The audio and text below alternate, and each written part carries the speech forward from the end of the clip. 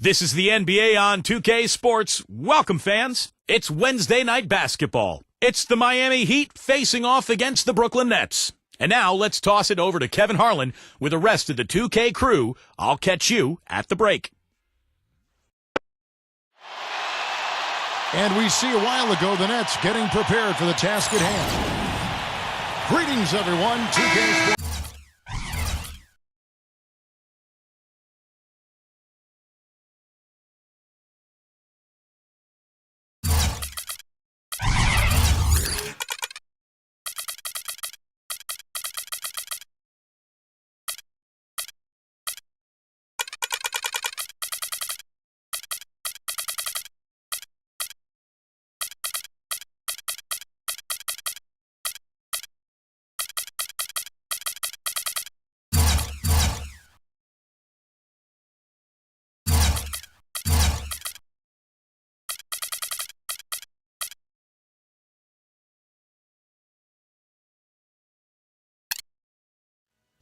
Welcome to NBA basketball. I'm Damon Bruce, and we've got it for you here on 2K Sports. Wednesday night in the NBA. It's the Miami Heat facing off against the Brooklyn Nets. And it's the NBA on 2K Sports. Hello, everyone. Great to have you with us. This is Kevin Harlan with Clark Kellogg and Steve Kerr. Our starting lineups will look at the matchups here and who we'll see for our starting five for both teams. And, guys, what are we going to be looking for in this one from Hill? Well, one thing you got to watch out with him, he loves that corner three. And that's the easiest three on the court, the shortest distance, about 22 feet. That's his sweet spot. And the consistency of his jump shot is another thing we should say about him. I mean, it doesn't matter how many defenders are flying at him, his stroke is never changing. The Brooklyn Nets, they want to turn the season series around as they lost their last matchup against the Miami Heat. Kevin, that game defensively was an absolute nightmare. They went into that building and just got blown out by a very hot team.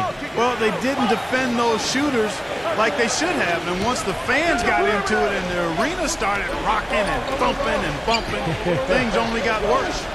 Just 5 on the clock. They set the pick. Now, the Heat rebound. The shot's good from Antetokounmpo.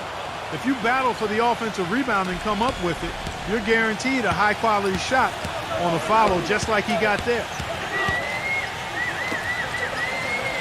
The pass to Murray. Here's Mann. No good with the triple. So for the Heat, their last game a loss to the Nuggets. And the glaring factor for me in that loss was the poor rebound. I mean, they got destroyed on the glass. Yeah, they were outworked. I mean, it's plain and simple. To rebound the ball, you got to work. You got to do your work early. You got to be physical. You got to go after the ball, and you can't give up. And they just didn't work hard enough. It's the Nets now. After the miss from Hill, tries again, and he lays it up and in. The 2 points are pretty much a lock when they're able to get the ball into that position inside. Clark, they've been looking out of sync offensively. You know what? A basket here would do a lot for their confidence.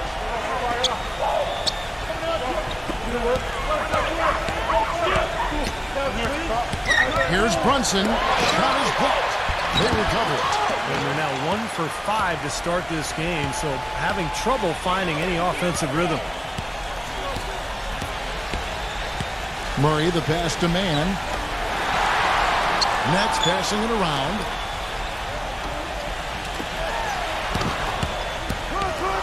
Here's Anunoby. Boucher laid in with a nice touch off the glass. First quarter of ball, almost 2.5 minutes in. And now Doris Burke has an update from the sidelines. I had a chance to talk with the head coach for Brooklyn. He's looking to even the score in this season series with a win of their own. He told me they can certainly play better than they did the last time and said with their defensive shot blocking, they're planning to make matters difficult at that end of the floor. Kevin, let's see if they can lock them up. All right, great stuff, Doris. Thanks. And guys, not too much of a surprise that defense is going to be the emphasis. Yeah, that's the type of team they are. I mean, they always seem to feed off of that defense. They're just really trying to attack and force some turnovers and get out and run. Exactly, Steve. I mean, that's really what drives them on a game-to-game basis. The Heat shooting their initial free throws of the game right here. Well, you look at the numbers, 79% as a team on the season. That's very impressive. One of the things they've done, guys, is taken pride in their free throw shooting this season, and rightfully so. That one drops. He ties it up. About 3 minutes gone here in the first quarter.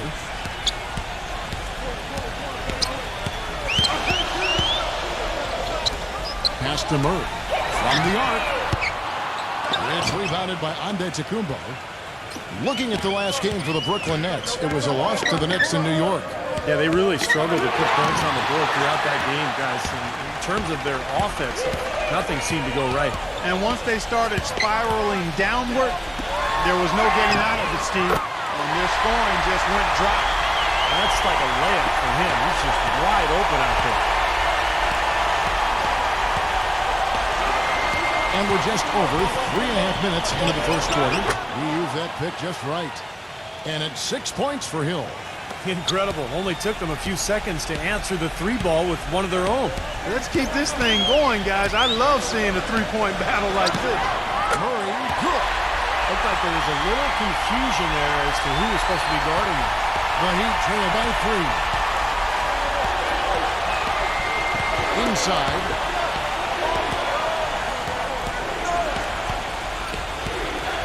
Outside Hill. And it's out of bounds. The Nets will take it the other way. Well, a lot of tough teams in this league. Here's where Brooklyn sits right now. Second in blocks, fourth in rebound, and they are in the top 10 in team points per game. Man, Clark, let's talk about those blocks because you know what that does? When you're a guard and you've got great shot blockers behind you, it allows you to play with more aggressiveness on the perimeter, and that can really disrupt an offense. Right side Hill. Passes it to Soto. They set the screen. Here's the three. Cannot hit. So Brooklyn will take it the other way. Here's Murray. Jump to finish it off. Beauty. What a smooth finish. Well, he's certainly the one they want on the end of those breaks. He always finishes strong. And this is his first trip to the line tonight. Well, you look at the numbers on the season, he's shooting 86% from the free throw line. I don't think you really can say enough about the work he's put in and the massive strides he's made in his free throw shooting, guys. I mean, his numbers are way up this year. So it's Miami now. They trail by 6. Launches it. A wide open three. They need much better communication defensively. And the first timeout called of the game for Brooklyn. He's definitely shaken up. They're using a timeout to let their trainer take a look at it.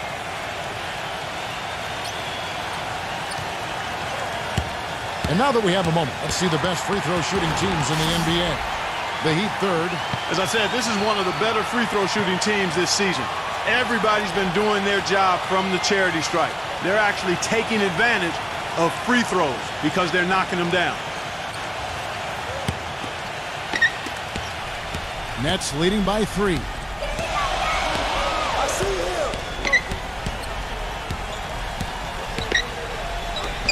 Three-pointer, and that one's good. 9 points in the game so far. Of all the guys you want to leave open out on the perimeter, he is the absolute last guy on the list.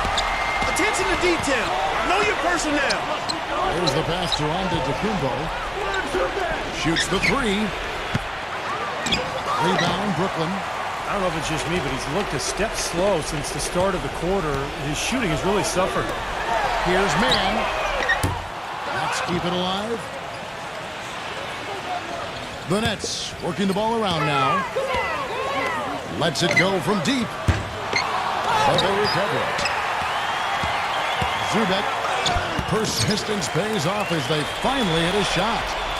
You know, Kevin, he never gives up on a play. That's what I love about him. He just is one of those guys who will bring effort and energy the entire 48 minutes. And he gives them a terrific option in the low post every time down the court. Even with multiple defenders around him, he knows how to create a shot for himself. Murray, the pass to Mann.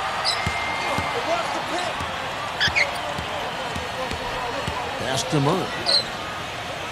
6 on the shot clock. Lets the 3 fly. The shot is off. The Heat go the other way with it.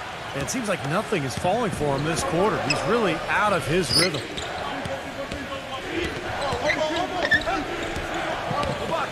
Pass to Hill. None. Miami no good on that time either. Man, guarded by Green. Ananobi.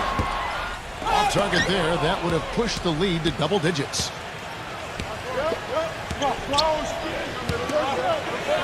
Dishes it to Green. Here's the screen. None. Another miss, and they've really hit a rough patch here. Nets leading by 8. From outside the arc. Second chance shot, and it's good on the way in. He's got 6. Take a look at the rebound totals, guys. That's +5 now on the glass. And, Steve, I don't think there's any question which team came out with more energy and enthusiasm. And Miami calls their first time out of the game. Yeah, he's seen enough of this interior scoring that his defense is giving up. So the message during this timeout is time to lock things up inside. You know, sometimes a group can just get spaced out on defense. They're not connected, and playing 5 as 1. And usually a timeout can help you refocus and recalibrate that defense. And the Heat going with the whole new group on the floor. There's the dish to Green. Fires for 3. Rebounded by the Nets. Latrey gets it to go. Huge advantage for them already. And as well as they've played at both ends so far, this lead might continue to grow. There's 1:54 left to play in the first. Not much the defense can do once he gets to the bucket. Nets leading by 11. Now Rivers, averaging 9 points per contest.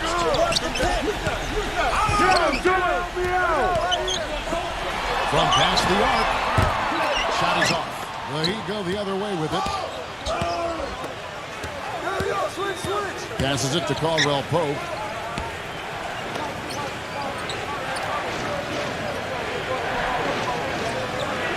He feeds it to Rondo. Outside, Green. Here's Caldwell Pope. Foul call that time on the way up. That'll give him 2 chances at the free throw line here. Already it's February. Let's see how the East is matching up. Taking a look at Miami. They're good enough for 8th place in the conference right now. Looking to hold on to that. And checking out Brooklyn. A game and a half out. Checking out Brooklyn, you know, it has not been the kind of season they had mapped out for themselves. Their sights were definitely set a little higher than what they've achieved. Well, it's not been a total disaster, Clark. They're still perched in a spot where they can make a move, but they're going to have to do so pretty quickly. And the Heat making a change here. Green's checked in. Both free throws good from Caldwell Pope. Boy, that was solid. I tell you, he's one of the best there is up there at the foul line. Rivers against Rondo. Up top, Rivers. Here's Kuzma. A three-pointer is right on target. And they're getting their points now almost exclusively from the three-point line. That's 4 of the last 5. You got to run those guys off the line. I agree, and the defense is practically giving them those shots, though. Here's Green. Can't get it to go. So Brooklyn will take it the other way. In terms of rebounding, it's been a sensational opening quarter. I like sensational. That's a good word for it. And the action on hold, as it appears there's been an injury. Yep, he's definitely in a bad way out there right now. Tough to see. And you see a player have to come out of the game like this. I mean, you just hope for the best. That's exactly right. You do hope for the best. You cross your fingers, say a prayer, and hope it's nothing major. We'll see what the update is here shortly. Trevor Ariza's checked in for the Heat. And that one misses.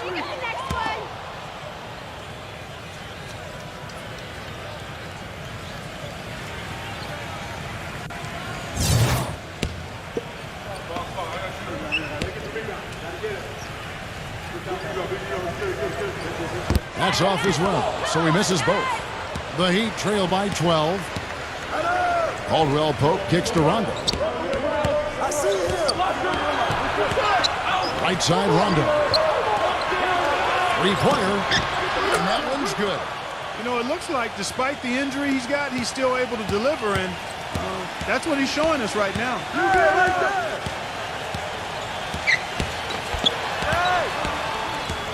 The feed to Howard. Here's Kuzma. And that comes off the assist by Dwight Howard. He has 6. It has taken them no time to build this lead up on the strength of a great first quarter offensively. And they need to continue to put pressure on the defense and try to really run away with this one from here. And after just 1 quarter of play, a double-digit differential on the scoreboard. Nets out in front, up by 12. And back with the start of the second quarter in This Thursday night.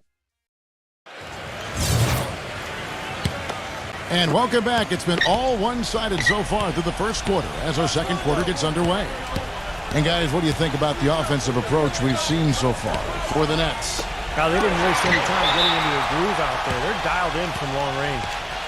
The other thing they've had going for them tonight is their passing. I mean, doing a nice job. Plenty of their points early on coming off assists. On the court for Miami here in the second. Rajon Rondo is out there with Caldwell Pope. Then it's Trevor Ariza. Then there's Green. Rondo. Here's Ariza. And he connects with the jumper. Ariza's got the opening field goal of the second quarter for the Heat. They ran that inbounds play perfectly there to get the quick hitter. Kicks it to Rivers. Beyond the arc. And the Nets, another 3. And if their last 5 makes, all have been from long range.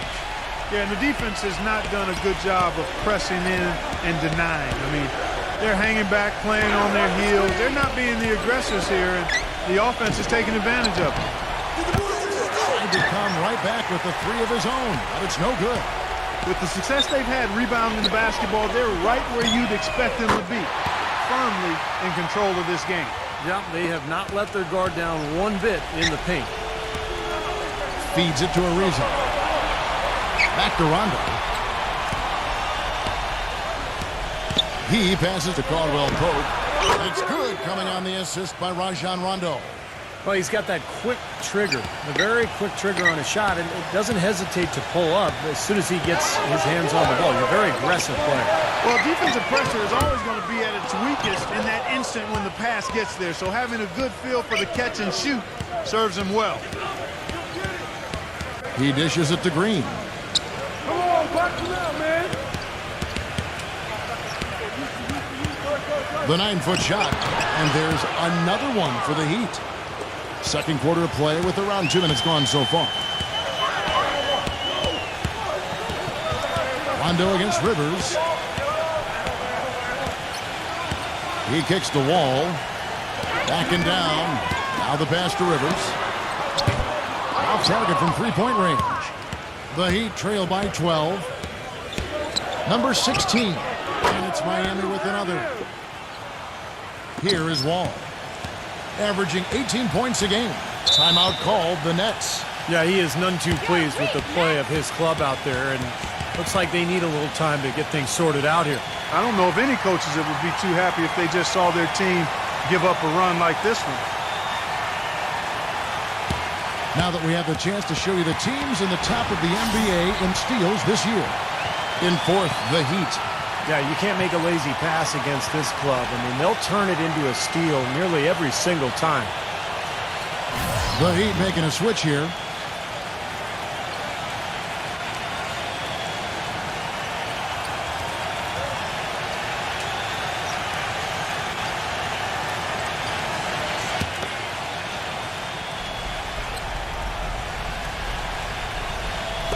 And for those of you just joining us, we're almost 2.5 minutes into the second quarter.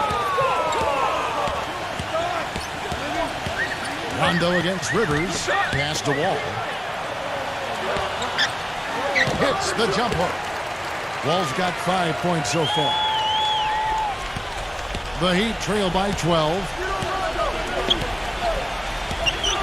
Rondo dishes to Green. Back to Rondo. Pass to Caldwell Pope. Good ball movement here by the Heat. Here's Ariza. Rebound by John Wall. It's a +5 advantage for them in the rebounding category after that board. Very steady work they've been doing on the interior, no question. And that's, I think, the main reason they have this lead. Rivers can't get it to go. The Heat have gone 4 of 7 from the field in this second quarter so far. To the paint. Here's Soto. Rebound, Brooklyn. They get to take on the Bulls at Chicago after this one. That'll be the first half of the game. And this sort of awesome dunk is one of the reasons this team is in charge of this game right now. Clark, there is a swagger out here on the court that they possess and are not afraid to show it either. That's right. Those are phenomenal dunks to watch. So much fun. And the Nets making a change here. Murray's checked in. Right side, Rondo. Pass it to Soto. 13 feet away. They get it back. Knocked loose. Ball pass it to Murray. And another foul would give him 3 before the half. Something to keep our eyes on. Broke out the finger roll, guys. That was kind of a stylish finish. First trip to the free throw line for him tonight. And he's been a consistent shooter at the line for them this season, shooting about 78%.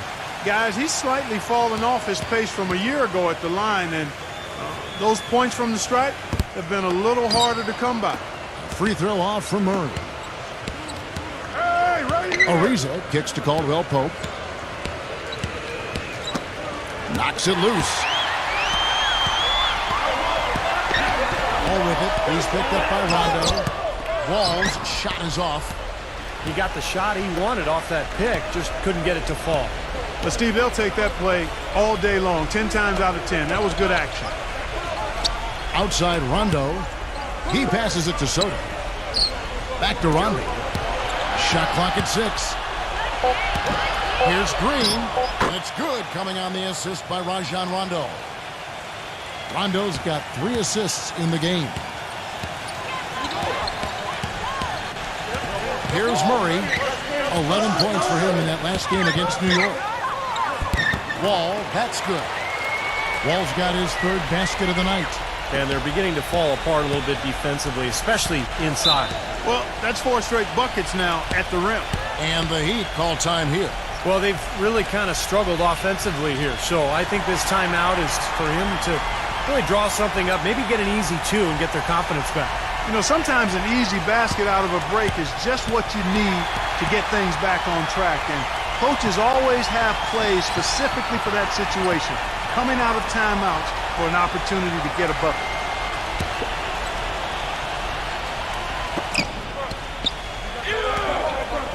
Rondo against Wall. From deep. No one. So Brooklyn will take it the other way. Murray, the pass to Wall. Kuzma, defended by Caldwell Pope. Back to Wall. Just 5 to shoot. Elbow shot. That's good on the jump shot. 11 points in the game. Tell you what, he is so difficult to guard, especially on a shot like that one. To the inside. Here's Soto. And the officials whistle a foul on the shot. The bucket's good. He'll go to the line. The Heat shooting their 5th free throw of the game here. And the Heat with some changes. Antetokounmpo comes in for Jeff Green. And it's Hill in for Trevor Ariza.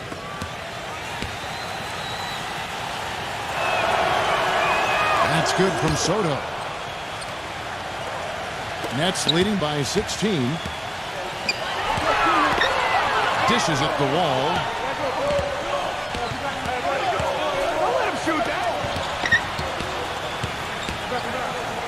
From deep. And that one's good. Wall's got 10. And as hot as he's been this quarter, the game plan should be simple. Get him the ball and get out of the way. And there's the pass to Soto. Uncovered. No good off the front iron. He doesn't really scare a defense at all. You've seen him miss quite a few just like those. He certainly didn't take advantage of the poor defense, but they can't count on him to continue missing. No, that's for sure, because this guy's too good of a shooter to miss that look consistently. You might not think of him as a laser three-point shooter, but that shot was there for him, and he had to take it. Here's Wall. An easy layup after coming off the pick. Wall's got 12 points now in the quarter. Boy, they are just destroying them in the paint. You could say that again, Steve. The defenders just aren't aggressive enough down low. Pass to Caldwell Pope. This 3-pointers off the mark. And the rebounding numbers don't actually tell the whole story. I mean, they're barely ahead in that category, but when they've needed them, they've gotten them. They've really battled hard. It's their work on the glass, Steve, that's prevented any kind of momentum swing.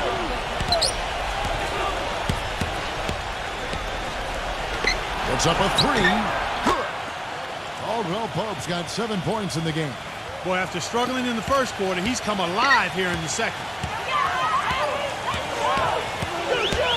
Outside Wall. The shot. Another one falls for Brooklyn. Things are starting to warm up from the field for them this quarter as they add to their lead. Yeah, it seems like everybody, Steve, has the hot hand right now. Pass to Soto. The finger roll finish at the bucket. 7 points in the game. They started the game off tortoise-like, but their offense coming to life. Tortoise-like. Wow, Clark. Yeah, they're putting it together, but still trailing. Their offense is finally getting some traction. And the Heat making a change here. Green's checked in.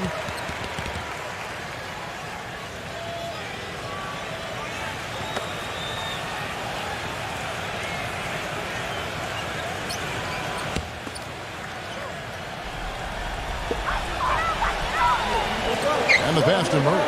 The 3. And it's Miami with the rebound. On to Tacumbo's got his 4th rebound with that last one here tonight. A second chance effort. Blocked. One-on-one fast break. Here's Mann. And he drops in the layup off the glass. Boy, they've looked good in the open floor today. That's had a lot to do with their success. Well, they've been doing the right thing, Steve. Anytime they've had numbers, they've gone straight up court with it right away. And it's Green missing. That's not an opportunity he fails to convert very often. Here's Anunoby. The quick look, no good that time. Been a poor shooting performance for him today, but luckily for them, a lot of his teammates have come through. The dish to Green.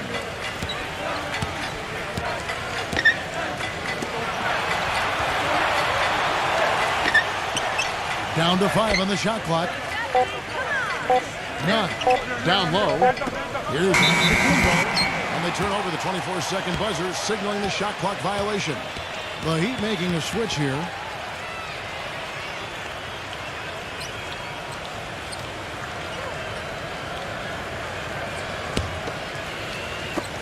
.59 seconds left in the first half. To the middle, picked off in midair. Oh, and a fast break for the Heat. Green left side. Can't hit, and Brooklyn will come the other way. Now Murray. 5 points in the game. Here's Mann. The good-looking shot from the wing. And the Nets lead by 21. Miami's gotten cold from deep in the second quarter. Just 2 of 6 from long range. 7-second difference, shot and game clock.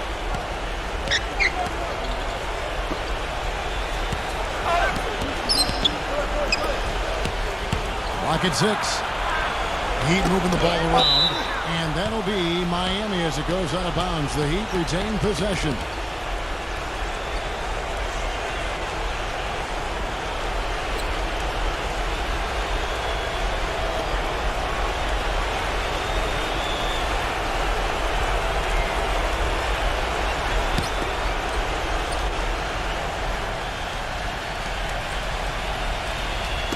None.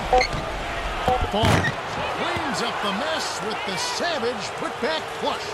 This is just great anticipation. The putback jam.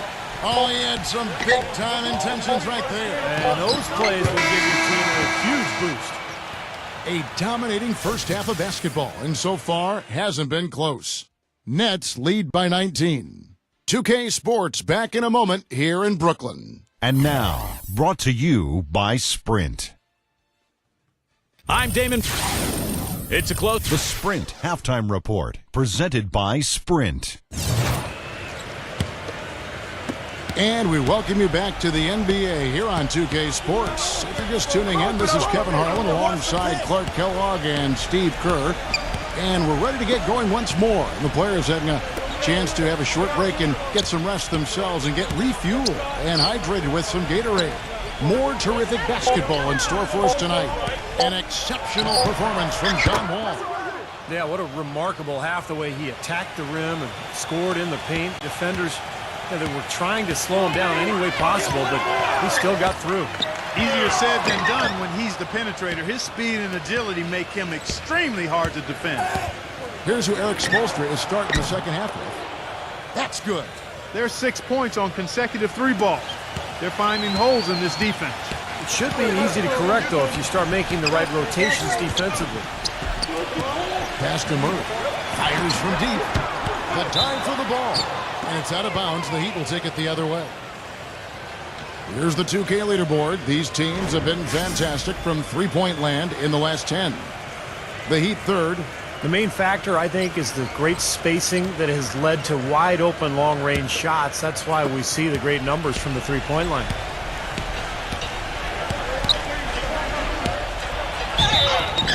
And he's knocked off course by the D. The foul called. He'll shoot free throws.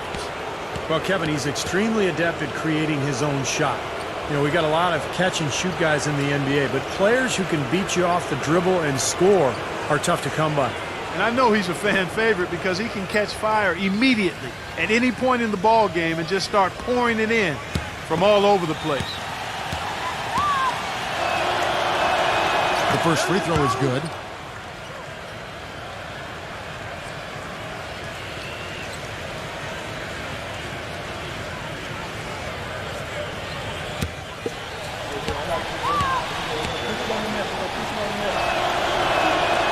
Also good, so he hits both free throws. Here in this third quarter, just over a minute play. There's a good screen. He passes to man, shoots, and again it's the Nets missing. The Heat trail by 11.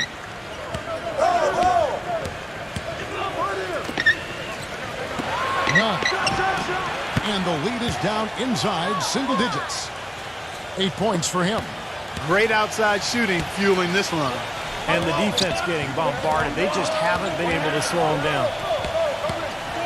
To the inside, trying to go for an alley-oop, but excellent defense and anticipation there to stop it. Here's Brunson. Shot to that. But he recovers it. Now, there's the triple. In the Heat, another three. Defensively, they're really scattered right now, giving up so many open looks from the three-point line. Yeah, they are splashing them. Their last 3 buckets have all come from behind the arc. Now a timeout call by Brooklyn. You can tell he's in a lot of pain. They'll take a timeout so that trainer can help him out. In a tough league like the NBA, here's where Miami sits right now in the league ranking. First in assists, third in three-point shooting. And they're the third-ranked team in free throw percentage. A number of players on that team are very comfortable and capable at the foul line. Yeah, and the one thing that really jumps out at me when you talk about all these stats, Clark, is the assists. And this is a team that has been very unselfish. They're sharing the ball, they're moving, they're really getting a good flow to their offense. And as a result, they're finding pretty high percentage shots almost every possession. Here's Brunson. Misses the three. He's giving them little to nothing at the offensive end. I can't put it any other way. They grabbed their own miss. Misfires again, and the ball just refuses to cooperate with him. It's a tough day so far. In transition, here come the Nets. Shot to end this cold run. Gets the bucket. He's got 6. Oh, wow, guys, doesn't look good. We've got an injury here. Yeah, from the look on his face, he's in a lot of pain. Yeah, it sure looks that way. He's going to come out of the game right now and get that thing checked out. There's the pick.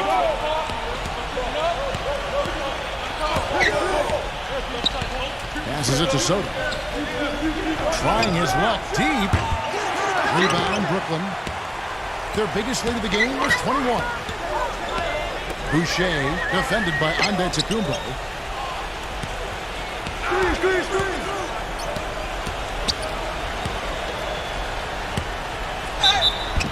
And he was fouled on the way up. 2 free throws now for him. Obvious foul.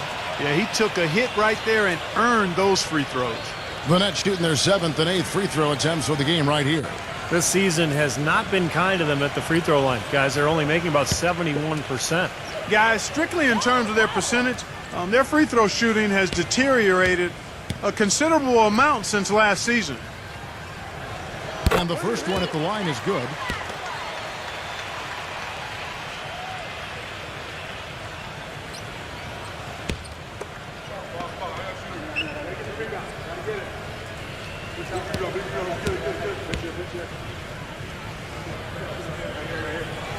And he makes both free throws. A little under 2.5 minutes off the clock now here in the third.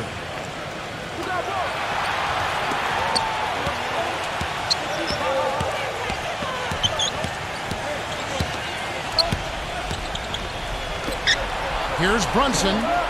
Good on the triple. He's got 6. Well, when they desperately needed to get things turned around, they were able to do it and claw their way back in. And they fed off their defense just as much as their offense in putting this run together. Good on the shot. Well, it took him a long time to get that three-point range. Maybe this will get him going. The Heat trail by 9. Pulls it up. Connects. The jumper drops. The Nets have gone just 25% from the field here in the second half. They're 2 of 8. The pass to Murray. The Nets working the ball around now. Man. No good from outside. Now the Heat with it. They're on a 19-7 run.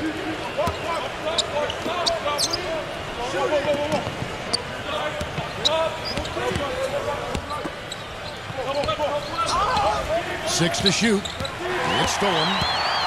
It's 2-on-1.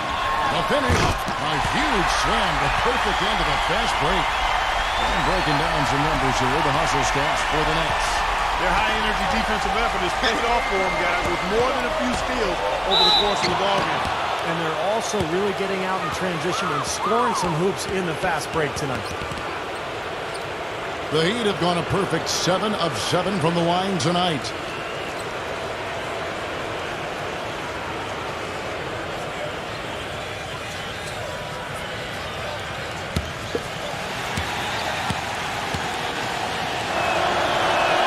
First free throw is good. And the Heat making a change here.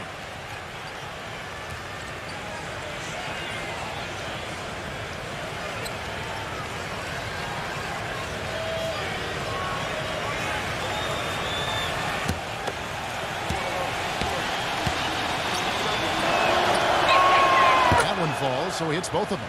Boy, a perfect half at the free throw line for him. That'll help their comeback effort for real. Yeah, that's keeping them close. It's going to take a full effort here in the second half, but they've got to continue to knock down these free throws.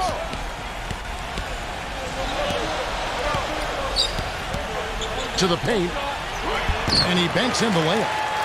9 points in the game so far. Just another outstanding play down low. These teams couldn't be farther apart in their effectiveness in the paint today.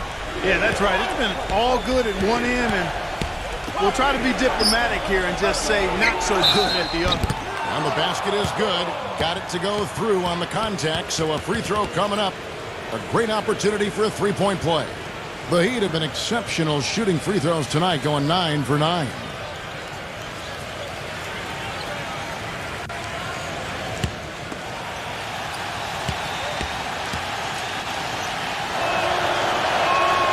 Free throw drops for Green. Nets leading by 6. And here's Rivers. Here's Anunoby. Offensive rebound. Inside. And he converts the layup. He's got 11. Yeah, they're going to need some help there defensively. That matchup is going to be a tough one to deal with.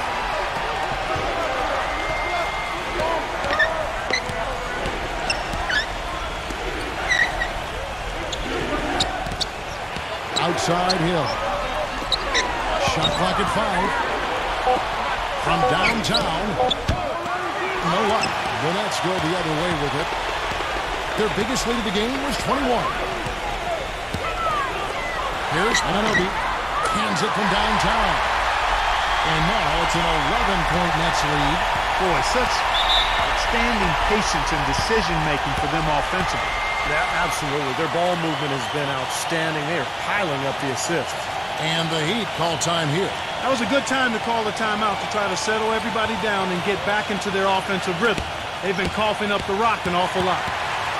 And take a look at this. Every team loves to have guys like these. Big men who can pass like guards. These are their assist totals on the season. The Nets making a switch here. Howard's checked in.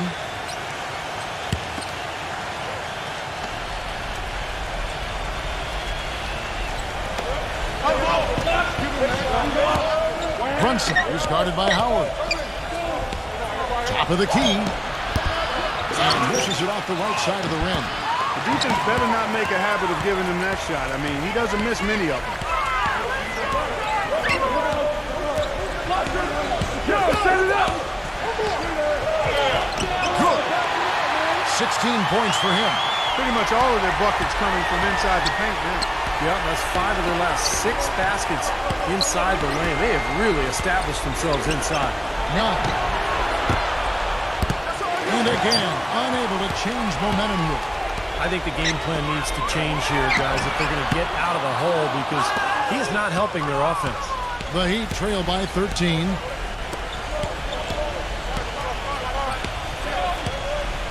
There's a screen. Hill. And again, it's the Heat missing. Green. Dwight Howard pulls it in. The Nets have gone 7 for 16 in the second half from the field, shooting a bit under 50%. Here's Anunoby. Rebound by the Heat. Green's got 6 rebounds in the game. Next up for them, the Bucks in Milwaukee. That'll be the second on the road in the midst of this long 4-game road stand. A lot of stuff going on around the league. The game I'm looking forward to is the Bucks. I think that should be a close one. All sorts of time. Miami grabs the miss. When he's wide open like that, he'll rarely miss those.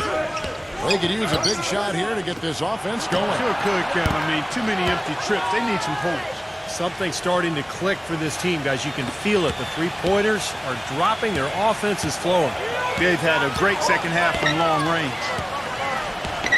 Fires the 3. Count that one. 6 points for Austin Rivers. The Heat trail by 11. Back to Green. Some nice ball movement here by the Heat. The 3 from Hill gets it to go. Well, he's been a real positive factor for them today, although, you know, as a team, they've had a lot of negatives mixed in there as well. Rivers with it. 6 points for him.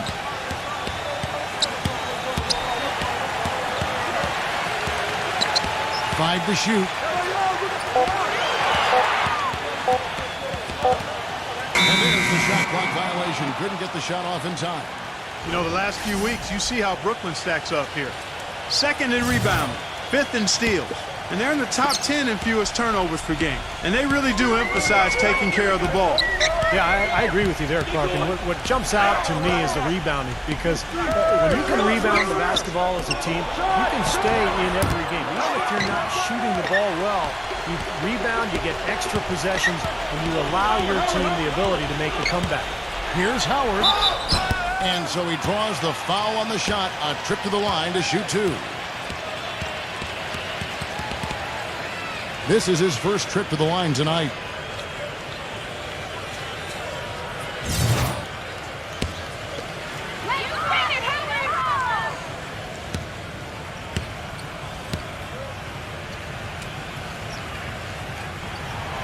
That free throw, no good.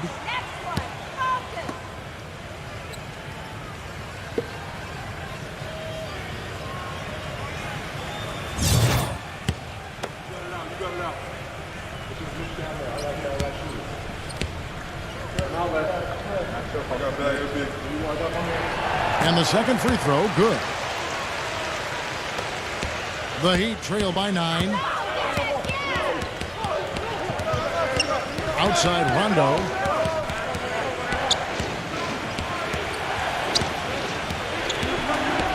He feeds it to Green. Plenty of space. And it's good, coming on the assist by Rajon Rondo. Rondo's got his 5th assist in this one. 1 second left. Can't get it to fall. Shots continuing to fall as we conclude the third quarter. Both teams putting up points. Nets out in front, leading by 7. 2K. Coming up.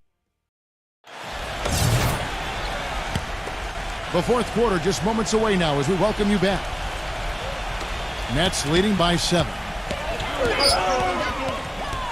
Pass to Murray. For the three, and the shot is good. He's had an off game thus far, but his team has been able to pick up the slack and find a way to get it done here. And for the Heat, under the Kumba out there with Trevor Ariza. Then there's Green, and it's Rajon Rondo, and it's Caldwell Pope in at the 2-guard spot. And that one's good. Well, I like the way he orchestrated in tight that time, fellas.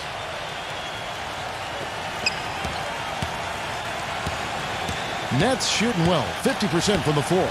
And looking at the Nets, here's Murray, defended by Caldwell Pope. 6 on the shot clock. And now here's Rondo, the fast break opportunity. And for the Heat, they've got Trevor Ariza, Caldwell Pope out there with Rajon Rondo. Then there's Green, and it's Antetokounmpo in at the 4.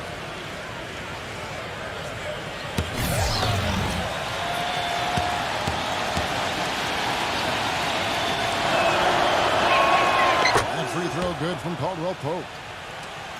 And we played through about a minute here in the fourth. Nets leading by 5. And for Brooklyn, Boucher. And again, it's Brooklyn converting. Well, and the bounce pass was the key to the play. So it's Miami now. And for the Heat, Antetokounmpo out there with Green. Then it's Trevor Ariza. Then it's Rajon Rondo. And it's Caldwell Pope in at the 2 spot. Ariza dishes to Rondo. The Heat rebound. Multiple possessions have been the story of the game, and even with the big lead, this team continues to be quicker to the ball. And again, it's the Heat missing. That's something they need to do more of. Get after it on the glass. Go get those boards. Any extra possessions that you can get, either through steals or rebounds, are so critical in this game. And looking at the Nets, and for Miami, they've got Green, Trevor Ariza out there with Antetokounmpo. That's Rajon Rondo, and it's Caldwell Pope in at the shooting guard position. The Nets with the lead.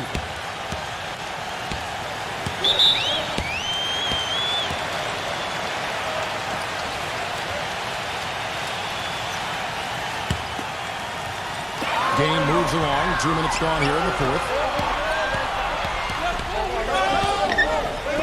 Here's Manobi. Carries it from three-point range. He's got 19. They're relying on their three-point shooting and getting pretty good results right now. Yeah, in fact, 3 of the last 5 makes are from beyond the arc. And the Heat call time here. And let's get this update now from Doris Burke, who's across the way on the sideline. Well, guys, I was able to listen in on what Eric Spoelstra was going over with his team in that last huddle. He told them, hey, guys, when the going gets tough, the tough get going. We're still alive in this thing. All we need to do is rely on each other. Let's stay aggressive, stick together, and play as a team. We're coming back. Back to you, Kevin. That's good. That's his second three-pointer of the half and his 3rd overall. And out of bounds as the Heat gain possession. A moment now to see how the schedule is looking for Brooklyn. When this game is done, they'll be off to Chicago as they take on the Bulls. And that'll be the first of a 2-game road trip for them. Just a little under 2.5 minutes have passed now here in the fourth. Right there! Come on, box it out, man! Brunson defended by Mann. Outside, Green.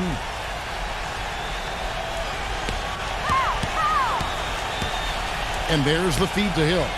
5 on the clock. Launches a 3. No good.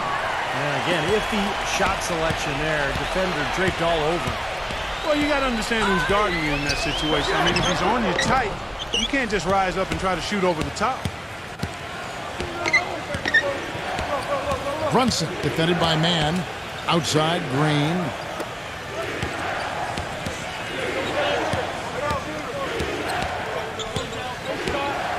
Here's Brunson. The basket drops, and he gets fouled on the shot. One free throw coming his way. Outstanding job there to absorb the contact and guide it in. That's how you impose your will against the defender. He came to play.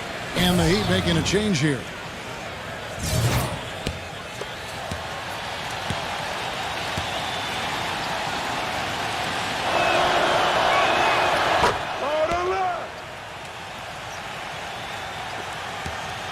Nets leading by 4. Now a timeout called by Brooklyn. Well, they were getting run ragged out there. Good time for a timeout. Maybe it was even too late, but this club has to regroup now. Well, I tell you what, it wasn't pretty, and they definitely needed to take a minute to talk things over.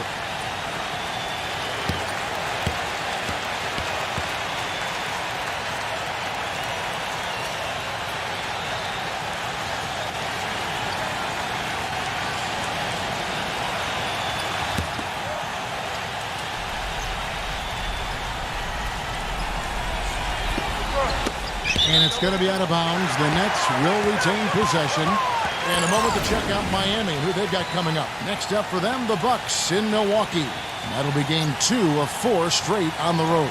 A lot of fans focused on that Philadelphia matchup. Big game for them.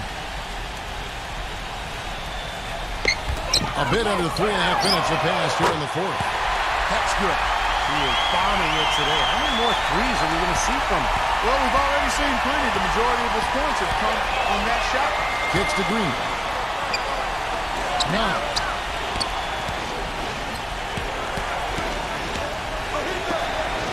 Feeds to Green. Battles through traffic and lays it in. There's been a change in his game compared to what we saw in the first half. I mean, he's scoring with a lot of confidence now. Man passes to Murray. Zubek. Soft touch off the glass. And the Nets lead by 7. Fantastic pass. He turned that one into a pretty easy basket for his teammate. Back to Green. Can't get it to go. And Brooklyn will now go the other way with it. Their biggest lead of the game was 21. Passes to Man. Here's Murray. Takes a 3. Offensive rebound. Boucher. Nice work to get inside and draw the foul. Yeah, it's obvious. The defense not going to allow many easy layups. They're going to make you earn it from the line.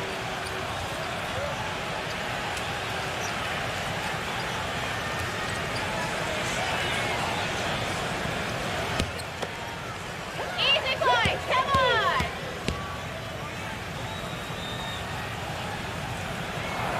And the first one drops. This is a positive trend for him, especially here in the second half. Shooting just above 80% right now. And that's more than respectable. That's good free throw shooting.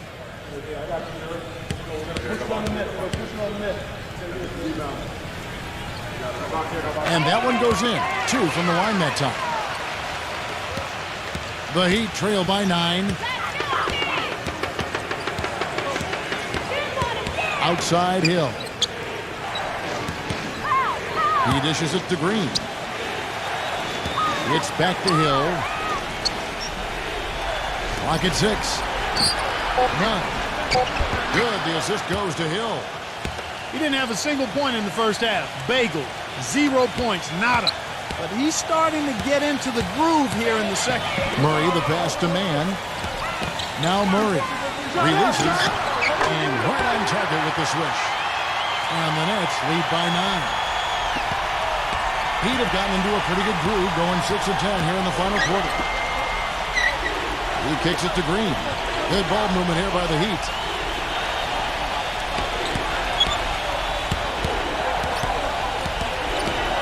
None. Oh, they're now +5 in the rebound category, really controlling the glass. And rebounding is one of those non-glamour stats. I mean, it takes work and effort and tenacity and physicality. But when you look at the scoreboard, you can see the correlation. The pass to Antetokounmpo. None. Defended by Man. Pass to Antetokounmpo. Just 5 to shoot. Here's Brunson. Rejected by Murray. And they're on the break. Uses the glass to finish the layup. Well, he's found his game and his rhythm this quarter. He's gotten into a nice groove. Clark, they've been struggling here on offense. Yeah, a little bit of cottonmouth here. Dry spell for sure. And he draws body contact. Looked like a blocking foul, and he was in the shooting motion. So he'll head to the free throw line. He's been absolutely in control. No slowing down for Green. He has 11 points, and what a force on the board. Taking over on the glass. Well, at this point, just stay out of his way, guys. I mean, he is dominating the paint.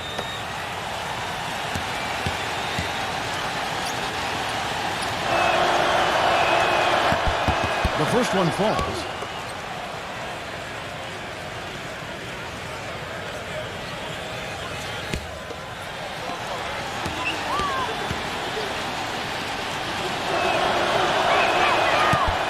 All free throws good from Green.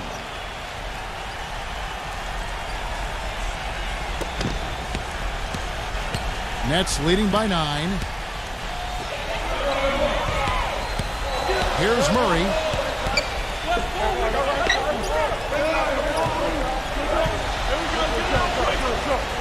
Boucher, defended by Antetokounmpo. Down to 5 on the shot clock.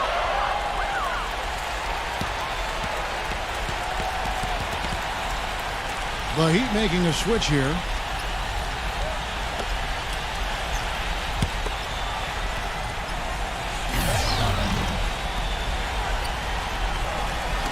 Heat on D. 9-point game. Passes it to Mann. Shot clock at 6. The pass to Murray. Takes the three. Rebounded by Soto. Oh, he's just launching from the three-point line right now, because I don't like his shot selection at all. There's the pick. Outside Hill. None.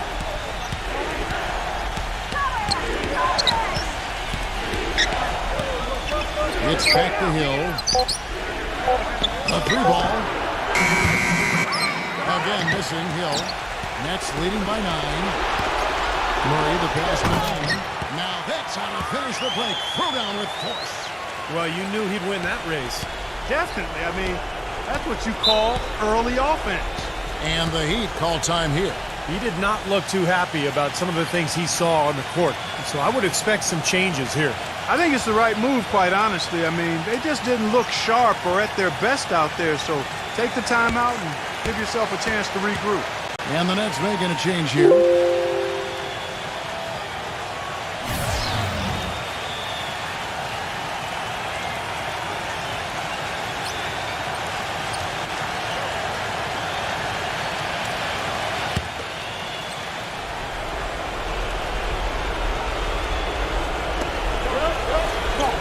He's covered by Murray.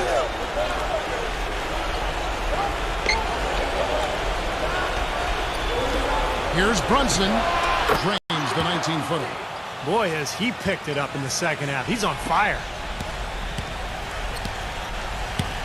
Guys, a good chance for them to slow it down. Yeah, I agree. Got to use some clock here.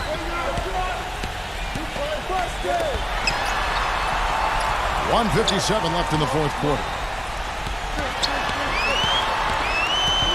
Kuzma. He's guarded by Hill. And Hill with the block. The Heat trail by 9. Young. The offensive rebound. Antetokounmpo. Well, one more and that's it. He'll be DQ, disqualified. He's got to be able to defend without picking up that last disqualifying foul. And he connected the first one to drop. Tough one to miss.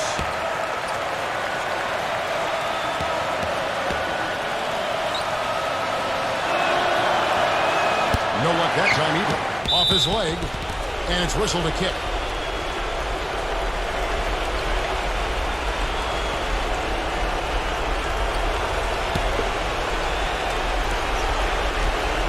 Nets leading by 9. Mann passes to Murray. Here's Kuzma.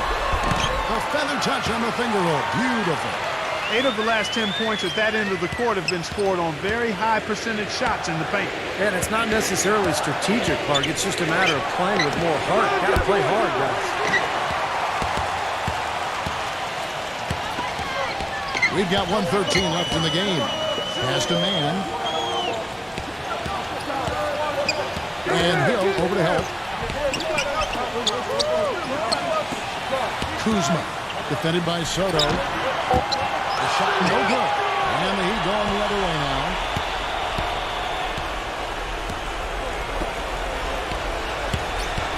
None. Good, and it's Hill picking up the assist.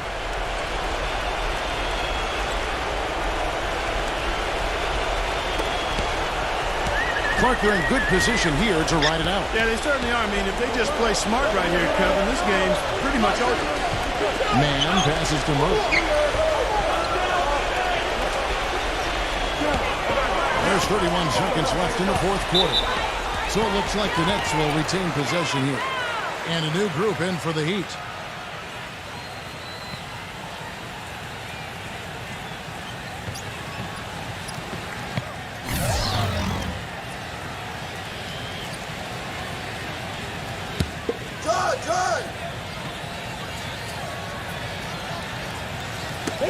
We've got 28 seconds left in the fourth quarter.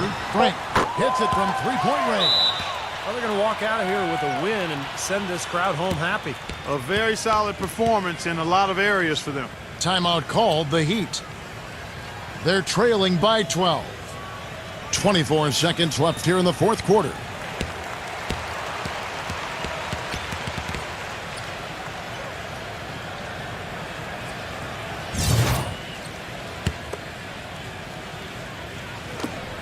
.24 seconds left to play in the final quarter. Here's Green. Rebounded by the Nets. Their biggest lead of the game was 21. Well, this one is winding down now. Brooklyn can watch the clock run out. Now here's Wall. And so it's Brooklyn easily grabbing this one. And this one was such a lopsided victory. They never let up. They were full throttle from the start. And now for Clark Kellogg, Steve Kerr, and Doris Burke, this is Kevin Harlan thanking you for joining us tonight in our presentation of NBA on 2K Sports. Now our Jordan Player of the Game.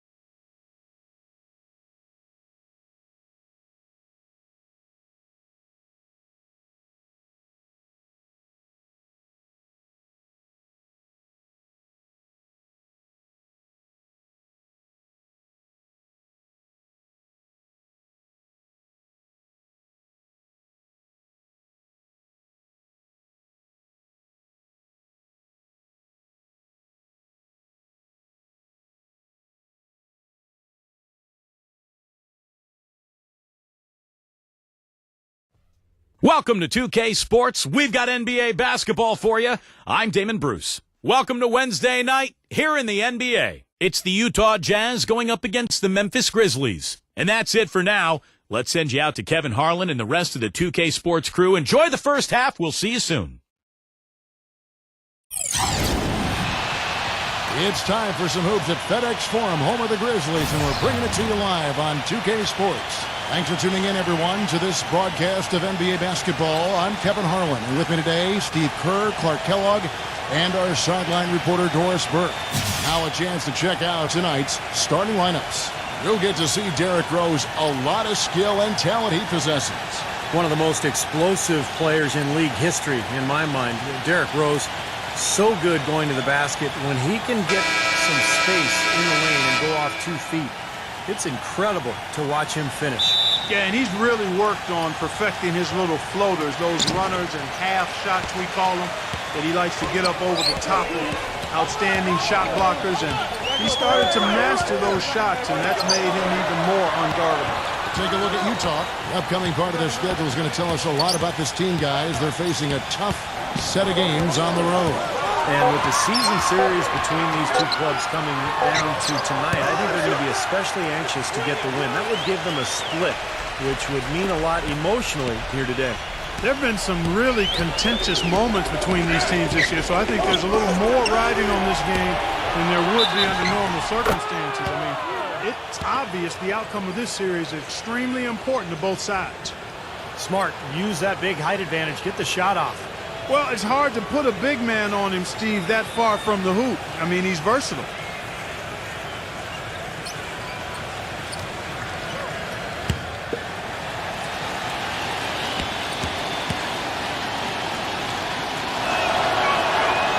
Lopez, no good on the free throw. Well, it was the Memphis Grizzlies in their last game, a loss to the Celtics in Boston. Yeah, they really struggled to put points on the board throughout that game, guys. And in terms of their offense, nothing seemed to go right. And once they started spiraling downward, there was no getting out of it, Steve. Their scoring just went dry. Russell kicks to Beverly. And it's off from three-point range. Utah's on defense. They traveled to Memphis last time they faced the Grizzlies and came away with a win. And a very confident performance offensively, I think, guys, is really how this team clicks. I mean, when they're communicating and executing, sharing the ball, they're tough to beat. And, Steve, you got to love that kind of performance on the road. I mean, to be a great team in the NBA, you have to be able to have that kind of performance in the other team's building. Really solid. Just around a minute and a half into the first quarter. Doris Burke has an update for us. Doris? Well, Kevin, the head coach for the Jazz gave him just a couple of moments to catch up with him. One of the most important things he wants his team to do defensively in this game is to maintain pressure on them on the perimeter and not allow them to get into any rhythm or flow in their long-range shooting game. We'll see how disruptive they are, Kevin. Doris, thank you. Obviously, Clark, the three ball is a big concern for any defense. Well, yeah, it is, Kevin, but the upside is you're not getting broken down in the lane and you're not giving them free throws, but you still have to challenge those shots. That free throw, no good.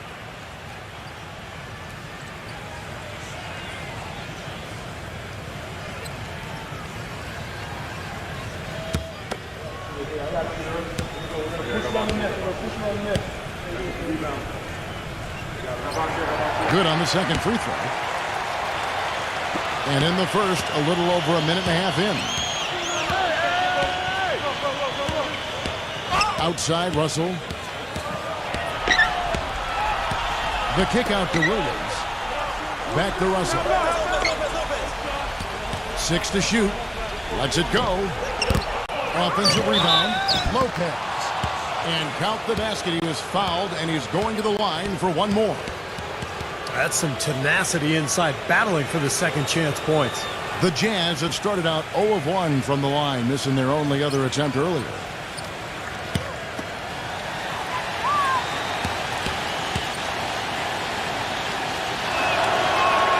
That free throw good from Lopez. Now about 2 minutes gone here in the first quarter. Number 12. He's guarded by Russell. Double team on Rose.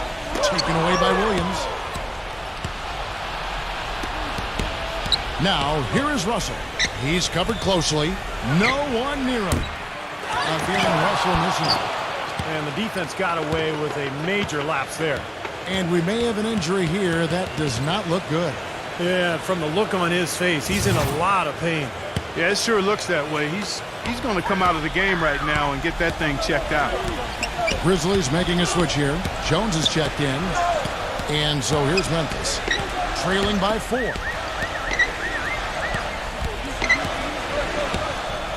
Inside, number 12. Gets it to go. How about this performance in the face of the injury?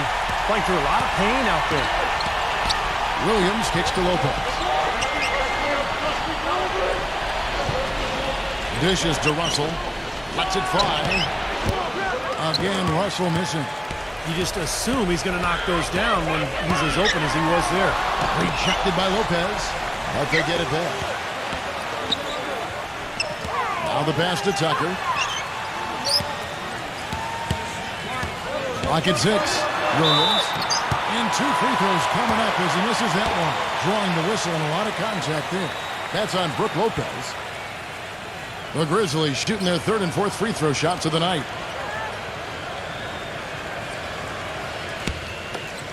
You got this, baby, yeah! The first one falls.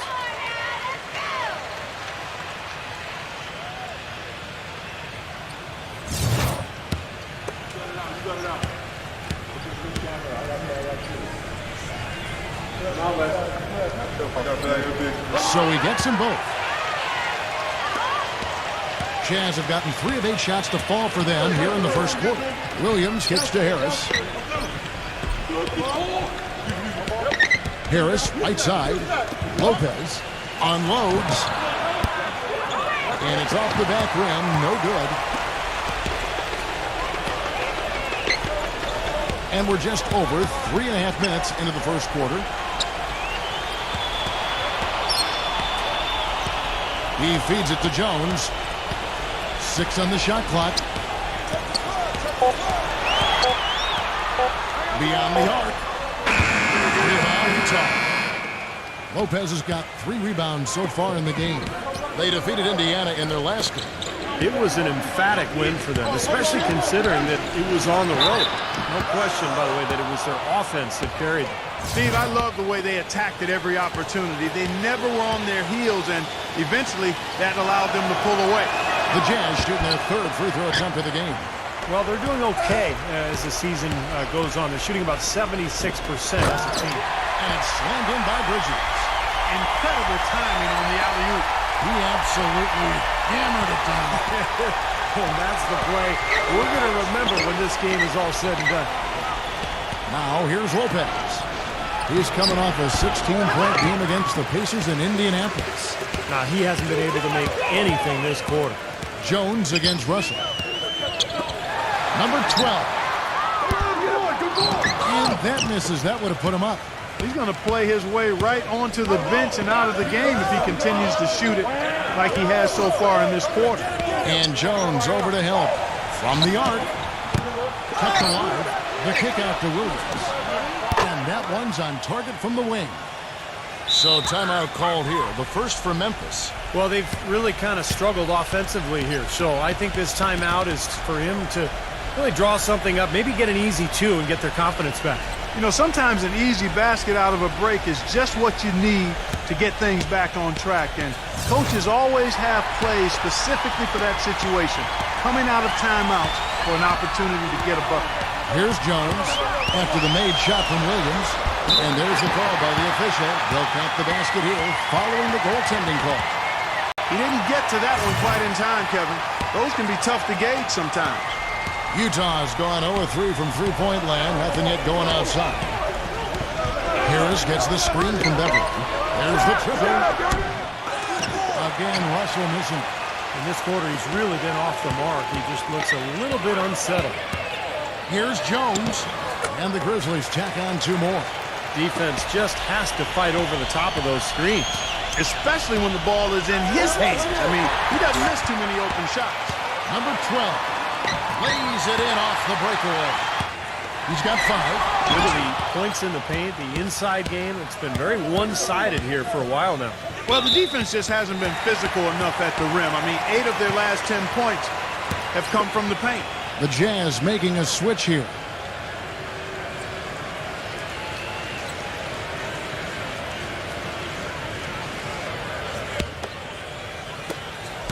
Here are the Grizzlies with the ball. They're on a 12-4 run right now. Jones kicks it to Tucker. And the basket is good. The call goes his way, and we could be looking at a three-point play. And guys, let's get your take on the scoring breakdown so far for the Grizzlies. And they're knocking down that mid-range jumper so far. Something else they've been able to do so far tonight is earn those tough points in the paint. The Jazz making a switch here. Matthews is checked in.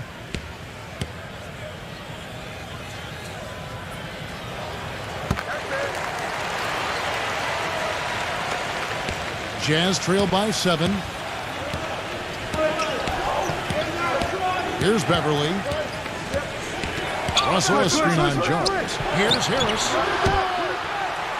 And a miss there on the triple. Tell you what, if there's success on the boards in this first quarter is any indication, it's going to be a good day. And rebounds usually are a good indicator. And that's 2 fouls for him very early in this ball game. He'll probably have to spend some time on the bench before halftime. The Grizzlies have shot 80% from the line tonight, going 4 of 5 so far.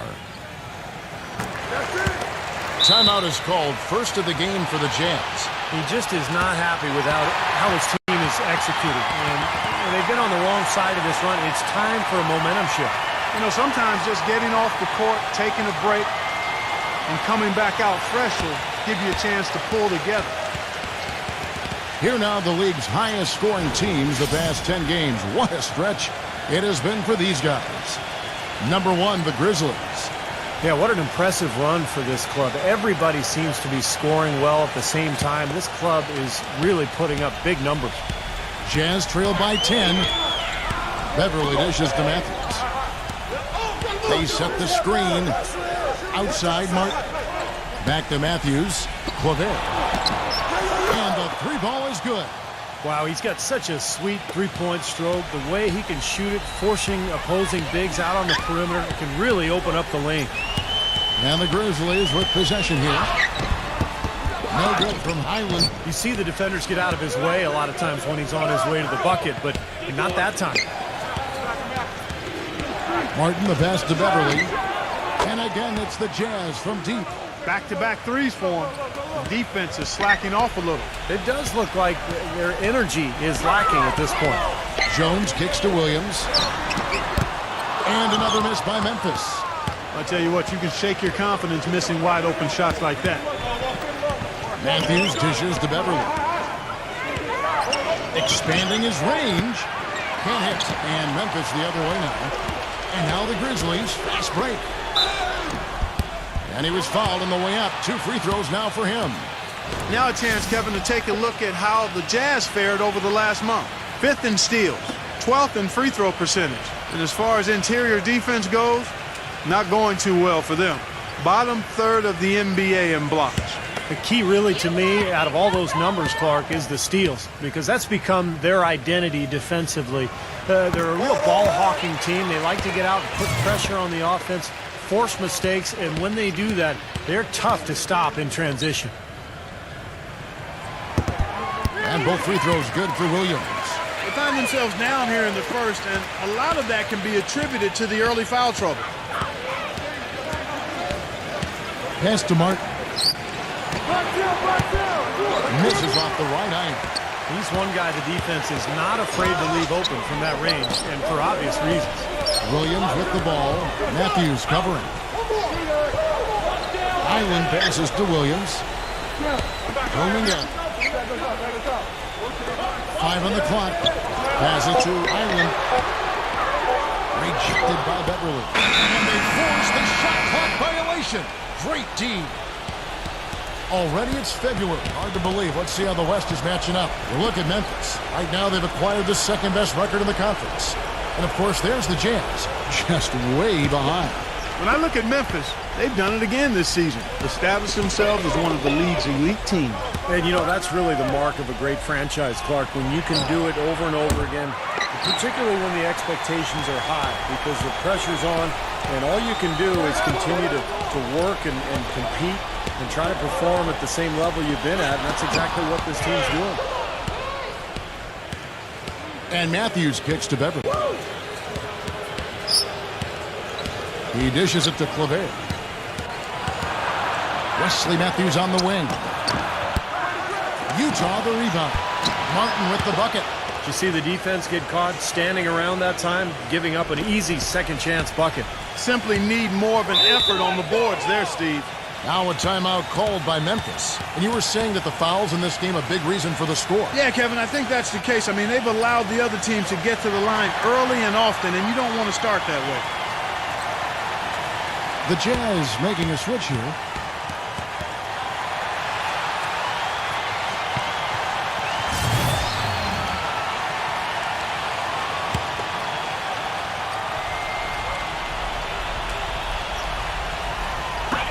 .107 left to play in the first quarter.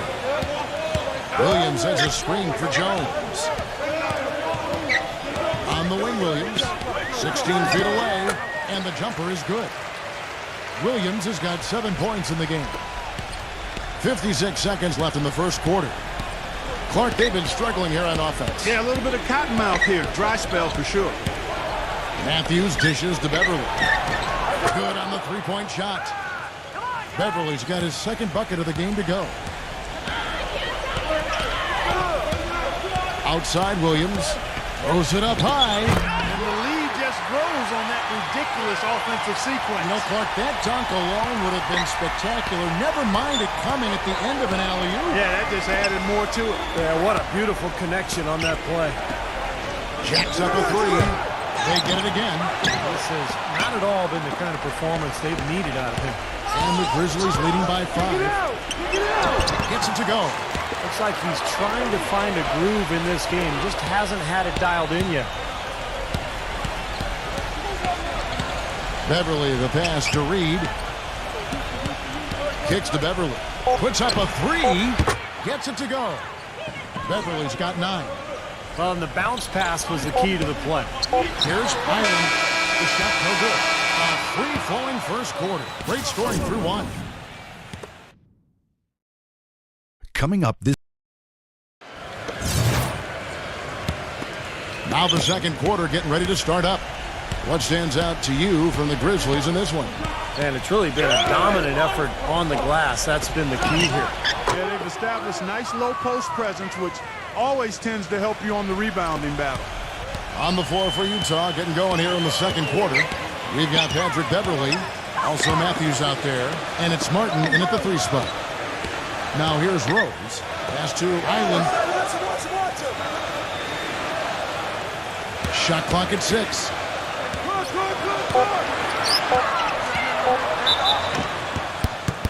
So he gets the whistle. Contact on the way up, and 2 shots coming up. Here's what Memphis has lined up on their schedule.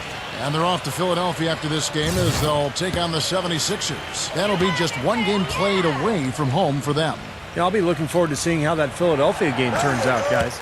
First free throw is good.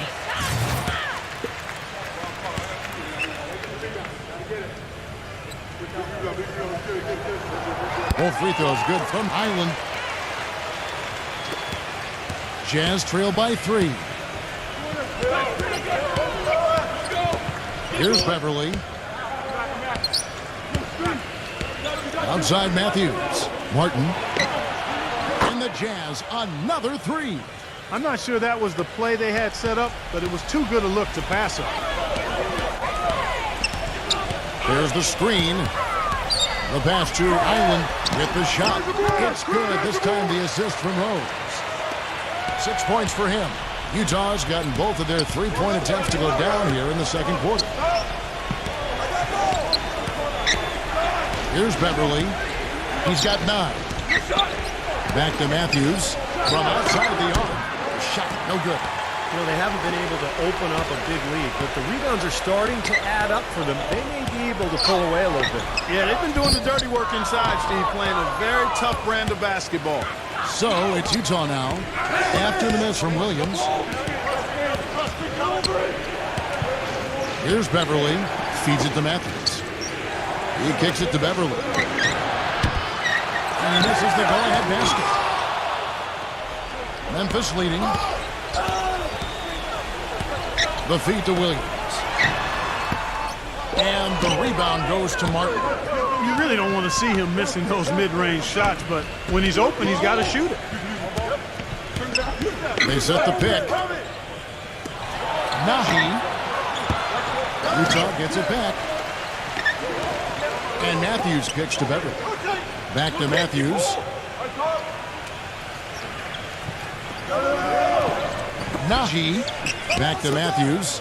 Jazz passing it around. Reed. Rebounded by Bloomington. Pretty good defense there. I mean, that's a shot that he can make, but they really challenged him.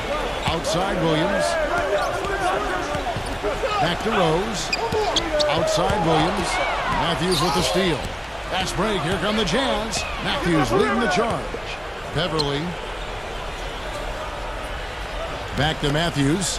Fires from deep. Another miss by Utah. The Grizzlies have gone 1 of 3 to start out the second quarter. The kick out to Rose. Gets the three-pointer to fall. Rose has got 5 points so far. Well, the grimace of pain tells it all. He's hurt, and let's hope he's okay.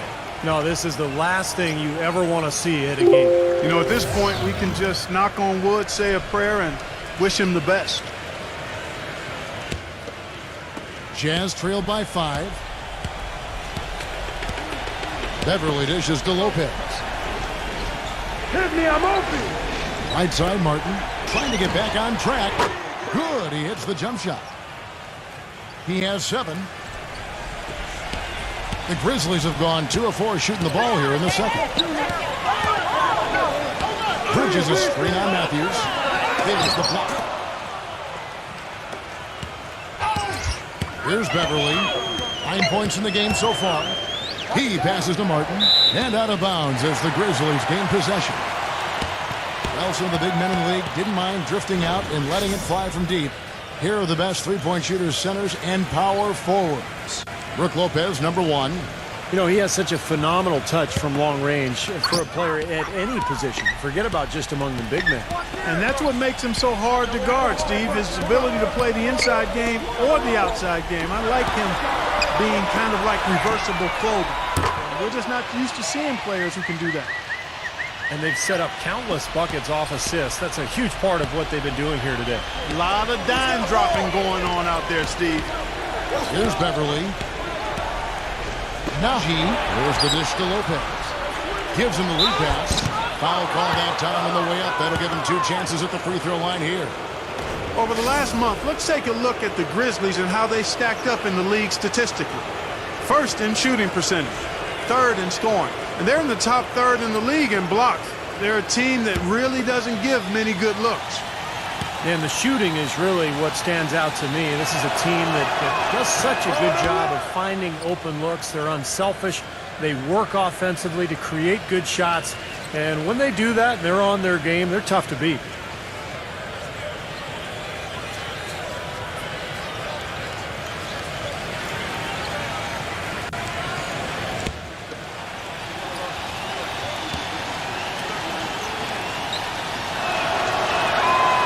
And he can't hit the second. And the Grizzlies leading by 5. Only at the pass to Williams. Williams gets a screen from Williams. Williams kicks to Williams. Defended by Reed. Just 5 to shoot. Here's Bridges. Can't get it to go. Now the Jazz take it the other way. Here's Beverly. He's got 9. Dishes it to Williams. He feeds it to Beverly. It's good. Great play by Williams to set it up. Beverly's got 12. Yeah, let's see if that triggers another explosion from. Remember, he hit 3 three-pointers in the first quarter. Now here's Rose. He's got 5. Rose off the pick from Romeo. And so he draws the foul on the shot. A trip to the line to shoot 2. Grizzlies have gone 9 of 10 from the line, so making the most of their chances.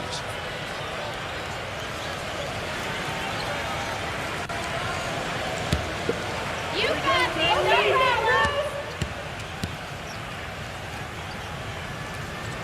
The free throw drops for Rose. Well, great focus at the free throw line. They're taking care of business. That's exactly how you keep on the lead. 100% free throwing for the quarter. That'll do it. P.J. Tucker, he's checked in for the Grizzlies.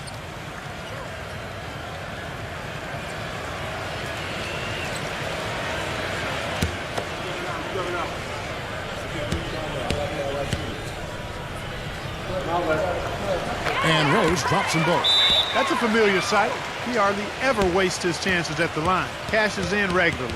Utah calls timeout.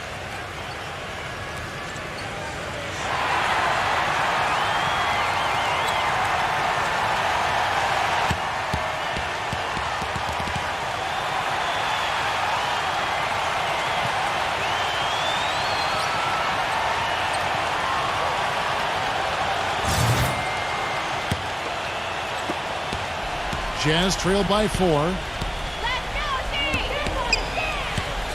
Here's Beverly. 12 points for him. The kick out to Williams. And the Jazz, another 3.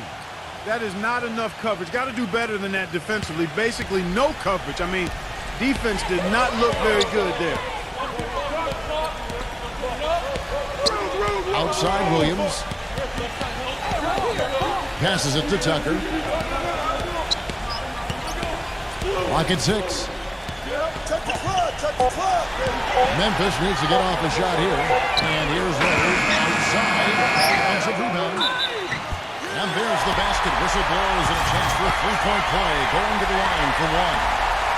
You know, he didn't need to make the layup complicated. I mean, it's not a trick shot contest. But he decided to go for a little extra flavor on that one. Now here's Williams. He has 7. Double team on Williams. Beverly. Good, and it's Williams who picks up the assist.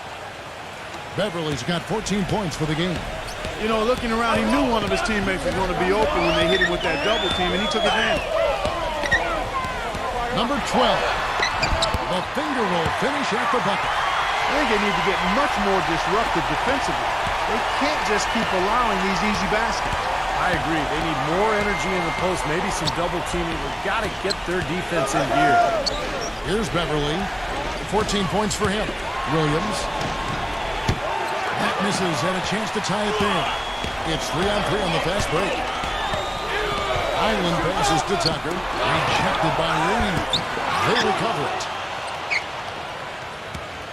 Jazz trail by 3. Hey, yo, Brick! Here's Beverly. Outside, Martin. Pass to Reed.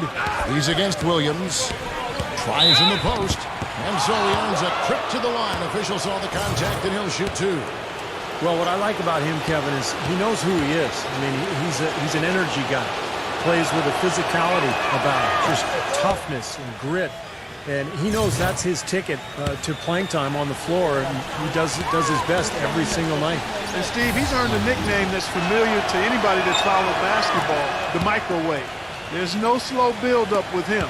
All he needs is one shot to go down, and it can set him off, turn him into a real scoring machine. He cooks with gas, not electricity. Memphis moving it around. Number 12. Goes back up. Lopez with the block. Matthews dishes to Russell. Picked by Williams. Shoots off the screen. The Grizzlies pull it in. They've led by as much as 10. Island passes to Bridges. And it's going to be a goaltending call here, so they'll count the bucket. He almost got to that shot in time, but not quite. You can't touch the ball once it's on the way down. The Jazz making a switch here. Harris is checked in. Hey, right here. 1:58 left in the first half. That's good. Harris has got his first points of the night. You know, he'll make you scratch your head and throw your hands up as a defender. I mean, you just don't know how to play it. Timeout called, the Grizzlies.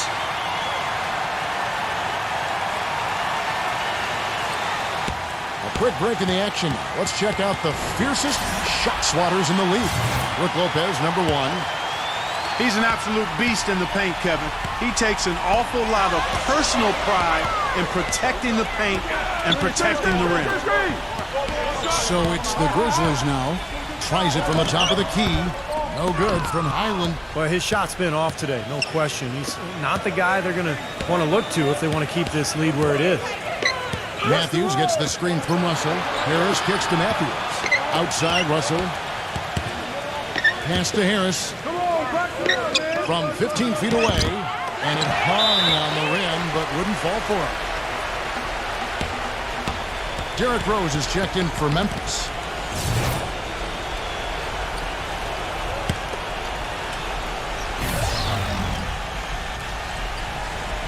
Jazz have gone 7 of 15 from the field here in the second quarter. Just under 50% shooting. Outside Williams. He dishes it to Lopez. Number 12. Lopez covering. Here's Tucker. The basket drops, and he gets fouled on the shot. One free throw coming his way. The defense hasn't done a good job of stopping him down in the paint area. They're setting up shot down there, anchoring in, and making it pay. That's good from Tucker. Jazz trail by 4. Outside Matthews. Kicks it to Harris. Puts one up from 19. They get it back. Memphis has gone 2 of 4 from three-point range so far in the second quarter. Rolling out the pass to Rose. The second chance effort, and it's good on the way in. And the Grizzlies lead by 6. They've really been active here around the boards in the second. I mean, it's very impressive the way they've gotten to that offensive glass. And the shot is good. Matthews has got his second basket of the night. Starting to get a little momentum here after that scoreless first quarter. Rose passes rolling out. 6-second difference between shot and game clock. Number 12. It's good. This time the assist from Rose. Rose has got his third assist on the night. Outside Russell. There's the 3. And yes, sir, that one drops. How about that for a response? They will say they can give the 3 as well as they can take the 3. And stolen by Russell. The shot is off. Close game as we wrap up the second quarter. And now, brought to you by Sprint. And everything is in place, and the New York Knicks. The Sprint Halftime Report, presented by Sprint. The third quarter now beginning. Both sides looking to pull away in the last half of the game. Really an incredible game from Beverly. Wow, the threes have just been dropping for him. Absolute dead-eye shooting in that first half. Could not have been a more productive day for him from long range. All fueled up and ready to go. Let's reset the lineups courtesy of Gatorade for the second half of basketball. So the Grizzlies 5 right now. Williams is out there with P.J. Tucker. Then there's Derrick Rose. Then it's Bridges. And now we've got a moment to see how the Jazz are doing ranking-wise, Kevin. 10th in steals, 15th in free throw percentage. And the assist category not going too well. The bottom third of the league. That indicates a need for more movement and shot making. What they try to do, Clark, is pressure the ball. I mean, you talked about the steals per game, and that's the key number of all those stats. They pressure the ball. They really create havoc for the offense. And when they take you out of the flow of your offense, it really makes the ball stop, and the game becomes very difficult for the offensive team. Now here is Harris. The pass to Beverly. Feeds to Lopez. From 10 feet out, no good. And the Grizzlies leading by 4. And a foul called on the shot. Got him on the way up that time, so he'll shoot 2 right here.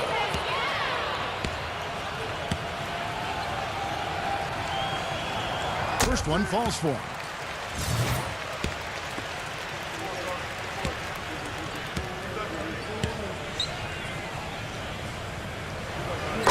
a second, so he makes them both.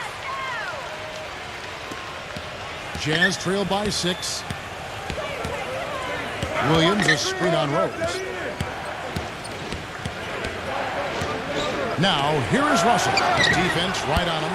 The shot by Williams, no good. Yeah, again, iffy shot selection there. Defender draped all over. Well, you got to understand who's guarding you in that situation. I mean, if he's on you tight, you can't just rise up and try to shoot over the top.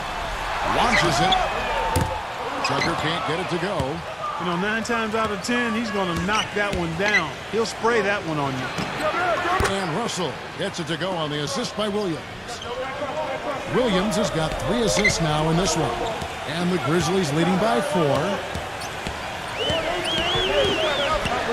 Outside Rose. This one for 3. It's hauled in by Harris. Harris has got 3 rebounds now in this one. Here's Russell. They got their own miss. And a nice soft touch on the board. And you know, when you have that gentle a touch, those chip-ins are easy to come by. Well, easy points, 3 points for a guy with that kind of strength and agility in the paint. You got to go for every second chance opportunity. Here's Rose. Following the basket by Brook Lopez. Back to Rose. Number 12. It's good. This time the assist from Rose. Rose has got his 4th assist in this one. And that kind of defense is just not going to cut it, guys. They have to get a hand in his face. Utah calls timeout.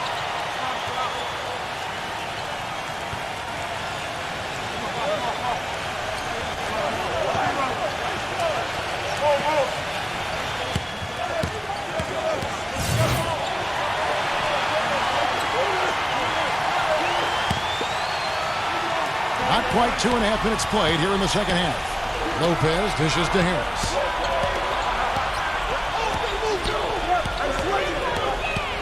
He kicks it to Beverly. And right away, they match it with a 3-pointer of their own. Beverly's got 17. Memphis has gone 1 of 3 from downtown since halftime. Right around 3 minutes into the second half. Number 12. And he can't answer back. The 3-pointer offline. And they've been off target now on 3 of the first 4 shots they've taken in this second half. Williams a screen on Rose. That puts them in the lead. 8 points for him. Boy, that was a rugged screen set there, fellas, and the defense didn't even try to go through that one. Williams has a screen for Rose. Number 12. Off target from 3-point range. They're struggling here. They're just 1 of 5 to start this third quarter. They got to loosen up here. Guys, he's actually indefatigable. He never gives in, never gives up on a play, and that's what it takes to be a great offensive rebounder. You've got to be relentless. Nothing fancy about that play. Just good, hard-nosed basketball to haul in the board. And there's the feed to Rose.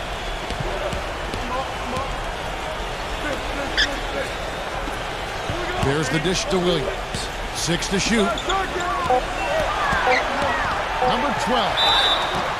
And foul called as he misses. He'll go to the line and shoot 2. And the offense just getting right to the rim, but at least they saved the layup with the foul. That's old school basketball rules. I mean, at the end of the day, no easy layup. Earn it from the line. The Jazz making a switch here.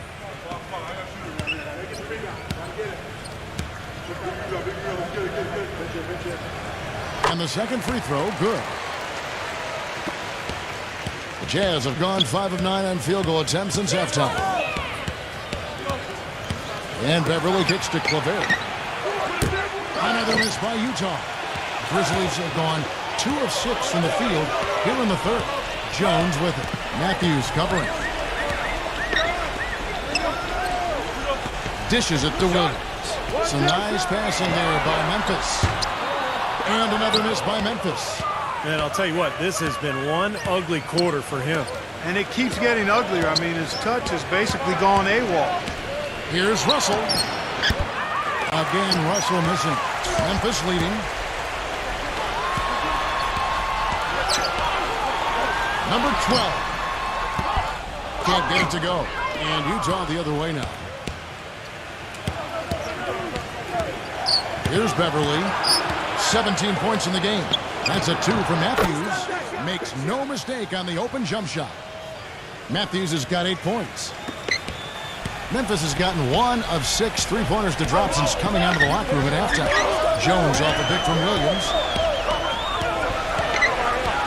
Passes it, rolling out.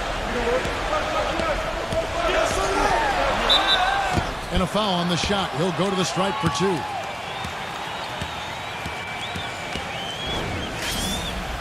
It's his first trip to the line.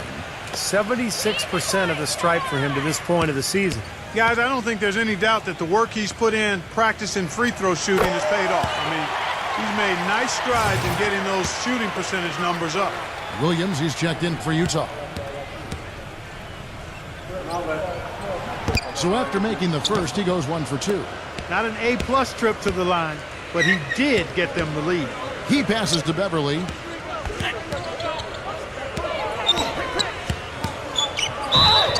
It's good, and he drew contact on the shot, so he will go to the line.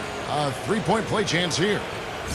And a moment to look at the scoring approach in terms of where the points are coming from for the Jazz. Man, they keep piling up the assists, guys. Great ball movement. They've really been on fire from beyond the arc tonight, too. I mean, a lot of their points have come from out there. And the Grizzlies with possession here.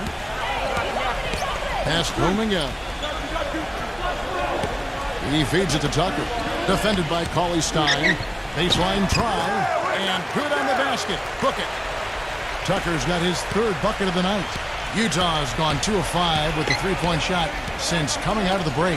Matthews with it. Now guarded by Bridges. Matthews gets the screen from Cauley Stein.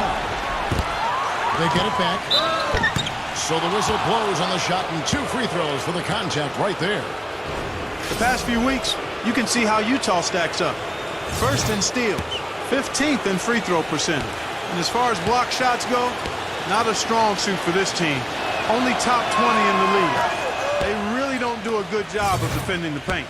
Yeah, Clark, this is a team that scares opponents because of that steals number that you talked about.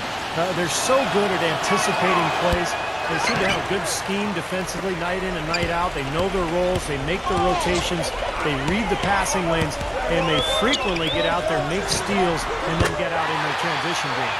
Mark and Steve, this game has a lot of character here in the 3rd period. Yeah, you know what, guys? I love seeing this type of action. A competitive, compelling matchup. A lot of lead changes here so far. Yeah, 6 in total, Clark. So this has been a great game. Both teams playing hard and really competing out there. Here is Rose. After the made shot from Beverly. The pass rolling out. Back to Rose.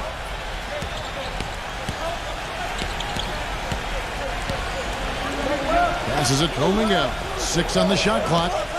He dishes it to Jones. The high post shot. Makes it over the 24-second buzzer, signaling the shot clock violation. Here's a look at what's coming up for the Utah Jazz. The Oklahoma City Thunder will be in town for the next one. They start a 3-game homestand with that game. You know, I'll be anxious to see what ends up happening with that Spurs game. Should be a good one. And the Jazz making a change here. And Matthews kicks to Russell. And it's going to be 2 free throws. Drew contact on the shot. The Jazz have taken 10 shots from the free throw line up to this point and made 6 of them. The first free throw is good. You know, this is a common problem for them, their inability to consistently knock down their free throws. And the Grizzlies making a change here. He's off on the second. Memphis trailing here. Back door. Jones, the pass to Rose. Right side Rose. Number 35. Rejected by Claver. Wesley Matthews on the wing. No good.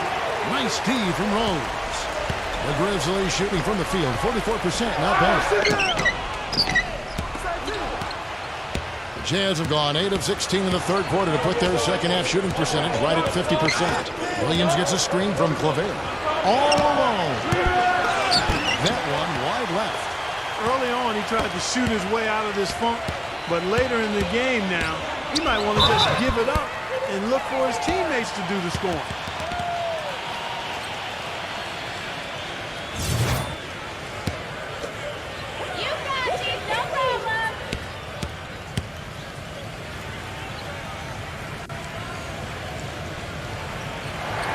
And that one falls for Jones. And the Jazz making a change here. Lopez is checked in.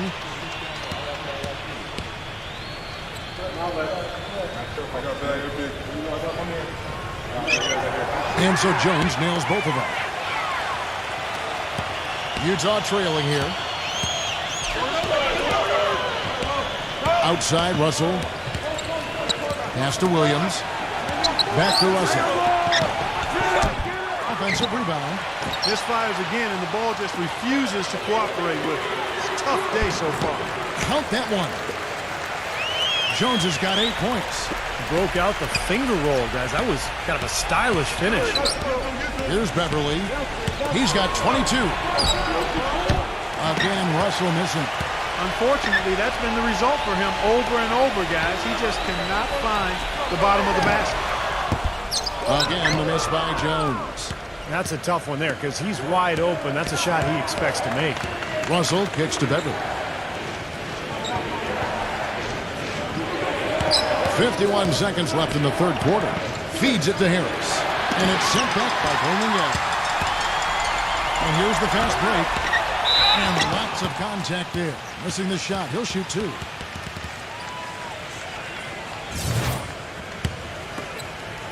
on, you can hit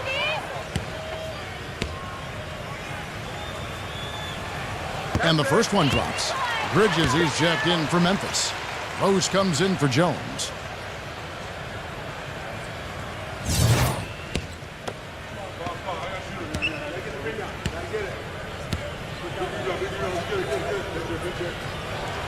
He hits both from the stripe.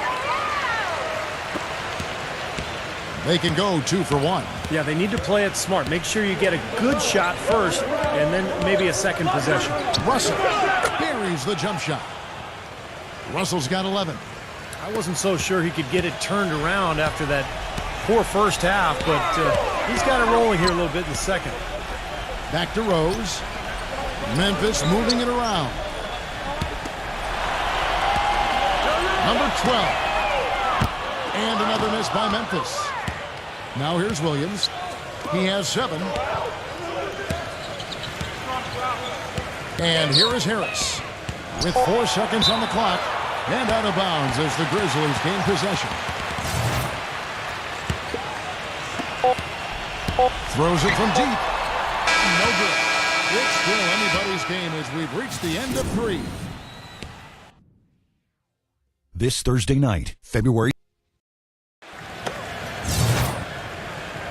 Thanks for joining us again as we get set for the fourth quarter. A terrific game so far. In a moment now to quickly take a look at the offensive approach for the Grizzlies. Well, anytime they've needed easy points, they've gotten themselves to the foul line. That's been key. They consistently drilled the mid-range jumper tonight as well, which has forced the D to come out on. And so in the game for the Jazz, they've got Tobias Harris. Russell is out there, Patrick Beverly. And it's Brook Lopez. And it's Williams at the small forward. On the wing, Williams. Back to Russell. Again, Russell missing. Another strong rebound, just like we've gotten used to seeing from them today. Yeah, 1 or 2 more of those and this lead will be double digits. And it's out of bounds. The Grizzlies able to retain possession here. And the Jazz making a change here.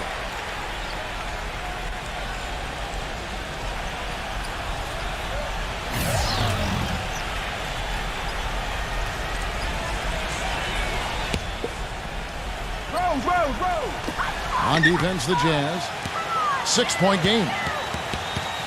Williams has a screen for Rose. Rose double team. And finished off by Williams.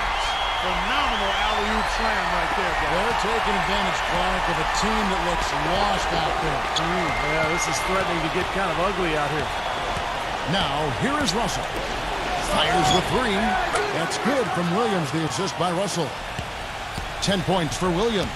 The defender there in the neighborhood, but not quite close enough. Good shot. Number 12, defended by Paul Stahl, and Williams throws it down. That gives him a double-double in this one. 10 points and 10 rebounds. And how sweet a play was that? As sweet as it gets. An exquisite pass to set up Clark that beautiful alley-oop dunk. And it was nice. Just a gorgeous assist. Now, here is Russell.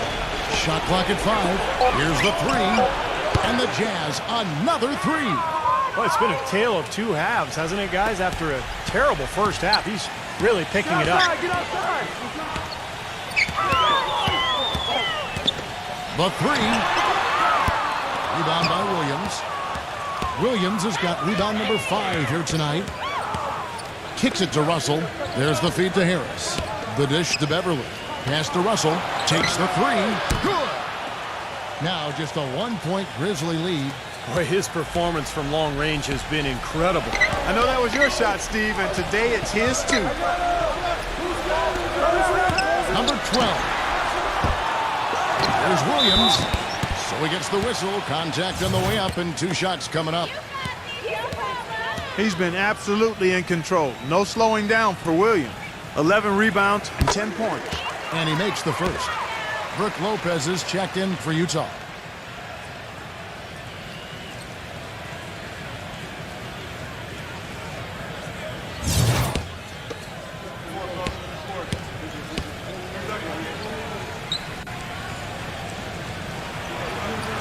And so he's able to get 1 of 2.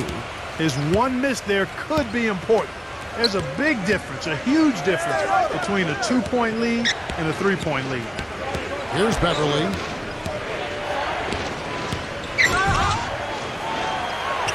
It's good.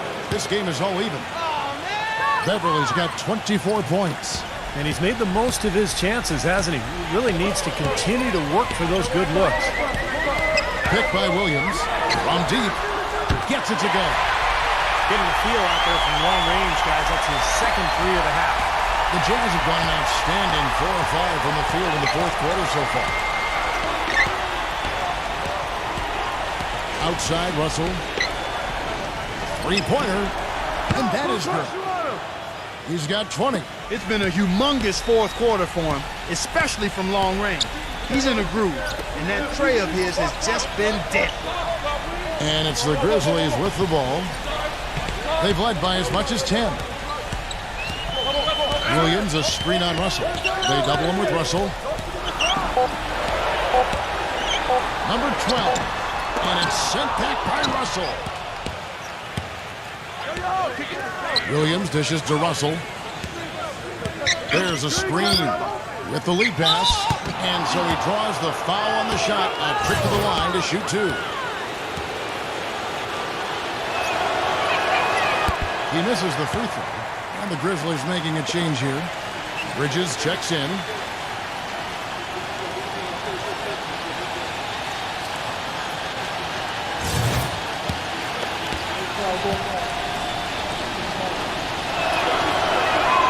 that one falls, and that puts him up by 1 point.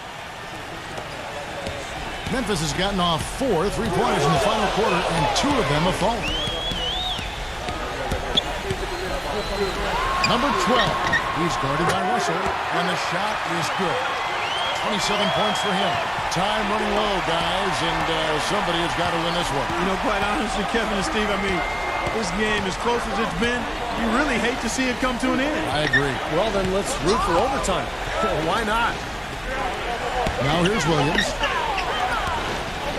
Clock at 6. From downtown, hits the bucket. 14 points for Brook Lopez. Great outside shooting fueling this run. And the defense getting bombarded. They just haven't been able to slow him down. Rose with the ball. And there's the pass to Bridges. Back to Rose. Memphis moving it around. Number 12. Good. And it's Williams who picks up the assist. He has 30. Of all the guys you want to leave open out on the perimeter, he is the absolute last guy on the list. Attention to detail. Know your personnel. Lopez backs in from 11 feet away, and it comes off the front of the rim. Memphis has gone 3 of 5 from beyond the arc since the final quarter's gotten underway. That's certainly not who I expected to corral that rebound. But they recover it.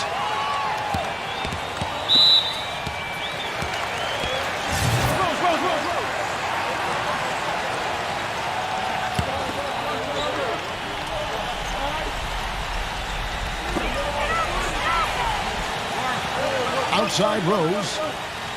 Back to Williams. Number 12. The kick out to Rose. Just 4 to shoot. Second chance shot. Even after 2 offensive rebounds, they just can't get the lid off. Williams with the ball. Now guarded by Bridges. And it's Williams. That time the assist by Russell. And 12 points for Williams. You got to like his shot selection today. He set a good example for the rest of his teammates. Timeout called, the Grizzlies. You have to like what we've seen so far from Beverly. He's been absolutely on fire from outside. They've got to get into his jersey, get up into him, force him to pass or drive. All right, let's go over to the sideline with Doris Burke. Hey, guys, over that last break, I was able to catch the message the Grizzlies fire them up to bring it home, saying, all night, you have all night to rest after the final buzzer. For now, to lay it on the line and try to bring it home. Guys, back to you. Here's Tucker. Rose goes in. Williams. Back to Rose. Lopez with the block. Here's Beverly. And there's the whistle. Fouled hard on the shot. He'll go to the line.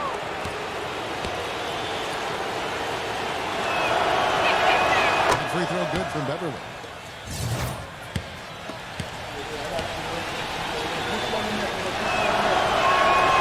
He doesn't get the second one. The Grizzlies have gone 6 of 13, so just above 46% on their field goal attempts here in the quarter. Back to Rose. He kicks to Tucker.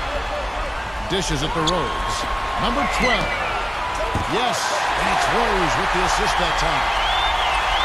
Rose has got assist number 9. Wow, what an effort here tonight. Here's Beverly. Russell a screen on Rose. Here's Beverly.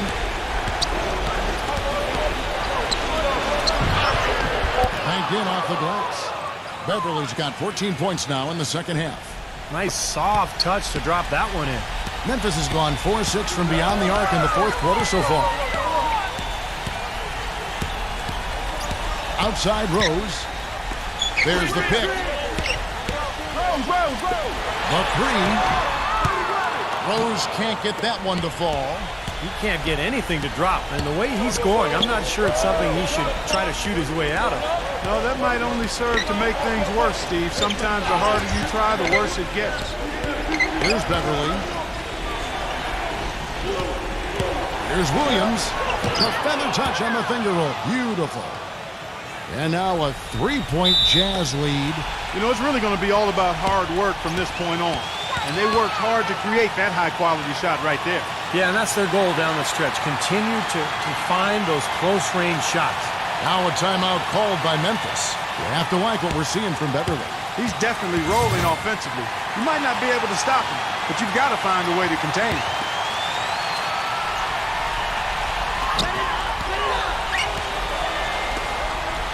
.156 left in the fourth quarter.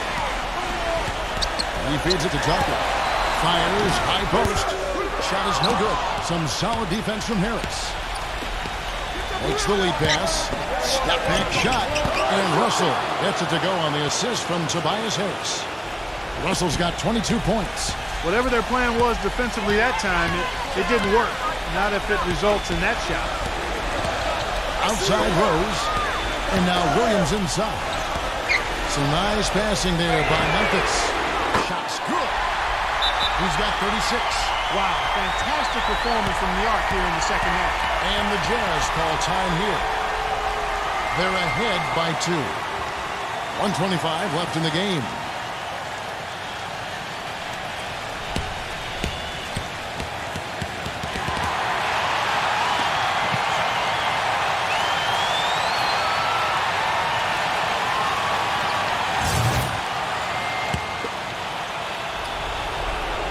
Here's Beverly. Pass to Harris for 3. Utah gets it back. Lopez. And fouled hard that time. He'll get to the line and shoot 2. Well, Lopez has been great. He's got 10 rebounds, and he's been a brick wall today with all those blocks. Has he ever? I mean, he's really making them think twice about bringing the ball into the middle. Good on the first, and that makes it a 3-point lead.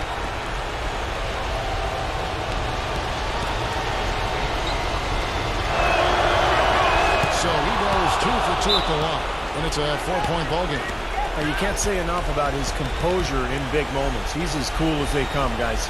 Now a timeout called by Memphis. They're behind by 4. 1:16 left in the fourth.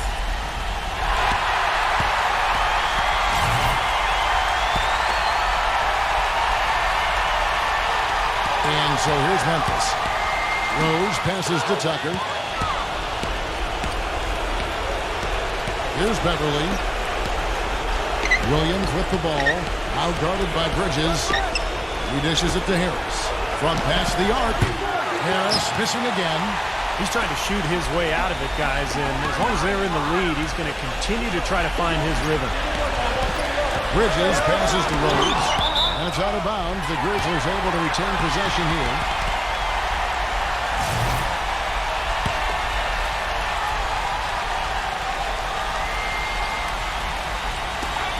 There's 47 seconds left to play here in the fourth.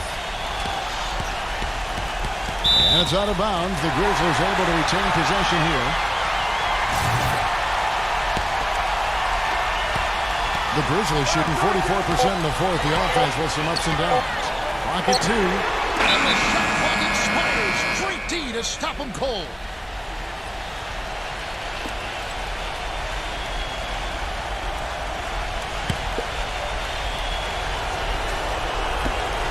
.34 seconds left in the fourth quarter of this one, and so they choose to intentionally foul.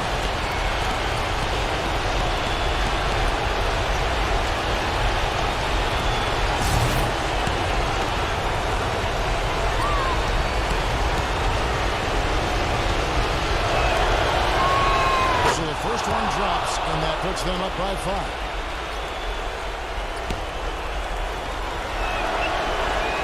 And so he drops them both. It's a 6-point ball game. The free throws go down and the lead goes up. The Grizzlies shooting for the game at 42%. Feeds it to Tucker. The Grizzlies with another miss. The Jazz shooting at 48% from the floor. Looking good. And now they decide to foul intentionally.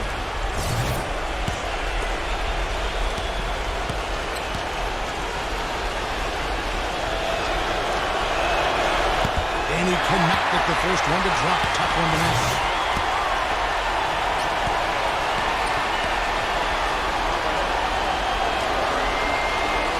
And he does get the second one. And that makes it a 7-point lead. Timeout called the Grizzlies. They trail by 7. We've got 22 seconds left to play in the final quarter. Guys, your thoughts?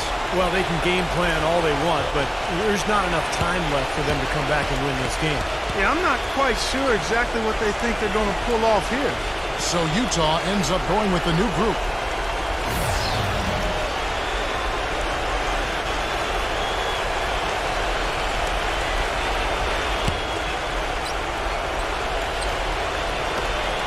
Outside Williams. He passes it Kuminga. Offline with his 3. No way you can come back from this deficit. Just not enough time left on the clock. And Matthews kicks to Martin.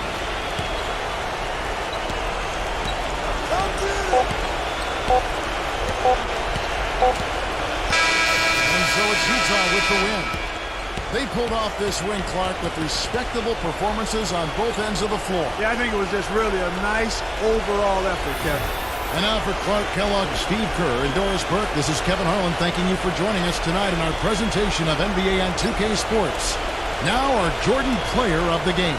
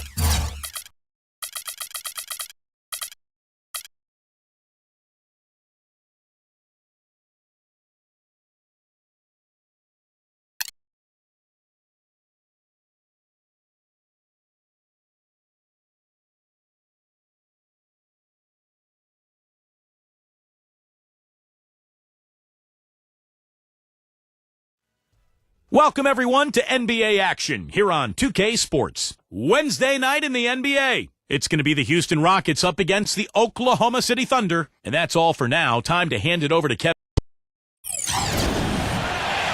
Live from Oklahoma City, Oklahoma, the home of the Thunder. We're broadcasting from the Chesapeake Energy Arena. Buckle yourselves in, everybody. It's the NBA on 2K Sports. And here with Clark Kellogg and Steve Kerr and Doris Burke, this is Kevin Harlan. Now a chance to check out our starting lineups. And guys, what are you going to be looking for in this one from Peyton? Yeah, he's one of the best teammates in the NBA, too, because he creates so many good shots for the other four players on the court. A sensational, unselfish passer. And he also is incredibly adept at running the pick and roll. He almost always makes things happen when he instigates that play. The Thunder are looking to grab one for the home fans here in Oklahoma City before heading back out on the road. They've really been on a roll. They've gone 5-1 in their last 6 games.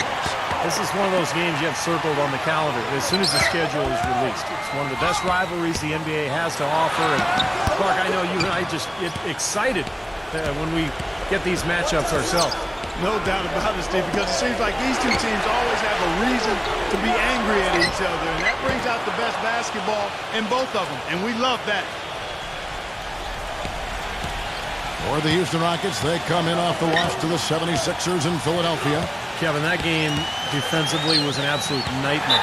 They went into that building and just got blown out by a very hot team. Well, they didn't defend those shooters like they should have. And once the fans got into it and the arena started rocking and thumping and bumping, things only got worse.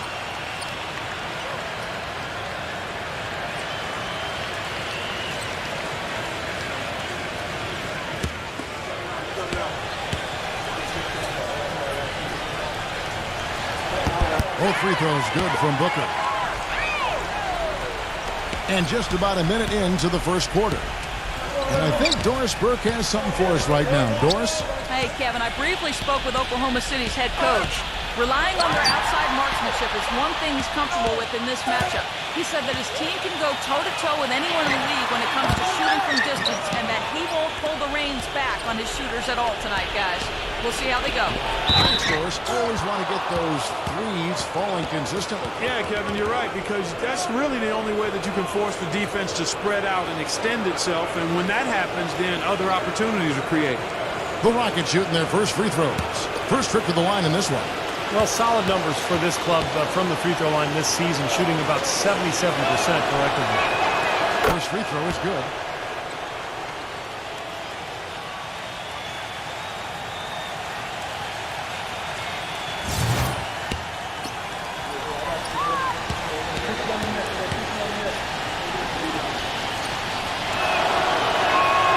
He hits one, then misses the second attempt from the free throw line.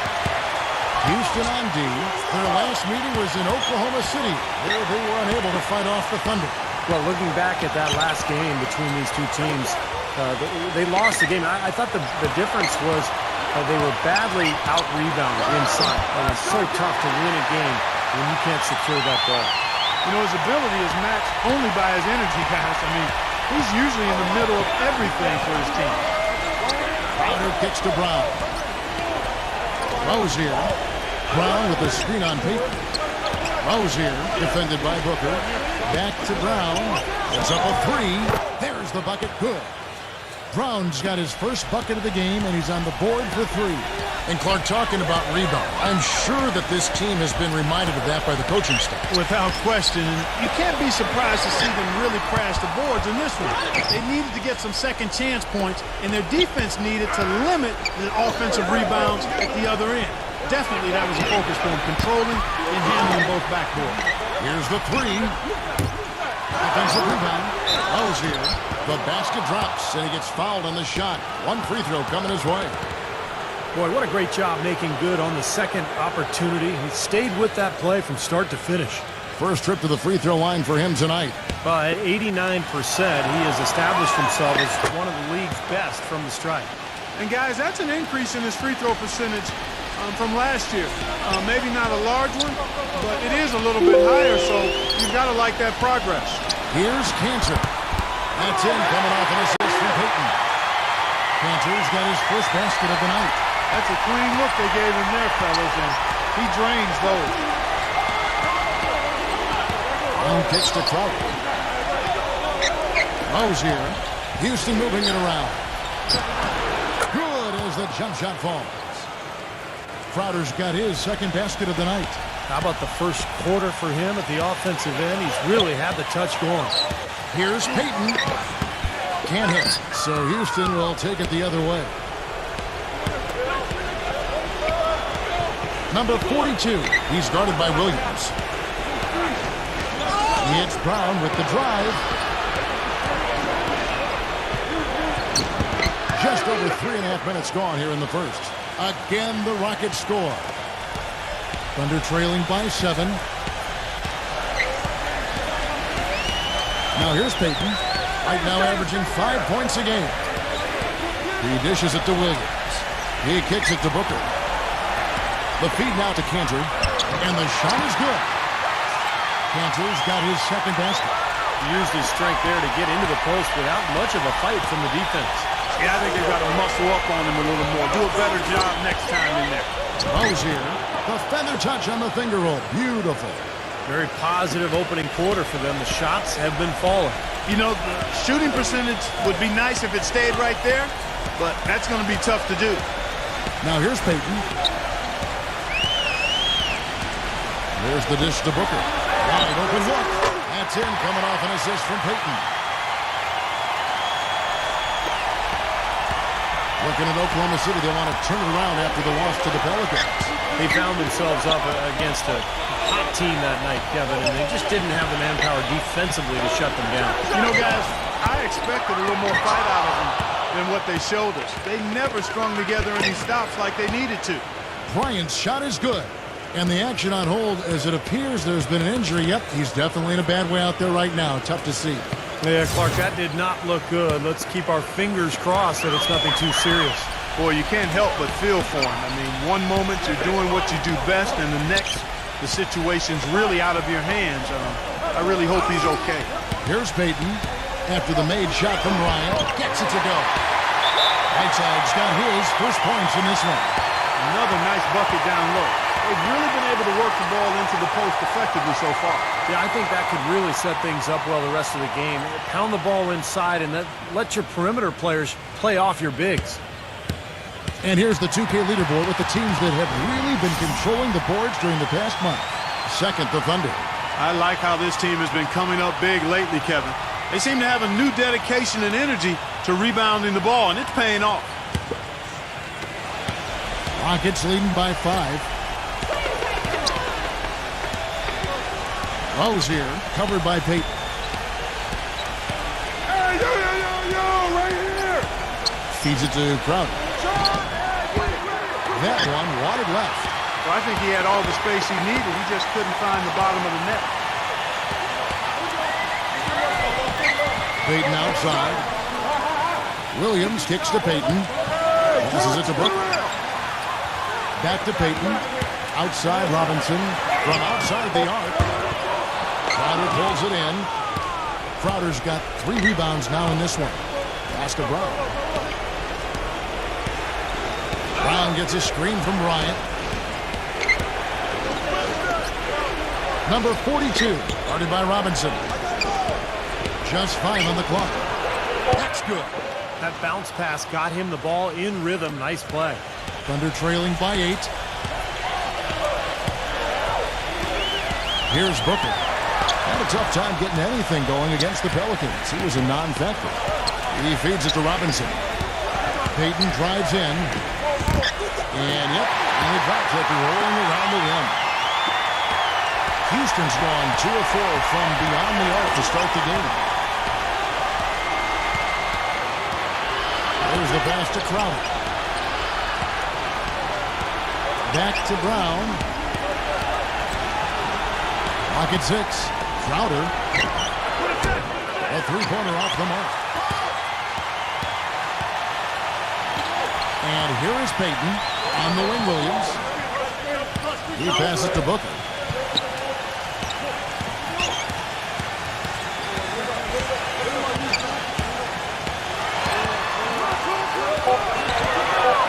Hangs, and the layup is up and in. And now just a 4-point Rocket lead. They're getting on the roll inside. Their last 3 field goals have come from inside the paint area. The defense has to make an adjustment. They've got to string together some stops, or at the very least, try to force this team into some bad shots. Timeout called the Rockets. Here's where Oklahoma City sits in the NBA statistical standings right now. 2nd in rebounding, 9th in scoring. And they're in the top half of the league in getting high percentage shots as well. Not too shabby. Yeah, I agree with you there, Clark. And what jumps out to me is the rebounding, because when you can rebound the basketball as a team, you can stay in every game. Even if you're not shooting the ball well, you rebound, you get extra possessions, and you allow your team the ability to make a comeback. And so here is Houston. 4-point game. Outside Hardaway. Passes to Bertans. The Rockets with another miss. The Thunder have gone 7 of 12 from the field here in the first quarter. And the layup is good after a nice lead pass. Some defensive breakdowns are starting to show up now. Their last 4 buckets allowed have come from very close range. Giving up these easy chances is going to do wonders for their confidence. And that'll be Oklahoma City's book as it goes out of bounds. Already it's February. Hard to believe. Let's see how the West is matching up. Taking a look at Oklahoma City. Right now the 6th best record in the conference, looking to hold on to playoff position and finish the regular season strong. And checking out Houston, 2.5 games back. Well, I think for Oklahoma City, they've become a team that you really have to watch out for. I mean, just look at where they are in the standing. Remember where they were last year at this time? A big difference. Yeah, big difference, Clark. It was a tough season a year ago, and as a result, there weren't a lot of expectations coming into this season. So I like what this club has done. I mean, they've really competed. They've come together as a unit. They're well coached and well prepared every night. Here's Little, and it goes as the official calls the foul. Count it. We'll shoot one more at the free throw line. And I'll say this about him, Kevin. I mean, it looks like he's made of rubber sometimes, because defenders just bounce off him when he's driving the lane. What a finisher. And he is also so good at getting his hands on the ball without fouling when an opposing player is on his way to the hoop. That's a real knack. Excellent hand-eye coordination makes that possible for him.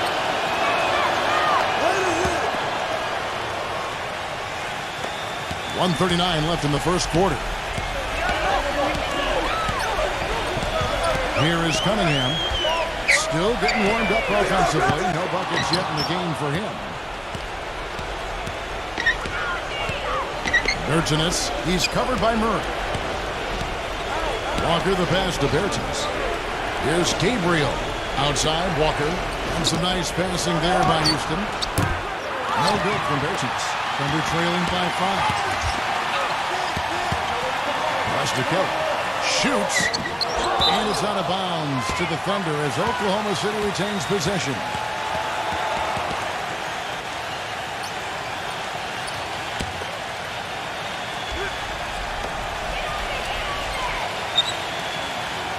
.59 seconds left to play here in the first. Kicks to Cunningham. Releases. The good-looking shot from the wing. Rockets leading by 3.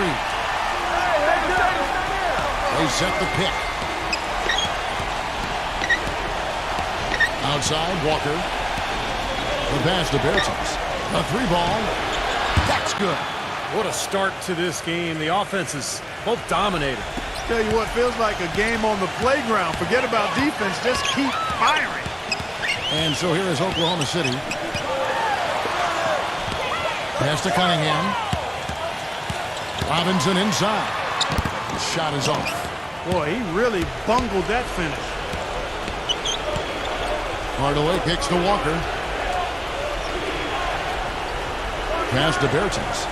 3-pointer. The shot's good on the assist by Walker. And now it's a 9-point Rocket lead. You know, what an advantage he brings to this offense, guys. I mean, being able to drain the 3-ball, that really can spread a defense and extend the defense as well. How did he get that to go? Even after the whistle, I like the awareness, the alertness, and the presence of mind to finish the play. The Thunder shooting their 3rd free throw attempt of the game. And you look at the numbers for this season, guys, from the free throw line. They're shooting 77%. And they've made progress in that department from last season going into this one. coming up this. Now the second quarter getting ready to start up. And a moment here to take a look at the scoring breakdown for the Rockets. Well, they've definitely had the hot hand from the three-point line so far. Always nice to start out like that. The other thing they've had going for them tonight is their passing. I mean, doing a nice job. Plenty of their points early on coming off assists. And now let's check out the lineups courtesy of Gatorade, all fueled up and ready to go. Here's the second quarter of play. So on the floor for Houston, we've got Hardaway, and it's Bertans in at the four-man position. No good from Little. Thunder trailing by 3. Pass to Murray. Dishes it to Cunningham. And there's the pass to Kelly. Number 5. That doesn't go on the chance to tie. And the shot is good. If you battle for the offensive rebound and come up with it, you're guaranteed a high-quality shot on a follow just like he got there. Outside, Walker. And Walker throws it down hard. He can fly, can he? He'll make you forget he's a point guard sometimes. Yeah, when he does decide to attack the basket, Kevin, he can do it with the best of them. And this is the time to attack with these two teams locked in such a close game. Enes Kanter's checked in for Oklahoma City. To the inside. And it's going to be out of bounds. The Thunder will retain possession. You're looking at the list of the NBA's top shooters from behind the arc for the past month.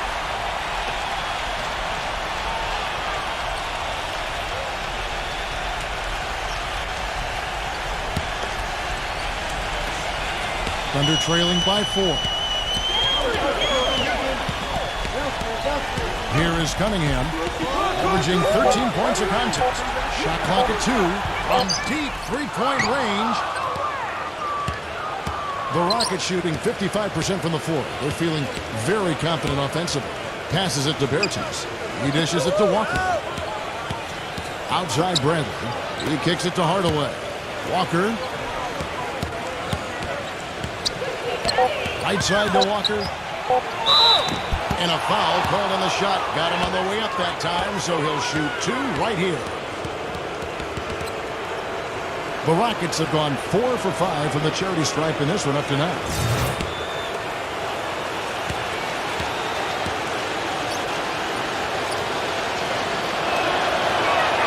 First one falls for.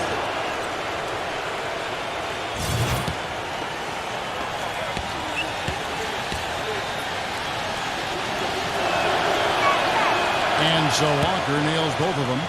Still haven't seen them miss a shot from the line in this quarter, so they're doing a nice job of protecting the lead. Well, they're cashing in from the line. I mean, they're making them pay for fouling him right now. To the middle. Here's Murray. Misses the layup. He had him with that pump fake. Rockets leading by 6.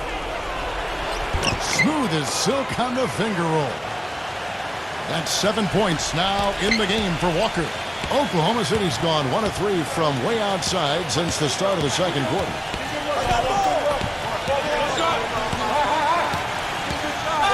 Now the feed to Cunningham. Murray. Now the dish to Kanter. And that'll be Oklahoma City as it goes out of bounds. Thunder retain possession. Now that pass had just a little bit too much heat on it for him to make a clean steal. Yeah, I think it would have been a tough catch for either of them. Number 5. And it's wide right. It's off the rim. Well, that's a very low percentage shot. Not good basketball at all. One he probably should have passed on. Feeds to Kanter. And there's the call by the official. They'll count the basket here following the goaltending call. He thought he had that one clean, but the ref saw it differently. They'll count the basket. 3 minutes of action so far in the second quarter. Bradley sets the pick for Walker. And boy, that looked like goaltending. Yes, it is. And so they will award the basket there. He almost got to that shot in time, but not quite. You can't touch the ball once it's on the way down. And you can hear the reaction of the fans to that call. Well, it's obvious they did not like it, Steve. Cunningham off the pick from Wood. Pass to Murray. He feeds it to Cunningham. It's tipped, And that'll be Oklahoma City as it goes out of bounds. Thunder retain possession. Timeout is called. First of the game for the Thunder. You can tell he's in a lot of pain. They'll take a timeout so that trainer can help him out.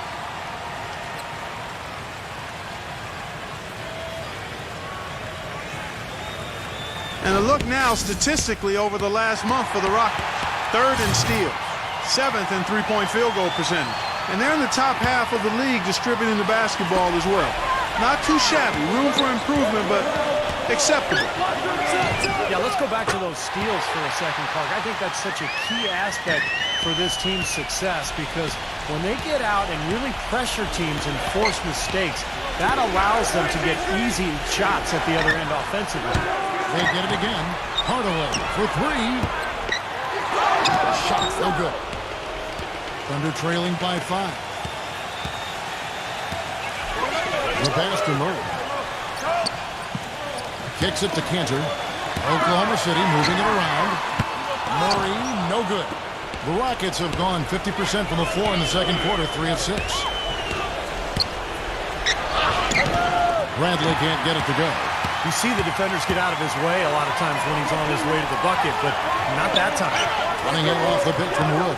Passes it to Murray. That's good on the jump shot. Now it's just a 3-point Rocket lead. Boy, they're getting a bunch more threes up here in the second quarter. Yeah, a little trigger happy here, Clark, and you can't win the game with one shot. You got to vary it up and challenge the defense inside. He got there late, but you do have to like the aggressiveness to go after the block. But that one's going to count. And the crowd immediately letting the officials have it after that whistle. A very unpopular call there. And the Rockets making a change here. Ryan's checked in. Oklahoma City's gone 2 for 5 from three-point land since the end of the first. The 3 is good, and he got fouled in the act of shooting. This could turn into a 4-point play. And he's shaking off a poor first-quarter shooting effort. He's really starting to turn it on now, guys. And the Thunder making a change here. Booker's checked in.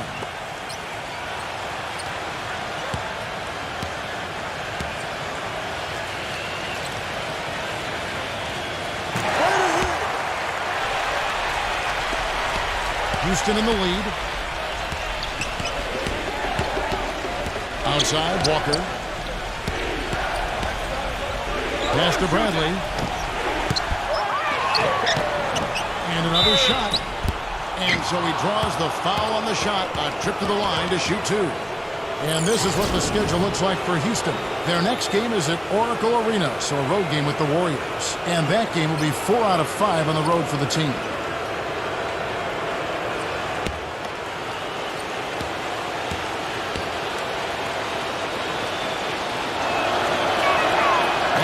Down the first one.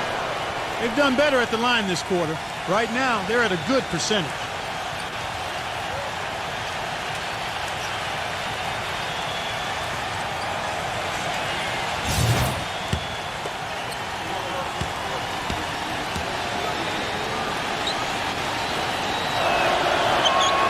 And so Walker nails both of them. They struggled a bit at the line earlier, but they found a nice comfort zone there now here in the second. They've been red hot from the strike. There's the pick. Dishes to Booker. Get outside, get outside.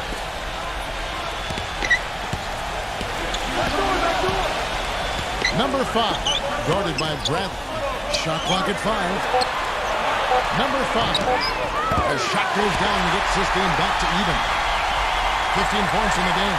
They're getting a bunch of their points outside of the paint. 3 of their last 5 buckets are from three-point range. But the defense isn't making them earn it. And those shots have just come on easy, open looks. Bradley with the ball. Now defended by Booker. Bradley kicks to Walker. Bradley. Houston needs to get a shot. Another miss by Houston. And the Thunder with possession. They're on a 14-6 run. Foul call that time on the way up. That'll give him 2 chances at the free throw line here. Well, Kevin, he's extremely adept at creating his own shot. You know, we got a lot of catch-and-shoot guys in the NBA, but players who can beat you off the dribble and score are tough to come by.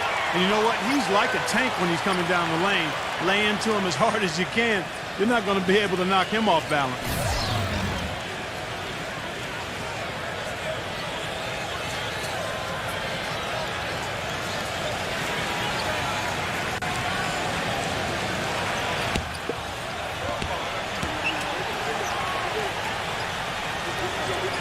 Both free throws good from Booker. Houston's got nothing but zeros from long range in the second quarter. 0 of 4. He dishes it to Brown. Back to Bradley. He passes to Crowder.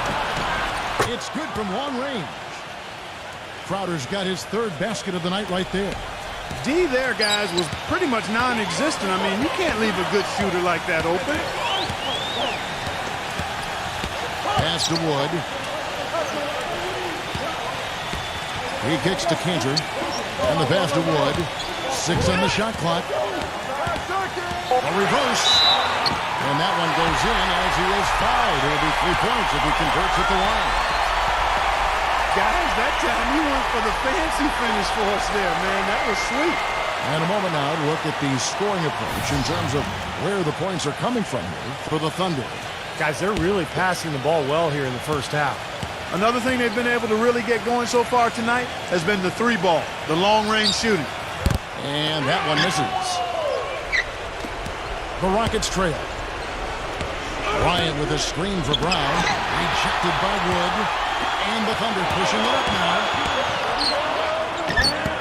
Crowder pulls it in. Crowder's got his 4th rebound with that last one here tonight. Up top, Brown. Covered by Payton. Back to Brown. And some nice passing there by Houston. The 3. Thunder with the rebound. Booker's got his 3rd rebound tonight. Booker gets a screen from Wood. Here's Payton. That doesn't go either for Payton. Houston's gone 1 of 6 from three-point land in the second quarter. Less than 20%. But they've continued to let him fly. And yes, sir, that one drops. Crowder's got 9. He's played an important role in their offense today, guys. Without him, they may not be in the league. Booker gets a screen from Wood. Back to Williams. There's the feed to Booker. Passes it to Murray. From the high post. And the rebound goes to the Rockets. Their biggest lead of the game was 9. You know, he's been off his game this quarter just a bit. Hasn't been able to get a whole lot to go so far. Brown, good. A wide open 3. They need much better communication defensively. Now Payton. Pass to Wood. They grab their own miss. Plays again. Murray, no good. Had a pretty good look at the basket, but defensively they did a nice job rotating, forcing the miss. Back to Brown. Number 42, defended by Wood. Brown outside. Rose here.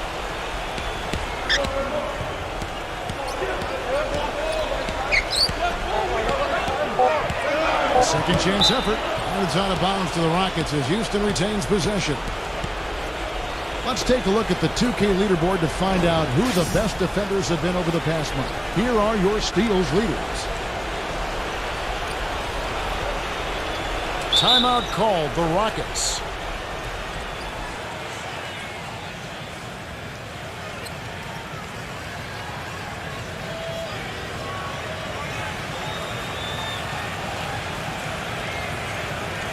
And the Thunder making a change here. Here we can get a look at Oklahoma City, Kevin, and what kind of numbers they put up these last 10 games. 3rd in rebounding, 3rd in field goal percentage. And they're a top 10 team in three-point shooting. And the rebounds really jump out at me, Clark, when you talk about all those numbers. I mean, this is a ferocious rebounding team. They're very physical, and they always take the fight to their opponent. They seem to own the paint, and when they do that well, they're awfully tough to beat. You know, it looks like despite the injury he's got, he's still able to deliver, and that's what he's showing us right now. Brown outside. Rose here from the arc. It's rebounded by Booker. Booker's got his 5th rebound right now in the game. The dish to Payton. The putback and the jam by Whiteside. And this game is tied up now. Rebounds are split just about down the middle in this game, Clark. I'd venture to guess whichever team is able to maintain that energy level on the glass will have the upper hand the rest of the way. They set the screen. The shot no good. And it is very dangerous to leave him open like that. Lucky break for the defense that he missed it. Cunningham dishes it to Booker.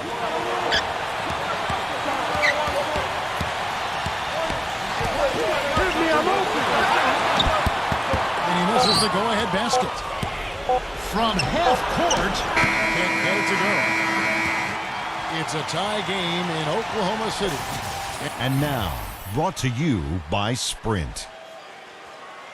Welcome to... It's a close game for the Hawks. The Sprint Halftime Report, presented by Sprint. Welcome back, everyone. The second half about to get underway, and it's been a close one so far. We've got Williams.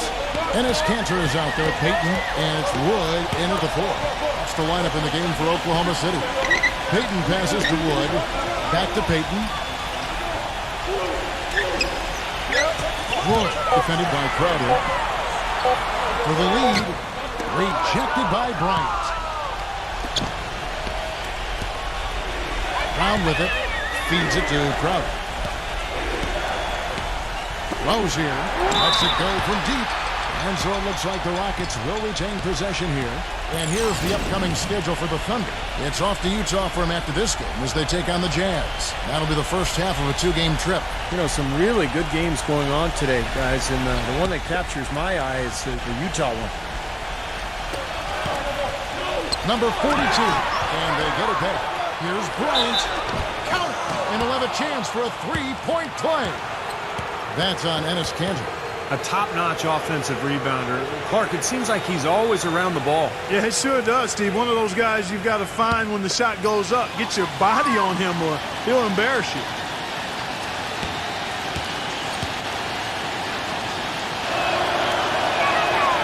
Free throw is off from Bryant. Oklahoma City trailing. And Booker kicks to Payton. The pass to Wood.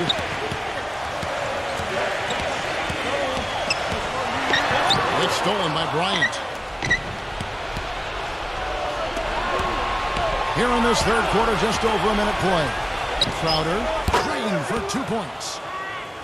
And now a 4-point Rocket lead. Here's Payton.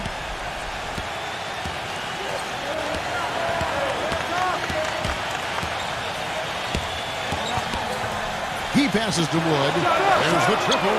That's good. And it's Payton with the assist. Payton's got 4 assists now tonight. What are they thinking leaving him with all that space out there? Do they not know? Have they not heard that this guy is unbelievable? That's a layup for him. Rose here. Again, the Rockets score. And we're just about 2 minutes into the second half now. Payton passes to Wood. Outside Williams. Passes it to Wood. Unloads. Off the left rim and out. Rockets leading by 3. Rose here. Defended by Booker.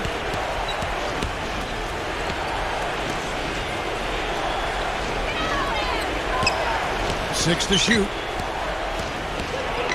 Rose here. Picked him clean. And the Thunder pushing it up now. Floats one. Out of bounds. Houston takes possession.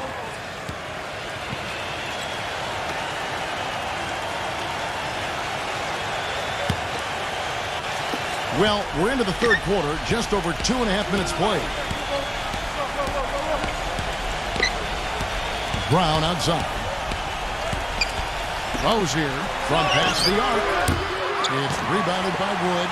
They've been able to get out to this lead without really getting a very reliable performance out of him from the field. And they're going to count the bucket and send him to the line. It could be a three-point play. The Thunder have made 6 of their 7 attempts at the line in this one. The Rockets making a switch here.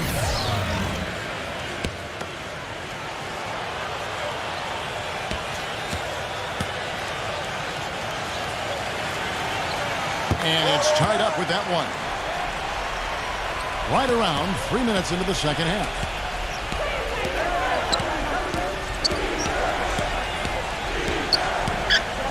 He feeds it to Brown. Brown gets a screen from Crowder. Excellent use of the screen that time. Brown's got 11. Very well executed pick to give him all kinds of space to get that one off. Now a timeout called by Oklahoma City. Well, he's got to get everybody on the same page. I mean, that's the reason for this timeout. And if that happens, I think they can improve and start playing better. You know, it's a coach's job to always try to be 2 or 3 steps ahead of the opponent and to look for that extra edge if you can. And I think he feels like he might have seen one. Whiteside's checked in for the Thunder. Cunningham comes in for Payton.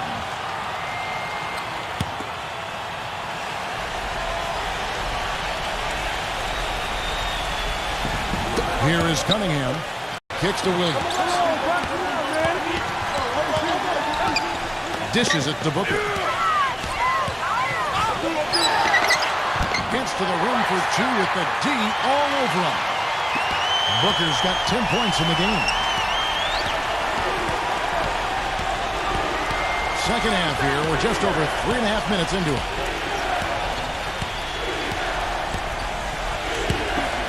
Pass to Gabriel. Backs in. Down to 5 on the shot clock. Rose here. Uses the glass to finish the layup. 9 points in the game so far. That is a terrific effort on the shot. He's giving up a lot of size, but still finds a way to score. I don't think that affected him in the least, though, Steve. I mean, he made it look like he was the bigger guy. Well, with a strong mix of perimeter and interior defense, these leading shot blockers among small forwards this past month have had a very good run at their own end of the court.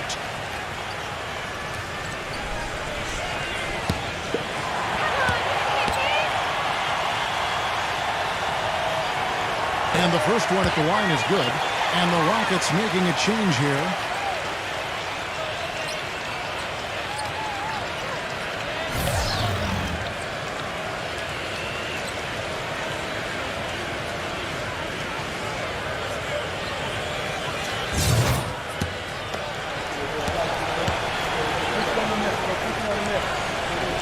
Both free throws good from Booker.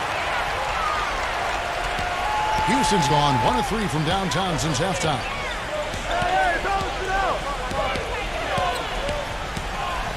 Left side, Brown. Pass to Little. But 3. No luck. So the Thunder will take it the other way. Here's Booker. 12 points for him. The Rockets making a switch here. Lyons checked in.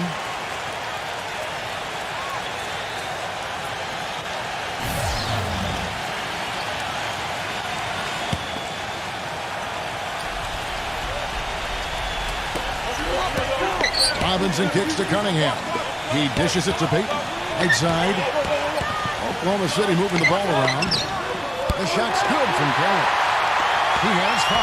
7 lead changes now, and we're just in the third quarter. Yeah, each side having a tough time staying in front.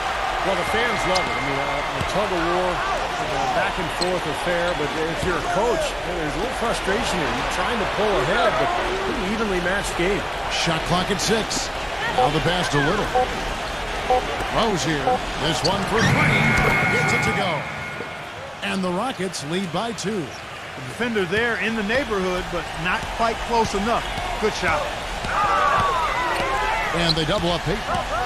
He kicks to Cunningham. Launches a 3. That drops. How about that? They respond to a three-pointer with a quick 3 of their own. Yeah, terrific. Great back-and-forth sequence right there. Inside. Here's Bryant. The shot is off. Excellent D that time from Robinson. Payton dishes to Robinson. Offline with his 3. Houston's gone 2 of 5 with the 3-point shot since coming out of the break. Pass to Little. Back to Brown. Pass to Gabriel. Rose here.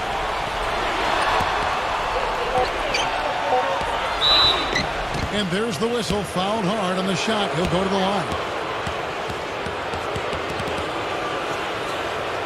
And guys, what do you think about the offensive approach we've seen so far for the Thunder? Well, their passing has been picturesque, a thing of beauty in both halves. More than a few of their baskets have come off assists. And I also like the penetration. I mean, they're getting into the paint, getting a lot of easy hoops from those strong drives. Jay Crowder's checked in for Bryant.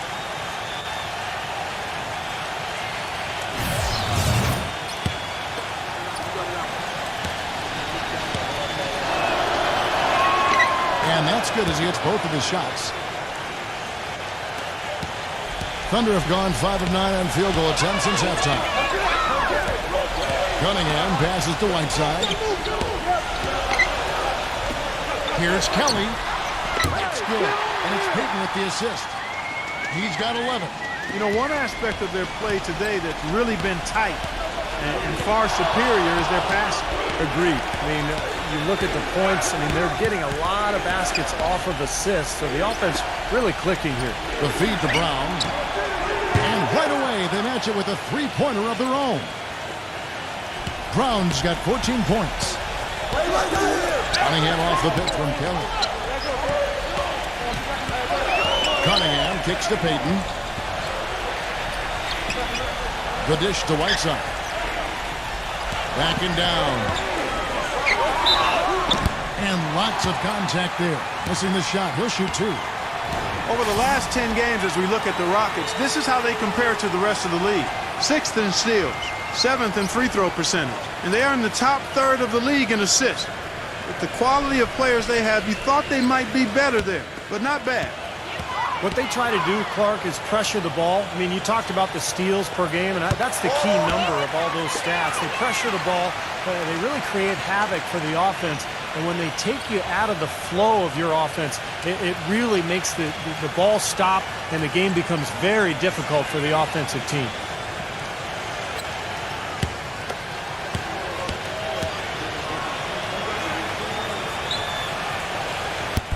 That one falls, so he hits both of them.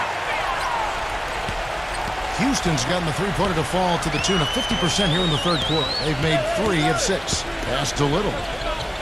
Feeds it to Crowder. He's feeling it. He clangs that one off the back iron, and down it falls. Crowder's got 4 points in the quarter. The Thunder have gone 6 of 10 from the field in the third quarter. Here's Booker. 12 points for him. Whiteside, an easy layup after coming off the pick. Whiteside's got 8, and not even 3/4 out of the way. So many lead changes. One heck of a game. I mean, guys, this has been outstanding in terms of the effort that both sides have been able to put on. I'm looking over there at Steve. He's enjoying every second of it. Yes, me too. Man, this has been great, guys. The fans getting their money's worth here. Both teams just playing so hard out there. Williams with the ball. Now guarded by Little. No good from Kelly. Well, if this game comes down to the rebounding battle, they'll be the ones coming out on top. Yeah, they've been really strong in the paint, battling the glass. Rose here, defended by Booker. He feeds it to Crowder. And another 3 for Houston. That shot becomes effortless for him when the D is so relaxed. They've got to get more intense. 1:33 left in the third. Here's Booker, averaging 22 points a game. He passes it to Kelly. Lock at 6. Nailed from three-point land. 14 points for him. Houston's got more than a 50% success rate on their three-pointers since halftime. They're 4 of 7.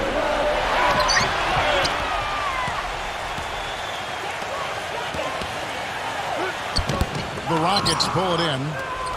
Their biggest lead of the game was 9. Little, guarded by Robinson.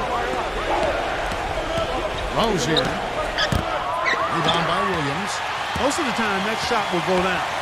Well, the defenders have to make sure they tag it. Kicks it to Booker. Dishes to Whiteside. And the bucket counts. He's on his way to the free throw line. Try to make it a 3-point play. Yeah, they're going to need some help there defensively. That matchup is going to be a tough one to deal with. And this is his second trip to the line tonight. Well, not the best statistic for him. I mean, his performance at the line, of course, very low numbers. And boy, I tell you what, he's really coming to his own this year. I mean, that is an enormous step up from what he shot at the line last season. We've got a 9-second difference between the shot clock and the game clock. Left side, Walker. Rose here, and there's the pass to Bertens. And a miss there on the triple. Kelly passes to Booker.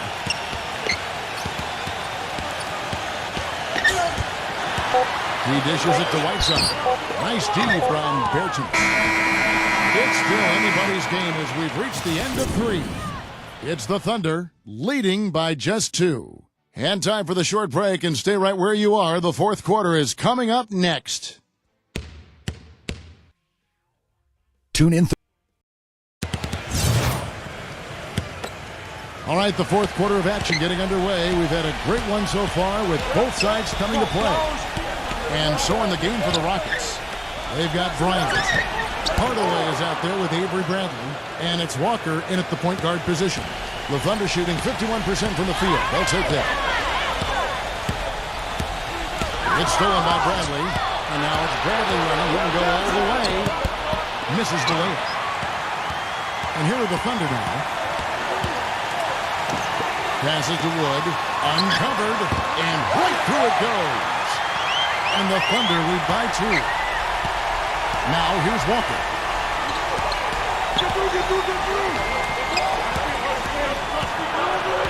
He kicks it to Bryant. The shot's good on the assist by Walker.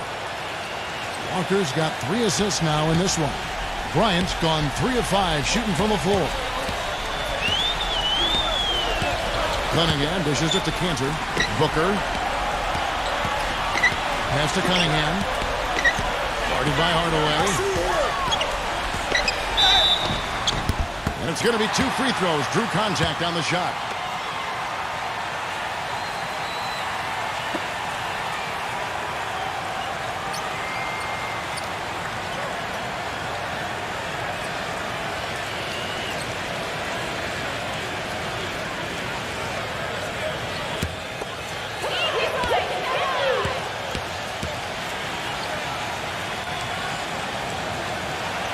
That's good from Cunningham. The Rockets making a switch here.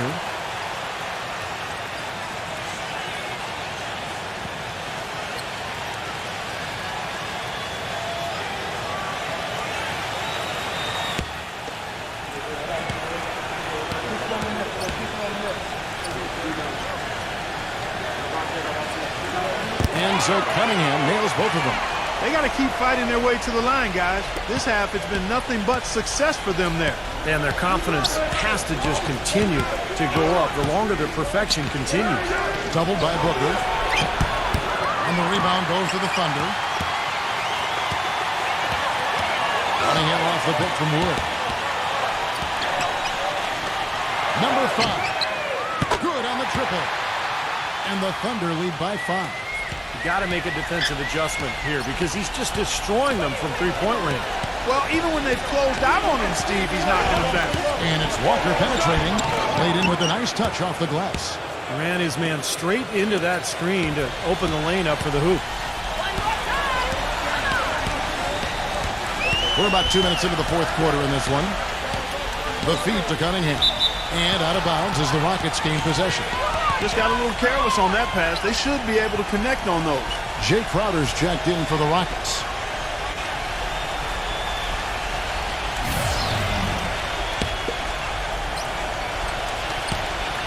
Rockets trail by 3. Hardaway kicks to Walker.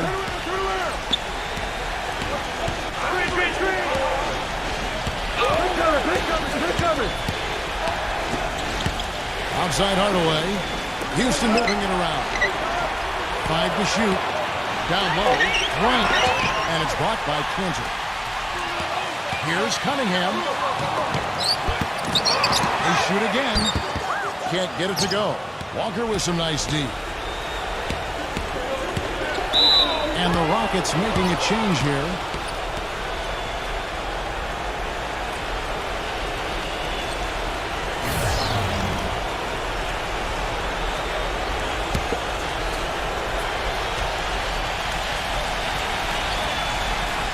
For those just joining us, fourth quarter here. We're just over 2.5 minutes into it. The dish now to Crowder.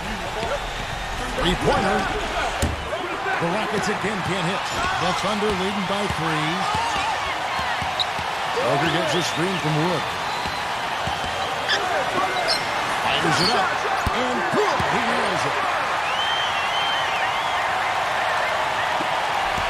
Rockets have gone 3 of 7 from the floor in the fourth. That's a 42% mark in the quarter. Bryant with a screen on Peyton. Rose here. And count it. 2 points with a chance for one more at the free throw line. Great move to the hoop, and I love the finger roll finish.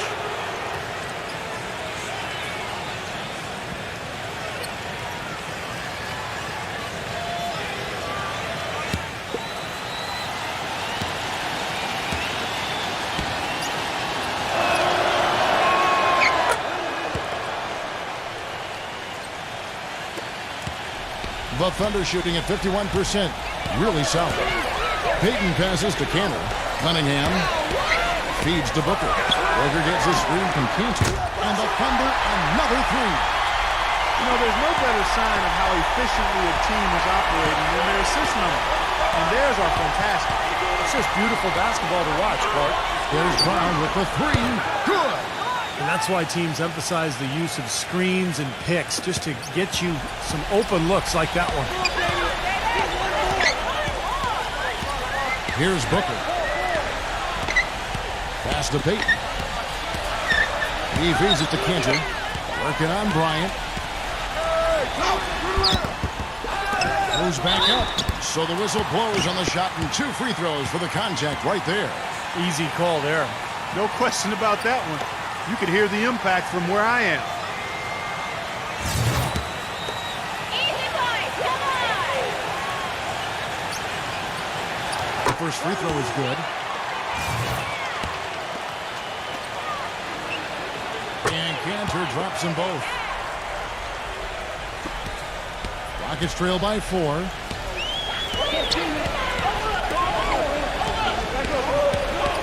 Number 42.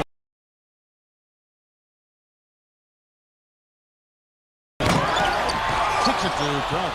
Second chance shot. And finish off by Bryant. Oh, wow, guys. Doesn't look good. We've got an injury here. Yeah, he's not happy right now. You can see it's really hurting him. You sure can, Steve. I mean, it's difficult to say exactly how serious it is, but hopefully we'll have an update soon. Here is Cunningham.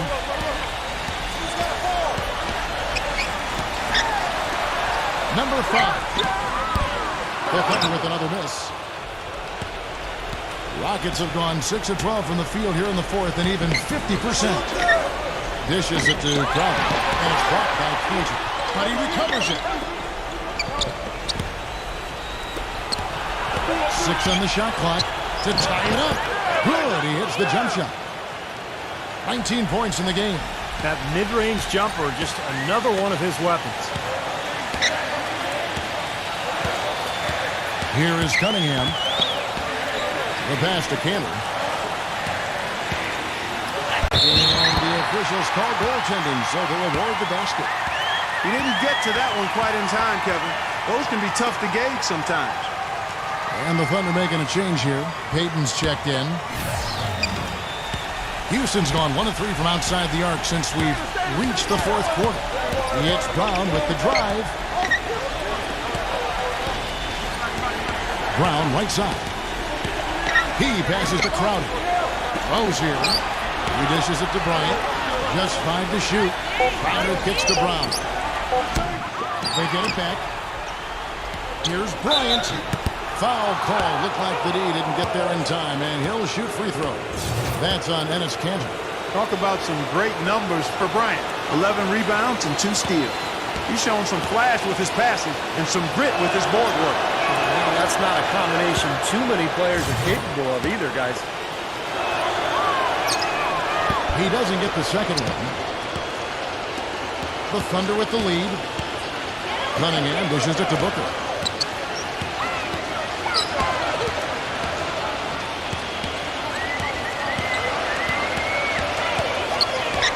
Pass to Wood, and that'll be Oklahoma City as it goes out of bounds. Thunder retain possession.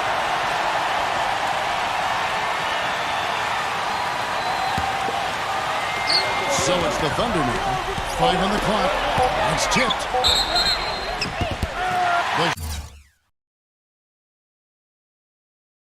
The shot goes in as the ref calls the blocking foul. He's on his way to the free throw line.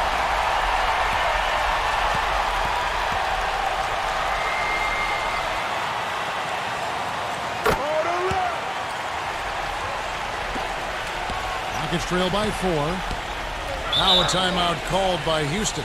You know, he wants to tinker a little bit, and he's taking the time to do so right here. Yeah, I think you're right. He just didn't like some of the things he saw out there, a bit uncomfortable, and wanted to talk it over. Let's catch up with Doris from the sideline. Hey, Kevin, well, the Rockets coach had some advice for the team over that last break. They're getting outshot from the perimeter. He told them, we've got to close out faster on the outside shooters. These threes are killing us. Kevin, can they tighten their D?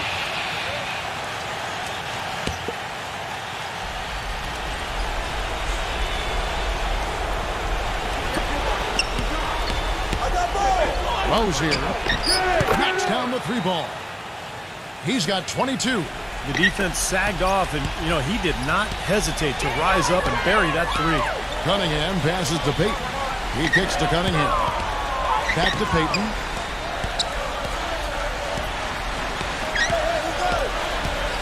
Pass to Cunningham. Just 5 on the clock. They swipe it. Ryder off a bit from Bryant. Shot by Brown. And unable there to get the go-ahead bucket. Really good offensive execution. Nice pick, just couldn't get the shot to go. Boy, you love to see that as a basketball purist. The guy setting a good screen and then getting the shot opportunity. And Booker kicks to Cantor. That's good. Cantor's got 6 points in the quarter. Nothing too fancy, just simple execution. That's getting the job done when they need to make every possession count. I agree, Clark. They need stops, and they can't afford any wasted possessions. Those inside shots are really high percentage looks. And there's the feed to Booker. That's good. And it's Payton with the assist. Payton's got 6 assists here tonight. And he has picked it up here in the second half, really lighting it up now. Rose here, covered by Payton. Brown outside. That is good. Brown's got 20 points. As long as they keep spraying them from deep, we're going to have ourselves one exciting finish. Well, it took them a while, but they're finally starting to get some rhythm offensively on the outside. Time called here. The Thunder decide to talk it over. He's definitely shaken up. They're using a timeout to let their trainer take a look at it. Williams is checked in for Cunningham.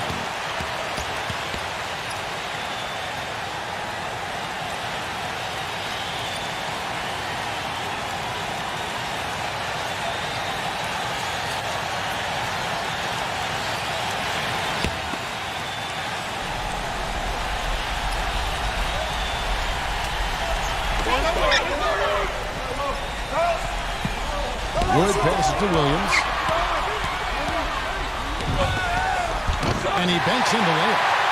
And the Thunder lead by 4. Their low post defense has to show some improvement, guys. Yeah, of the last 10 points, Steve, 8 have come from in tight.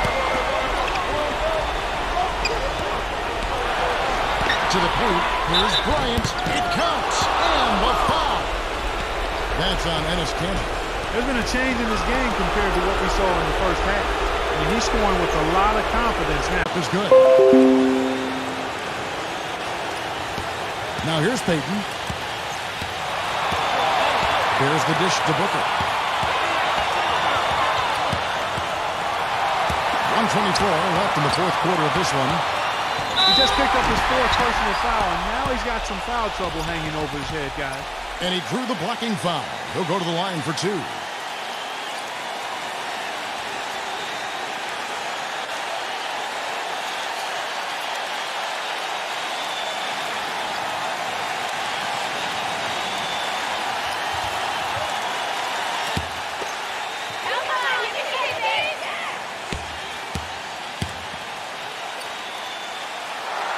First free throw is good, and that gives them the lead.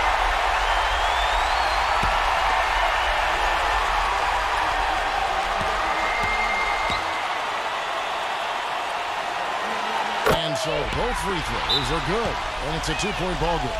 Free throws don't get much bigger than that, but he made it look easy to put them in front.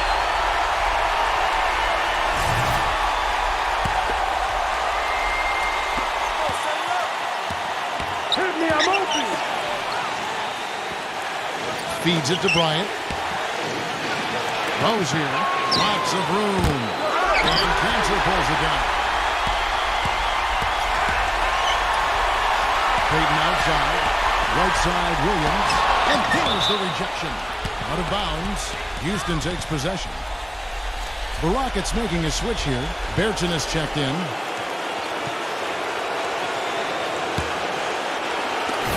.59 seconds left in the fourth.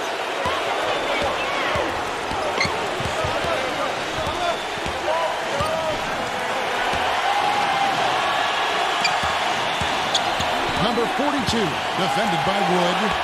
6 to shoot. To take the lead. It's rebounded by Oklahoma City. Williams with the ball. Now guarded by Crowder. Peyton dishes to Booker. Peyton kicks to Booker. He feeds it to Cantor. So he gets the whistle. Contact on the way up and 2 shots coming up. You know, even from here, you could see that one pretty clearly. Yep, pretty obvious. And a good call by the official. Ryan is checked in for Bertans.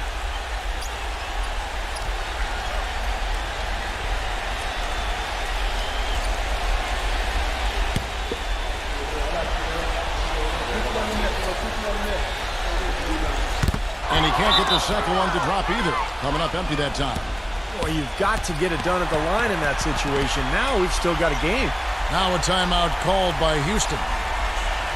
They trail by 2. 20 seconds left in the fourth quarter. Guys, your thoughts?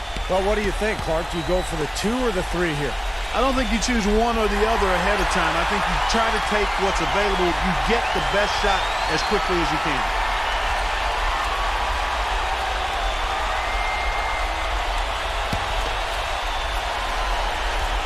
Houston's gone beyond the arc 7 times here in the fourth and been successful 3 times. Bryant with a screen on Peyton. Rozier missed.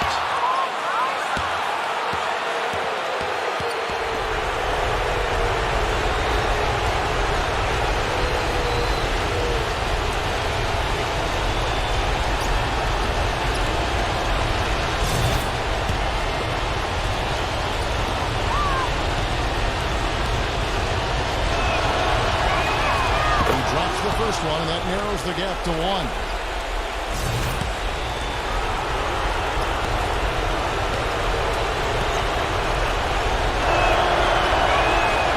so he hits both. Incredible composure at the line to tie it up and give them a chance to get it to overtime. Time called here. The Thunder decide to talk it over.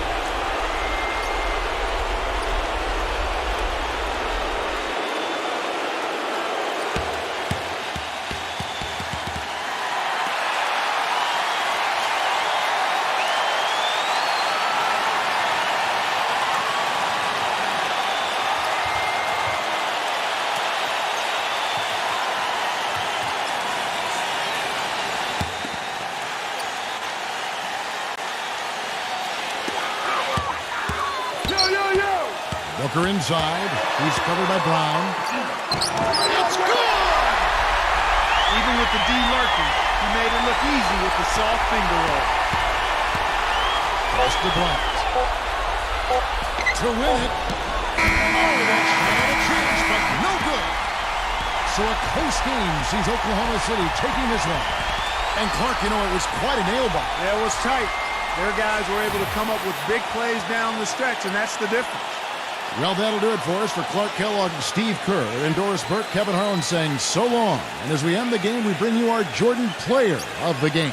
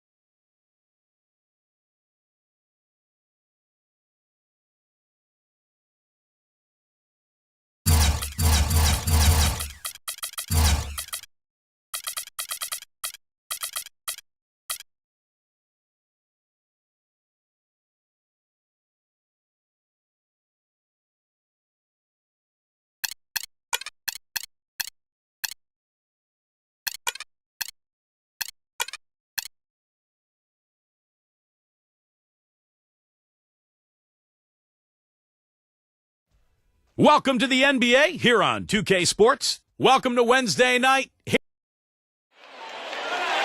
And you've got it on 2K Sports for Wednesday night action in the NBA. Hi, everyone. Kevin Harlan joined by Steve Kerr and Clark Kellogg. A quick check now at the starting lineups for both teams. And, guys, what are we going to be looking for in this one from Kemba Walker? Seems to me that anytime the game is on the line, he's perfectly willing to be the hero or the GOAT for that matter. And that's what it takes to be clutch in big situations. You can't be afraid to fail. And one of his other great qualities, Steve, is his quick trigger off the dribble. I mean, he can get his shot off in an instant, a nanosecond.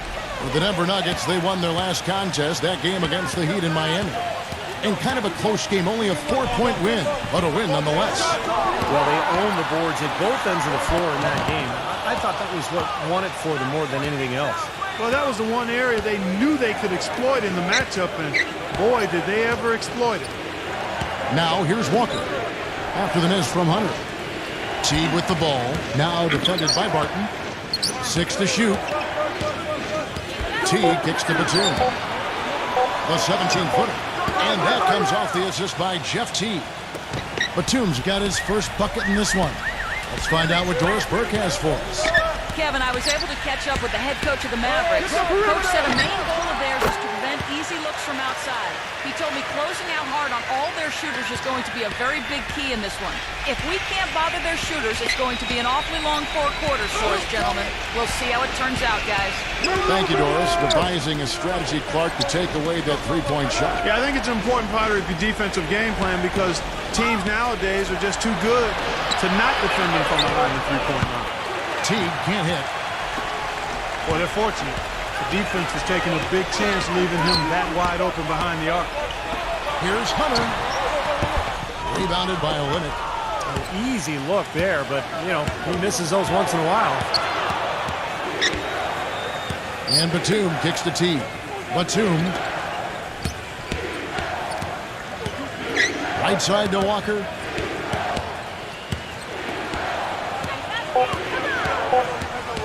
From deep three-point range. And it's Denver with the rebound. Last time they met was right here, and they came out with a win. And in winning that last game, guys, they drove the lane and attacked the basket very aggressively. It led to them drawing a lot of contact inside and causing some foul trouble for their opponent. First quarter of ball, almost 2.5 minutes in. Barton kicks to Nance. Pass to Tucker. Shoots a three. And another miss by Denver. And what Steve mentioned was a big reason they came out on top. Some of their opponents' most important players, it seemed, and spent a good chunk of crunch time, Clark, on the bench. And that really gave them an upper hand late, Kevin. I love the way they went right at them in that game, attacked them, and drew a bunch of fouls. Clock at 4. Rejected by Hunter. Hope they get it back. The Nuggets trail by 4. They really want to find that igniter here. Yeah, that's right. Kevin, the offense has basically been running in place. They got to get going. And Tucker kicks to Sarge.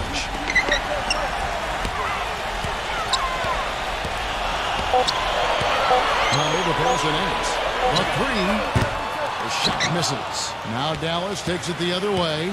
Coming off that loss against the Timberwolves. They found themselves up against a hot team that night, Kevin, and they just didn't have the manpower defensively to shut them down. You know, guys, I expected a little more fight out of them than what they showed us. They never strung together any stops like they needed to. Now Batum after the missed three from Nance. And Batum is good for 3.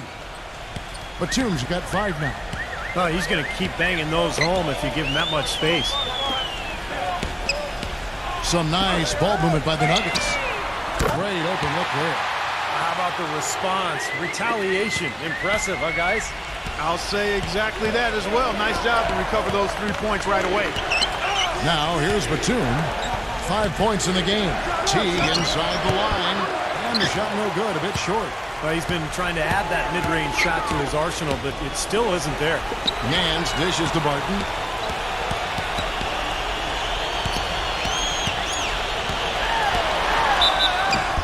And so he draws the foul on the shot. A trip to the line to shoot 2. Well, probably the right play defensively. If you can't get the block, send them to the free throw line. Don't give them an easy 2. No easy buckets inside. Force free throws and work to keep them out of the lane next time around. All free throws good from Barton. The Mavericks have gone 4 for 9 from the field to start this game off. Walker goes in. Outside Teague. The shot's good on the assist by Walker.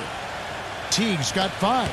You know, they've got to be careful not to give a shooter of his caliber open looks like that. 1 or 2 of those are all it takes to really get him going. Here's Tucker. He's had some playing time, but no scoring yet from him. Barton got a piece of it. Down to 5 on the shot clock. Hunter the pass to Barton. Launches it. It's rebounded by Dallas.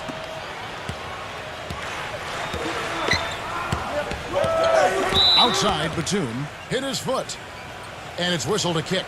Mavericks making a switch here. Biombo's checked in.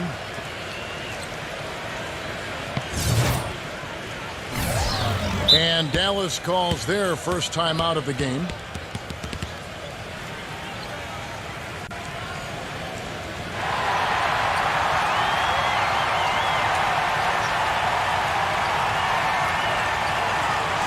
Now that we have the chance to show you the teams in the top of the NBA in steals this year. 5th, the Mavericks. One of the things that's made this team so effective is their ability to get takeaways. I mean, they do an excellent job defending the ball and also jumping into the passing lanes, and they're all together defensively. That's one of the reasons they're amongst the league leaders in steals. And here are the Nuggets now, following the miss by Kemba Walker. Here's Barton. Teague covering. And that one's good. Barton's got 7 points. Man, a gaping hole in the defense that time, and he didn't waste any time getting through it. Walker gets a screen from Teague. And the officials will call the illegal screen right there. Already it's February. Hard to believe. Let's see how the West is matching up. Let's take a look at Dallas. They've done well enough to be in 5th place in the conference so far. And, of course, Denver, sitting there 4 spots below. Seeing where the Mavericks are, they've lived up to what was expected of them more or less, I think. But some of their fans probably had a little more in mind. Well, fans always have more in mind, Clark. I mean, everybody wants their team to win it all. But I think this team has performed admirably to this point, and they've been rock solid. And we'll see if they can maybe make a push heading into the playoffs. The Nuggets trailed by 3. Here's Tucker. No scoring yet from him, but that's likely to change. Rebounding is going to be the focal point for them in this one, fellas. I can feel it. Yeah, it's a physical game, and so far the numbers show that they've got the edge on the glass. Bledsoe gets the screen on Nurkic. Bledsoe kicks it to Tucker. The shot goes down and gets this game back to even. Now it appears an injury out on the floor, and that does not look like any foul. Injuries are such a difficult part of this game. And from a glance, you really can't tell just how bad it is, but he's going to come out, and we'll find out now how bad it is. He may be done for the game. Gets it to go. Bullock's got his first points of the night. How about this performance in the face of the injury? Playing through a lot of pain out there. And it's Bledsoe off the drive. Rejected by Biyombo. Here's Ball, and there's a nice one-handed slam. He can fly, can he? He'll make you forget he's a point guard sometimes. Yeah, when he does decide to attack the basket, Kevin, he can do it with the best of them. And this is the time to attack with these two teams locked in such a close game. Here's Bledsoe, following the score by Dallas. Harris dishes to Gibson. So the whistle blows on the shot, and 2 free throws for the contact right there. Well, he gets after it on the glass. That's the biggest thing. Takes a ton of pride in his rebounding, and he never seems to run out of gas. Just brings an energy to the game that makes him stand out amongst the crowd. You know, you really can't think about trying to rebound the ball yourself when you're dealing with him. You've just got to make sure you box him out. That's good from Gibson.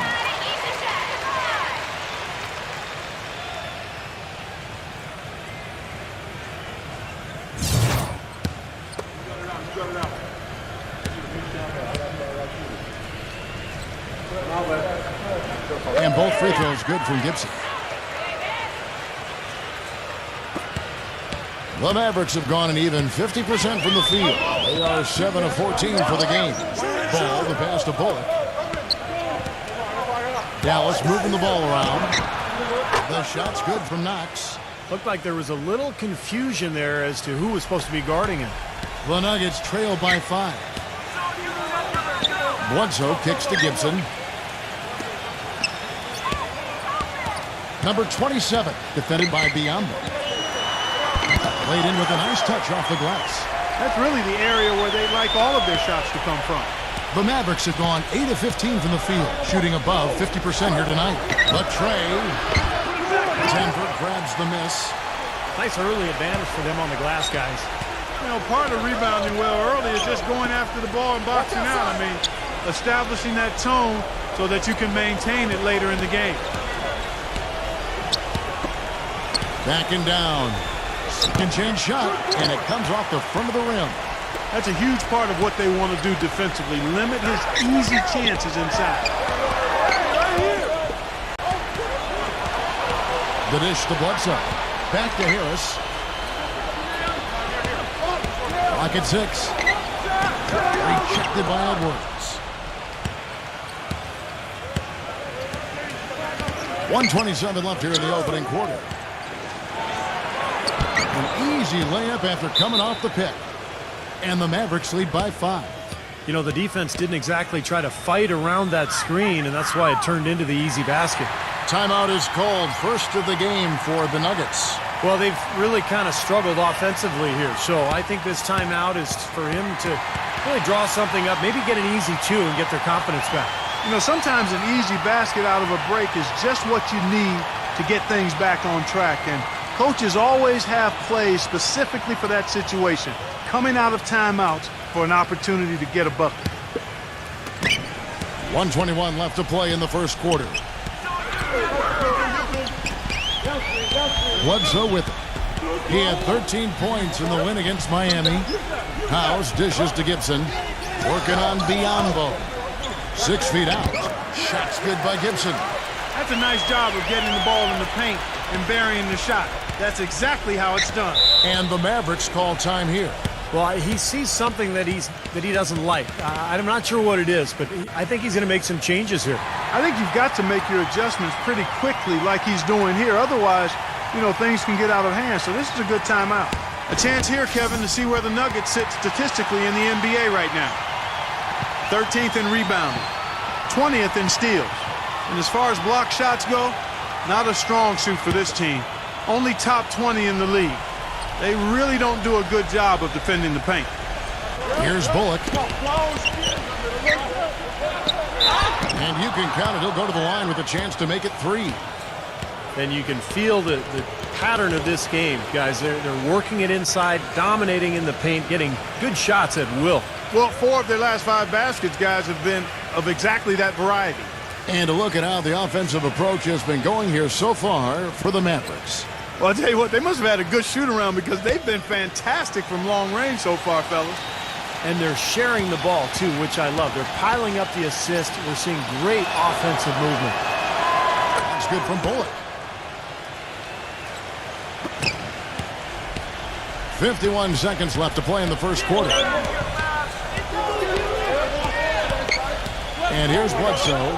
Right now averaging 5 points a game. Passes it to Harris. And again, Denver with the triple. I'm not sure that was the play they had set up, but it was too good a look to pass up. They can go 2 for 1. Yeah, they need to play it smart. Make sure you get a good shot first, and then maybe a second possession. Back door! There's 25 seconds left in the first quarter. And it's out of bounds. The Mavericks able to retain possession here. He had no choice but to lunge for that pass to stop it from getting through. Well, that was a good job. It could have been a quick bucket if he doesn't knock it out of bounds there.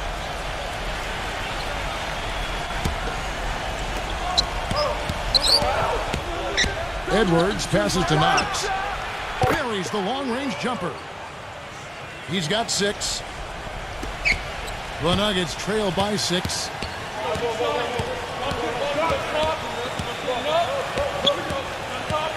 He dishes it to Bledsoe.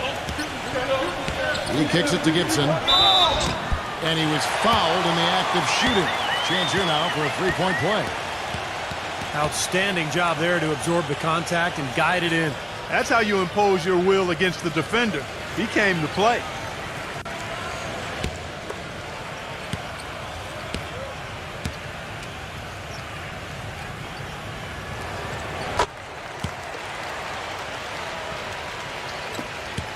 Just 4 seconds left to play here in the first. Here's Ball. That misses. Would have kind of had it gone in.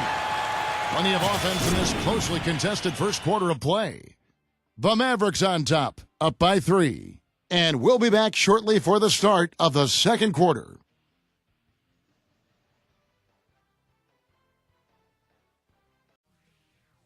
Coming up. And so far, it's been a closely contested game as we get the second quarter up and going. And let's quickly break down the game we've seen here, guys, from the Mavericks. And I thought they built this lead mainly because of their work on the glass. They really dominated the rebounding totals. And it takes an effort from all 5 guys to get a rebounding advantage like that. Everybody has to rebound the ball. That's how you finish off your defense. On the court for the Mavericks. The Nuggets trail by 5. Kick it out! Kick it out! Now Bledsoe. Pass to Sarge. Good, and Bledsoe gets the assist. Dallas has gone 4 of 8 tonight from three-point land, shooting 50% on the 3-ball here. They set the pick. Ball, the pass to Edwards. Olynyk, a 3-ball, and they will call over the back on the play. Not much doubt about that over-the-back call. Yeah, he was all over his back that time. Looked like he was going for a piggyback ride. Mavericks making a switch here.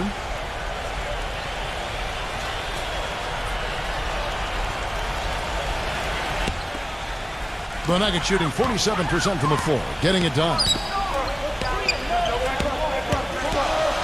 Winslow defended by Batum.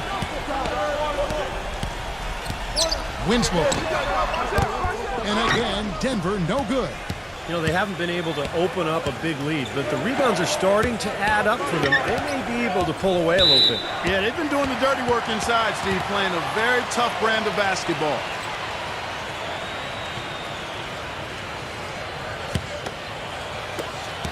The Nuggets trail by 3. And here in the second with about a minute and a half gone by. Kicks it to Barton. Releases. That one wide left. That's not a sight you see very often. I mean, he has a great feel for that jump shot, especially when he's open. Teague for 3. Nance with the rebound. Boy, from my angle, it looked like it was in the bottom of the net. Looked good from here. Yeah, I thought so too, Clark. And the action on hold, as it appears there's been an injury. Yep, he's definitely in a bad way out there right now. Tough to see. And you see a player have to come out of the game like this, and you just hope for the best. That's exactly right. You do hope for the best. You cross your fingers, say a prayer, and hope it's nothing major. We'll see what the update is here shortly. Both free throws good from Olynyk. Well, as far as the league's big men go, he's one of the very best at the foul line. Here's Barton, guarded by Walker. Barton passes to Nurkic. Some nice ball movement by the Nuggets. The shot's good from Hunter. Yeah, not just an everyday finish. He put a little pizzazz on that one, guys. Outside, Walker. There's the pick. Off the pick. Rebound by the Nuggets. Yeah, no excuses there. Got a really good look at the basket after being freed up by the pick. We say it all the time. The execution was excellent. The result not as good, but good ball movement anyway. Boy, have they been hitting the glass hard or what? Kind of surprising in such a tight game. Yeah, you're right. Very rarely will you out-rebound an opponent like that and not have it pay off. The Nuggets trail by 5. Clark, they've been looking out of sync offensively. You know what? A basket here would do a lot for their confidence. The feed to Barton. Steps back and fires. And he nails the jumper. Barton's got his 3rd bucket of the night. The Mavericks have gone 2 of 5 from the field here in the second quarter, shooting 40%. Outside, Walker. Outside, Batum. He feeds it to Walker. Nailed from three-point land. Walker's got 7 points in the game. That was some skill there. Nice use of the bounce pass. And here in the second quarter of action as we approach 4 minutes played. Hunter, the pass to Barton. 6 on the shot clock. The shot's good from Hunter. He has 7. The defense sagged off, and, you know, he did not hesitate to rise up and bury that 3. Walker goes in. And a foul on the shot. He'll go to the strike for 2. The Mavericks have gone 3 for 3 at the line tonight.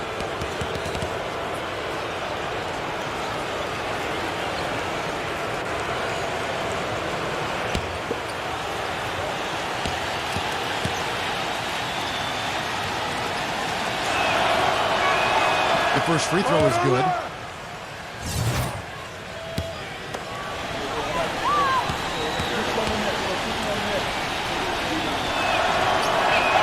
And so Walker nails both of them. And the free throws are starting to pile up a little bit here, more so than in the first quarter. And that's one of the reasons they're in front right now. Stolen by Walker.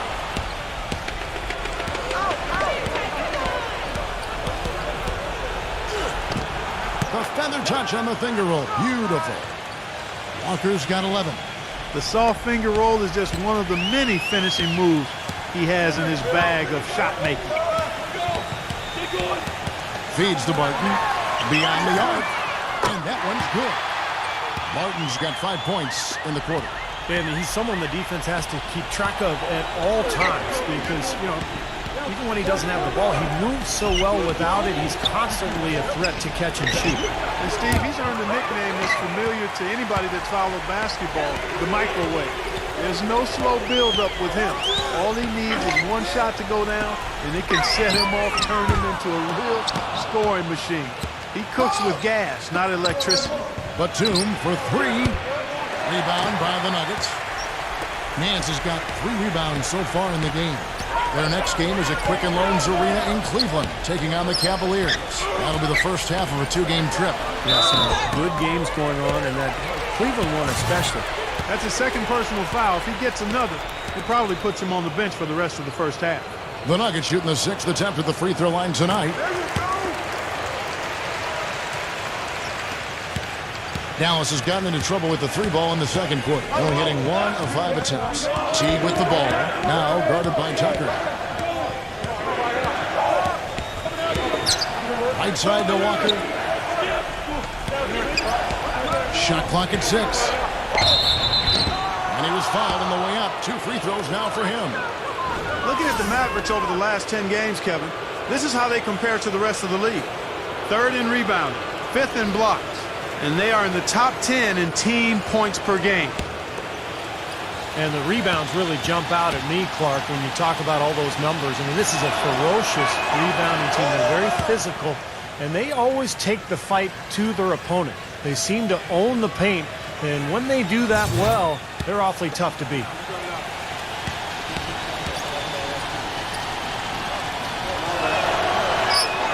And he makes both free throws. There's not a lot you can say that hasn't been said before about his skill at the charity stripe. Denver calls timeout.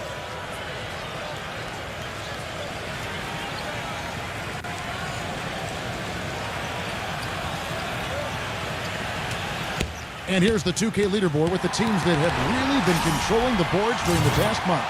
4th, the Nuggets. 5th, the Mavericks. Well, I tell you what, they've both been going after rebounds extremely hard, and the results speak for themselves. A great few weeks for both teams on the backboards. Tucker defended by Batum. And Tucker kicks to Barton. Dishes it to Tucker. It's off his foot. And the official saying it was kicked.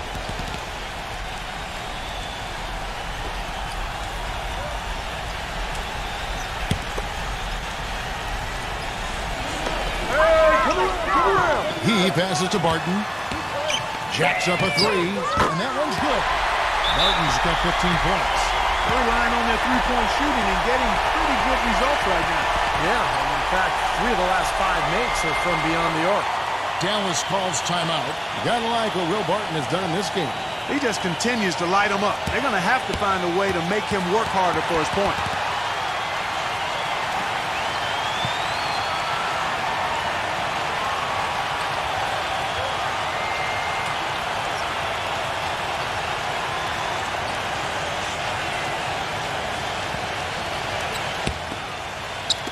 So it's the Mavericks now.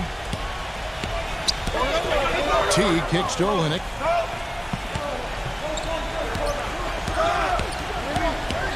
The pass to Batum. Dallas moving it around. Just 5 on the clock. Pass to Walker. And right away, they match it with a 3-pointer of their own.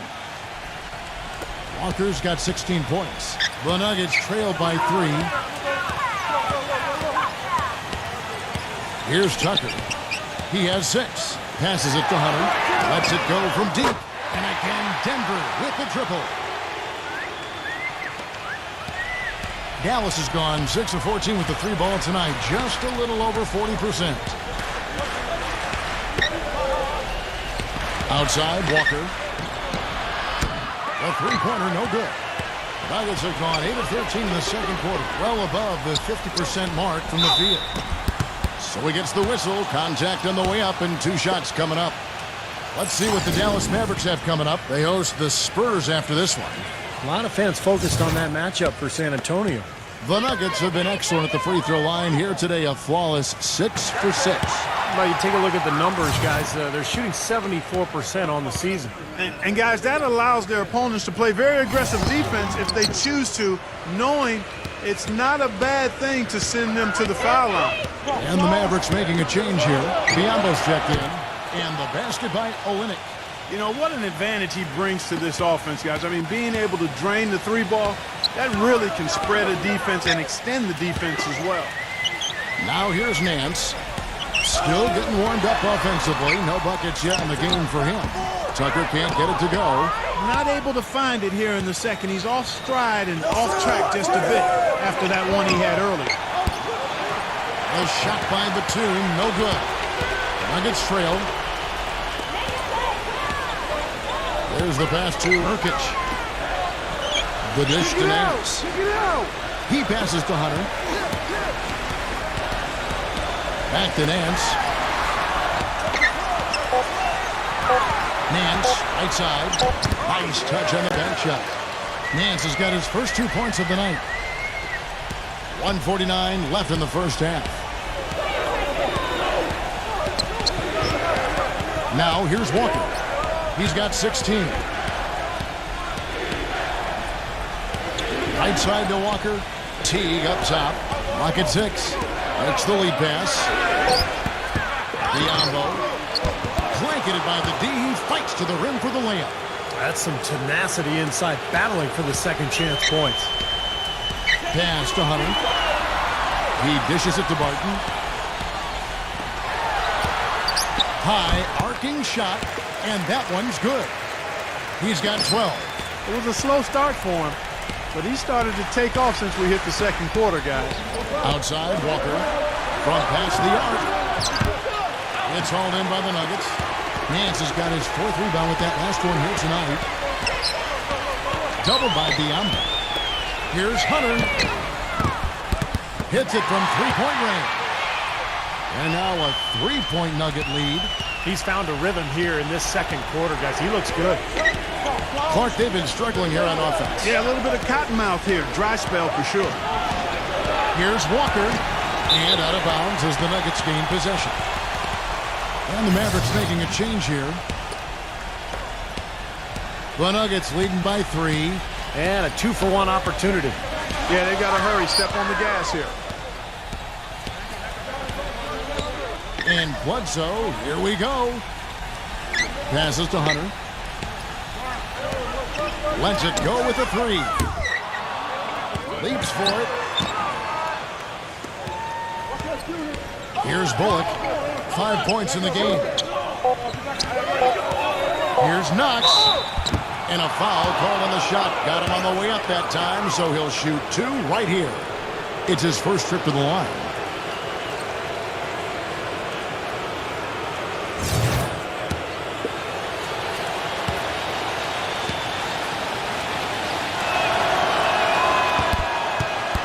That free throw good from Knox.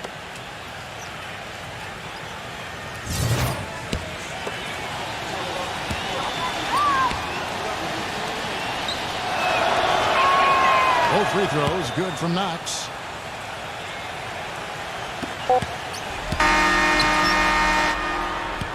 And the first half ends in a close one. Nuggets lead by 1. And we'll be back for the second half following the break. Keep it right here on 2K Sports. Now, presented by Sprint. It's half. The Thunder. The Sprint Halftime Report, presented by Sprint. The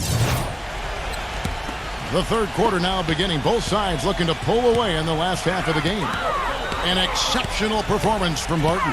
And what was most impressive was that his decision-making and shot-taking was very disciplined and efficient. Really an excellent half. Yeah, that's exactly right. Whether it's been from mid-range or in tight, he is taking only what the defense has given him, and he's not trying to do too much. I love the flow and rhythm he's playing with here.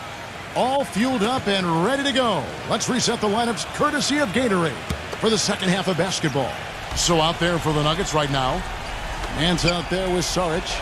Then it's Will Barton, and it's Hunter in at the small forward. Awesome defense. I mean, he'll hit those unless you're right in his grill.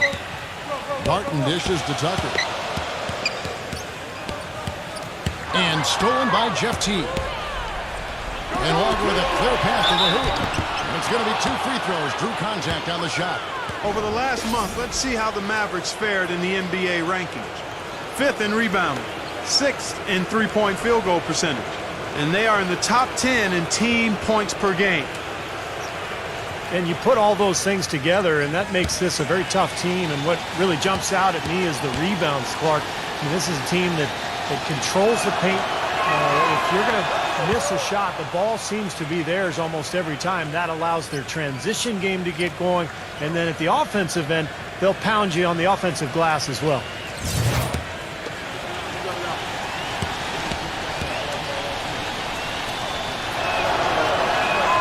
And so Walker nails both of them.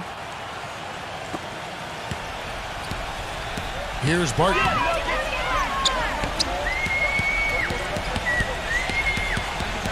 Pass to Sarge.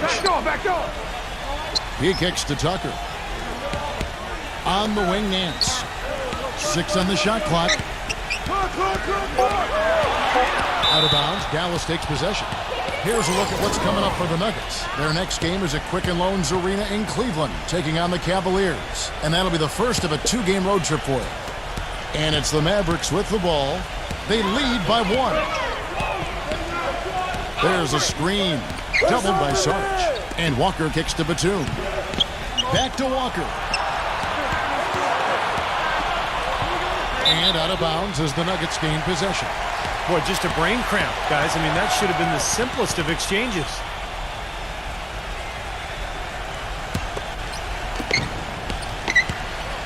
Balanced scoring, Clark and Steve, for them. They're moving it well. Yeah, you love to see teams share the sugar. Everybody getting a touch, everybody enjoying an opportunity to score. That makes a lot of fun for everybody on the court. You know, it sounds better when you say it than watching it.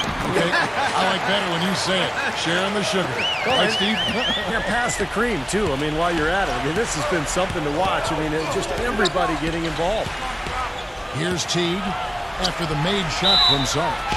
Out of bounds. Denver takes possession.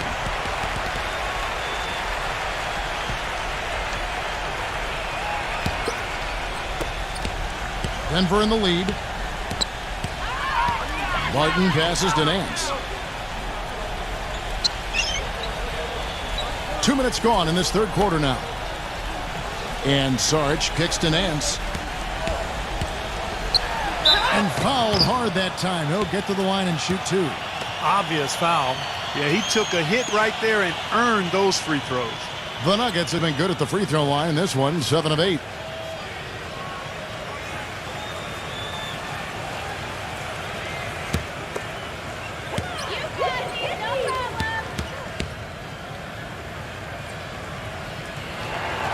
That free throw good from Nance.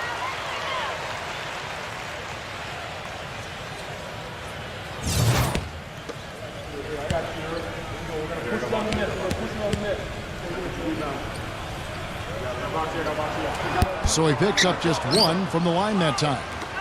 The Mavericks trail it. Batum with the ball. Now guarded by Sarge. Teague dishes to Batum. And it's Walker penetrating. Puts the lead back. Some hang time on that rim. Puts a little whipped cream on that angel food cake there. It's a tight ball game. And those displays of strength, Clark, can get one team rolling. Agreed. Oh, boy. Whipped cream, cherry on top. It always comes back to dessert for Clark. And the Nuggets making a change here.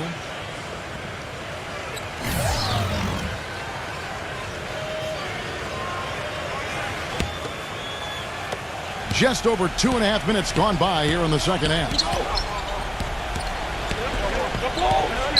Outside Teague. The 11-footer. Foul call that time on the way up. That'll give him 2 chances at the free throw line here. Just absolute domination in this one for Walker. 18 points, and he's knocked down a pair of three-pointers in this game, too. Well, they might want to think about setting a few more screens for him to try to give him another open look or two.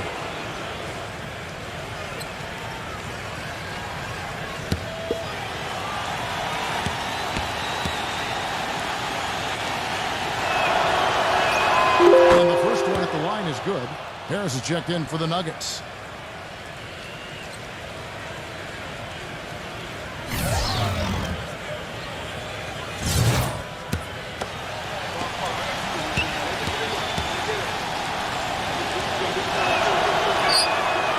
good from the line that time. 3 minutes gone now in the third quarter.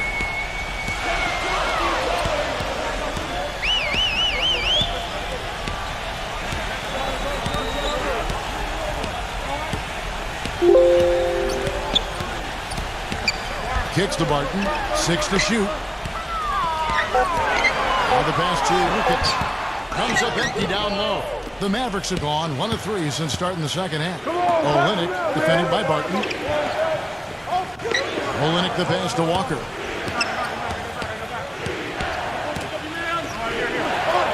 Rejected by Lucas.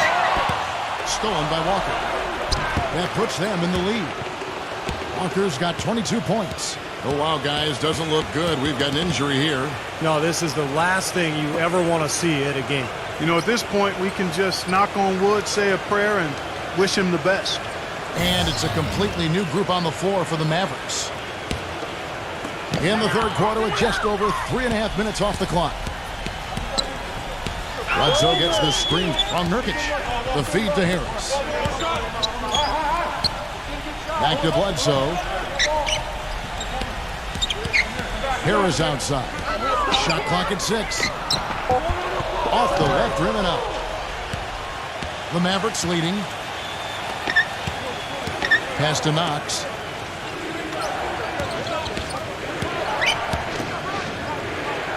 Pass to Bullock. Now Edwards. Knox defended by House. No good from Knox. Nuggets have gone 2 of 5 shooting here in the third quarter. He feeds it to House. And there's the pass to Nurkic, defended by Ball. The shot's good for Nurkic. Mavericks shooting a respectable 47% from the field in this one. Up top, Edwards. Wide open look.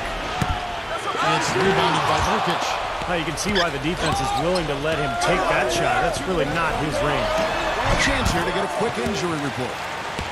Well, guys, the head athletic trainer for the Mavericks let me know the status. Right now, he said it looks like a severely sprained ankle, something every player hates to hear. All right, Doris, really appreciate you finding out how he's doing. Yeah, let's keep our fingers crossed and hope he's back out on the court soon. Rehabbing is a tough process, Steve, and with any luck for him, it'll be a short one. And we've got an injury out on the floor. Very unfortunate as always, guys. Don't like to see this. And you see a player have to come out of the game like this. I mean, you just hope for the best. That's exactly right. You do hope for the best. You cross your fingers, say a prayer, and hope it's nothing major. We'll see what the update is here shortly. Now here's Gibson after the miss from Knox. And that one's good. Now it's a 4-point Nugget lead. Now the Mavericks with it. He passes it to Ball. Takes a 3. Dallas again missing. Nuggets have gotten 5 of 8 shots to fall for them in the third quarter. A nice 62% from the field. Bledsoe kicks to House. Feeds it to Harris. Lock at 6. Excellent D there from Knox. Some rugged defense there against one of the stronger finishers in the game. Ball guarded by Harris. Pass the ball. Ball stolen. Gibson a screen. Outside for Bledsoe. Hits the three-point bomb. They got on this roll a while ago, and they just haven't looked back. He could have forced a tough inside shot, but made a terrific kick out to find the open jumper instead. And the Mavericks call time here. Well, they were getting run ragged out there. Good time for a timeout. Maybe it was even too late, but this club has to regroup now. Well, I tell you what, it wasn't pretty, and they definitely needed to take a minute to talk things over. A chance here to take a look at where the Mavericks rank in the NBA currently. 5th in steals, 6th in blocks. And they are in the top 10 in field goal percentage. This is a team that shows excellent discipline at the offensive end. The key really to me out of all those numbers, Clark, is the steals, because that's become their identity defensively. They're a real ball-hawking team. They like to get out and put pressure on the offense, force mistakes, and when they do that, they're tough to stop in transition. Here's Biombo. Ball, the pass to Knox. Misses, and the dry spell continues. Well, he hasn't had much success shooting the ball, but it's not too late for him to get it turned around and start contributing. The shot by House is no good. Mavericks trailed by 7. Ball, the pass to Biombo. And he takes it in for the layup off a very nice feed. Biombo's got his second basket of the night. Here is House. Dishes to Gibson. Bledsoe outside. Pass to Harris. Fires the 3. Rebounded by Knox. Dallas has gone 0 of 2 from deep to start things here in the second half. Clark, some tough offensive sets. They want to turn it around. Yeah, they need a basket just to regain some momentum here, Kevin. The Nuggets leading by 3. Bledsoe outside. Harris. Back to Bledsoe. Launches a 3. Basket is good. The assist from Harris. And it's 6 points for Eric Bledsoe. And we've seen a few mix-ups defensively out there on the perimeter. More than a few. I mean, the open looks they've allowed from long range have turned into... Man, he got fancy with that one, didn't he? Yeah, maybe trying to give them the momentum boost they need to break this game open. Man, I like that. And some coaches might want to see just a sure-handed lay-in, but I say put as much as you can on the finish and get your teammates going. This one for 3. It's Biombo with the rebound. Biombo's got his 6th rebound on the night. Edwards passes to Bullock. Some nice passing here by Dallas. Passes it to Edwards from outside the arc. That's good. He's got 5. Oh, no, he may have gotten injured right there. He's in a lot of pain. And you see a player have to come out of a game like this. I mean, you just hope for the best. That's exactly right. You do hope for the best. You cross your fingers, say a prayer, and hope it's nothing major. We'll see what the update is here shortly. Denver's gone into the three-point range 4 times since halftime and buried 2 of them. Walker against Bledsoe. Cannot hit. And the Mavericks going the other way now. Teague kicks to Walker. Back to Teague. And yes, sir, that one drops. They got on this roll a while ago, and they just haven't looked back. Boy, I tell you what, nice little run here that they're going on. Now the story is points in the paint, Clark. I mean, they're getting point-blank shots every time down. There's the dish to Tucker. He kicks it to Nance. Bledsoe. 6 on the shot clock. Back to Nance. From about 19 feet. Held it off the back of the rim. Now Batum. He has 5. The pass to Edwards. Back to Batum. The 3. No good. 3 quarters of play in a close game here. The Mavericks on top. They lead by 1. From the Pepsi Center in downtown Denver, we're back in a moment.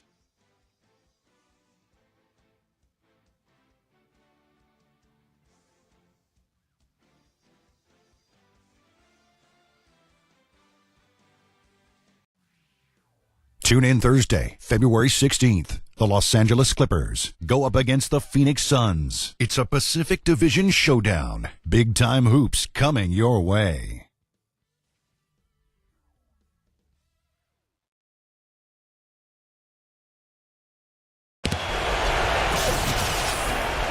And we welcome you back. Glad to have you with us as more basketball is on the way. During the break, the players getting refueled with Gatorade. We're looking amped up and ready to get going once again.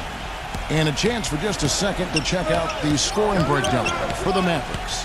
Guys, they've done a nice job of drawing countless fouls in this game, and as a result, they've gotten a ton of points at the line. And how about the touch they've displayed from long range, guys? I mean, as a team, they are really shooting the ball well and executing from the perimeter. On the court for the Mavericks, they've got Batum. Bismack Biyombo is out there with Olynyk. And there's Kemba Walker. And it's Teague in at the 2 spot.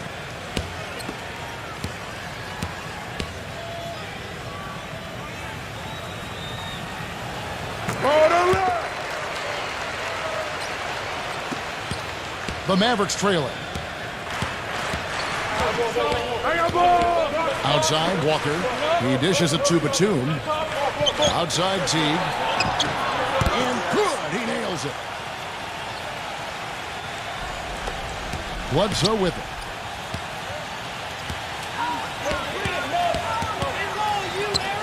Bledsoe gets the screen from Tucker. No good from Bledsoe. That was a layup, and you've got to knock that down. You've got to convert when you get those opportunities. A shot by Batum, no good. The Nuggets shooting it up around 51%. They're getting good looks. The Nuggets with another miss. Stolen by Walker. Now here comes Teague, leading the break, and he uses the glass on the layup. Teague's got 4 points in the quarter. He's created some good opportunities for himself and made the most of them. Denver calls timeout. You know, he wants to tinker a little bit, and he's taking the time to do so right here. Yeah, I think you're right. He just didn't like some of the things he saw out there, a bit uncomfortable, and wanted to talk it over. And I think Doris Burke has something for us right now. Doris? During that break, Coach Mike Malone had some words for his team. He was riding them pretty hard for the number of silly fouls they've committed in this game.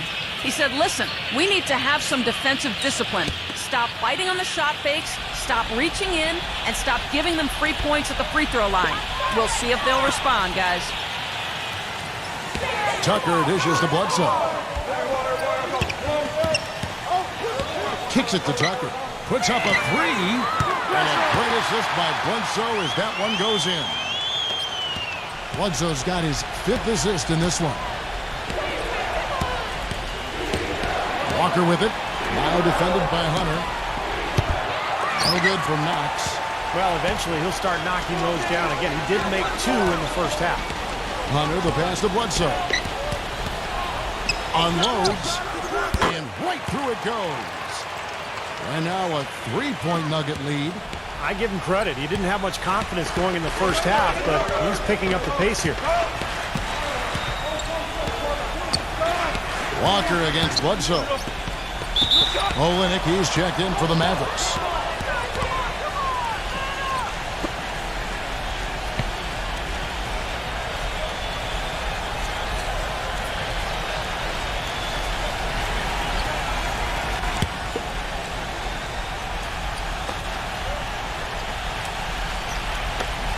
Inside.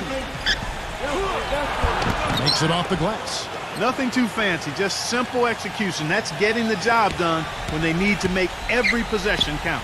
I agree, Clark. They need stops, and they can't afford any wasted possessions. Those inside shots are really high percentage looks. And here's Bledsoe. 6 to shoot. With the floater, gets it to go. Bledsoe's got 10 points here in the second half. Boy, has he picked it up in the second half. He's on fire. Pass to Bullock.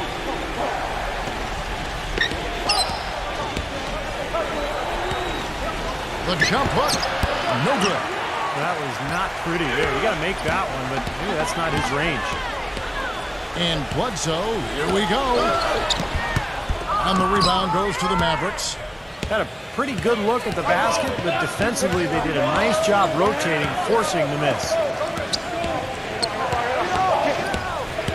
Ball defended by Tucker.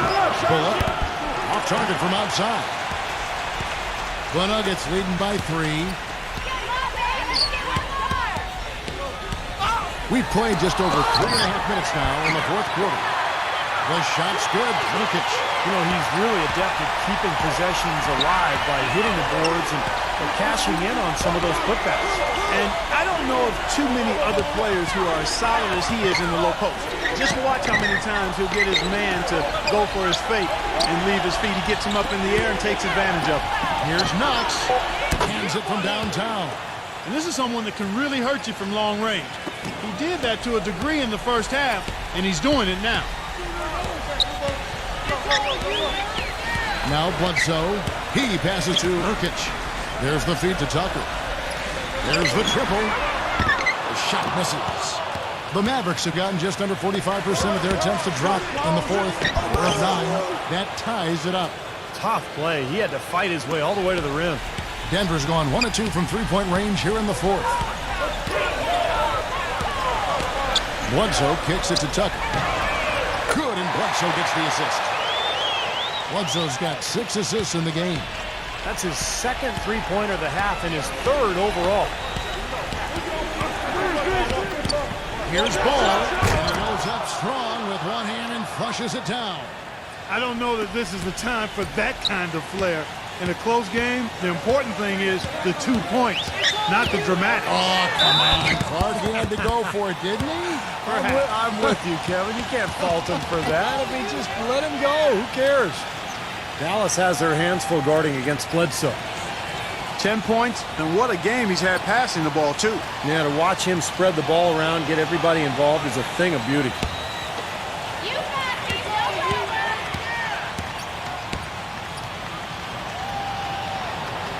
The free throw drops for Bledsoe. And the Mavericks making a change here. Batum's checked in.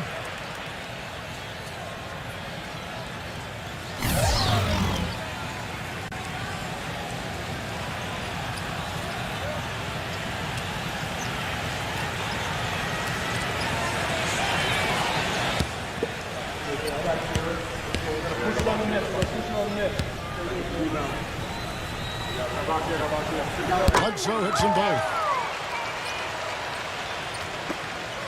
Mavericks trailed by 3. Outside, Walker. Stolen by Sarge. Here's the break. And boy, that looked like goaltending. Yes, it is. And so they will award the basket there. He got there late, but you do have to like the aggressiveness to go after the block. But that one's going to count. Harris is checked in for Eric Bledsoe. The Mavericks have gone 6 of 11 since the start of the fourth quarter. Olynyk sets a screen for Walker. Batum dishes to Walker. Dallas moving it around. Olynyk with it, now guarded by Sarge. Walker's shot is off. The Nuggets leading by 5. Here's Tucker. Here's Nance. Count it. The defender is called for the block, and this could turn into a three-point play. Yeah, they're going to need some help there defensively. That matchup is going to be a tough one to deal with. And a chance for just a second to check out the scoring breakdown for the Nuggets. Guys, the passing we've seen from them has been tremendous. Very unselfish. And they continue to knock down the long-range three-point shot as well. And that one misses. Mavericks trailed by 7. Batum off the pick from Olynyk. From the corner. And right on target. Good. Very effective screen to set up the jumper. That was the key to that play. Harris kicks to Nance. Back to Harris. He feeds it to Tucker.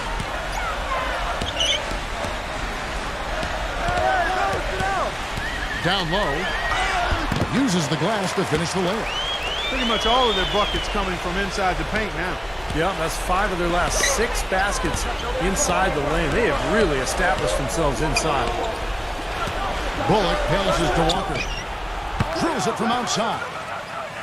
Walker's got 25 points. A little confusion defensively. Yeah, you know what? He sent the D a little message with that 3.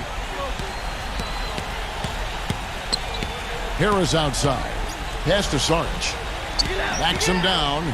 Shot from the low block. Bullock with the rebound. Mavericks trailed by 4. Great shot by Sarge. And out of bounds as the Nuggets gain possession.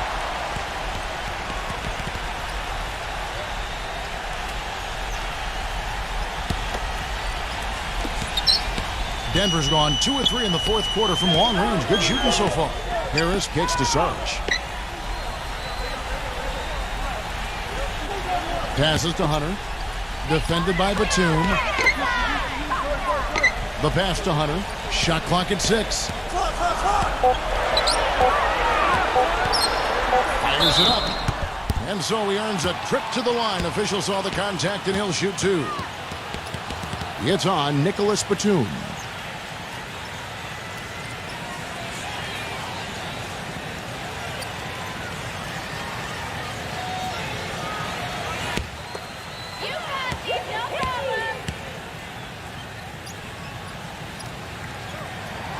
That's good from Hunter.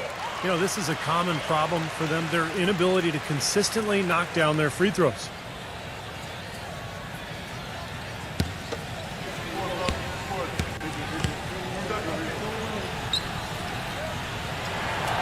And he can't hit the second. He did the important part at the line there, the heavy lifting, if you will. Made this a 2-possession game. From outside, off the mark. In this quarter, he's really been off the mark. He just looks a little bit unsettled. Harris kicks to Hunter. Back to Harris.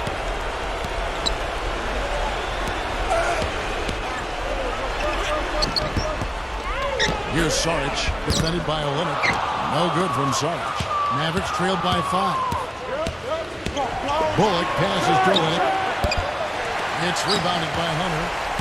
The Nuggets shooting 53% from the field in the fourth quarter. Can't ask for more than that from the offense.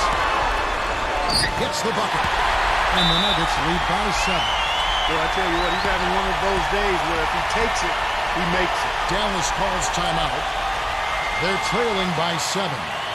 There's a minute 47 left in the fourth quarter. Jeff Teague, he's checked in for the Mavericks.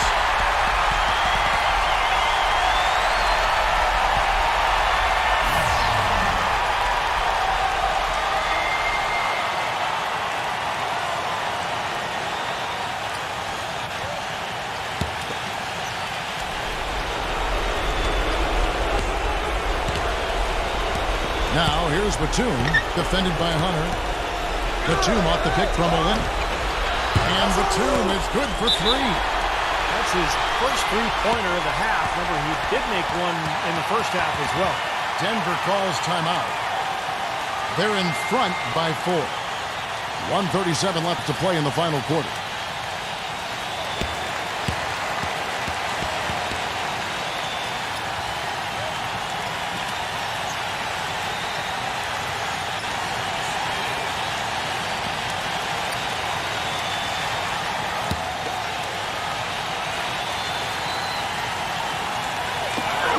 .37 left here in the fourth quarter. Harris dishes to Tucker. Feeds it to Nance. He kicks it to Tucker. Back to Nance. Good ball movement here by the Nuggets. Lets the 3 fly. And the rebound goes to the Mavericks. Batum's got his 5th rebound in this one. Well, his shot's been off today, no question. He's not the guy they're going to want to look to if they want to keep this lead where it is. You look at what Teague has done so far. He has 11 points, and he has 1 steal to his credit as well. But he's done a better job than the numbers indicate, really. I think he's been really sound defensively, and he's helped his club.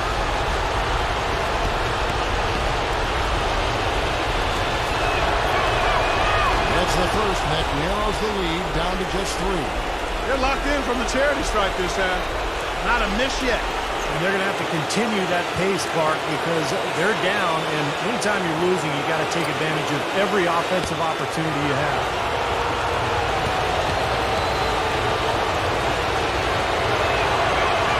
And so Teague gets 2 free throws. Rock solid there. That trims it to a 1-possession game, so critical free throw. Now here is Harris.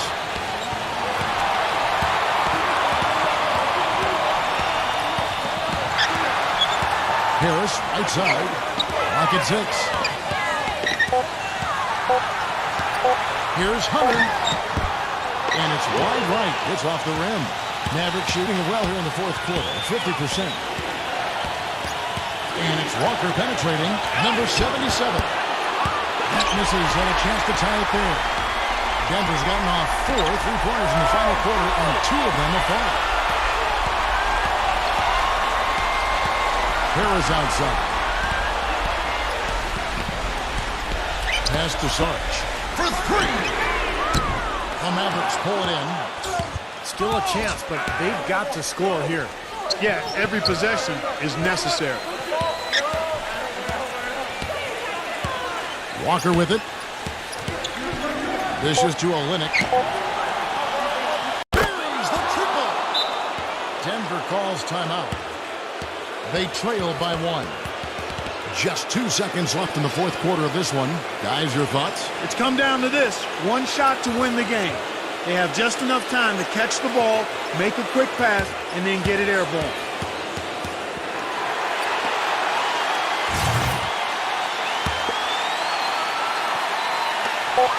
Here's Harris. Nothing shot, no good. So it's a narrow victory for the Mavericks, pulling out the W. It was tight, but they managed to come up with the win. You know, nobody wants to lose a close game, Kevin. It's much better to win those tight ones. And that about wraps it up for Clark Kellogg, Steve Kerr, and Doris Burke. This is Kevin Harlan thanking you for watching the NBA presented by 2K Sports. And now, Jordan presents our player of the game, Kemba Walker.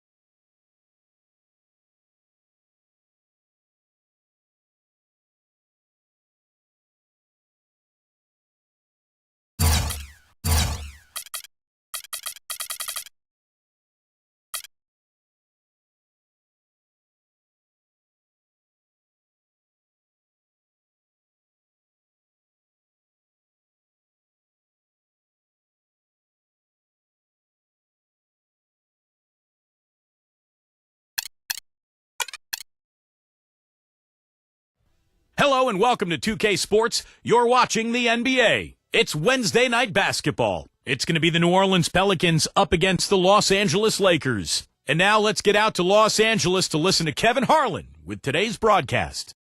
It's game time in Los Angeles from the Staples Center. All the crowd ready to go as they look to cheer on the Lakers. And now a quick check of our starting lineups for both teams. And guys, what are we going to be looking for in this one from Ingles? And he's someone the defense has to keep track of at all times because, you know, even when he doesn't have the ball, he moves so well without it. He's constantly a threat to catch and shoot. And every team needs a player like him, a guy who contributes each and every night by doing just the little things and doing them well, like getting on the floor from these balls. This game is part of the travel schedule for New Orleans. They're hungry for wins and have to look at this as a great chance. Facing another struggling team, we'll see if they can seize the opportunity. I think for the Pelicans, they just got to learn a few lessons from what they're going through this year. I mean, to use that experience to make sure that they grow from it. Well, you always want to be getting better, Clark. So I like what you're talking about. I mean, sometimes you can learn from adversity, learn from your mistakes. That's what this club has to do from here on out. Lets it go from deep, and another three for the Lakers. And you can't leave him alone, especially from long range. The Lakers on D. They're moving on after the tough loss they took at the hands of the Blazers. You know, you can point to their shooting percentage in the low 30s, guys, if you're looking for the reason that game didn't go their way. Yeah, I think it's almost impossible to win a game when you're posting a number like that, Steve. I mean, it's just not going to happen. And so it's the Lakers with it after the made shot from Klay Thompson. Right side Turner. The jump hook. Can't get it to go. And New Orleans will come the other way. Their last encounter was in New Orleans. Well, they rolled them in that game, and it was mostly due to the big rebounding advantage they had. Gets it to go. Lakers have gone 2 of 3 here to start out the game. Doris Burke has some information for us. Doris? Hey, Kevin, I had a chance to catch up with New Orleans head coach. Coach said a main goal of theirs is to prevent easy looks from outside. He told me closing out hard on all their shooters is going to be a very big key in this one. If we can't bother their shooters, it's going to be an awfully long 4 quarters for us, gentlemen. We'll see how it turns out, guys. Thank you, Doris. Devising a strategy, Clark, to take away that three-point shot. Yeah, I think it's an important part of your defensive game plan because teams nowadays are just too good to not defend them from behind the three-point line. Thompson misses. Steve just mentioned the rebounding edge in that last game, Clark, and it really was a big one. Kevin, I mean, they were in complete control of the boards, and there's no question that was the overriding factor in the game. They're off and running. Good start here. They've knocked down 4 of their first 5.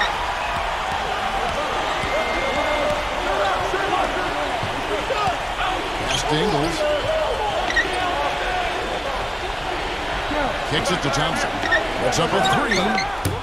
And it's Thompson again missing. 3 on 3. The feed to Turner. Johnson. And the shot counts. He's fouled, and it's a chance for a 3-point play. Very positive opening quarter for them. The shots have been falling. You know, the shooting percentage would be nice if it stayed right there, but that's going to be tough to do.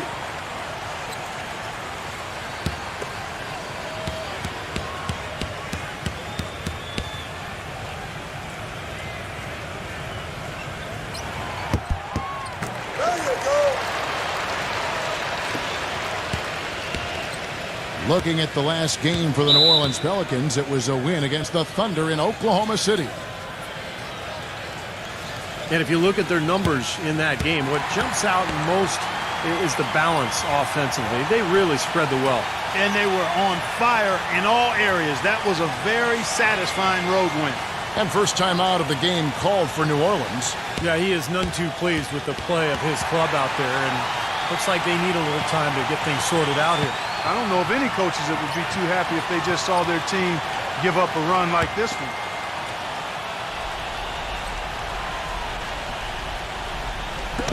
Passes to Ingles.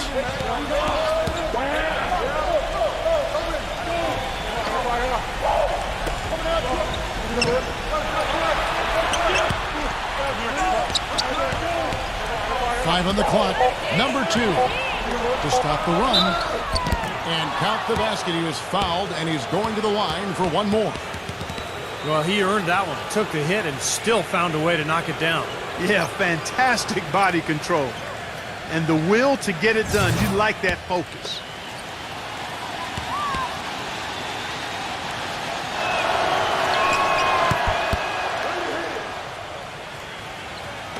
And first quarter, we're about 3.5 minutes in. Ruffert. It's rebounded by New Orleans. Gotta like the defense not quitting on the play and getting a hand in the face. Sure do. With a tough defender breathing down your neck, that makes it not an easy shot. Boy, he's so hard to stop, guys, because he poses a ton of matchup problems for the defense. And the Lakers have possession after the three-pointer from Ingles. Gets it to go. They're getting a bunch of their points outside of the paint. 3 of their last 5 buckets are from three-point range. But the defense isn't making them earn it. I mean, those shots have just come on easy, open looks.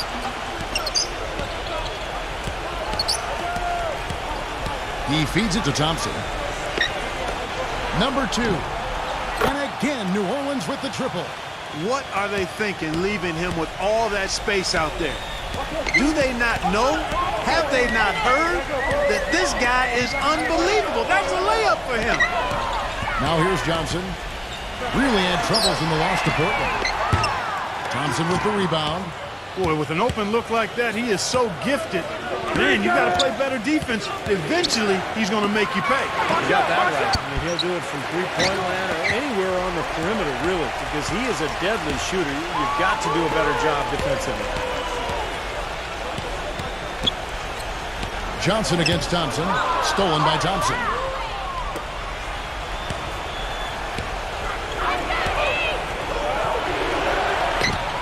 Thompson left side. The feather touch on the finger roll. Beautiful.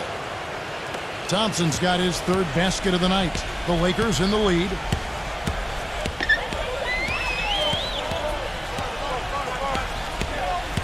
Garland. That one a little long. And here's New Orleans now. They're on an 11-3 run. And taken away by Johnson. And it's the Lakers on the break. Johnson's got the ball.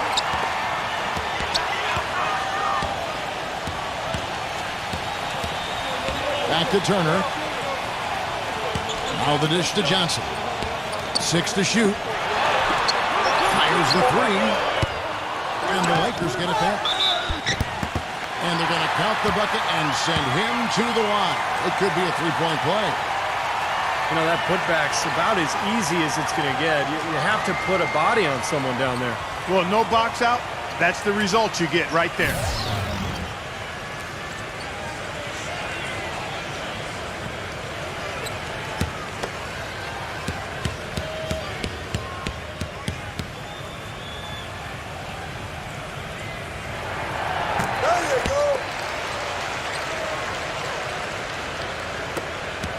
Pelicans trailed by 5. Green dishes to Wright. Back to Green. Parker with the steal. And it's the Lakers on the break. And there's the lay-in. And a chance to catch up on some numbers here. The hustle stats for the Lakers. Boy, their frenetic defense has really been impressive, putting a lot of pressure on ball handlers and turning them over. Something else they've done right so far from the get-go tonight is run. I mean, so much of their offense has come off the fast break. Tough call there and a tough break for the defense. But, you know, I think you could still see him kind of sliding in there. I don't have a problem with the call. And the Lakers making a change here.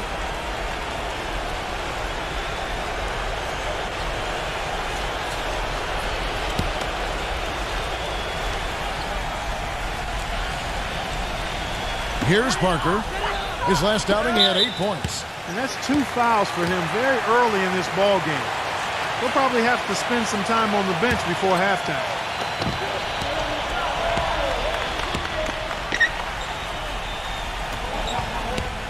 Parker, right side, drives.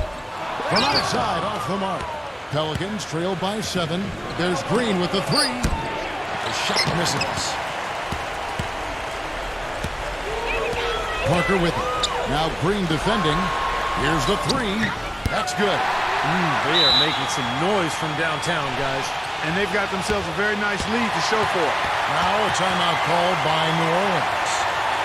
And during the timeout, both coaches getting a chance here to review the strategy at this point of the game, along with the discussions. Also some rehydration going on with Gatorade. Everyone trying to bring their top game here tonight. Yeah, that's why you see the trainers going around to every player, making sure they're hydrated, they're getting enough to drink during the game. And so important to hydrate yourself and keep yourself strong and ready to play for these big minutes down the stretch. And so it's New Orleans with it, following the 3 by the Lakers. Right, the pass to Tate.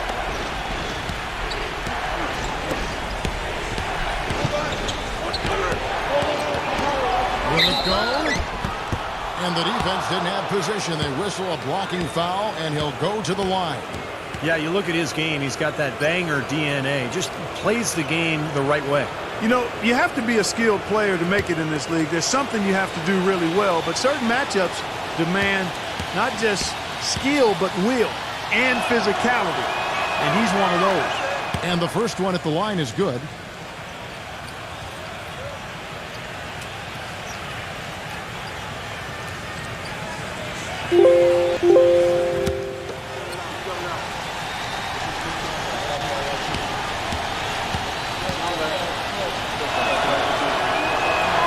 Both free throws good from Tate. Lakers leading by 8. Here's Augustine. His last outing, he had 8 points. And it's Griffin with the rebound. He dishes it to Smith. Knocks down the 3 ball. That bounce pass got him the ball in rhythm. Nice play. Feeds it to Augustine. Duran. Come get it. Parker, a screen on Green. Pass to Augustine. Just 5 on the clock. And they come right back with their own 3-pointer. And the Lakers lead by 8. Well, they've really come out on fire with the killer instinct here. Absolutely torching it from beyond the arc. And Wright kicks to Griffin. Now the pass to Tate. The basket drops, and he gets fouled on the shot. 1 free throw coming his way. Boy, that was impressive. Major height disadvantage, but he still got the shot up over his man. Well, he's got the poise to handle any matchup, and he's not easily intimidated. You could see that there.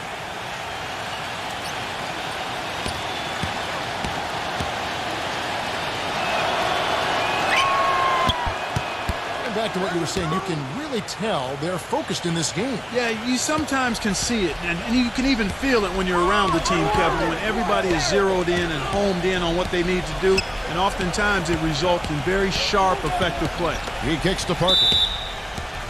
Lakers shooting their 3rd and 4th free throw attempts of the game. Well, to this point of the season, guys, they're knocking down about 76% of their free throws. And that's a little better than they did last year from the free throw line.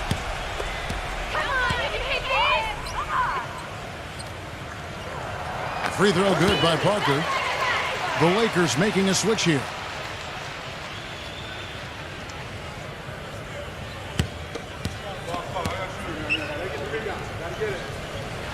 And Parker drops them both. Here's Wright. He picked up 24 points in their last one against Oklahoma City. Dishes to Griffin. Back to Wright. Green. He passes to Wright. Here's Griffin. And again, New Orleans with the triple. Boy, this game is off to a terrific start. No doubt. On both sides, high-octane offense. Grimes, started by Green. Pass to Augustine.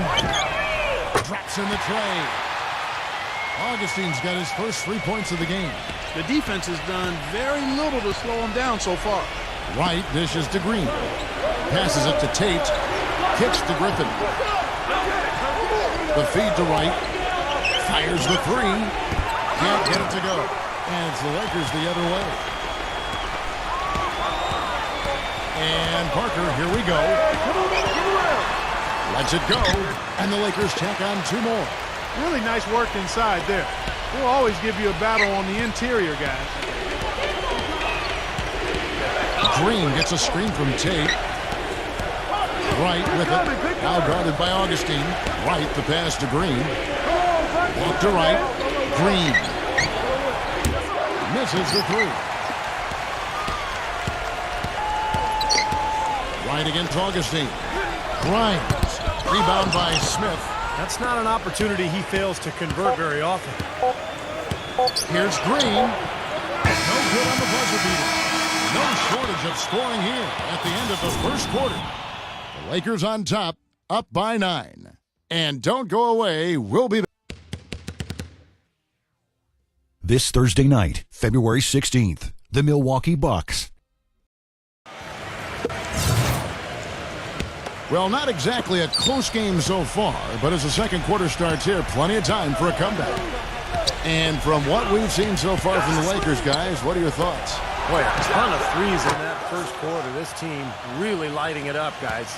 Yeah, it's been an onslaught from downtown.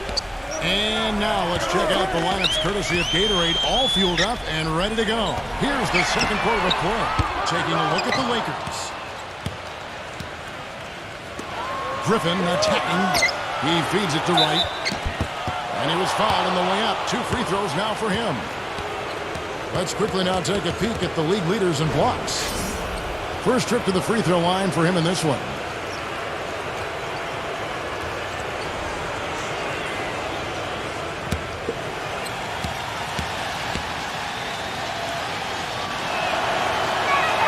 free throw drops for right. And the Pelicans making a change here.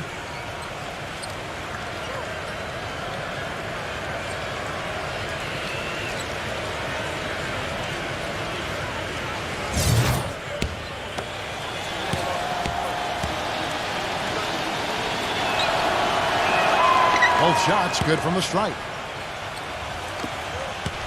Lakers leading by 4. Augustine with it. There's the dish to Turner. Lakers passing it around. 5 to shoot. A baseline J. And so it looks like the Lakers will retain possession here. Let's check out how the Lakers stacked up, Kevin, over the last month in the NBA statistics. First in steals, 19th in free throw shooting. And as far as interior defense goes, not going too well for them. Bottom third of the NBA in blocks. Yeah, Clark, this is a team that scares opponents because of that steals number that you talked about. They're so good at anticipating plays. They seem to have a good scheme defensively night in and night out. They know their roles. They make their rotations. They read the passing lanes, and they frequently get out there, make steals, and then get out in their transition game. Just over 1 minute has passed here in the second quarter. And he gets it to go from the corner. 5 points in the game. He could have forced a tough inside shot, but made a terrific kick out to find the open jumper instead. He dishes it to Reed. Johnson. It's good from long range. Johnson's got 17 now. That shot becomes effortless for him when the D is so relaxed. They got to get more intense.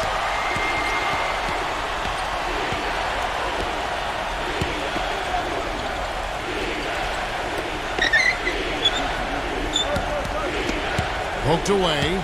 Number 2. The Lakers with the rebound. They've led by as much as 10. Following this one, they get to host the Warriors. That'll be the latter half of this 2-game homestand. No doubt the Golden State fans, some of the best in the league, they want to see their Warriors win that one. Ingles. Reed covering. Lilly. Nice D from Turner. Had a pretty good look at the basket, but defensively they did a nice job rotating, forcing the miss. Good. And now a 9-point Laker lead.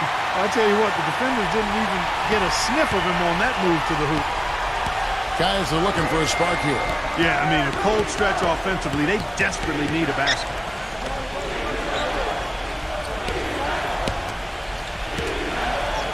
Feeds it to Thompson. And they get it. That's good. Thompson's got 9. The thing you notice right off the bat from the statistics, just his three-point percentage. I mean, it's a terrific number, and it's a combination of things. Good shot selection, his mechanics are solid, and his movement on the perimeter is outstanding. Very true, Steve. I mean, he's also one of those guys who doesn't take long at all to get on a roll offensively. He's a fun player to watch when he gets hot. Garland. And misses it off the right side of the rim. Pelicans trail by 6. Pass to Thompson. Uncovered. Hits the bucket. 11 points in the game. You know, he's knocking down his shots today, but it hasn't really translated to the scoreboard yet. So timeout called here, the first for Los Angeles. Well, he sees something that he doesn't like. I'm not sure what it is, but I think he's going to make some changes here. I think you've got to make your adjustments pretty quickly like he's doing here. Otherwise, you know, things can get out of hand. So this is a good timeout. Already it's February. Hard to believe. Let's see how the West is matching up. Taking a look at New Orleans. Their season nearly over unless a form of miracle happens. And, of course, there's the Lakers, right on their heels and with their sights set on gaining ground.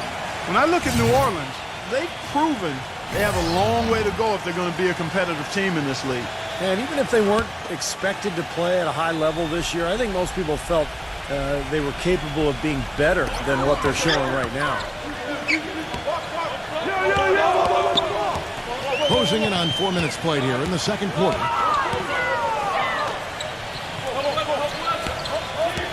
And the pass to Johnson.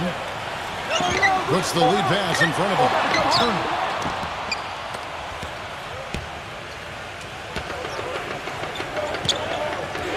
Pass to Ingles from outside the arc. The shot, no good. And the Lakers going the other way now. Loeffert, he's covered by Thompson.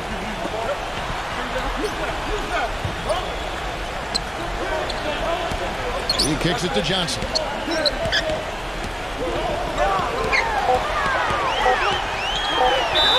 And the officials whistle a foul on the shot. The bucket's good. He'll go to the line. He's gone 2 for 2 at the line so far. And his free throws are only going in at about a 72% rate this season. Not a terrible number, but something that could definitely improve. You know, it's been a rougher year than he expected at the line, guys. I mean, he's seen the numbers dropping off for him this year. Now a timeout called by New Orleans. They have to like what we're seeing from Johnson. He's on fire. And they needed to put their heads together to figure out how to get the ball out of his hand.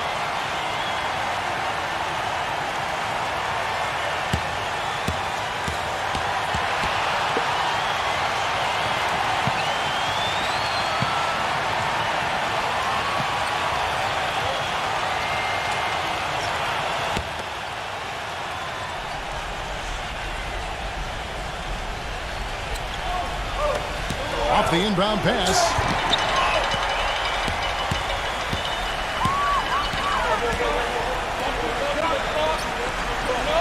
No one near it. The putback, and Turner throws it down. And it's a 9-point Laker lead. Tell you what, coaches love to see that kind of hustle, guys. I mean, getting after it on the offensive board, that's always a winning play. Absolutely. Now, coaches love to see the hustle, but the fans love to see the dunk. Number 28. Rebound the Lakers.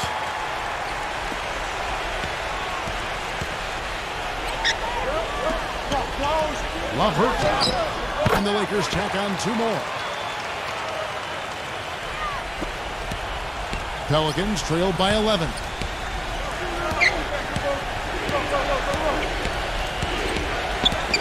To the paint, number 28.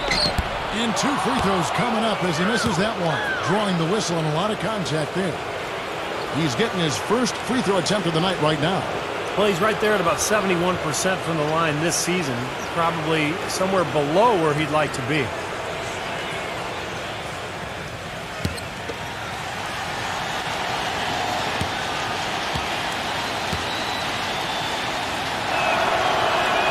And he makes the first.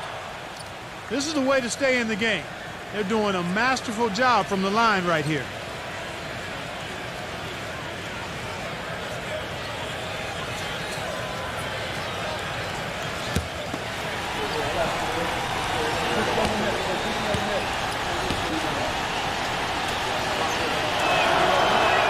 And that one goes in. 2 from the line that time.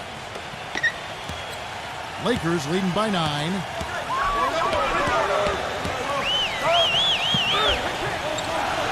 Thompson comes with the double team. Shoots the 3. It's rebounded by Ingles. New Orleans has gone 2 of 3 when they've stepped beyond the arc in the second quarter. Shoots. And he hits the jump shot. He has 5.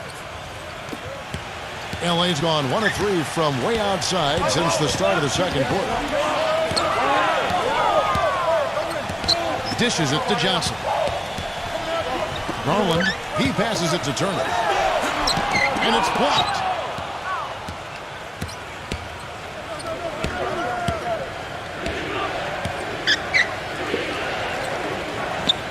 Some nice passing here by New Orleans.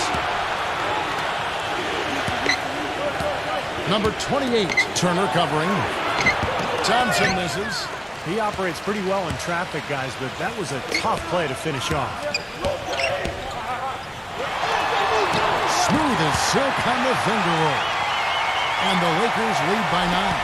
That finish brings me back to the old days, the silky smooth finger roll.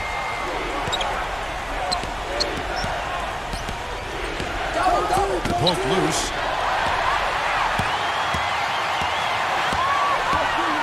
To the middle. Loeffert gets it to go. And now an 11-point Laker lead. You know, of the last 6 baskets, 5 have come on the interior. This is major smash mouth basketball, guys. Love it. Old school. Just physical play in the paint. Dominate. And again, no good by New Orleans.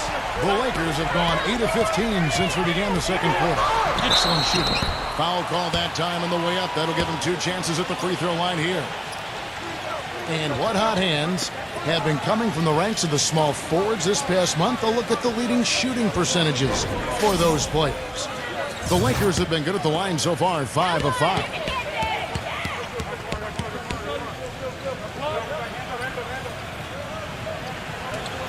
That's good from Johnson. Smith checked in for New Orleans.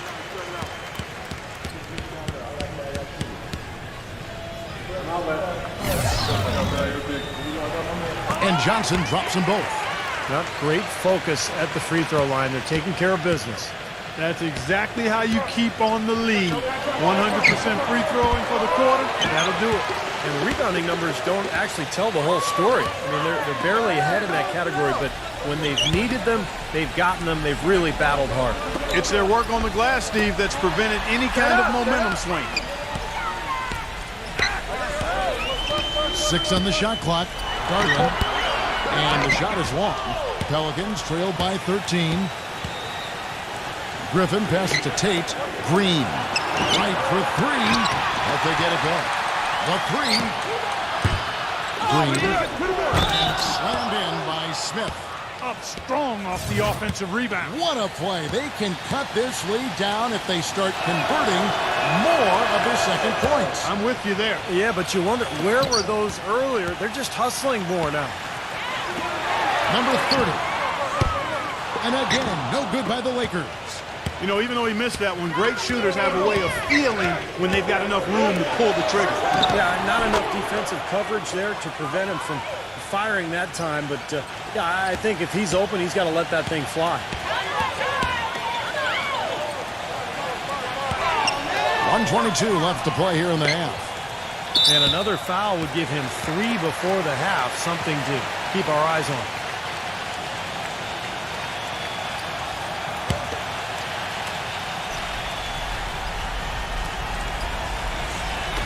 On defense, New Orleans trailing here by 8.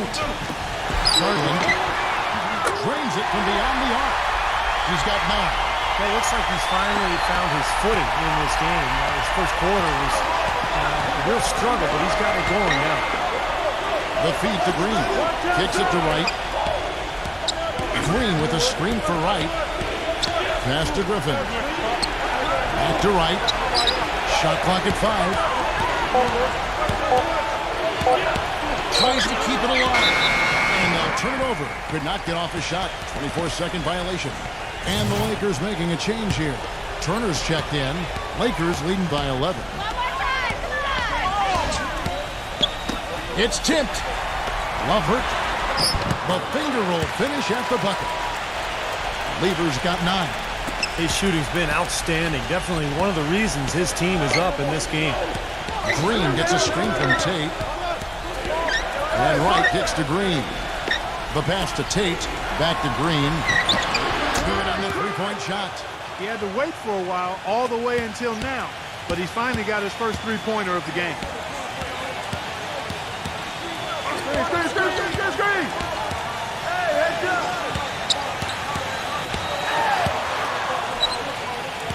Number 30. Again, the Lakers.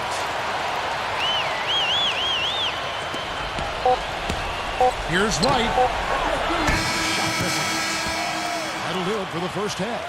Lakers lead. Now, presented by Sprint. And a tight game for The Sprint Halftime Report, presented by Sprint. And as we resume a beautiful nighttime view of Los Angeles, and in blue there, our venue, the Staples Center. We're seeing a tremendous game from Johnson. It didn't take long to see what kind of game he was going to have today. He came out very aggressively and had a terrific first half. You know, you look at his shot chart, it's all graped up. I mean, he's right at the rim. He's driving the lane again and again. So the Pelican 5 right now. Lovert, he's covered by Thompson. Lovert, And you can count it. He'll go to the line with a chance to make it 3. Well, Kevin, he's extremely adept at creating his own shot.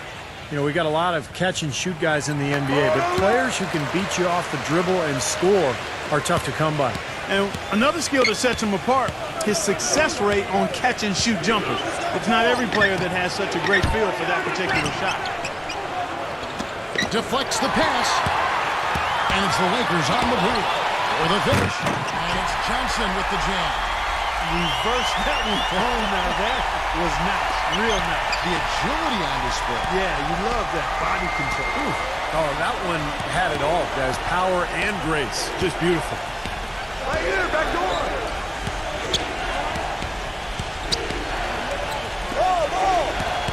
Clock at 6. Number 2. No good with the triple. Lakers leading by 14. And we're just about a minute and a half into the third quarter of basketball. New Orleans has gone 1 of 3 from downtown since halftime. Here's Ingles. No good from outside. And they've been off target now on 3 of the first 4 shots they've taken in this second half. And 2 shots coming up at the line as he gets fouled on the shot. The Lakers have been a perfect 8 of 8 at the line. He misses the free throw.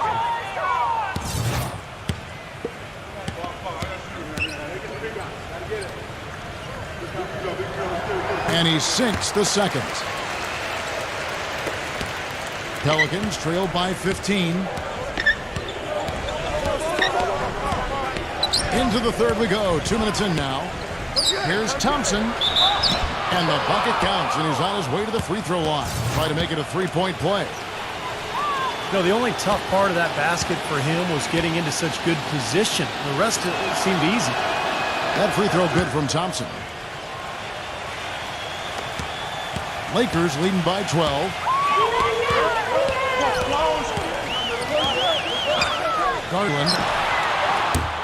The Lakers rebound. Tries again. The shot by Turner no good.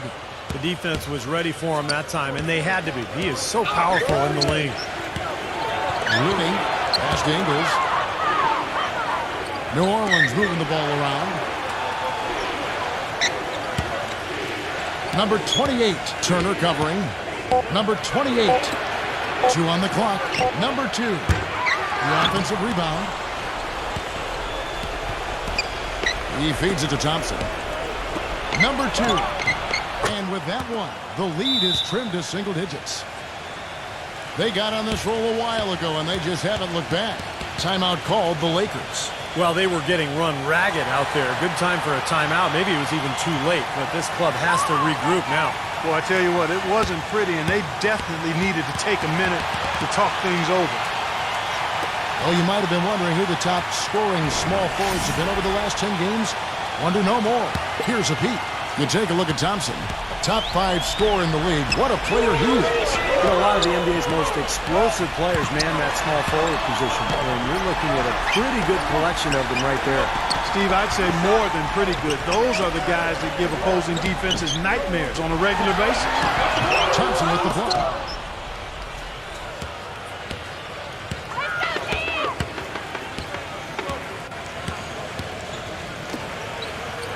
Number 2. That one off the back iron and out. It has not been an easy quarter for him, at least offensively speaking. Thompson with the block. Oh, trying for it. And so it looks like the Lakers will retain possession here. And, you know, a chance here to see where the Pelicans sit in the NBA statistically. 15th in rebounding, 20th in free throw percentage. And as far as fewest turnovers per game, not a strong suit. They've struggled here. Top 20 in the league. Those numbers can get you beat. And the Pelicans making a change here. Smith is checked in.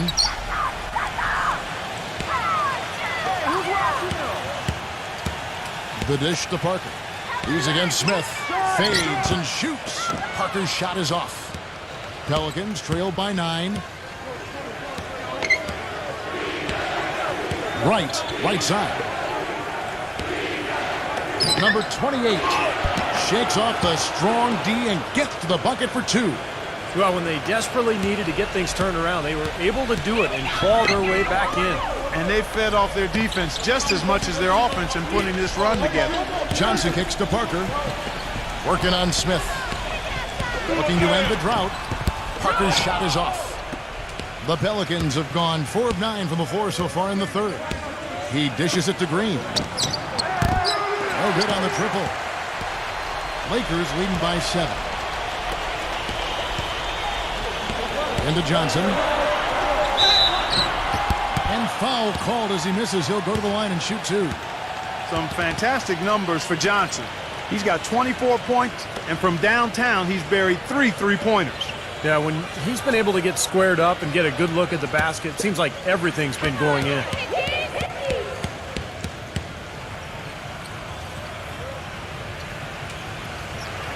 And the first one drops. And the Pelicans making a change here.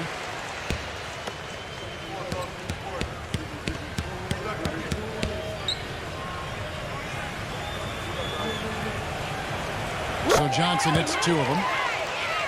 He's certainly been hitting well from the line, and those points do add up. Smith with a screen on Johnson. Offensive rebound. Oh, boy, he is just cold as ice. I don't think he's going to be the one to help them cut into the lead. Boy, the floor really opened up for him there. It sure did. I mean, that was a very late reaction from the defense there.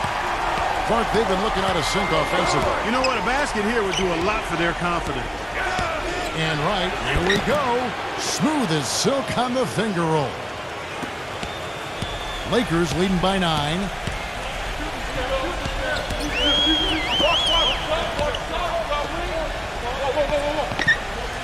Feeds it to Augustine.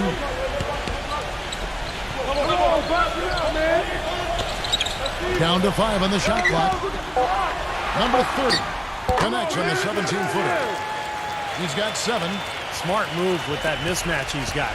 You know what? That extra advantage sure pays off on the mid-range jumper. Back to Griffin. Passes it to Tate. Drills the three-pointer. They've gotten a bunch of good looks and have been absolutely lethal from behind the three-point line. Yeah, you got to get some bodies out there defensively, though. I mean, things are way too easy out beyond the three-point arc. This is great. Three-pointers going down quickly at both ends. Yeah, it took them no time to answer back on that possession. Timeout called here. The Pelicans decide to talk it over. You know, all coaches hate defensively when you give up easy points in the paint. That's inexcusable. So that's the reason for this timeout here. I think it came down to the fact they were getting beat inside, and that's why the coach called timeout. They were not winning the battle inside. The Pelicans making a switch here.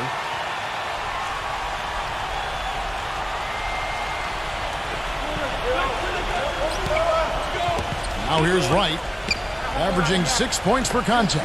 Tries it from 9. There's Green with the 3. The rebound by Turner. Turner's got 6 rebounds now in the game. And it's out of bounds to the Pelicans.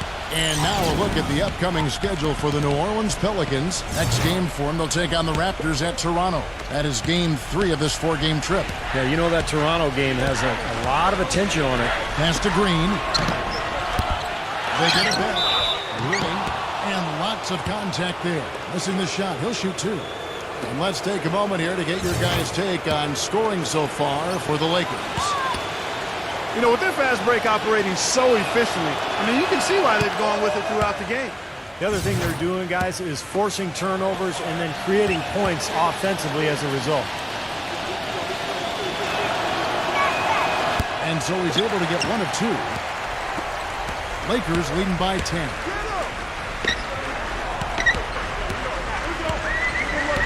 He kicks it to Augustine. The tray.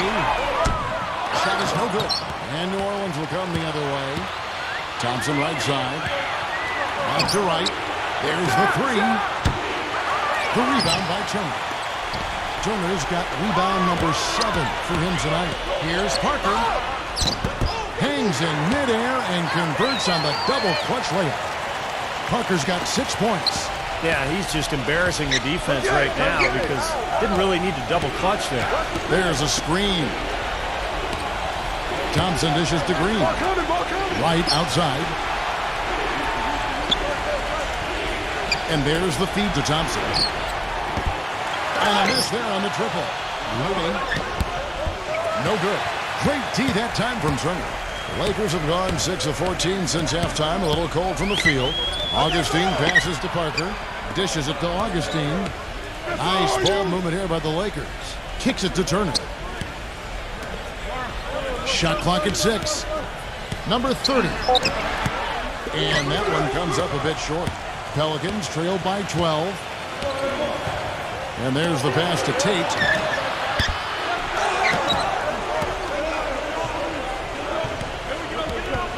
Pass to Thompson. He feeds it to Green. Three-pointer, and that one's good. Green's got his second bucket tonight. Another good look there, and that's his second three-pointer of the game. The dish to Augustine. Jacks up a three. And the rebound goes to the Pelicans. Thompson's got his fourth rebound with that last one here tonight. Banked in off the glass. Thompson's got 19 points. Yeah, beautiful drive there, going right around the bigger man. Turner with a screen on Green. He dishes it to Parker. The 19-foot shot. Count the bucket. Parker's got 4 this quarter. 1:15 left to play in the third. Right outside. Feeds to Thompson. Nice jump shot. Good. He has been fantastic this quarter, guys. It's just the kind of effort they need if they're going to continue to trim the lead.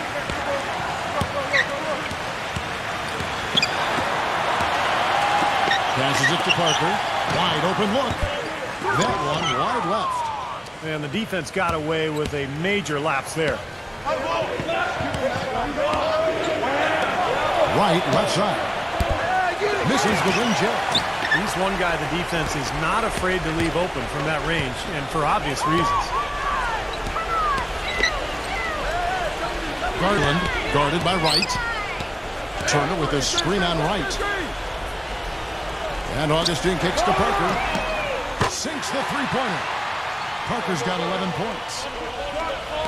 Pelicans trail by 10. Living. Turner covering. Pass to Thompson. A rare miss for him. The defense better not make a habit of giving him that shot. I mean, he doesn't miss many of them. And it's out of bounds. The Lakers able to retain possession here.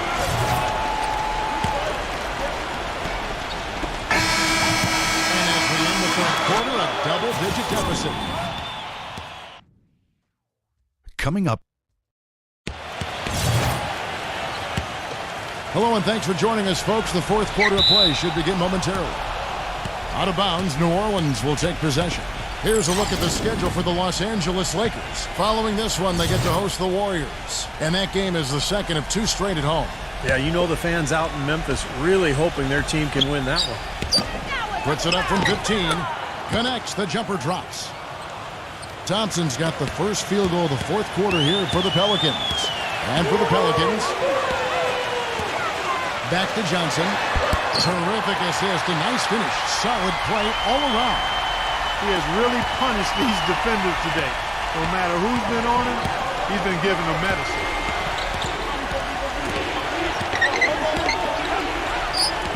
The pass to Ingles. Number 2.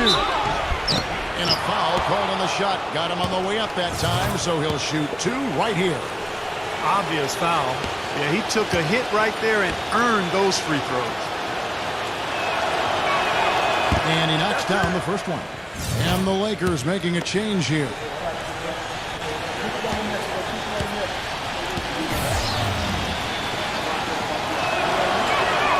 Both good from the line that time. Lakers leading by 8. Lovert, he's covered by Thompson. He kicks to Johnson. Duran backing him down. And a foul on the shot. He'll go to the stripe for 2. Well, probably the right play defensively. If you can't get the block, send them to the free throw line. Don't give them an easy 2. No easy buckets inside. Force free throws and work to keep them out of the lane next time around. First one falls for him. Right, he's checked in for Clay Thompson.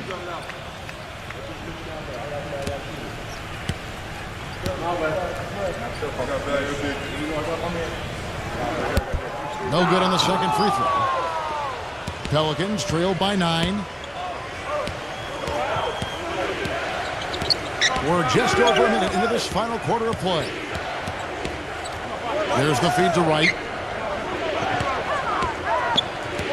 6 to shoot. Number 28 takes the 12-footer and hits. Whatever their plan was defensively that time, it didn't work. Not if it results in that shot. Garland offline with his 3. Very little success for him behind the arc today. Just 1 3-pointer in the first half and still none in the second. Stolen away.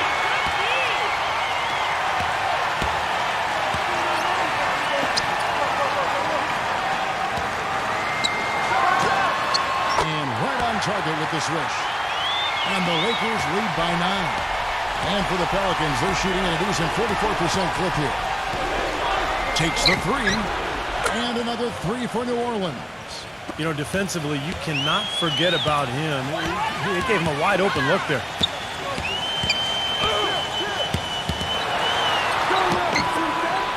Covington. Again, the Lakers. Fourth quarter of play, and we're about 2.5 minutes through it right now. Number 28. No good. And the Lakers will go the other way with it. Garland. And a good offensive board. And he gets the bucket. Shaky defense down low again. It's been a mismatch in the paint. I'm sure they didn't go into this one expecting to get battered like they have inside. Number 28 makes it off the glass. No matter what they've tried, the D just has not been able to deny them the ball in the paint. That's been so critical, Clark, because whenever they have gotten the ball into the paint, it's resulted in points, it seems like. Timeout called the Lakers. Doris Burke has an update for us. Doris? Hey, Kevin, during that last break, I heard the Lakers coach as he addressed his team. With a deficit as we approach the final buzzer, he stayed upbeat, saying, listen, we can battle back, fellas. Just stay with me. I need all-out effort here, and we can bring it home. Fellas? Clay Thompson is checked in for Wright. Johnson dishes to Turner. But he recovers it. Back to Johnson. Clock at 4. And again, no good by the Lakers. Remember, he was hot early, 3 3-pointers in the first half, but he may have to start putting the ball on the floor. His shot's not working here in the second.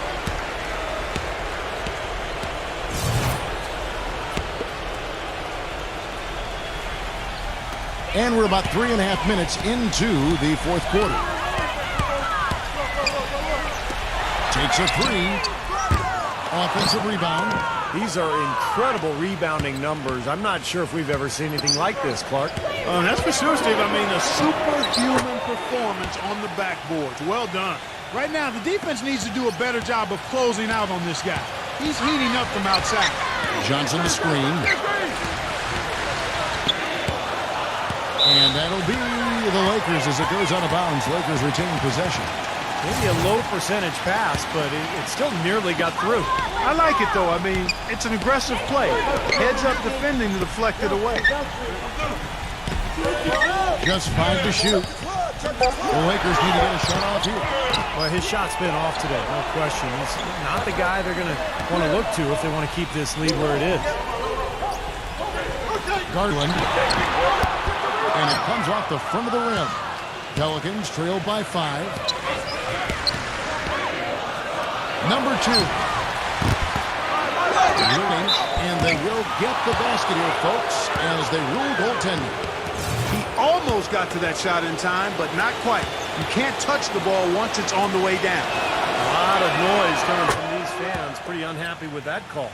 Well, you know, we've got a lot of amateur officials in the crowd, and not one of them liked it. Walker's checked in for Johnson. Hands it from downtown. Talk about doing a Rip Van Winkle on defense. Come on, guys, wake up. Why are they leaving him open at the three-point line? Come on.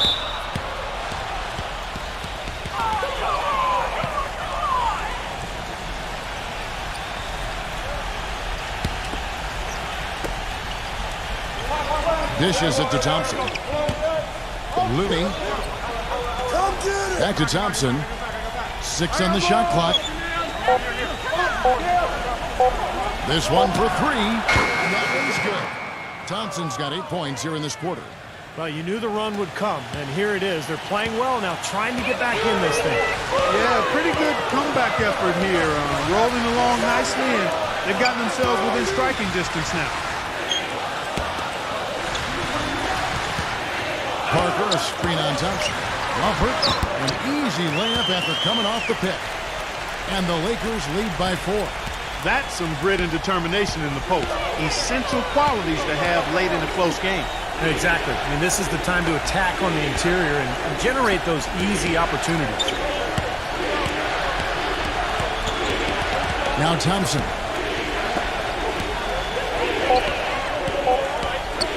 Number 2. The rebound by Turner. Turner's got rebound number 11 for him here tonight. Well, he just hasn't looked right to me. A bit out of sorts, if you will. Something's off with his mechanics. At least as I look at it. It's going to be 2 free throws. Drew contact on the shot. And no question, he got bumped on that shot. Definitely no room for discussion on that one. First free throw is good.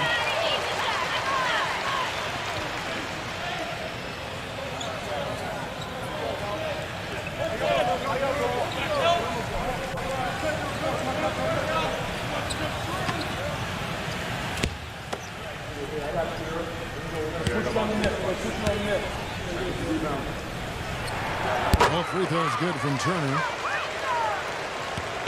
Pelicans trail by 6.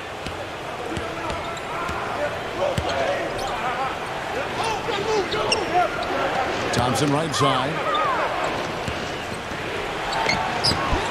Rebounded by the Lakers.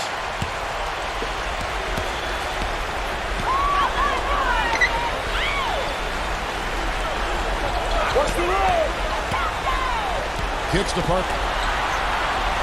Garland. And here is Turner. They set the pick. Pass to Parker. Goes back up. And right through it goes. Parker's got 9 points here in the second half. We've seen a noticeable improvement out of him since halftime. He didn't have a whole lot working in the first half. Now a timeout called by New Orleans. Yeah, they were getting winded. Good call here to give them a quick breather. And here are the Pelicans now. 8-point game. He feeds it to Thompson. For the 3. That drops. Thompson's got 32 points. Wow, fantastic performance from the arc here in the second half. Back to Turner. The dish to Parker. Defended by Ingles. Parker inside. He had to fade back on that one, but still got it to go. And the Lakers lead by 7. He dishes it to Thompson. From deep. The rebound by the Lakers. Parker's got 4 rebounds in this game.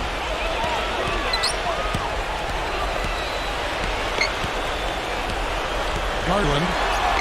The feather touch on the finger roll. Beautiful. And now it's a 9-point Laker lead. The Pelicans have gone 8 of 14 from the floor here in the fourth quarter. A minute 50 left in the fourth quarter. Offensive rebound. Pass to Ingles. Lets the 3 fly. That's good. These defenders are putting up very little resistance to the three-point shot. And it's killing them. That's 4 of the last 5 baskets they've allowed have been three-pointers.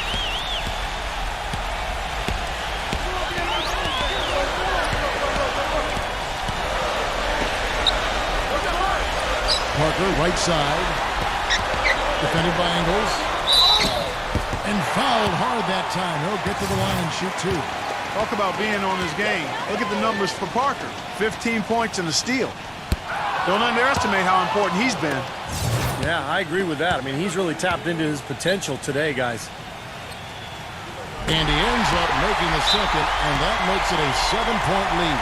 He's simply just willing himself to the line here. Now a timeout called by New Orleans. They're trailing by 7. 1:24 left in the fourth. Johnson, he's checked in for Parker.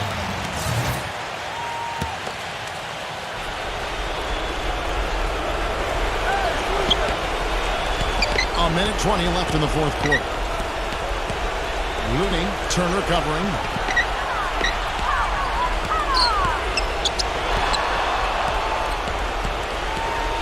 Ingles, who's guarded by Johnson. Just 4 to shoot. It's Thompson off the drive. And there's the whistle. Fouled hard on the shot. He'll go to the line. Yeah, the referee's all over that one. No doubt about it. Clearly a foul. Nothing to argue about there. First free throw is good, and that turns the lead to 6.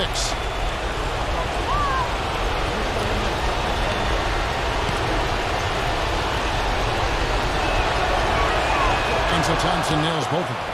Those free throws edge them a little closer. A couple of stops on defense, and they might not be down for long. Feeds to Johnson. Garland. Love. It's rebounded by Ingles. I'll tell you what, the mid-range shot is not the easiest one to make, but when you've got daylight like he had there, I mean, those are shots you want to make. And Turner with the block.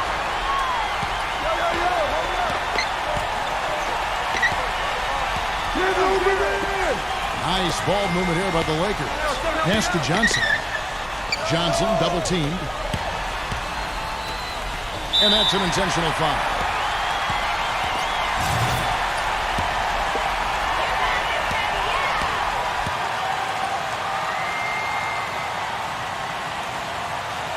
Good on the first, and that increases their lead to 6.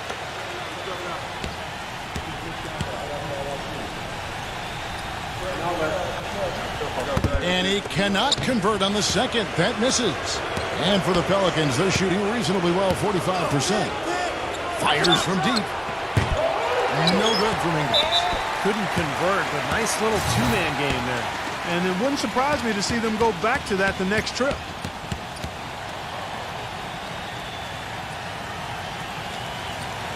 And he misses the first one. Boy, he wanted that one to fall.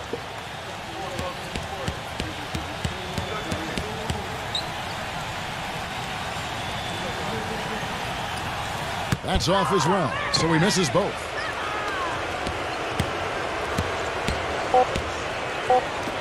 Thompson for the triple. Gets the 3 to fall. Boy, they've come out of halftime just smoking hot from behind the arc.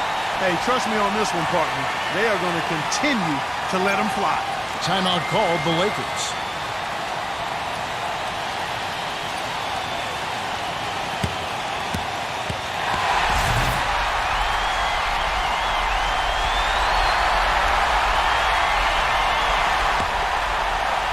And so it's the Lakers who come out on top here. And Clark, you know, it was quite a nail-biter. Yeah, it was tight. Their guys were able to come up with big plays down the stretch, and that's the difference. And that'll do it for Clark Kellogg, Steve Kerr, and Doris Burke. This is Kevin Harlan saying so long and thanks for joining us as we leave you with the Jordan Player of the Game.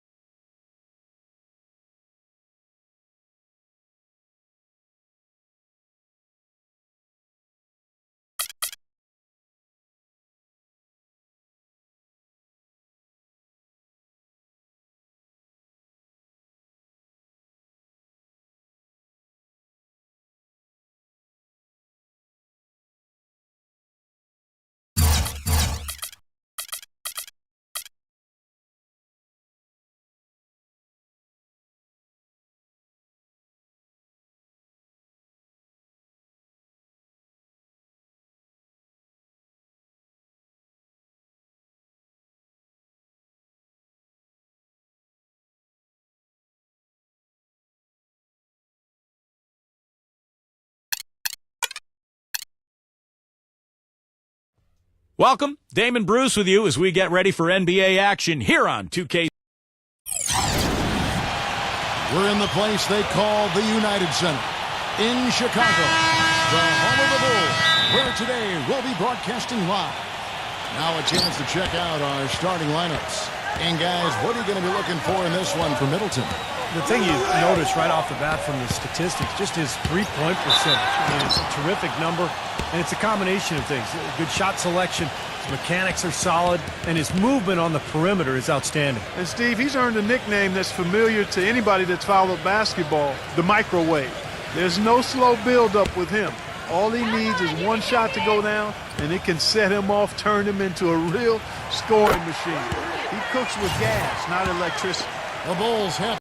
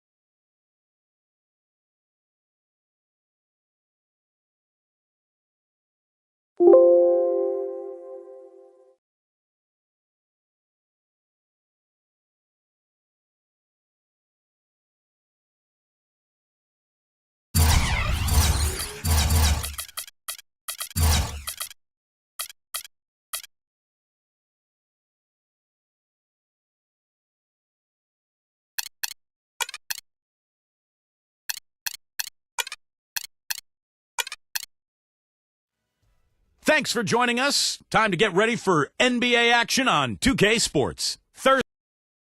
And the players exchanging a few friendly words prior to tip-off, the getting-to-know-you stage of the proceedings.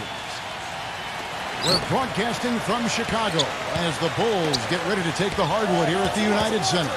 And now we take a brief check at the matchups. Our starting five for both teams. And guys, what are we going to be looking for in this one from White? Well, he's one player who can get hot in a big hurry. It's like he has an on-off switch, and once it gets flipped on, he's tough to stop. And Steve, some of the best highlights you're ever going to see are going to come from this guy. Every time he steps on the court, there's a chance he'll perform the dunk of the season. Well, it was the Chicago Bulls winning their last game against the Pacers in Indiana. It was a close game. They needed overtime to finish them off. Tell you what, the fans certainly got their money's worth in that game. It was a battle, and a really gritty win for that club, Clark. Tell you what, Steve, they saved their best for last that day. A lot of toughness on display in that overtime. And so he earns a trip to the line. Official saw the contact, and he'll shoot two.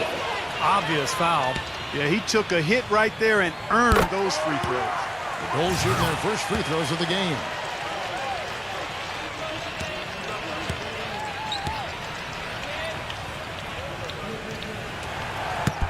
That's also good, so he hits both free throws.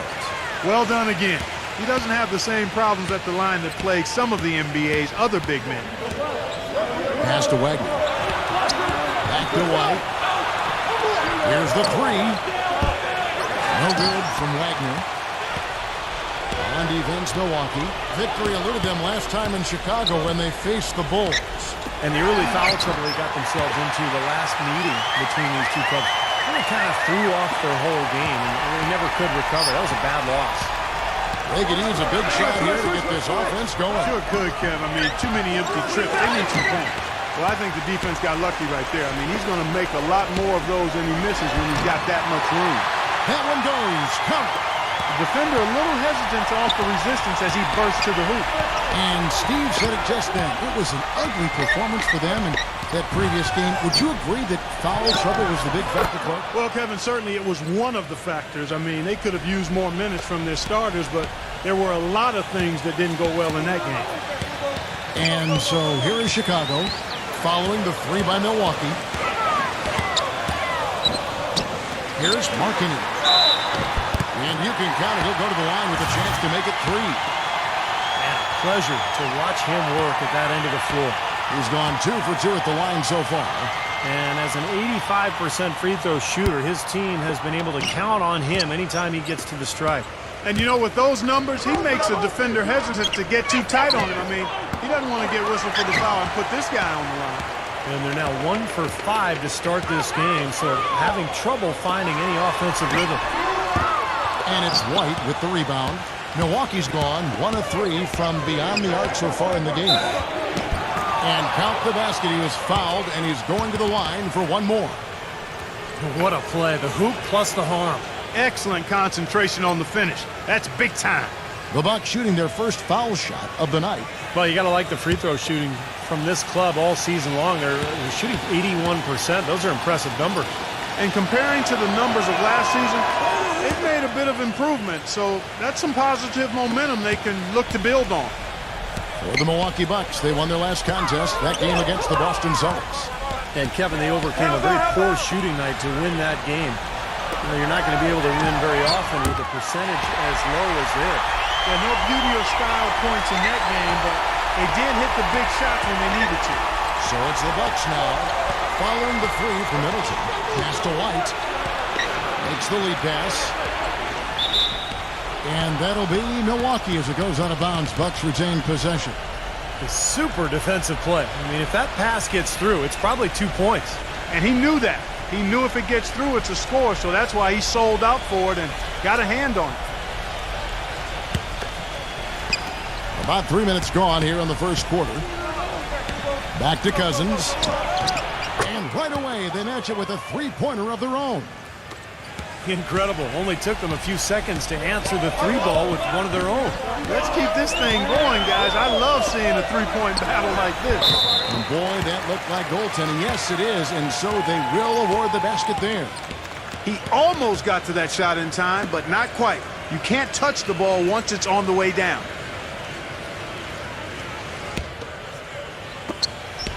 Bucks trail by 4. Outside, White. Fires the 3.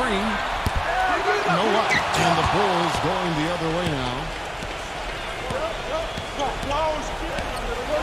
Just over 3.5 minutes gone here in the first. Middleton, White covering. Doubled by Wagner. Halliburton. And the Bulls, another 3. Well, the grimace of pain tells it all. He's hurt, and let's hope he's okay. Yeah, and as many times as you see it, Clark, you never like to see a player have to come out of the game with an injury. Especially when it's your own teammate. But the other guys just have to step up in the meantime to make up for his absence. Next guy up is what we say. And the Bulls making a change here. Smith is checked in, and the Bulls, another 3. Huge advantage for them already. And as well as they played at both ends so far, this lead might continue to grow. And Milwaukee calls their first time out of the game. And a chance now to go over to Doris Burke, who had a chance to talk with head coach Mike Budenholzer.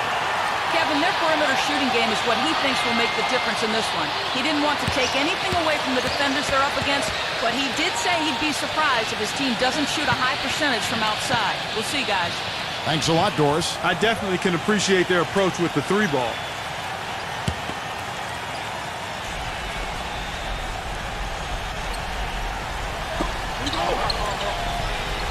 Passes to Wagner. Nice ball movement by Milwaukee.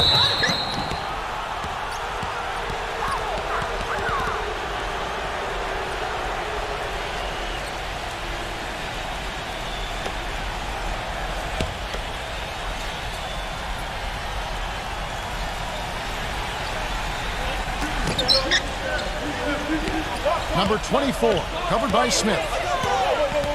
Outside, White. 5 on the clock. Bangs home the trifecta.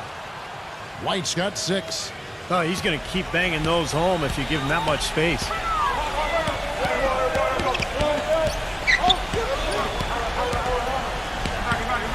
Number 22. Again, Chicago. Wow, just a tremendous first quarter shooting the basketball for them, guys. Yeah, when they put it up, it's gone in. White gets the screen from Cousins. Number 24. They grab their own miss. Gets it to go. If you battle for the offensive rebound and come up with it, you're guaranteed a high-quality shot on a follow just like he got there. In a moment now to quickly take a look at the offensive approach for the Bulls. And they're doing a fantastic job of finding the open man and getting easy looks. They've also gotten into a nice rhythm from the three-point line early on tonight. Robinson's checked in for the Bulls.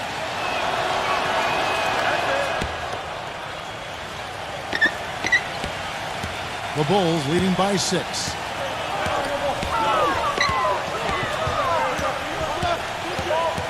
Smith outside.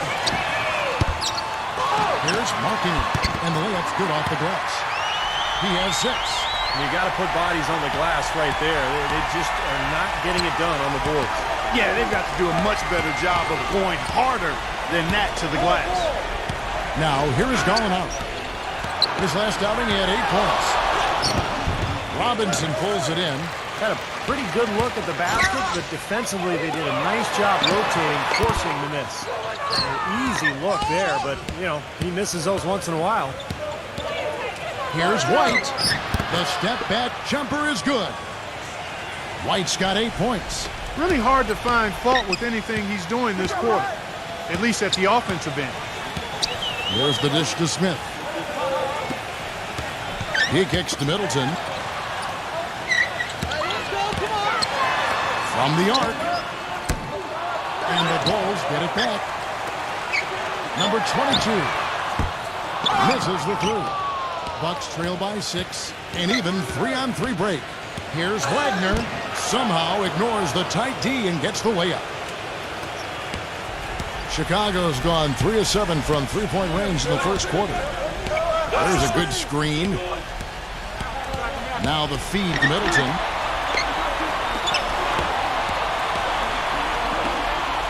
Here's Markkanen.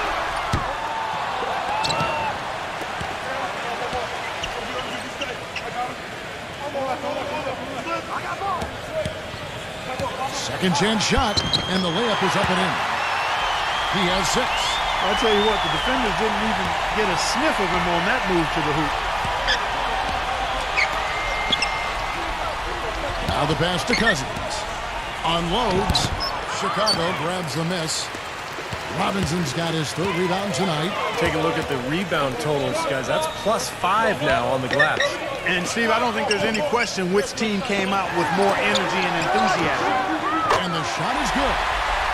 And it's a 9-point Bulls lead. You know, offensively, he's just one of those guys that needs a touch of space to get his shot up. That's all. And if he runs his man off a screen or somehow finds an opening, that's it. He's going to let that thing go. And perhaps the best thing about him, Steve, is the way he takes charge down the stretch of close games. The higher the stakes, the better he plays. Most any NBA player can make you pay when you leave them that wide open. That's why you have to stay alert on defense. And the first timeout of the game called for Chicago. Over the last 10 games, Kevin, you can see where the Bucks rank in the league stats. 1st in free throw percentage, 7th in steals, and they are in the top 3rd of the league in assists. With the quality of players they have, you thought they might be better there, but not bad.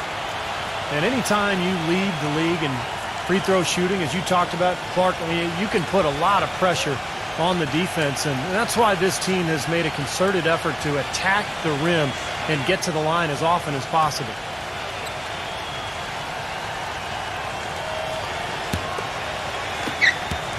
The Bulls leading by 6.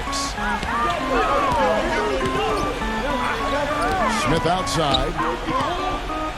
And Smith gets double teamed.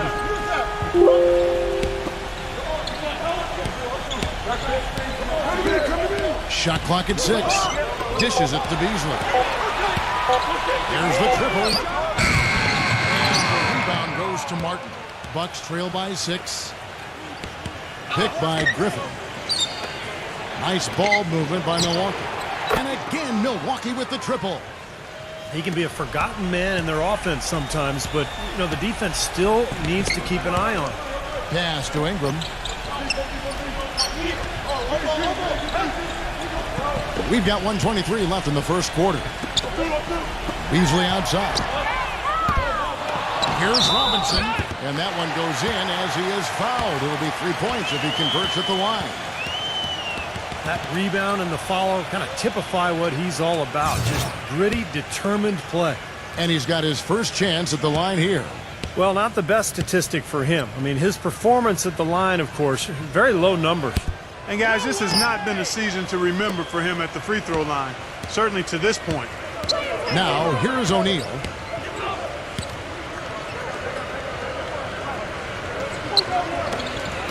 Lets it fly. Rebound by Smith.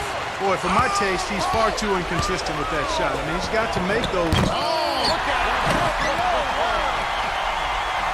Tell you what, he's going to put that one in his scrapbook. Absolutely insane with that dunk. Well, now they're starting to rub it in. Don't they have build up a lead? And here we go, folks. It's showtime. And why not? I mean, the more plays they make like that, the more they'll have these guys on the ropes. Defensively, they're really scattered right now, giving up so many open looks from the three-point line. Yeah, they are splashing them. Their last 3 buckets have all come from behind the arc. Now, here is Robinson. Well-timed pass, and he goes straight to the bucket for the layup. Robinson's got his second bucket of the night. Pretty much all of their buckets coming from inside the paint now. Yeah, that's 5 of their last 6 baskets inside the lane. They have really established themselves inside. Ingram passes to Smith. He dishes it to Beasley. Fires the 3, and that one's good. And now it's a 9-point Bulls lead. A 3 ball. And no good trying to get that one. Oh, we've seen some great shots in the first quarter. No. And welcome back. It's been all one-sided so far through the first quarter as our second quarter gets underway. And guys, what's your take on the Bulls so far? Really good sign offensively the way they started this game out, getting a lot of hoops from close range.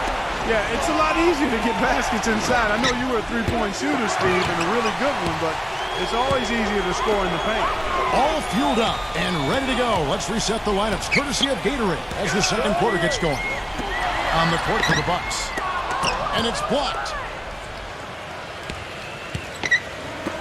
Outside, Green. Nato. The finger roll finish at the bucket. 5 points in the game. He had his choice of finishing moves there, and you just got to love the fact he went old school with the finger roll. For three, Beasley.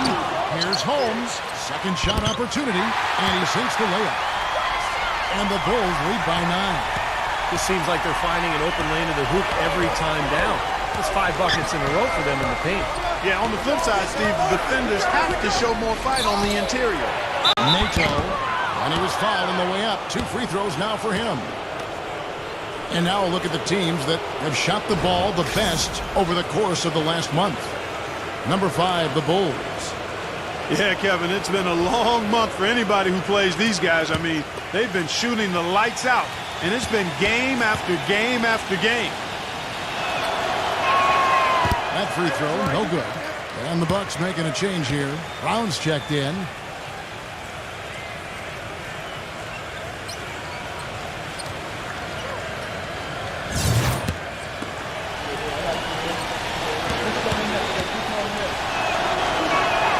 Good on the second free throw.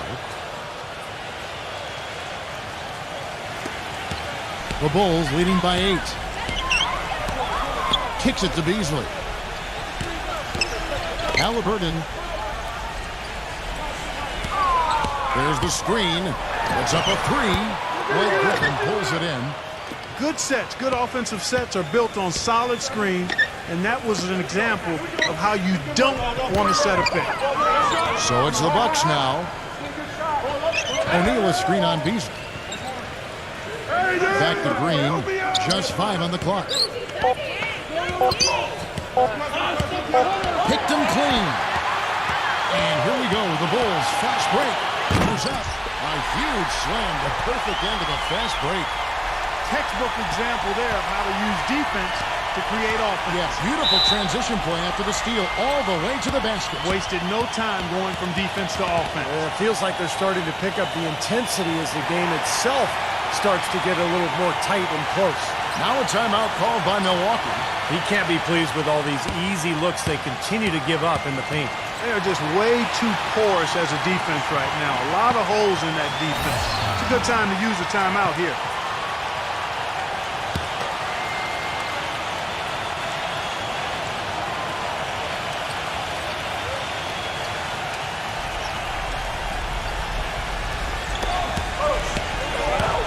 Feeds to Griffin. Back to Green. Bucks passing it around.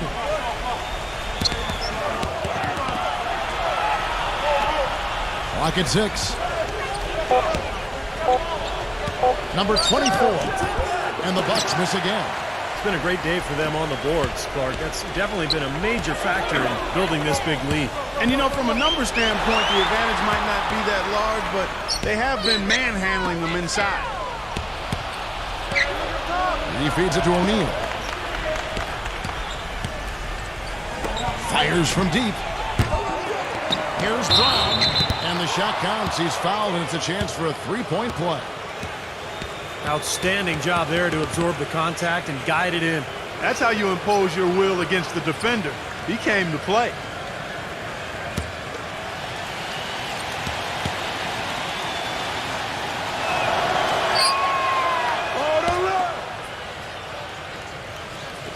Quarter number 2, around 3 minutes gone by. Pass to Beasley. From downtown. Shot's good. Beasley's got 6 points. You know, there's no better sign of how efficiently a team is operating than their assist number. And theirs are fantastic. It's just beautiful basketball to watch, Clark.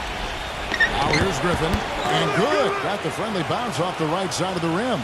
You know, that's been a big part of their offense in the early stages. I mean, their success working the ball inside and getting points from close range, right at the rim. And I would continue to do it. Force the defense to maybe send a double team. Now you've got other options to work with offensively. Excellent work on the offensive boards. Went after that rebound hard and quickly turned it into a putback jam. Beautiful work. And those are the types of plays that have put them in front in this game. Passes it to O'Neal. Just 5 to shoot. Baseline J on the way. And another basket for Milwaukee. The Bulls leading by 8. Beasley with a screen on Griffin.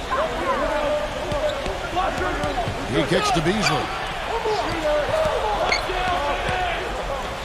Halliburton. Back to Beasley. Shoots the 3.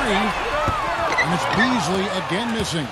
Well, his shot's been off today, no question. He's not the guy they're going to want to look to if they want to keep this lead where it is. Set up, set up. The dish to Griffin for 3. Rebound by the Bulls. Their next game playing at home as the Nets coming to town. And that will be the middle game of this 3-game homestand.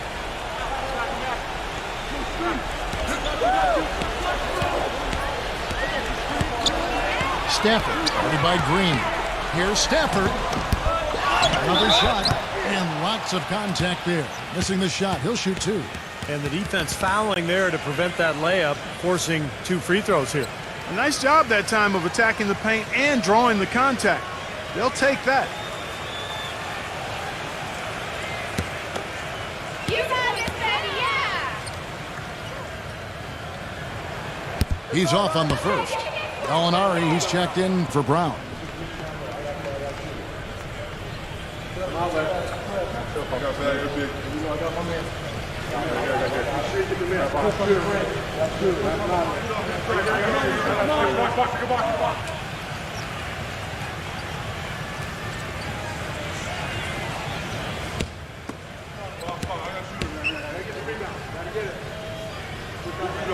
That one is no good. Bucks trail by 8, and up the court come the Bucks on the break. Green with the ball, Beasley with the steal. And it's blocked by Gallinari. Here's Ingram, and gets hacked by the D. He'll go to the line. Now we've got a moment to see how the Bulls are doing rank-wise in the NBA. First in three-point shooting, third in blocks, and they also show up top 5 in team field goal percentage. That's excellent. Actually, that's elite level. Man, you look at those numbers, and what obviously stands out is first in the league in three-point shooting. That's amazing. They've just done a nice job of spacing the floor, getting good looks for their shooters out there, and really passing the ball unselfishly. DeMarcus Cousins, he's checked in for Milwaukee.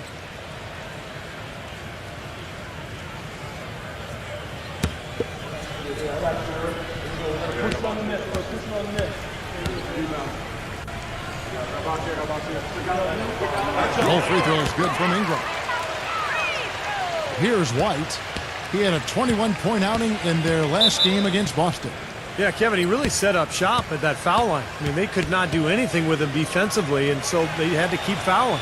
Timeout called, the Bucks. Looks like he saw some things out there that needed adjusting and wants to talk it over a little bit with his club.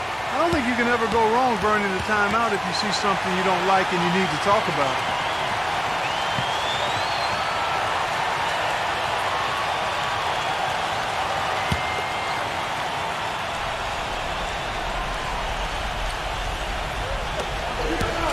Gallinari dishes to White. White gets the screen from Gallinari. Shot off the screen. White tries again. And Cousins puts it back in. Cousins has got 8 points. They have repeatedly probed inside in the first half, guys, and it's paid dividends. Yeah, it sure has, Clark. I mean, with as many points as they've gotten in the paint, they really haven't had to do much on the perimeter. Stafford, guarded by Green. For 3, Beasley. That's good. Beasley's got 6 points in the quarter. Well, the defense not doing a good job at all of getting after him. They've got to crowd him and make it tough for him. That's his second this quarter. Cousins with a screen on Beasley. And White kicks to Cousins. Can't make good off the screen. He hit a 3 in the first, but so far has been unable to capitalize here in this quarter. Here's marking. And that one's good. 8 points for him. Boy, big man with very soft hands and a nice touch around the hoop. Bucks trail by 13. They really want to find that igniter here. Yeah, that's right.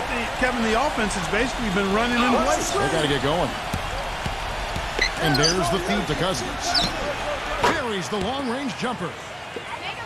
Cousins has got 11. Well, you know, he has shot the ball well, but it has not been contagious. And his teammates, they haven't had the same groove, and that's why we're looking at this result so far. And that one's good. And the Bulls lead by 12. These guys know each other well, clearly, because that was a beautiful pass. Milwaukee's gone outside a lot tonight. 17 times, in fact. 7 of 17. And he makes it look easy, dunking it hard with one hand. Well, as far as the defense goes, Clark, that is not what's going to keep them in this lead. Yeah, but from the other perspective, you can see just how much that dunk pumped those players up. Oh, yeah. Yeah, I agree, guys. I sense a little bit of a momentum shift here. They've been getting more and more physical as this game has gone along. Clearly, and they've gotten a lot of trips to the line because of it here in the second quarter. Shot's good by Middleton. Here's White. He's got 8.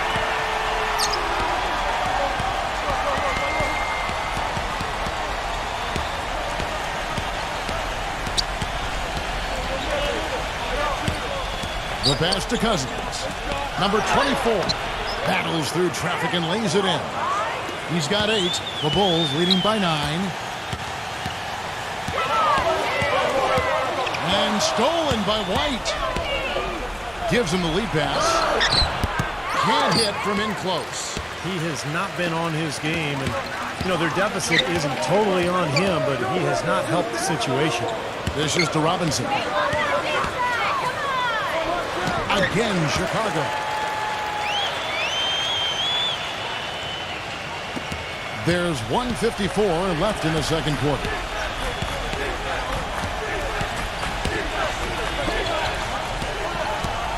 Pass to Wagner. He dishes it to White. Launches it. And another 3 for Milwaukee. Boy, I tell you what, he loves getting looks like that from the three-point line. No one near him. That's a warm-up jumper for him.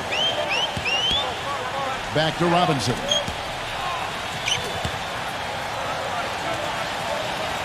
Kicks to Middleton. Good ball movement here by the Bulls. Tried to come right back with the 3 of his own, but it's no good. Back to White. Lets the 3 fly. That's good. And now just a 5-point Bulls lead. They're relying on their three-point shooting and getting pretty good results right now. Yeah, and in fact, 3 of the last 5 makes are from beyond the arc. And here are the Bulls now. 13 points was their biggest lead in the game. Look at the points in the paint, the inside game. It's been very one-sided here for a while now. Well, the defense just hasn't been physical enough at the rim. I mean, 8 of their last 10 points have come from the paint. Number 24. That 3 off the mark. And it seems like nothing is falling for him this quarter. He's really out of his rhythm. Here's Martin. Oh, took the contact and tried to throw it down over the top, but instead he'll shoot free throws. And saved a likely dunk there. Yeah, very smart foul under the circumstances. You can't allow him to just throw it down on you. He's got free throw attempts number 4 and 5 here.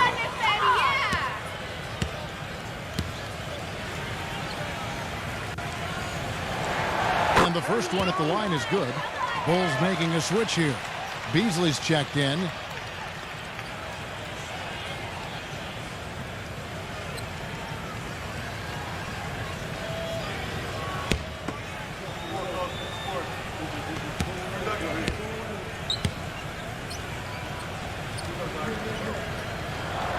So he gets them both.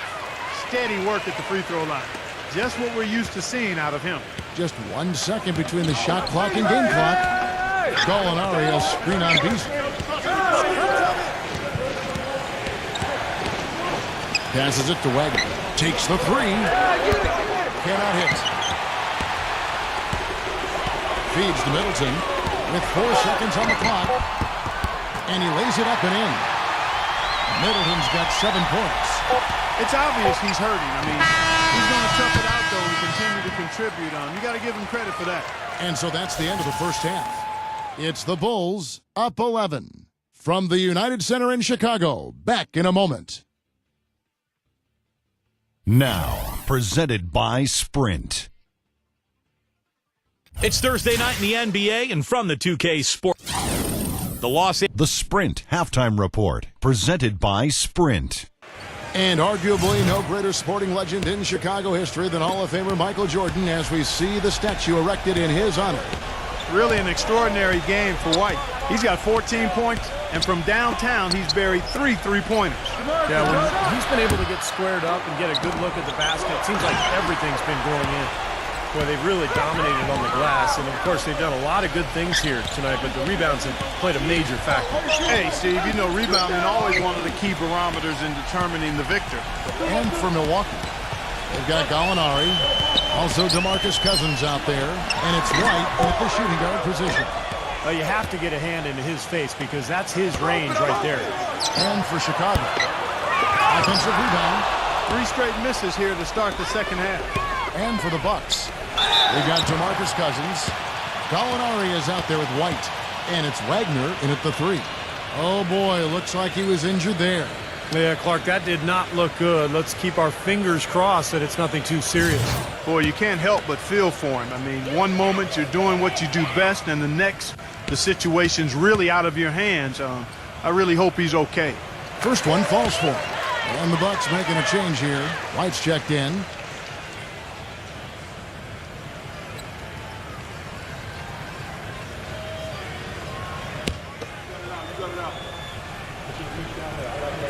Both free throws good for Middleton. Bucks trail by 13. Outside, White. There's the pass to Wagner. Good on the three-point shot. He's got 5. And they get one to go now after missing their first 3 shots. Maybe this will kick them into gear. And for Milwaukee, Gallinari is out there with DeMarcus Cousins. Then it's White, and it's Wagner in at the small forward. With a break in the action, let's go to the 2K leaderboard for a look at this season's stingiest defensive teams. The Bulls third. Kevin, this is a phenomenal defensive team. Not just good, they are excellent. They've made an awful lot of outstanding defensive plays. They're on the same page, they're aggressive, they're focused, and they pay attention to detail. That's why they keep teams from getting good shots in the paint.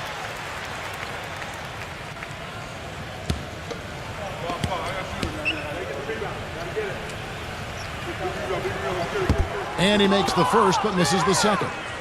Bucks trail by 11. Puts the lead pass in front of him.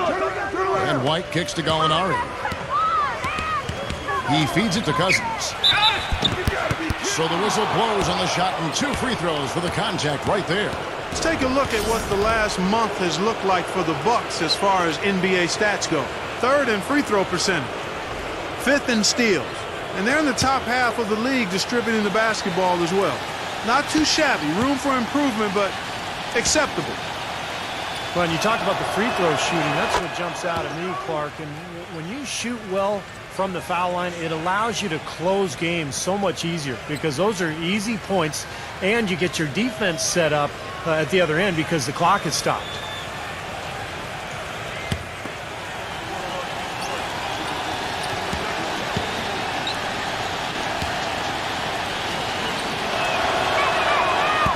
And he can't hit the second.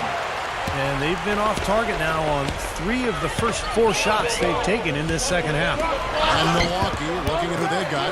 DeMarcus Cousins out there, Gallinari.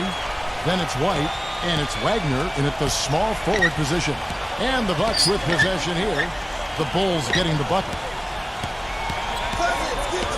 Back to White. He passes to Cousins. Nice ball movement by Milwaukee. Out to White. Clock at 4. This one for 3. Goes back up. He gets the shot to fall, and the defender wasn't set. He's called for the block and a 3-point play chance here. The Bucks have scored 6 points from their 8 attempts at the line so far.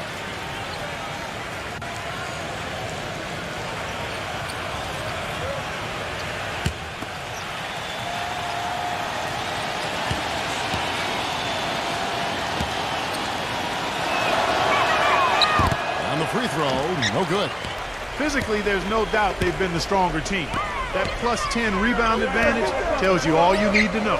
Yeah, not to mention what it says on the scoreboard. I mean, they're really pushing them around physically at this point. Boy, I'm shocked he didn't make that one. He usually knocks that one down with ease. Lets it go from deep. No up. The Bulls leading by 10. Halliburton defended by Wagner. Halliburton rejected by Wagner. And here's the fast break. Foul call that time on the way up. That'll give him 2 chances at the free throw line here. This is his first free throw of the game. Well, he shoots the ball with a lot of confidence from the line. He's very comfortable there, 84% on the season. You know, his free throw percentage has dropped this year, but not really enough to raise any red flags or become alarmed about it. That's good from Wagner. And the Bucks making a change here.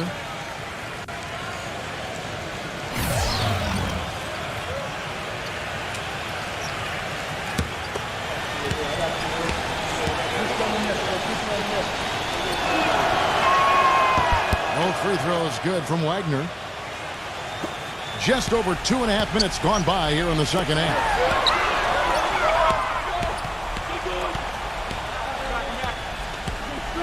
Pass to Middleton. The three gets it to go. Middleton's got 12 points in the game. Well, Kevin, probably his greatest value lies in his tremendous three-point shooting. When he's out on the perimeter, it gives them the ability to really stretch the defense out. And Steve, he's earned a nickname that's familiar to anybody that's followed basketball, the microwave. There's no slow build-up with him. All he needs is one shot to go down, and it can set him off, turn him into a real scoring machine. He cooks with gas, not electricity.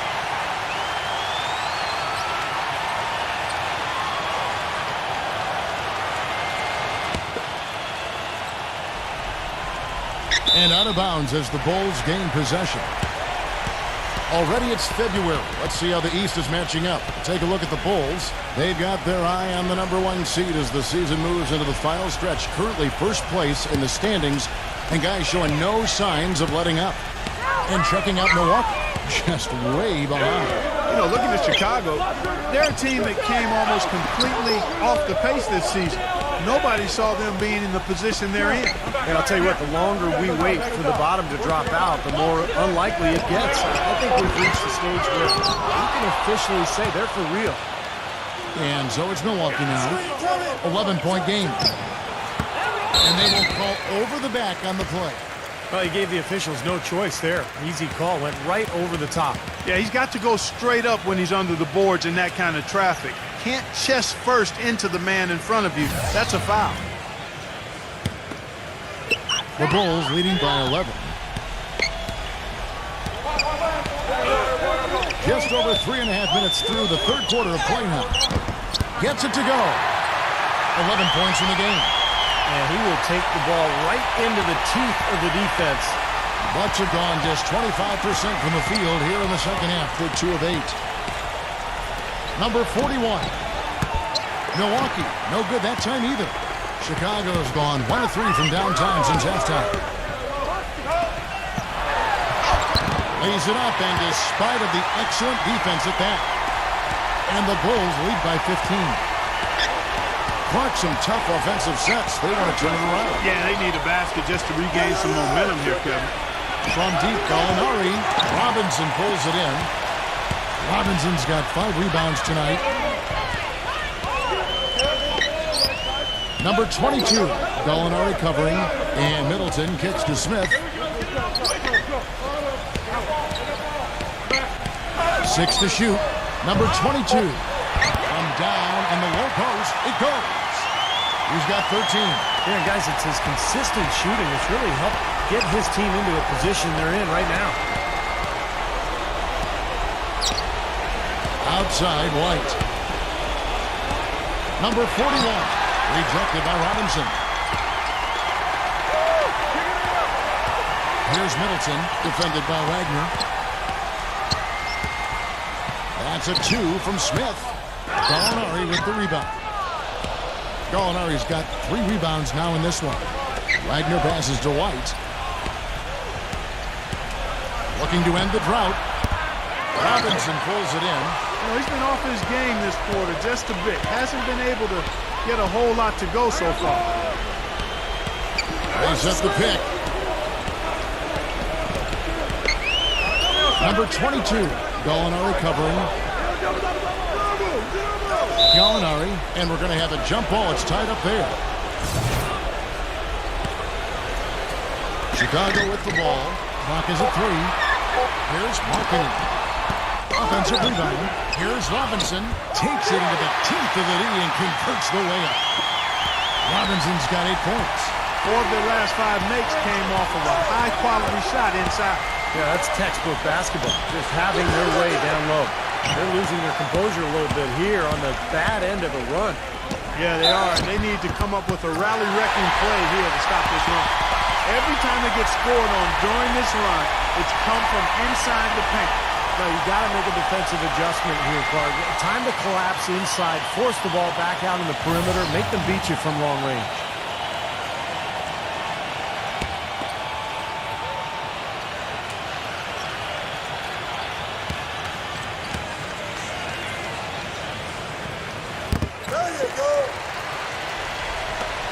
The Bucks really having a tough go here.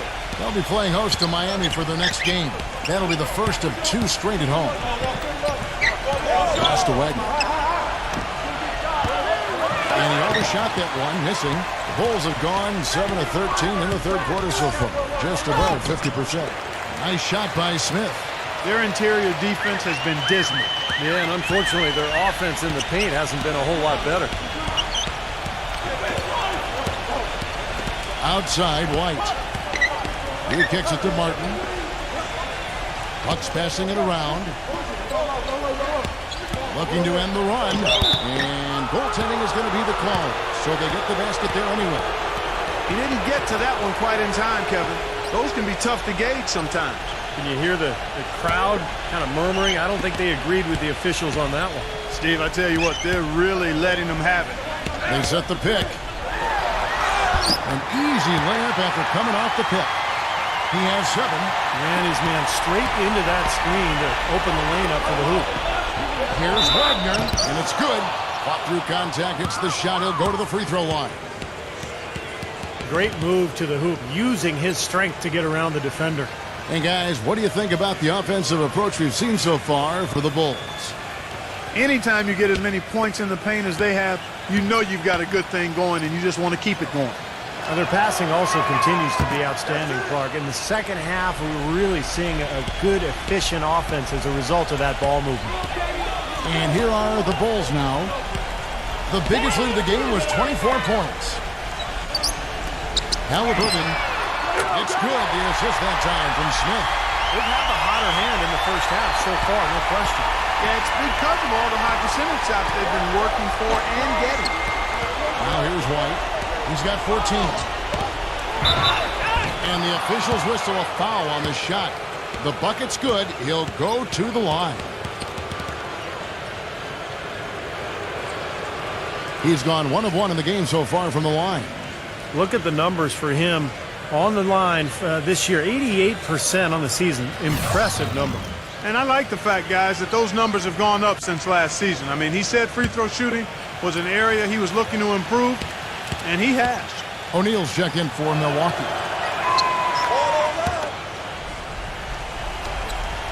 The Bulls leading by 21.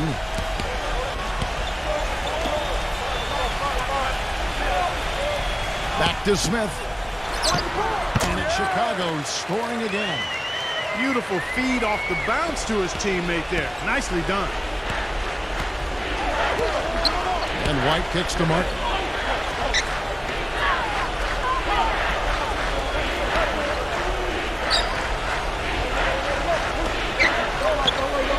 Six on the shot clock. Takes a 3. It's rebounded by Holmes.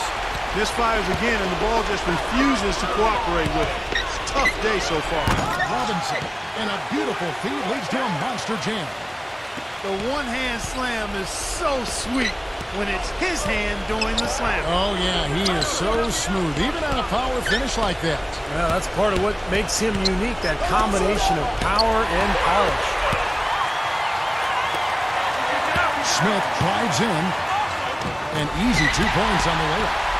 Smith's got 6 in the quarter. They're straying away from the three-point game here in the second half. And that's fine as long as they're on the lead and they're getting good shots. They've decided not to take nearly as many three-pointers in this half. Now the dish to Cousins. There's the feed to O'Neal. And White kicks to Martin. Shot from the wing, and the jumper falls for him. 10 points for him. Chicago's gone into the three-point range 4 times since halftime and buried 2 of them. There's a screen by Robinson. A three-pointer off the mark. Well, with that much space off the pick, you've got to drop that in. Yeah, you got to make that one. I mean, that's a high-quality shot you should make 9 out of 10 times. The Bulls shooting impressively throughout at 62%. Dishes it to Middleton. Kicks it to Smith. Three-pointer. Cannot hit. Pass to White. With 1 on the clock. No good trying to beat the buzzer.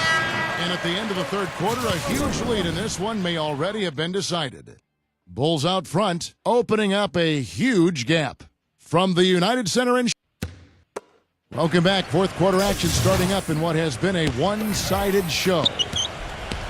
Chicago with the ball. Back to Smith. Embiid defended by Griffin. Misses off the right iron.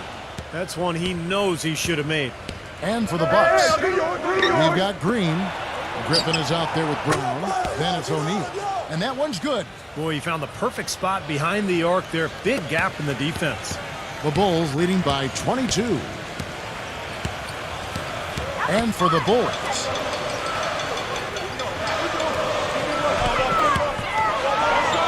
back to Smith. Fires for 3.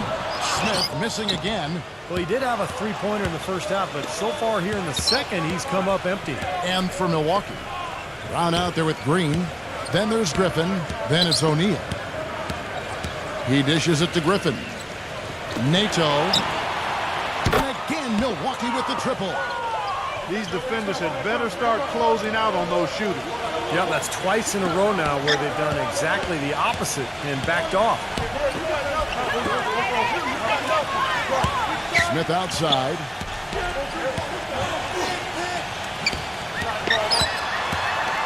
Pulls up.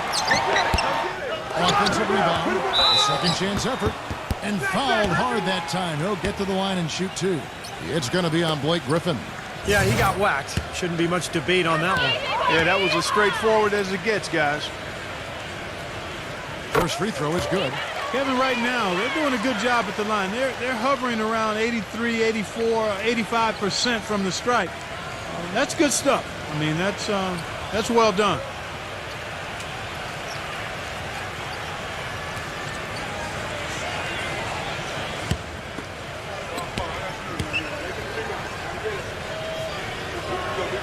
Good on both. You know, you've got to like the fact that they're getting to the line. And on top of that, they're making their free throws in this half. That bodes well going forward. There's the steal. Halliburton. And they will get the basket here, folks, as they rule goaltending. He thought he had that one clean, but the ref saw it differently. They'll count the basket. Bulls making a switch here.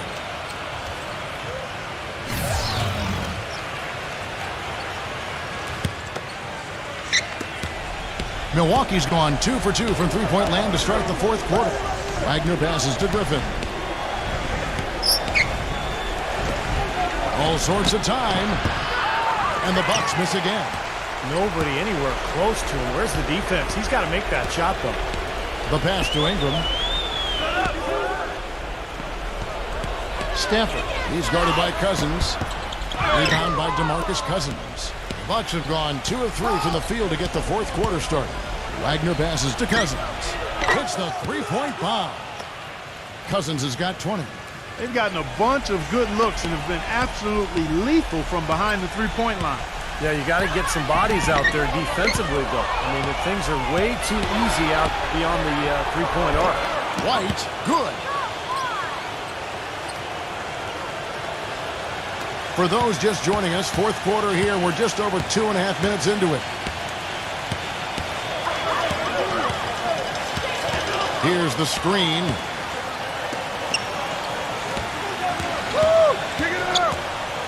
Pass to Ingram, 6 to shoot. And again, Chicago, no good. Bucks trail by 18. Shot from 16. Here's Cousins. And good work on the boards, and they pick up the second chance points. Cousins has got 5 points now this quarter. Chicago's gotten off to an 0 for 2 start from downtown here in the fourth quarter. Look at the clock, a little under 3.5 minutes gone here in the fourth. Number 22, and the three ball is good. 19 points in the game. The Bucks have gone 5 of 7 from the field since the beginning of the fourth. Strong work at that end of the fourth. And White kicks to Griffin. Here's Wagner. And again, Milwaukee with the triple. These defenders are putting up very little resistance to the three-point shot. And it's killing them. That's 4 of the last 5 baskets they've allowed have been three-pointers.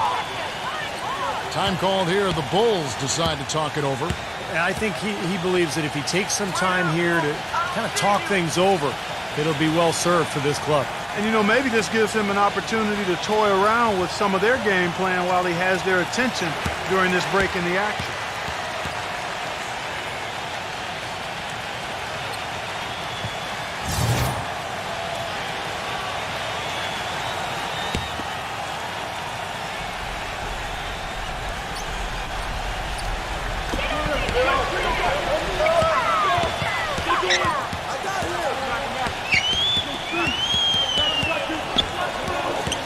Passes it to Ingram.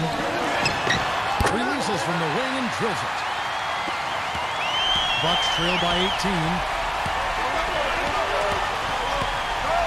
Outside, White launches a 3, and another 3 for Milwaukee. Boy, they've come out of halftime just smoking hot from behind the arc. Hey, trust me on this one, partner. They are going to continue to let them fly. They set the pick. Marking it. Trying to answer back, but that 3 is off the mark. The Bucks have gone 7 of 9 from the field down the stretch here in the fourth quarter. Terrific shooting. That's good. That's really the area where they'd like all of their shots to come from. The Bulls leading by 13.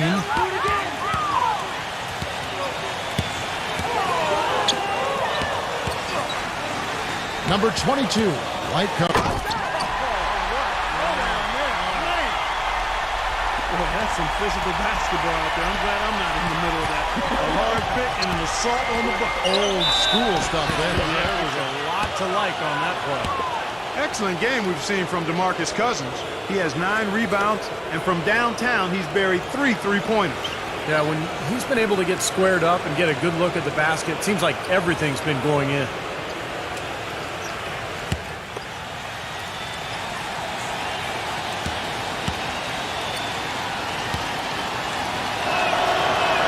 And he makes the first.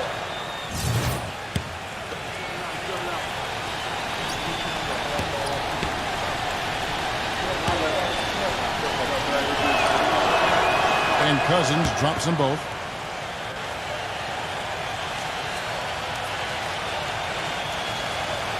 The Bulls leading by 13. Watch outside! There's a screen. Baseline, baseline! Shot clock at 6. Number 22 will not go. This is off the front eye. Bucks trail by 13.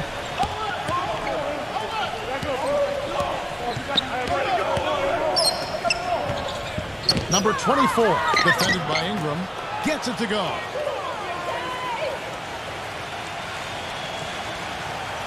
Out of bounds, Milwaukee takes possession.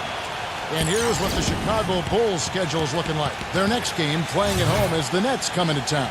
They'll find themselves in the middle of this string of 3 straight at home. You know the fans out in Toronto are really hoping for a win for their Raptors. Feeds it to White. Screen by Cousins. White drives in. Wagner passes to Cousins. 5 to shoot. Here's Wagner. Off the mark, had a chance to trim it to single digits.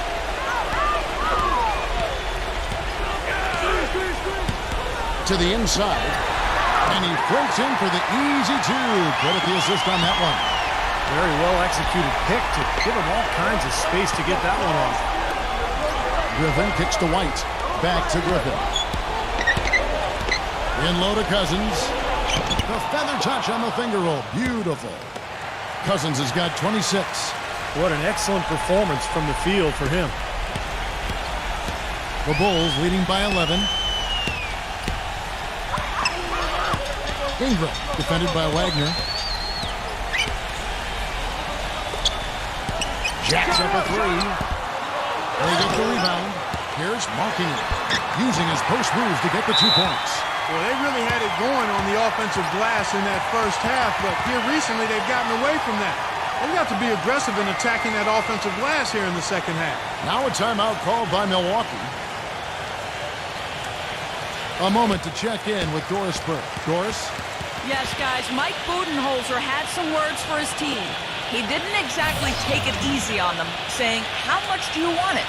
Don't tell me. Show me out there. We have to play better. We have to play harder if we're going to come back. Guys? Alinari, he's checked in for Blake Griffin. From deep. It's all in by the Bulls.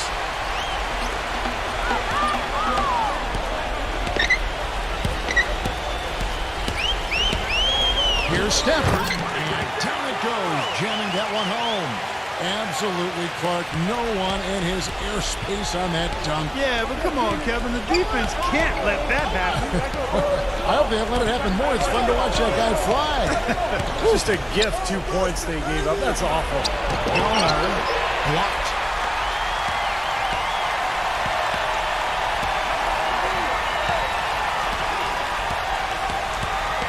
And there's the pass to Ingram. Set it up. 4 on the shot clock. And a foul on the shot. He'll go to the stripe for 2.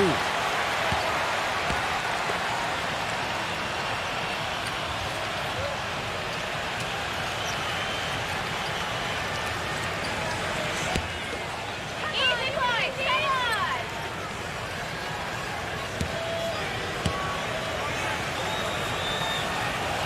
The first free throw is good. Chris Middleton's checked in for Chicago.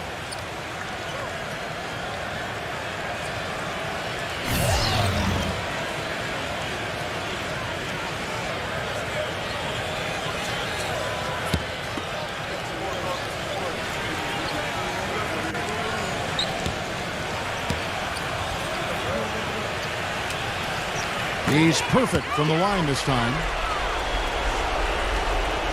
1:44 left to play in the final quarter. Screen by Cousins. Pass to Wagner. Latrey. And that one's good. Well, it's been a tale of 2 halves, hasn't it, guys? After a terrible first half, he's really picking it up. The Bulls leading by 14. Number 22.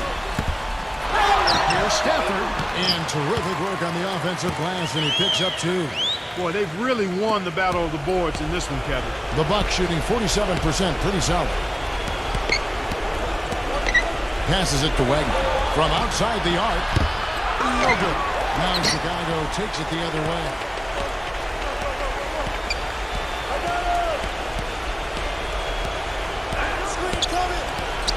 .103 left in the fourth quarter. Halliburton.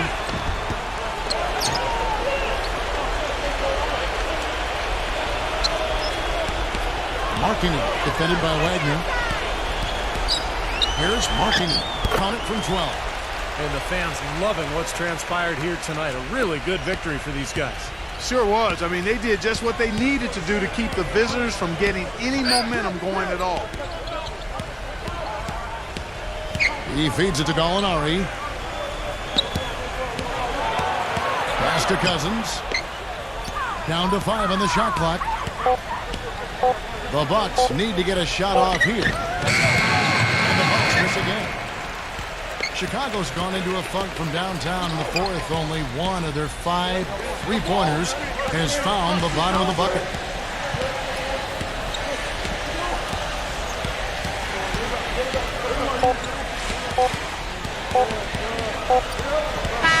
And so Chicago takes this one, and by a big margin. Not much to be critical of with this win, Clark. Not at all. I mean, they showed up not just to play, they showed up to give great effort and to win, and they did both. And now for Clark Kellogg, Steve Kerr, and Doris Burke, this is Kevin Harlan thanking you for joining us tonight in our presentation of NBA on 2K Sports. Now our Jordan Player of the Game.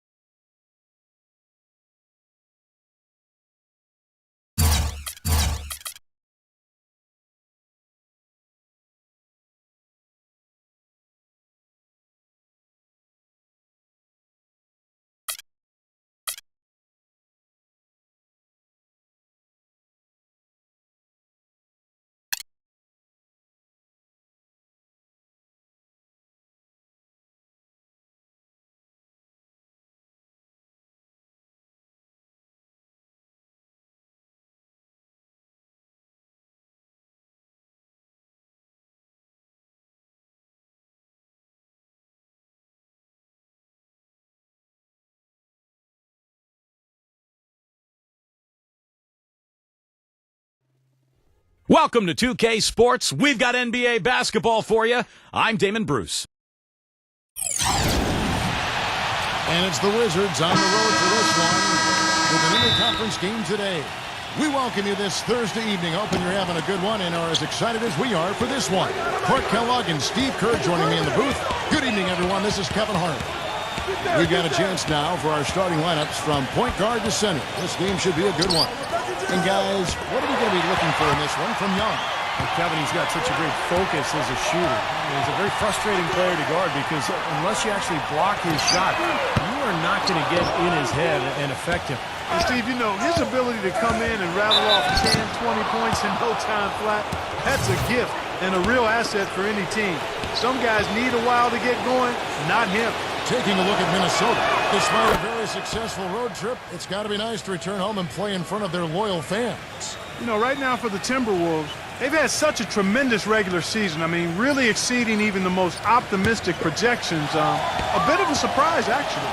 And with the playoffs right around the corner, they are really excited to see just how far they can go. They only get so many chances to win it all, and they have to be in that conversation. Let's find out what Doris Burke has for us. Kevin, the Wizards head coach had a couple of moments for me. We talked about how they can best press their advantages in this game, and he told me that he expects their shot blocking to play an important role. He said, listen, obviously we want to keep them on the perimeter as much as possible, but with our length and timing, we can also bottle them up inside. And Kevin, he's hoping that'll help them secure their second win in this season series. All right, great stuff, Doris. Thanks. And guys, not too much of a surprise that defense is going to be the emphasis. Yeah, that's the type of team they are. I mean, they always seem to feed off of that defense. They're just really trying to attack and force some turnovers and get out and run. Exactly, Steve. I mean, that's really what drives them on a game-to-game basis. The Minnesota Timberwolves come into this one after the win against the Mavericks in Dallas. And they did just what you have to do as a road team, guys. They never allowed any momentum to build up against them. It seemed like every time they took a punch, they had a counter. You'll like this, Steve. Reverse spurtability, we call that. They had any defensive lapses, they immediately made up for it with some instant offense.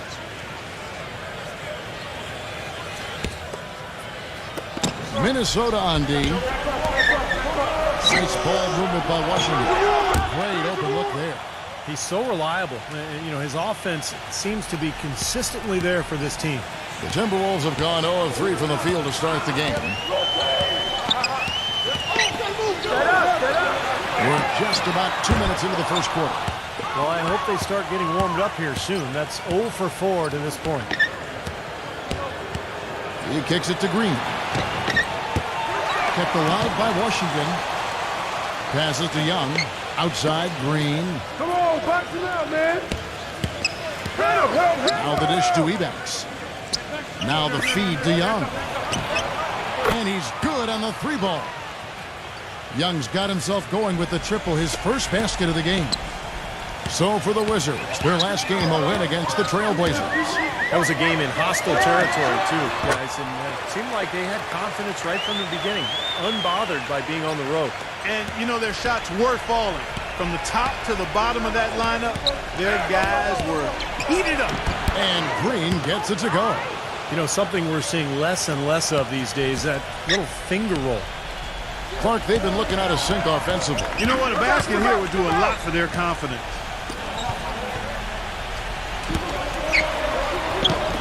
Number 5 bangs home the trifecta. He has 5. Wow, he's got such a sweet three-point stroke. The way he can shoot it, forcing opposing bigs out on the perimeter, can really open up the lane. Now here's Green. Playing Portland, he was nearly unstoppable. The pass to Irving. Young outside. This one for 3. There's the bucket. Good. Young's got 6. This looks like a pregame shoot-around with all the threes they're allowing.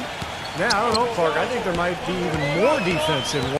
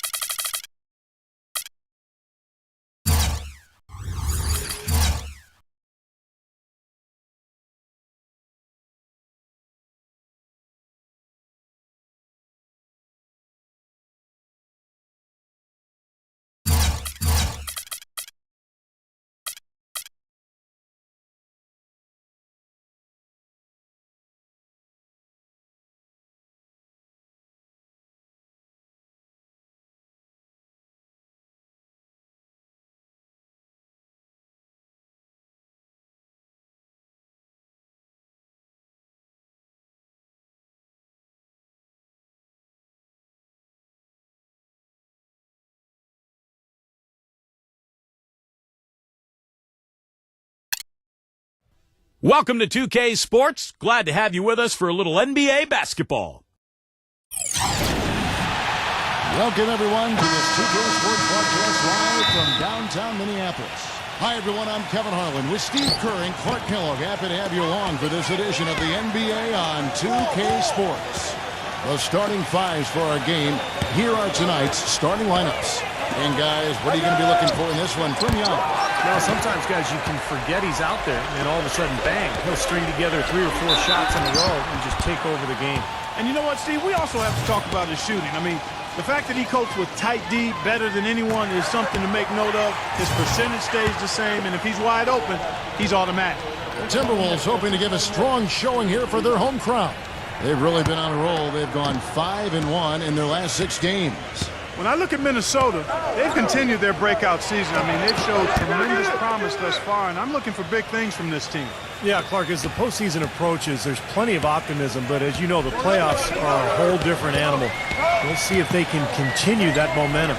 Pass to Barnes. No good on the 3.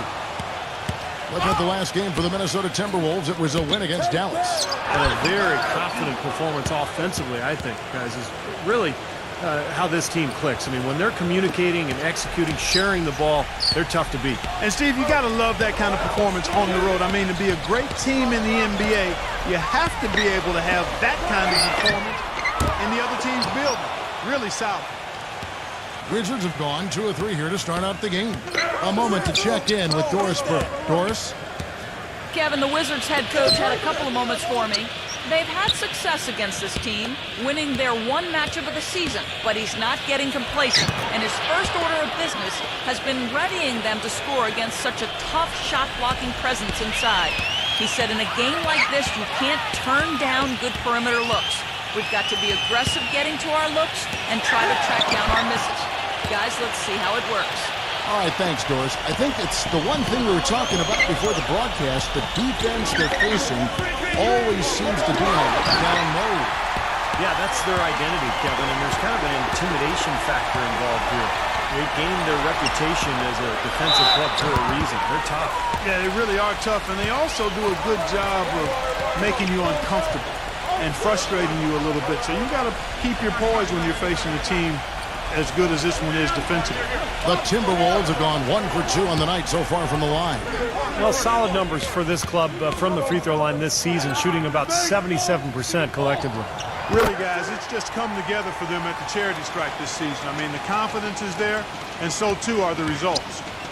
For the Washington Wizards, they won their last contest, that game against the Trailblazers in Portland. And one way to nullify a home court advantage like they did that night, Kevin, light it up from the three-point line. Nothing is more demoralizing to a home crowd. Steve, you're exactly right. I mean, that was the great equalizer. Their perimeter play definitely took them over the top. Minnesota's gone 0-2 from deep here. There's the pick. Here's the 3, and the shot is good. Oh, he's going to keep banging those home if you give him that much space. Wizards trail by 3. And Young kicks to Green. On the win.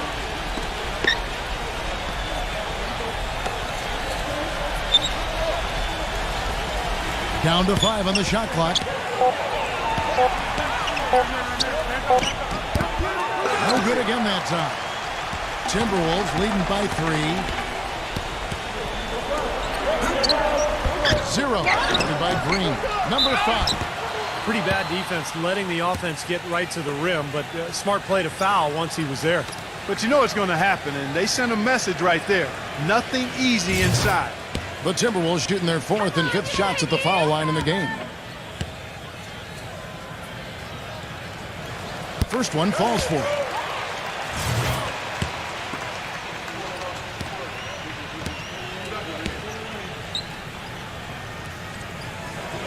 And that's good as he hits both of his shots. And Washington has possession. It's a 5-point game. Last time they met was in Washington. Yeah, and in that victory, they got huge contributions from their bench, and I thought their depth was really the major factor in that game.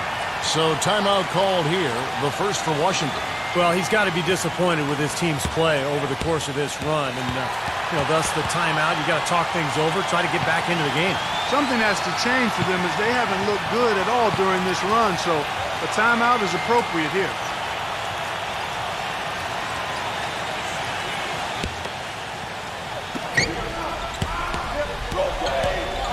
And first quarter, we're about 3.5 minutes in. And the shot counts. He's fouled, and it's a chance for a three-point play. Just to talk again about what Steve just said, they never missed a beat, Clark, when they turned to their bench. Well, there wasn't much of a difference between the points they got from their starters and those they got from the reserves. A really balanced team effort, and you like to see that.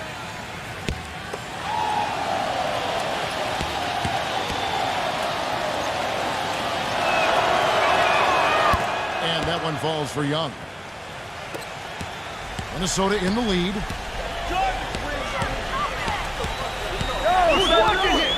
Number 5. Timberwolves keep it alive. Good. Davis has got 5. He's a grinder. Love what he does under the offensive boards, really bringing energy and life to his team. Young passes to Green. Green gets a screen from Ebanks. Number 41. And it's wide right. It's off the rim. Major defensive lapse right there. I mean, he's not a player you can leave open for a jump shot. You got to stay attached to him. They're lucky he couldn't punish them for it. No good. Wizards trail by 4. And here's Green outside. Minnesota with the rebound. Davis has got his 3rd rebound on the night. This quarter has not been his best. The defense may be starting to affect him a little bit. Milton, guarded by Green. 6 on the shot clock. Milton gets an open look and hits. The Wizards have gone 4 of 10 shooting the ball here in the first quarter. Young outside. Pass to Green. To the middle. Here's Birtle. Puts up the baby hook. Can't get it to go. Great D that time from Barnes.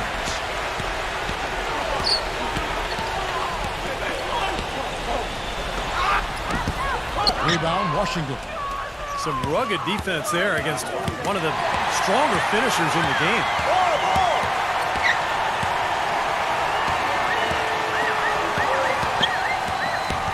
Number 5, defended by Ertl.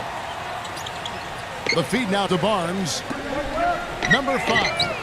And he's good on the 3-ball. He has 7. An unusual skill set for a big man. A long-range shot that gives you such good spacing offensively. Number 41. The Wizards with another miss. Steve, they've come out with a take-no-prisoners approach on the glass today. Yeah, it's impressive, too. Clark's already gotten them a +5 margin in the rebound column. That's 2 bombs in a row from long range. Yeah, shoddy defense there. Far too slow to react on the closeouts. Time called here. The Wizards decide to talk it over. Yeah, he has to be frustrated by how his offense is flowing. And I can't blame him. They're getting good looks out there, but the shots just aren't falling. And that can get into a team's head if it goes unchecked, continuing to miss good shots. So this timeout might be a way to combat that. Looking at the Timberwolves, let's see where they rank in the NBA statistics right now. Tops in scoring. First in blocks. And they're number 2 in assists. This is a team that loves to share the basketball. And the points that they're scoring per game that you talked about is really a result of great offensive execution. And this is a club that works well together. They get great looks, and they'll also score in transition.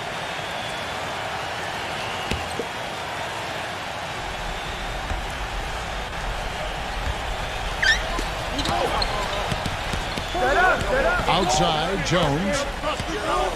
Brooks setting the pick for Jones. Nice ball movement by Washington.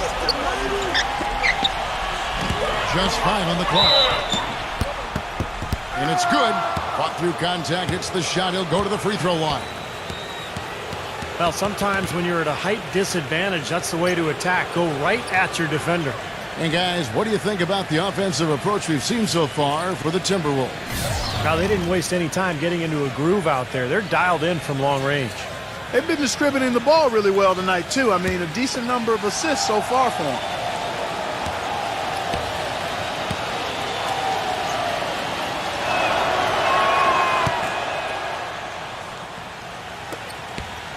Now the Timberwolves with it. They're on a 20-6 run. Simon, the pass to Martin. The pass to Simon.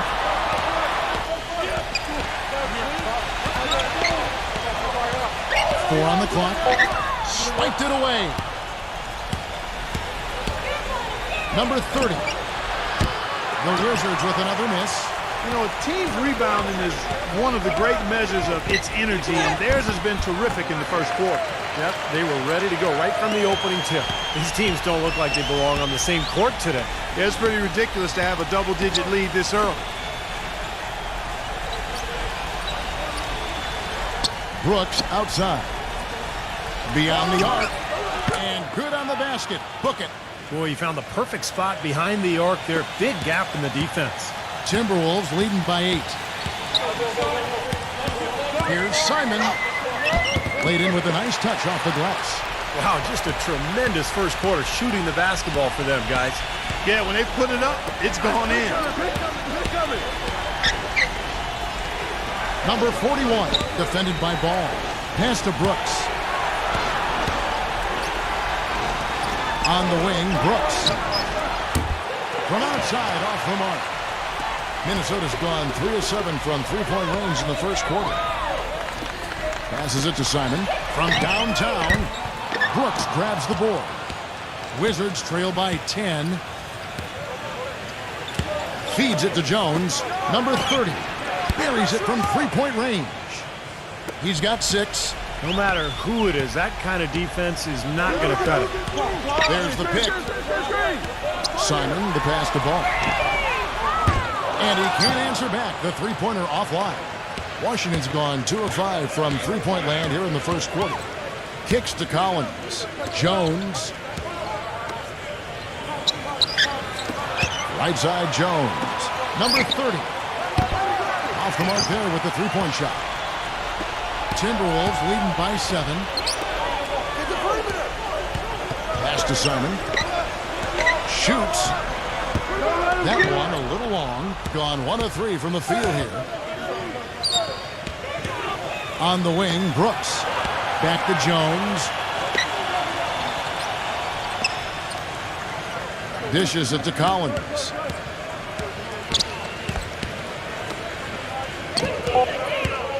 And it's going to be out of bounds. The Wizards will retain possession.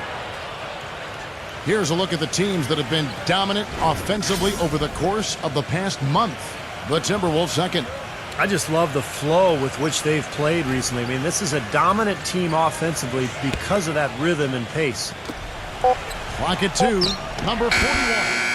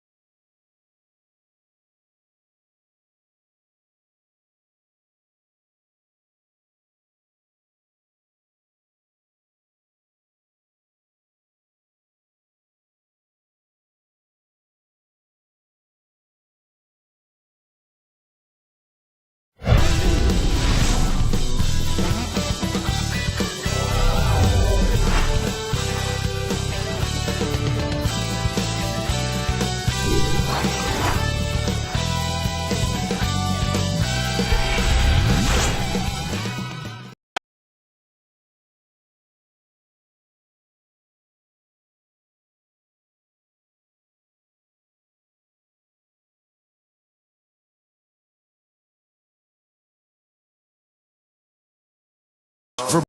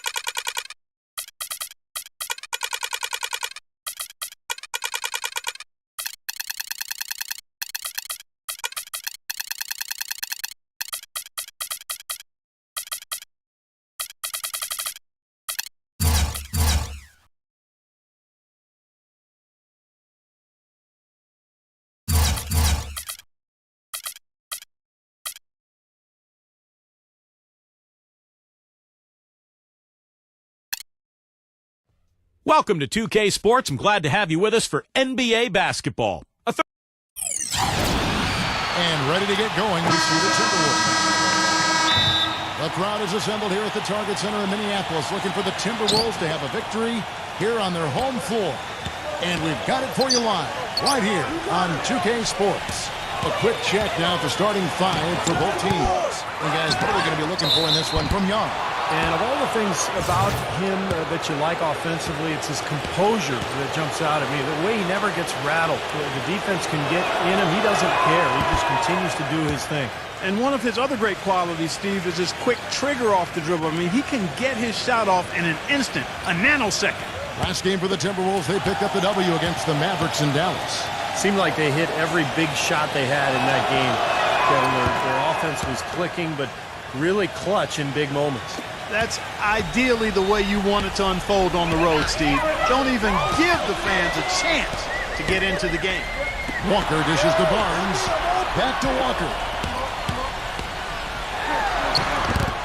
Rebounded by the Wizards. Last time they met was in Washington. Yeah, and in that victory, they got huge contributions from their bench, and I thought their depth was really the major factor in that game. Well, he stopped the dunk there. That was about the only play he could make. Well, you don't like the foul, but you don't like to give up an easy dunk either. Just to talk again about what Steve just said, they never missed a beat, Clark, when they turned to their bench. Well, there wasn't much of a difference between the points they got from their starters and those they got from the reserves. A really balanced team effort, and you like to see that.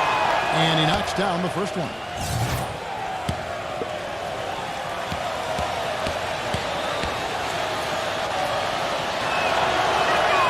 Good on both. Wizards on D. It's a three-point game. Fresh from a win against Portland. And guys, they could have won that game on the strength of their offense alone. It was that good. And to do it on the road, too. I mean, with the way they just kept coming at them, they kept that crowd out of the game the entire time. That's good work. And here is Green. He had a 33-point outing in their last game against Portland. And Young kicks to Green.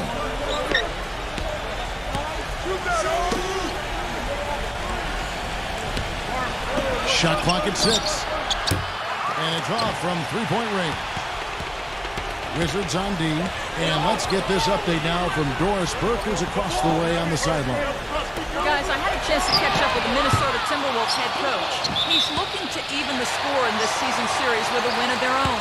He told me they can certainly play better than they did the last time and said with their defense and shot blocking, they're planning to make matters difficult at that end of the floor. Kevin, let's see if they can lock them up. Great, Doris. Thank you. It's not too uncommon to have that defensive focus being foremost in the game plan, is it? Well, that's who they are, Kevin. That's their identity as a ball club. And so every game they start out thinking, let's shut the opponent down. And not with just any kind of defense, guys. I mean, they want to get up into you, nose-to-nose, aggressive, in-your-face defense. And again, Washington, no good.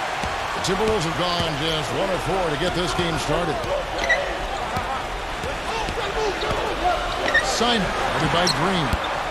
No good from Simon. That's now 4 misses on their first 5 attempts. Still trying to find the rhythm and flow here offensively. Young outside. Dishes it to Green. They grab their own miss. He banks the pass to Irving. Tries again. He lays it in. Well, they needed that one finally. That's just 1 of 5 now overall. Minnesota's gone 0 of 2 from deep here. They could use a big shot here to get this offense going. Sure could, Kev. I mean, too many empty trips. They need some points. The shot's good from Simon. And here in the first, approaching 3 minutes played. And Young kicks to Green. The kick out to Young.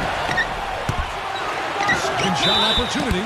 And a foul called on the shot. Got him on the way up that time, so he'll shoot 2 right here. The Wizards shooting their 5th and 6th free throws of the game. Well, how about the numbers for this club? As a team, 79% from the free throw line this year. That's been one of the strongest aspects of this team this season. I mean, there have been very few off nights for them at the free throw line. The free throw drops for Ebanks. The Timberwolves making a switch here.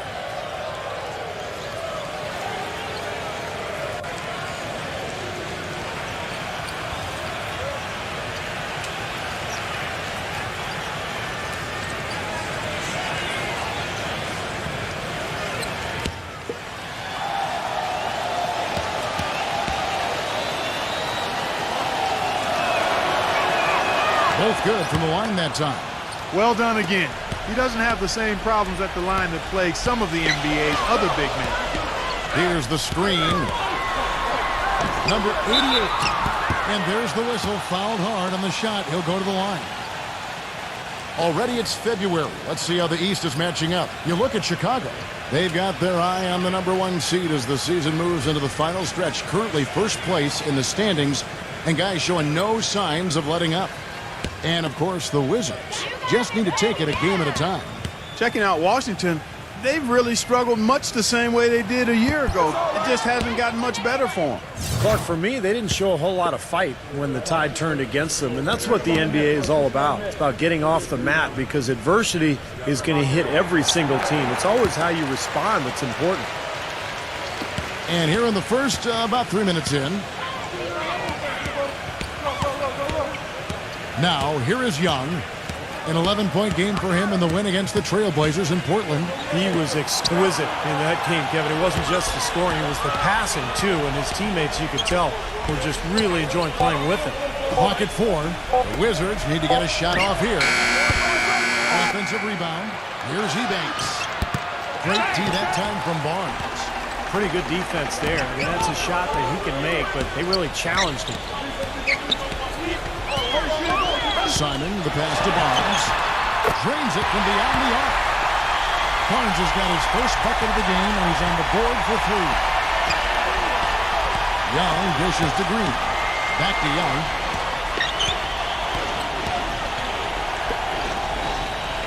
Number 41. The feather touch on the finger roll. Beautiful. Dropped that one in as soft as a feather using the finger roll. Walker goes in. That one wide left. Great defense there. You really have to challenge him at that range. Backing down is Green. Post-up shot. And it's good on the layup. Green's got his first points of the night. He presents a defender with a serious challenge. Always. Barnes passes to Simon. Now the feed to Barnes. There's the triple. It's rebounded by Ertl. Kevin, just enough presence to bother that three-point attempt there. Well, for a guy that shoots like he does, I mean, I'd say that is an easy look. Well, he's one player who can get hot in a big hurry. It's like he has an on-off switch, and once it gets flipped on, he's tough to stop. Steve, it has to be said here that he operates the pick and roll to perfection. I mean, he delights in running unwitting defenders or blindside picking guys so that he can end up rolling into a basket. And he makes the first. And the Wizards making a change here.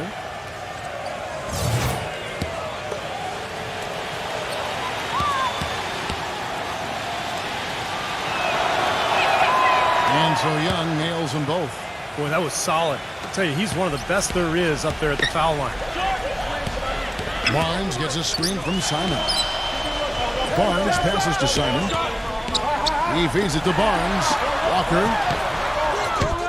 The Timberwolves again can't hit. You know, he's been off his game this quarter just a bit. Hasn't been able to get a whole lot to go so far. Number 30. Nice jump shot from the top of the key. Boy, nice bucket. They were really playing intelligently here. And even though the lead's not large, they've definitely got the upper hand. So the Timberwolves called their first timeout. Well, they were getting run ragged out there. Good time for a timeout. Maybe it was even too late, but this club has to regroup now. Boy, I tell you what, it wasn't pretty, and they definitely needed to take a minute to talk things over.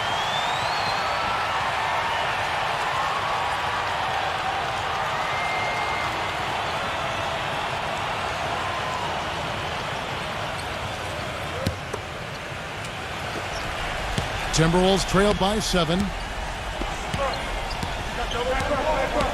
Milton defended by Young. Pass to Simon. To halt the run. The Timberwolves again can't hit. More often than not today, those shots have not dropped for him. Back to Young. Number 30. Off target there. That would have pushed the lead to double digits. The 3 can't hit. And it's Washington the other way. Rejected by Walker.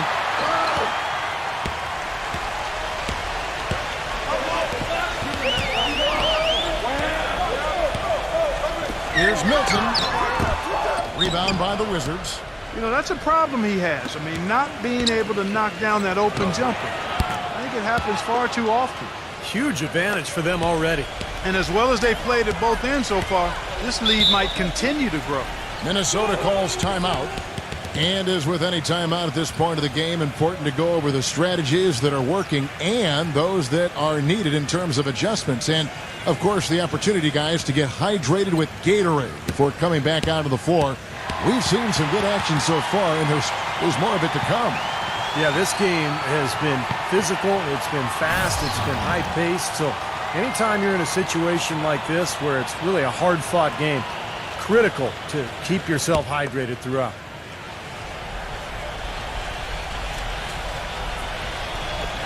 On defense, the Wizards, 10-point lead. The shot by Thomas. Gets an open look and hits. Here's Jones, averaging 9 points per contest.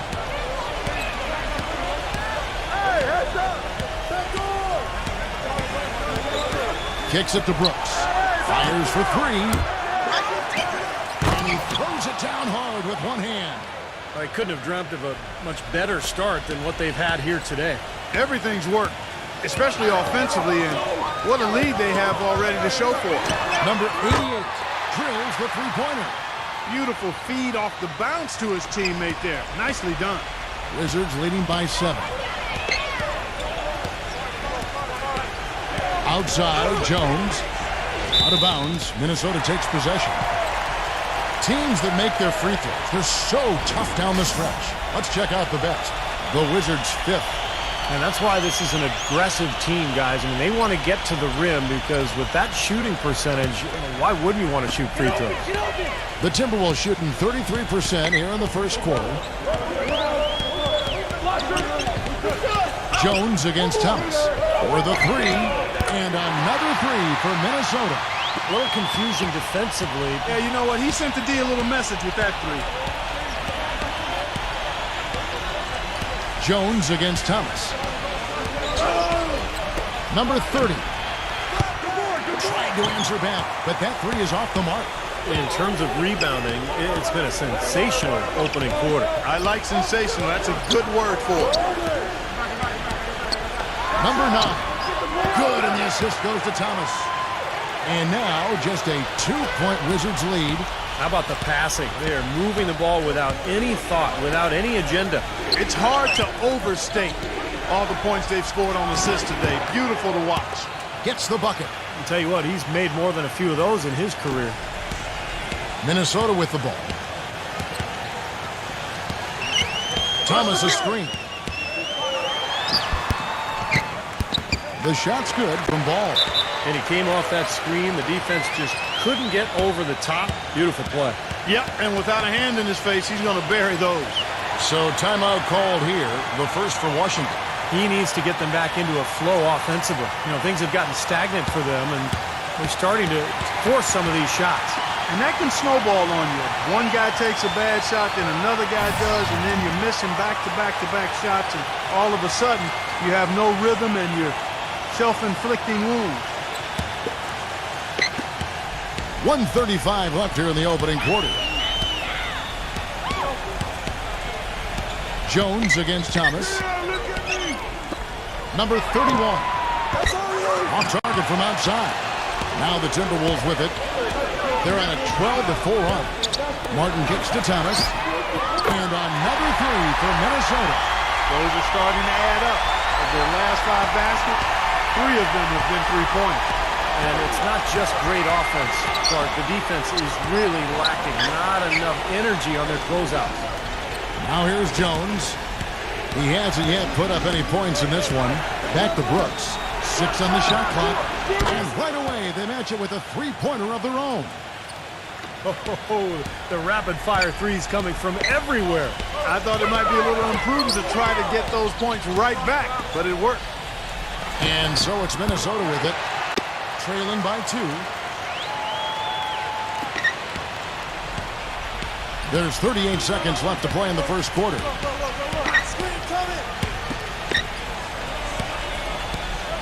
Shoots it. Can't get it to go. And Minnesota now the other way. Right side, Martin shoots the three. And Jones pulls it down. The Wizards shooting in this first quarter around 38%. They're looking a bit creaky out there.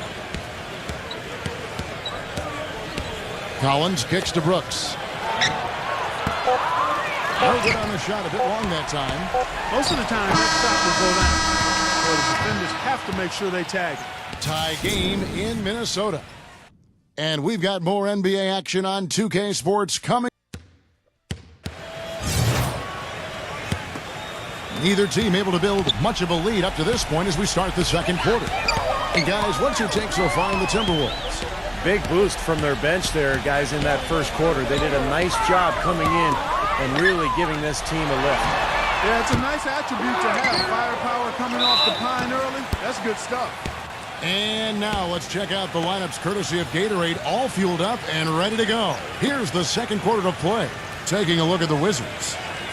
The Timberwolves shooting their third and fourth free throw attempts of the game. And their success rate from the stripe this season, about 77%. Yeah, in general, they've been very solid. I mean, free throw shooting isn't something they've had to worry about too much this season, guys. The Wizards making a switch here. Eubanks checked in.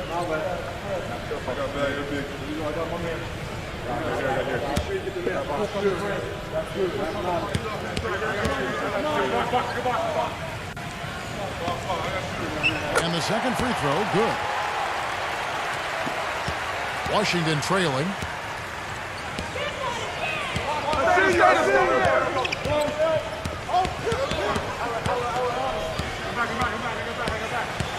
The dish to Brooks.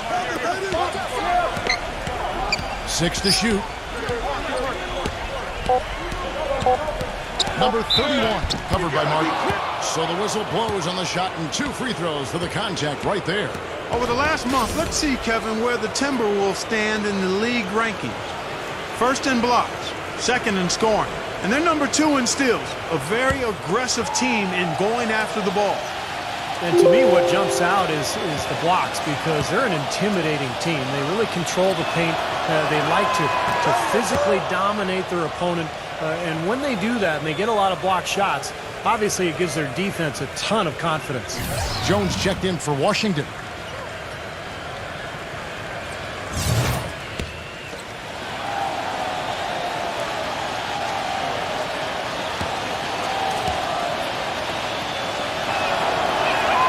So he gets them both.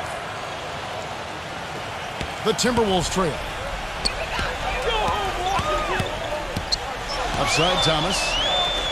From past the arc. Washington with the rebound. They've led by as much as 10. They've been strong on the board. There's no disputing that. That's what the box score says. Still anybody's game, though. Well, you just can't give them that kind of position in the post. I'll tell you what, when he gets it in that tight, he's going to bury those. Outside, Martin. Nice ball movement by Minnesota. Off target with his 3.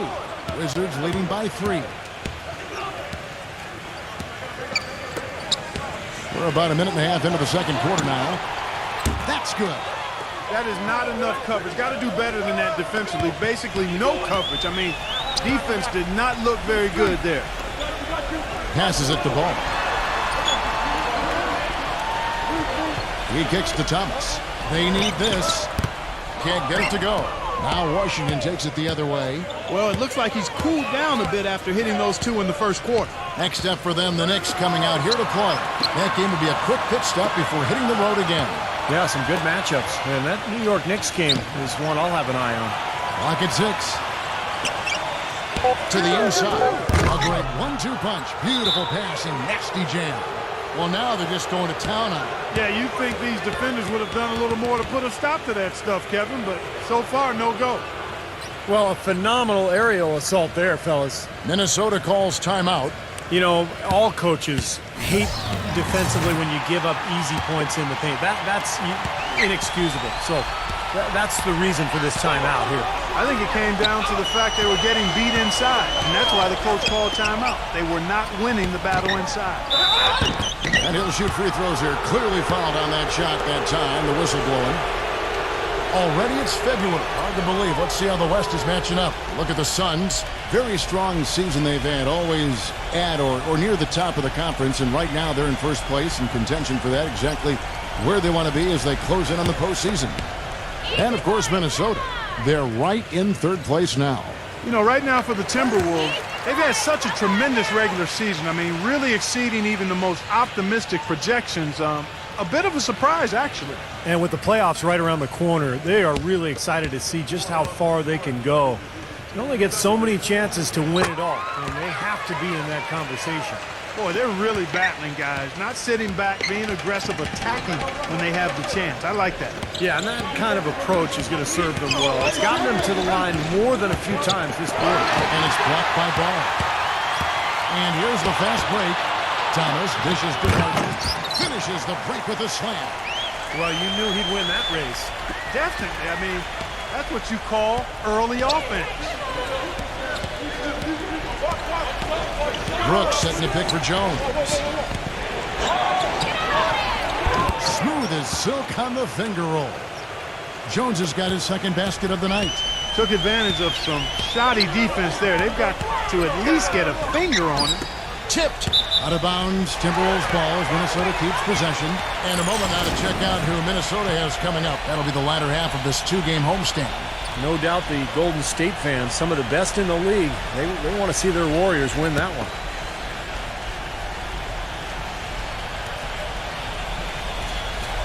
Here's Thomas. He's got 8. Double team on Thomas. It's Martin on the wing. Back to Thomas. On deep. Really haven't been able to get on track this quarter. I mean, things have just been out of sync for him. Rejected by Martin.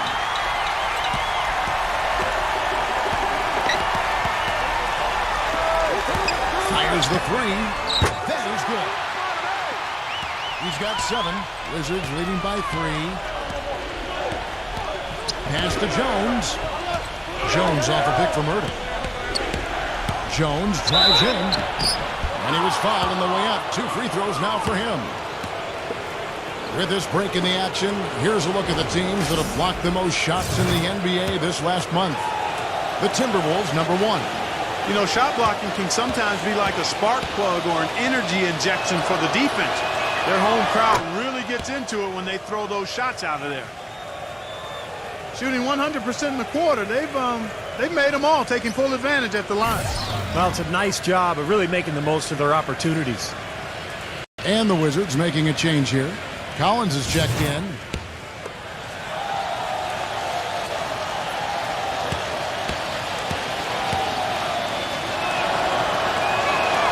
And good on the second, so he makes them both. Timberwolves trailed by 5. Now Thomas. He's got 8.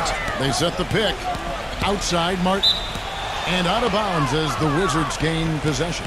Chance now to check out the Washington Wizards' upcoming schedule. Next up for them, the Knicks coming out here to play. That game is the first and last of their homestand.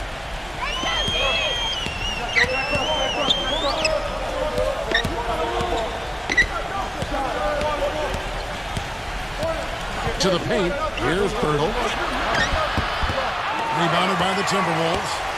That's what they call the $1 million move with the 10-cent finish. Barnes passes to Martin. Outside Thomas. Pulls it up.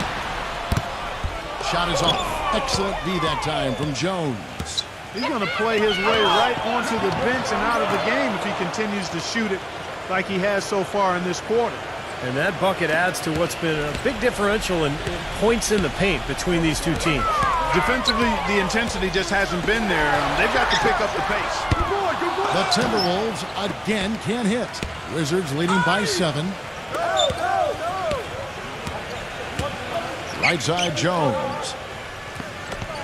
He dishes it to Brooks. And again, Washington with the triple. And Minnesota has possession. And that game is the second of 2 straight at home. Back to Thomas. 2 on the run. Count the bucket. Thomas got 11 points. He's picking up right where he left off in the first quarter. Jones with it. Now Thomas defending. Back to Brooks. Plenty of space. Again, the Wizards good for 2. He's played an important role in their offense today, guys. Without him, they may not be in the lead. Number 9. Misses off the right iron. That's one he knows he should have made. Brooks kicks to Jones.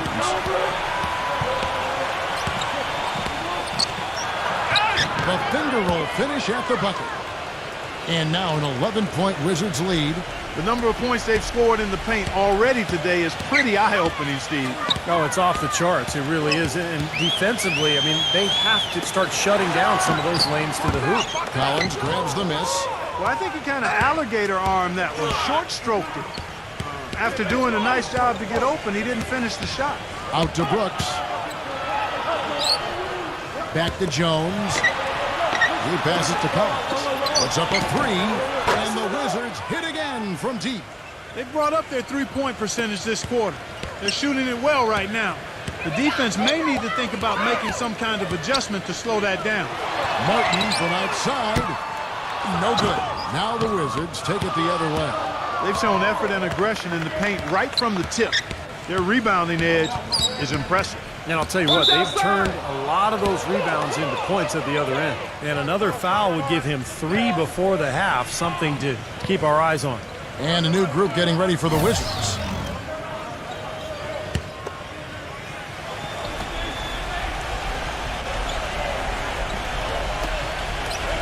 Green inside the three-point line. Walker with the rebound. Walker's got his 3rd rebound tonight. Now the pass to Simon. Let it go. Rebounded by the Wizards. Number 23, guarded by Walker.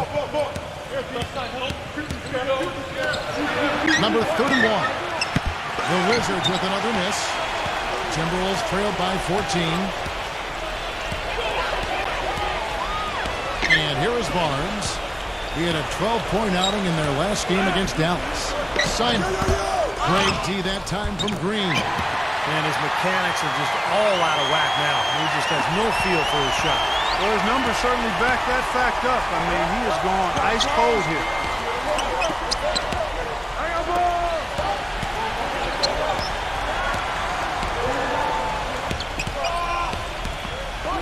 Number 23 hits it from three-point range. He's got 6. These defenders had better start closing out on those shooters. Yeah, that's twice in a row now where they've done exactly the opposite and backed off. Back to Walker. And it's out of bounds. The Wizards will take it the other way. Over the last 10 games, you can see where the Timberwolves rank in the league. 2nd in scoring, 2nd in fewest turnovers per game. And they're ranked 3rd in team blocks, getting after it defensively in the paint. And I think what's most impressive when you talk about those points per game is the fact that they're spreading it around. This is a very unselfish team. They work to get good shots every time down the floor, and they become a very efficient offensive team. There's a good screen. 5 to shoot. Green with the ball. Now defended by Simon. Shot by Collins, no good. Timberwolves trailed by 15. Pass to Simon. Feeds it to Barnes. 3-pointer. Good. Barnes has got 5 points now this quarter. Well, he found the perfect spot behind the arc there. Big gap in the defense. Green, the screen.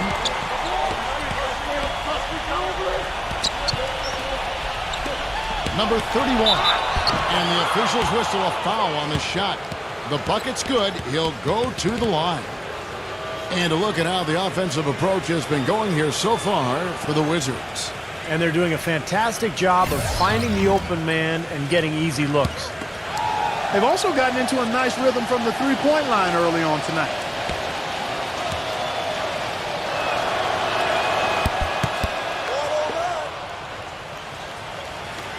.52 seconds left in the first half of the game. Dishes to Walker. And another 3 for Minnesota. You might not think of him as a laser three-point shooter, but that shot was there for him, and he had to take it. The feed to Green. Looked to me like the defender didn't get squared up and get his feet set. Good work by the officials. A nice call. That play can be tough to judge sometimes. This is his first chance at the line tonight.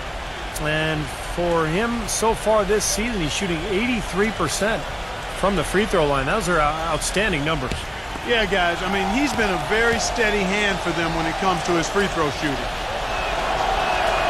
Free throw drops for Green. And the Wizards making a change here. Brooks checked in.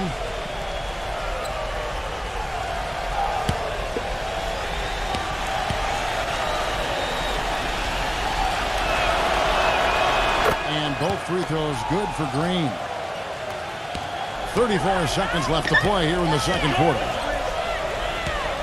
Barnes dishes to Walker. Passes it to Simon. Back to Walker. Timberwolves passing it around. Barnes can't get it to go. And that'll increase their rebound advantage. They've definitely been winning that battle on the board. Well, the main thing is they haven't allowed many second chance opportunities. And that is always going to allow you to maintain your lead. From deep, Green. Got it off in time, but it's no good. And so that's the end of the first half. And now, brought to you by Sprint. Thursday, the Suns. The Sprint Halftime Report, presented by Sprint. And as we welcome you back, we begin our second half. So far, not a tightly contested game, guys, but, you know, anything can happen. A nice quarter for Brooks. 12 points, and he's hit the mark twice from three-point range as well. Well, it's no secret. I mean, the more points he can come up with from out there, the better off they'll be offensively with their spacing. Harrison Barnes is out there with Davis, and it's Walker in at the three. So that's the Timberwolves foul. He feeds it to Davis. Walker, and the pass to Simon. Kicks it to Barnes. The dish to Walker. Here's Davis. And two free throws coming up as he misses that one. Drawing the whistle and a lot of contact there. Well, probably the right play defensively. If you can't get the block, send them to the free throw line. Don't give them an easy two. No easy buckets inside. Force free throws and work to keep them out of the lane next time around.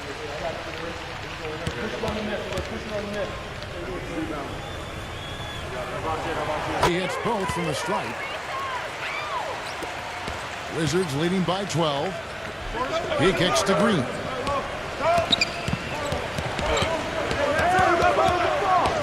Pass to Young. Here's the three. Rebounded by Simon. Well, that's clearly a situation you want to make sure you don't give him too good of a look at. Well, true. The defenders shouldn't relax just because he missed that one. He's capable of getting hot in a hurry. One of the reasons they're behind is because we haven't seen enough of that. He needs to become a bigger part of the offense. Outside, Green. Number 41. Knocks down the three ball. He's got 7. Kevin, he does a great job of moving without the ball, and he gets a lot of good looks because of that movement. And as long as his teammates are setting screens and looking for him, he can be lethal from the outside. And that is the key, Steve, but his release in those catch-and-shoot moments is also terrific. Barnes kicks to Walker. Down to 5 on the shot clock. From deep three-point range. Rebound by the Wizards. Green left side. It's good. Only a few seconds into the shot clock. Green's got his third basket of the night right there. I tell you what, I can't argue with the result, but a little unnecessary to go to the off-balance shot there. To the middle. It's tipped.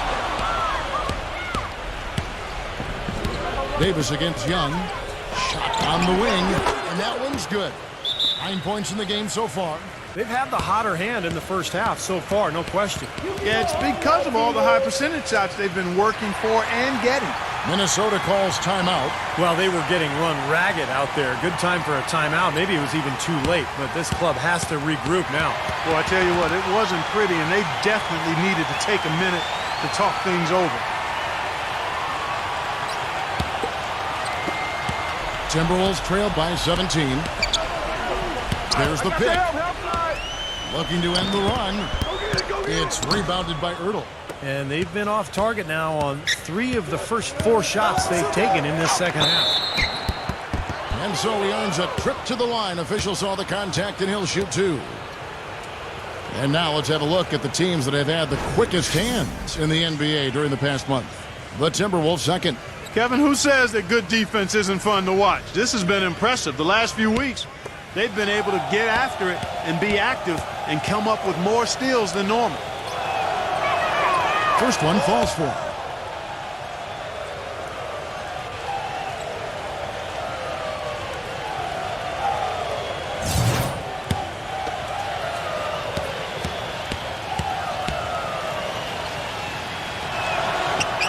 And so he makes both from the line.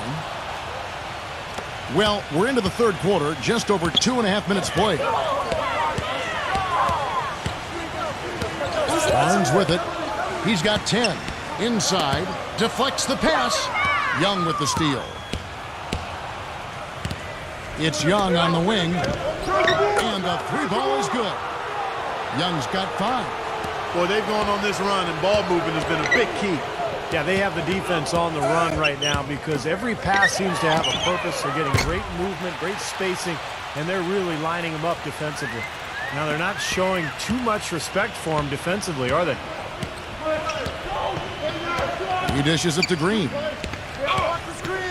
From downtown. The shot no good. And Minnesota now the other way. That's the kind of defense required when he's got the ball near the hoop. They were right in his face. Here's Simon. And they cash in right away with the quick shot. He has 6. Wizards leading by 17. Get outside. Washington calls timeout.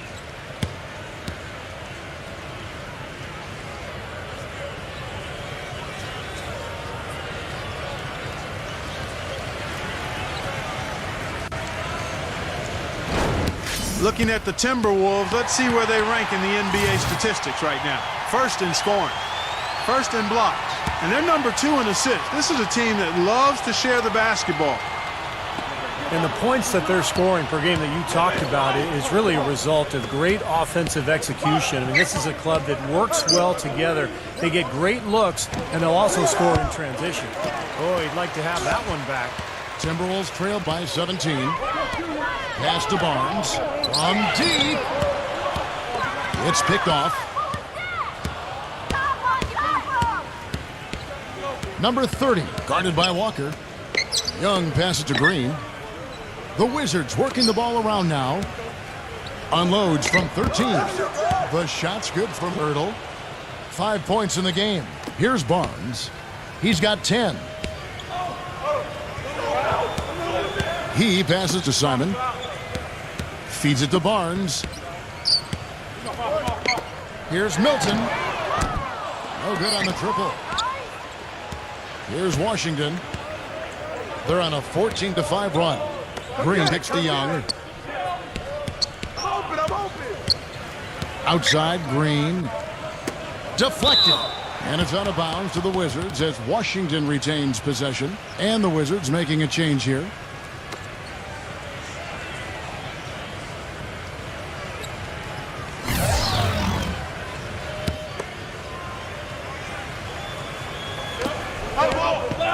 Six to shoot. Number 30.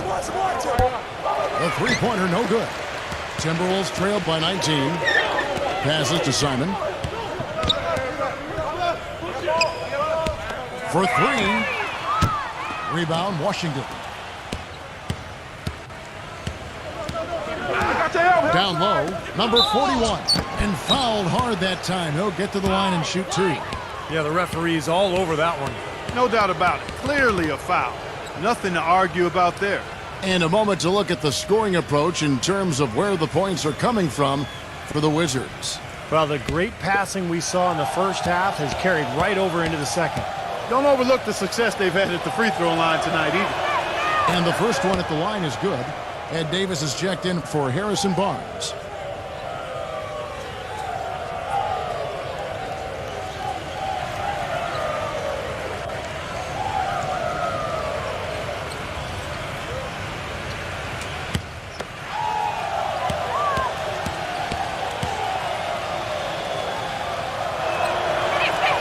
That's also good, so he hits both free throws. And if they continue to shoot well from the free throw line like they are, I mean, their lead is going to be pretty steady here. That's not an overstatement. They've literally not missed a single foul shot this half. No good from Simon. What was the defense doing there? I mean, he is not the guy to give an open look to, and yet they got away with it. Number 30. The Wizards with another miss. He continues to struggle from the field. But luckily for him and his team, his teammates have been able to pick him up and get the job done. Here's Milton. That falls. Nice feed that time from Walker. Wizards leading by 18. Now, here is Young. He's got 5. Launches it. They'll get another chance. Brooks dishes to Collins. Rebounded by the Timberwolves. Well defended, and he's not someone who responds well to that kind of defensive pressure. From deep, Walker. No good. And it's Washington the other way. Brooks outside. And that one's good. Brooks has got 14. Well, it's been all about pace and space with them. Tempo, the fast break points, just a huge advantage. Yeah, they've been looking to push it all the time and to get that early offense, and they're doing it well. Green, he's checked in for Young.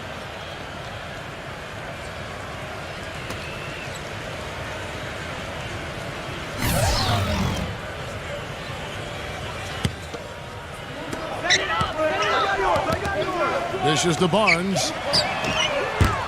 Kept alive, Minnesota. The kick out to Walker. The feed now to Barnes. There's the pass to Walker. They set the screen. That shot wide open. He has 6. They've gotten a bunch of good looks and have been absolutely lethal from behind the three-point line. Yeah, you got to get some bodies out there defensively, though. I mean, things are way too easy out beyond the three-point arc. And Green gets it to go. Boy, that was a rugged screen set there, fellas, and the defense didn't even try to go through that one. He feeds it to Barnes. There's the dish to Walker. Rebound, Washington. Green's got 5 rebounds tonight. And there's the slam dunk to finish it off. None of the defenders wanted anything Clark to do with him on that jam. And I do not blame him at all, partner. He was coming in with a bunch of steam and was ready to posterize whoever decided to get in his way. All right, I understand, fellas, but come on. You've got to challenge him a little bit at least. Wizards leading by 20. Back to Brooks. From 11 feet away. Minnesota with the rebound. Walker's got his 4th rebound in this one. Kicks to Barnes. Backing in. Outside, Walker takes the 3. And another 3 for Minnesota. These defenders are putting up very little resistance to the three-point shot.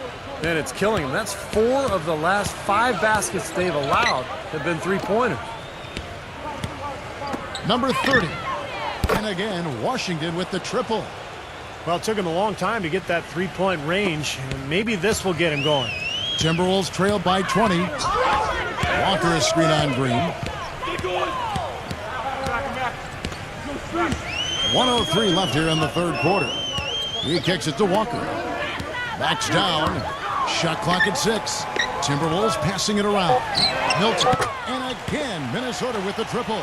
And his shots are dropping right now. This quarter has been very kind to him. Wizards leading by 17.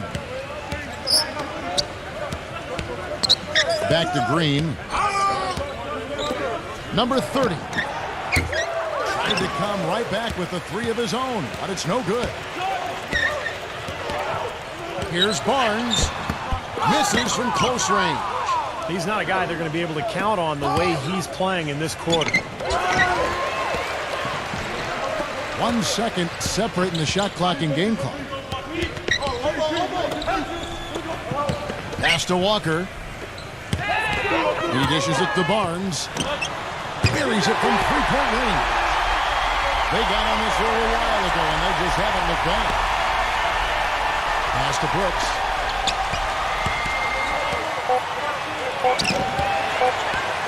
It'll count. The shot is off.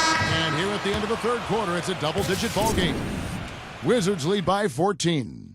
We're going to step aside for just a second, but join us right back here for the start of the fourth quarter. Next.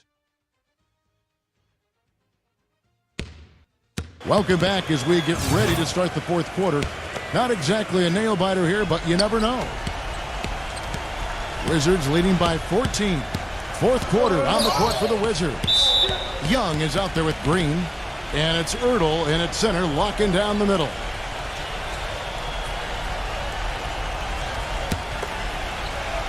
So it's the Wizards now. He banks the pass to Young. Out of bounds. Wizards ball as Washington keeps possession. Maybe a low percentage pass, but it still nearly got through. I like it, though. I mean, it's an aggressive play. Heads up defending to deflect it away. 6 on the shot clock. Passes it to Ertl. And so it looks like the Wizards will retain possession here. I tell you what, that's just a major unforced error right there, guys. My goodness. Clock is at 3. Outside, Green fires the 3. It's hauled in by Thomas. Thomas got 3 rebounds so far in the game.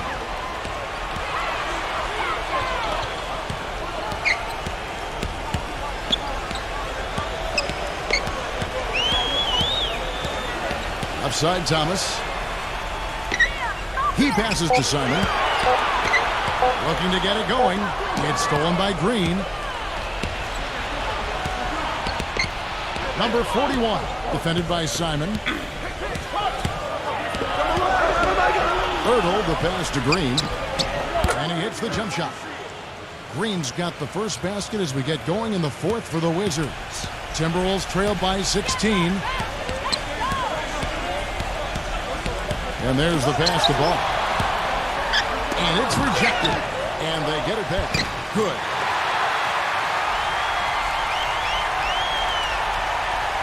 We've gone about a minute and a half into the fourth quarter. The drive by Green. Pass to Ertl. Tries to keep it alive. Out of bounds. Wizards ball as Washington keeps possession. Jones checked in for the Wizards.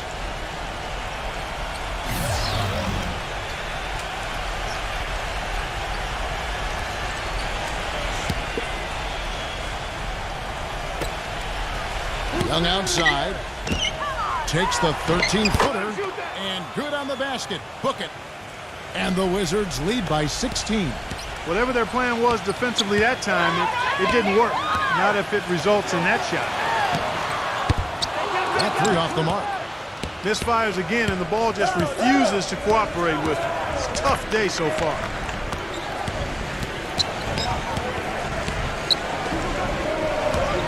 Feeds to Ebax. And that one's good. Whether by design or accident, that was a very high-quality shot they created. Just a little under 2.5 minutes have passed now here in the fourth. Thomas passes the ball. Rebound by the Wizards. But an 8-rebound advantage like the one they have now is always going to swing the score hard in that team's direction. And that's certainly been the case today. Their rebounding has made a huge difference. And he goes up strong with one hand and flushes it down. Boy, I love it. Active hands on the steal, active feet on the fast break. And Clark power on the dunk. And guys, this is just too close of a game to be giving the ball up like that and then failing to get back in transition. The timely screen gave him a step, and he took it all the way. The second he got around the pick and shook his man, it was straight to the bucket for the easy deuce. Very, very well done. The 3 from Thomas. Timberwolves keep it alive. And it's Davis with the jam. Boy, what a throwdown after doing a great job to corral the rebound. Well, you know, there aren't that many players with a better nose for the ball than him. Agreed. And with the D always scattered after an offensive rebound, he knows exactly how to get that to work for him. And that one's good. The defenders need to talk to each other. The communication lacking there on that three-pointer. Outside, Martin. Back to Thomas. Dishes it to Martin. And he can't answer back. The three-pointer offline. Wizards leading by 19 points. Outside, Jones.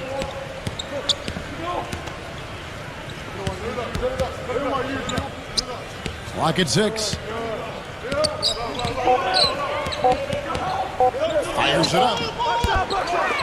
And Davis pulls it down. Minnesota's gone 0-3 so far in the fourth quarter from long range. Here's Simon. And it goes as the official calls the foul. Count it. He'll shoot one more at the free throw line. Well, he earned that one. Took the hit and still found a way to knock it down. Yeah, fantastic body control. And the will to get it done. You like that focus. That's good from Simon.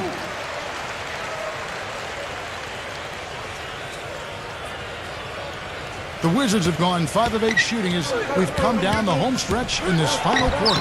That drops. Green's got 9 points now in just the second half. You know, the only tough part of that basket for him was getting into such good position. The rest of it seemed easy.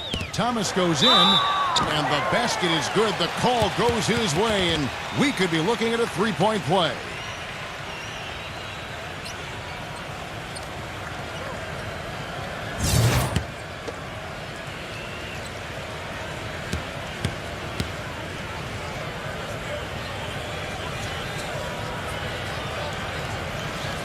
Free throw good, Thomas. They're locked in from the charity stripe this half. Not a miss yet.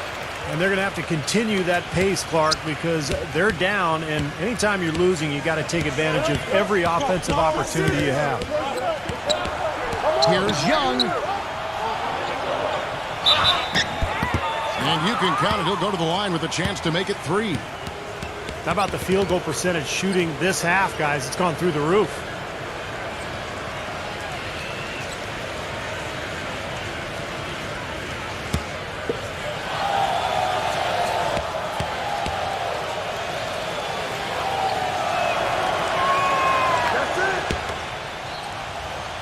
Timberwolves trail by 18.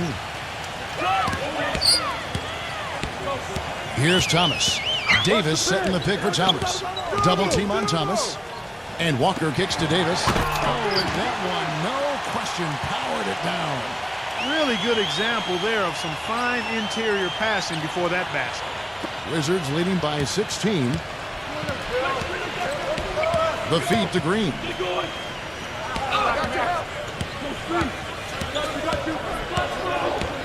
There's the double team with Walker. Number 41. Again, the Wizards score.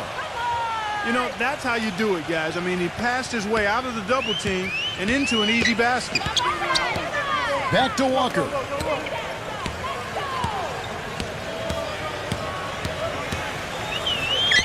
Pass to Simon. Outside, Walker. No good with the triple.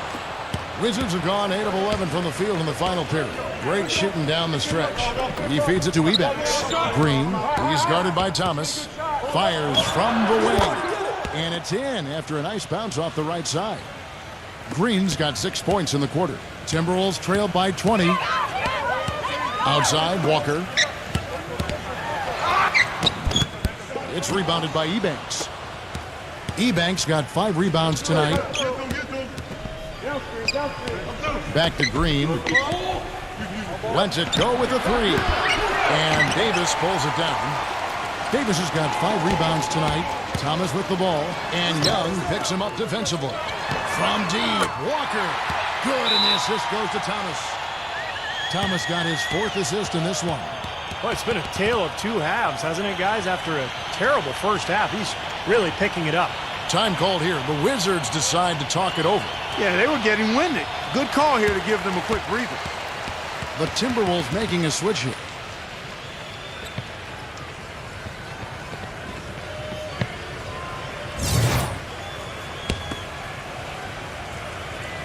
Out of bounds, Minnesota takes possession. Boy, they couldn't hook up there on what's really a pretty basic pass.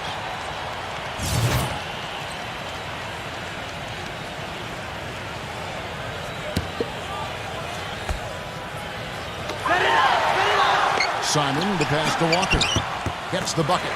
Well, his body control is what I noticed. I think that jumps off the page when you watch him play, even with a defender draped all over him.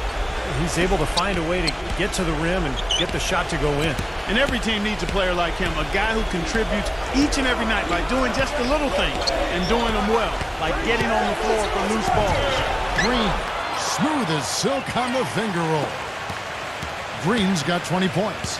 Well, nothing was going down for him in the first half, but since the break, he's been on target. No good from Simon. Wizards leading by 17. Young outside. The dish to Green. Right side, Green. Stolen by Walker.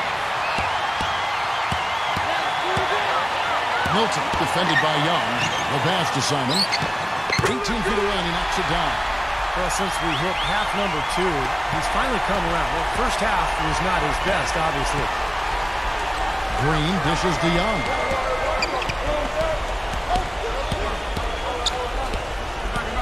Back to Green. Green gets a screen from Ertl. Shot clock at 5. The drive by Green. The basket drops, and he gets fouled on the shot. One free throw coming his way. And as hot as he's been this quarter, the game plan should be simple. Get him the ball and get out of the way. And Green no good on that one. Timberwolves clear by 17. Barnes kicks to Walker. They get it back. Pass to Simon. Beyond the arc. No one. And it's Washington the other way. 22 is their biggest lead. Ripped away. .119 left in the fourth quarter. Barnes defended by Ebanks. Passes it to Simon. Kicks to Walker. Rejected by Ertl. Green against Barnes. There's a screen. Green passes to Ebanks. Outside, Green. Shot clock at 6. There's the double team with Walker. Simon, and we're going to have a jump ball. It's tied up there. So it's the Wizards now. 4 on the clock. Here's Ebanks. Rebounded by the Timberwolves. He kicks it to Barnes. He passes it to Simon. And the jumper is good.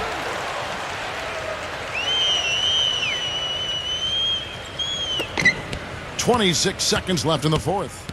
Washington's gone 1 of 3 from outside the arc since we've reached the fourth quarter. There's 14 seconds left to play in the final quarter. Green dishes to Young. Just 5 on the clock. Foul call that time on the way up. That'll give him 2 chances at the free throw line here.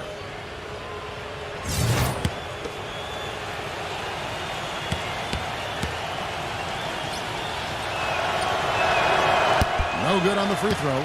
And a new group getting ready for the Wizards.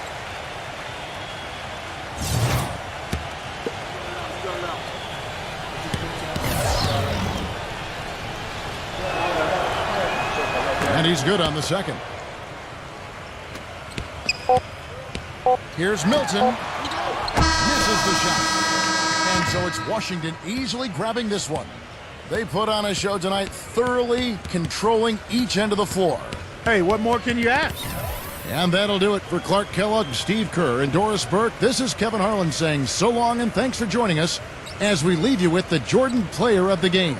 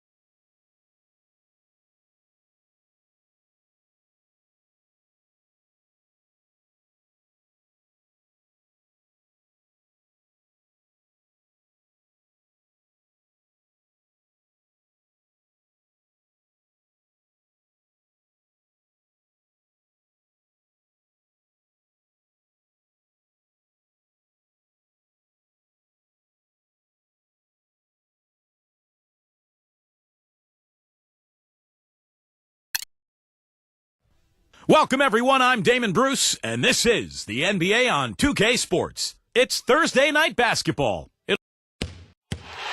And the players going through their game preparation, making sure they're fully warmed up for the tip.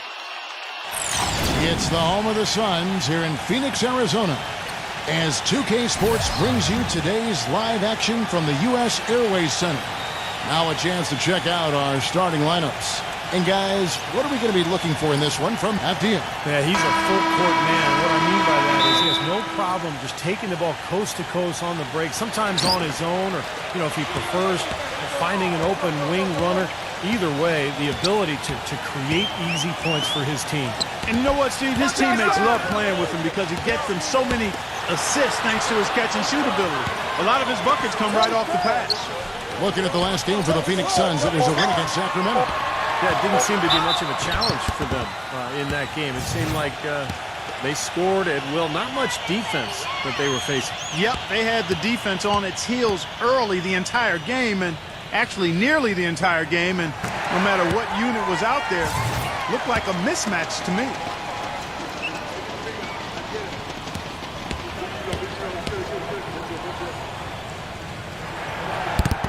Oh, free throws good from Smart.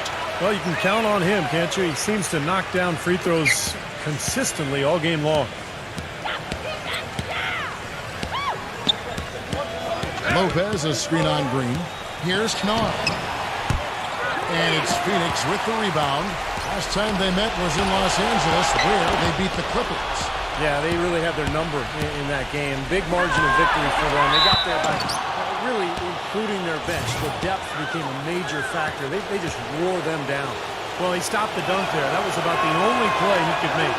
Well, you don't like to foul, but you don't like to give up an easy dunk either. What Steve just talked about regarding how much they spread their scoring around was probably the most striking thing about that big win. And the fact that they did have such a huge lead allowed them to even use their bench a little more than normal, and that was something that served them well. Both free throws good from Lopez.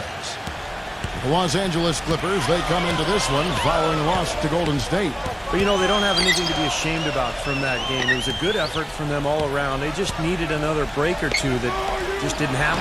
Yeah, both teams can't win. It comes down to a play or two either way. I thought both deserved to win, but only one could.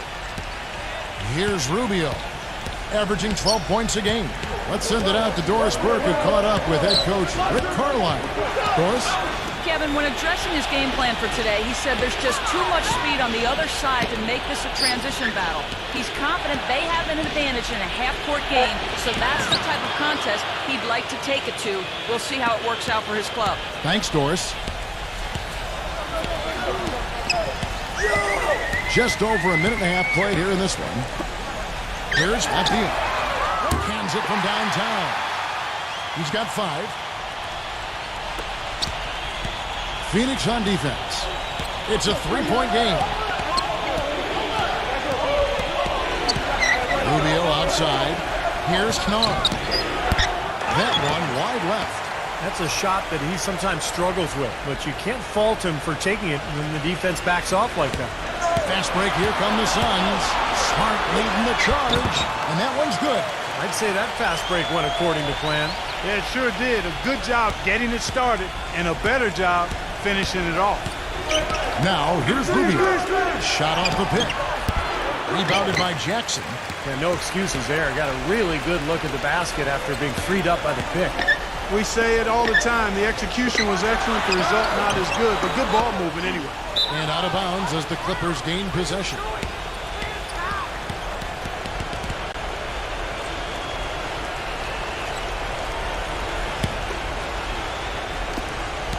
Clippers trailed by 5. They really want to find that igniter here. Yeah, that's right. Kevin, the offense has basically been running in place. They got to get going. Now, here's Rubio. And there's the pass to Washington. Some nice ball movement by the Clippers. That's good. You know what, guys? He can really light it up from the perimeter at times. Green with a screen for Smart. He dishes it to Williams. Smart with the ball. An 11-point game for him in the win against Sacramento. Back to Williams. Oh, and that one, no question, powered it down. Good ball movement. He put that pass in the ideal spot, right where it needed to be. They set the pick. Knar, defended by Abdian. The feed to Lopez. Pass to Craig. Down to 5 on the shot clock. Plays it up and banks it in. He's got 5. Just over 3.5 minutes gone here in the first. Here's Smart, averaging 12 points a game. And that one's good. D there, guys, was pretty much non-existent. I mean, you can't leave a good shooter like that open. Clippers trail by 5. That's a Rubio. Passes it to Craig. Here's Washington. They get it back. Second shot opportunity. And foul called as he misses. He'll go to the line and shoot 2. And here's a list of players that have been coming through for their team on both ends of the floor. The point guards with the most steals over the course of the last month.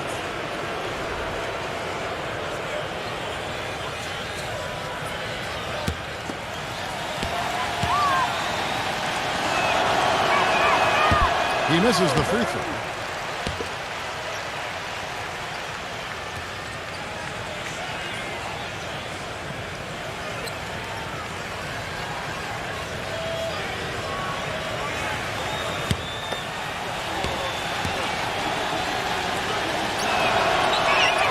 And he's good on the second. Suns leading by 4. Smart kicks to Green. He passes it to Abdian. Back to Green. Smart. Another 3 for Phoenix. How about the passing? They are moving the ball without any thought, without any agenda. It's hard to overstate all the points they've scored on assists today. Beautiful to watch. Back to Rubio. Lets it go. And he gets the jumper to drop. Phoenix has gone 3 of 3 from deep. 9 points rung up from outside here in the first.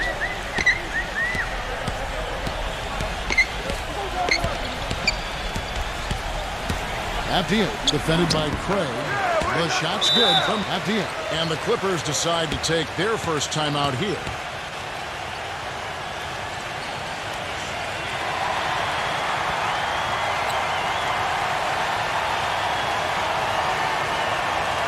Let's see how the Suns have performed over the last few weeks. Tops in scoring, 4th in blocks. And they also show up top 5 in team field goal percentage. That's excellent. Actually, that's elite level. And the points that they're scoring per game that you talked about is really a result of great offensive execution. And this is a club that works well together. They get great looks, and they'll also score in transition. Now, here's Rubio. Lopez kicks to Rubio.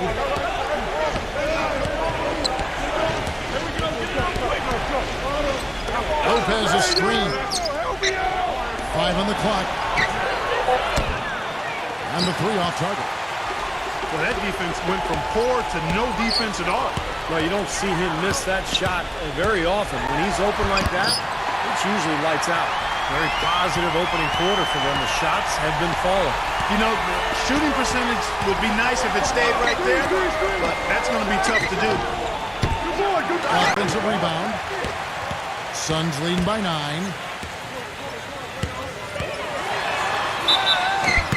And they're going to count the bucket and send him to the line. It could be a 3-point play. Such a great start for him. 4 for 4 already. He could be on his way to a big game. It certainly looks that way, Steve. His energy level has been terrific right from the opening tip. So it's the Clippers now. Number 24. Oh, and there's the one-handed jam. Well, as far as the defense goes, Clark, that is not what's going to keep them in this league. Yeah, but from the other perspective, you can see just how much that dunk pumped those players up. Oh, yeah. Yeah, I agree, guys. I sense a little bit of a momentum shift here. Clippers trail by 9. Pass to Caruso. And goaltending is going to be the call, so they get the basket there anyway. He thought he had that one clean, but the ref saw it differently. They'll count the basket. And you can hear the reaction of the fans to that call. Well, it's obvious they did not like it, Steve. Feeds to Jackson. Sinks the three-pointer. Boy, Kevin, I like the way they come out here. I mean, they're shooting it well and with confidence from outside. Just a good, strong start for them.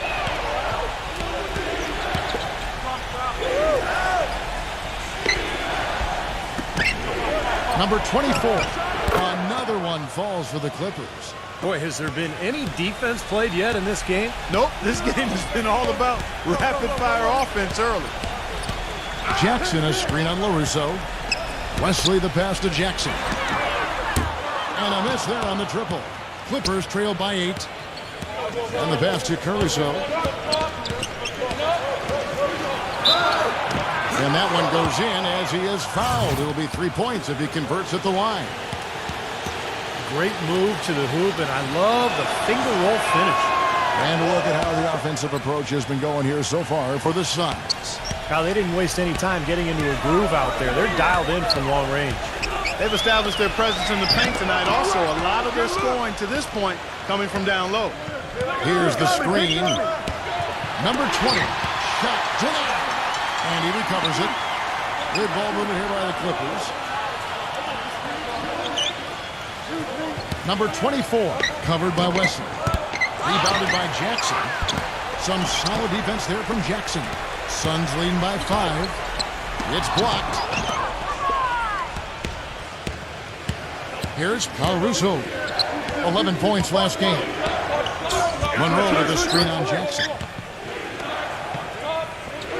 He kicks to Monroe. Number 24. And again, it's the Clippers missing.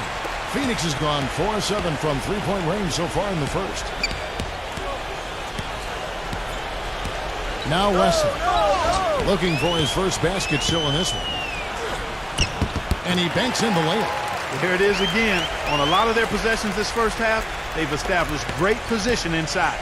Yeah, getting the ball into the post should be their first option every time down. Force the defense to adapt and adjust. And the Clippers call time here, where it really does come down to confidence sometimes, doesn't it? Boy, Kevin, you said a mouthful there. Confidence, such a thin line, because when you're confident and you're feeling it, then you tend to knock shots down comfortably.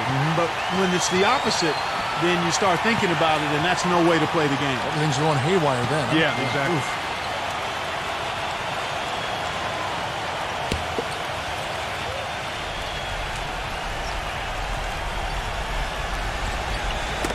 A minute 20 left in the first. Count that one. 7 points in the game. 8 of the last 10 points at that end of the court have been scored on very high percentage shots in the paint. And it's not necessarily strategic, Clark. It's just a matter of playing with more heart. Got to play hard, guys. And first time out of the game called for Phoenix.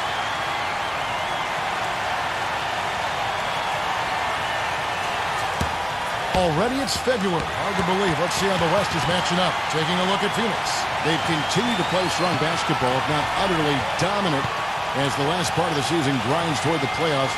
And it looks like, guys, they'll hold on to that #1 spot the whole way there. And checking out the Clippers, just way behind.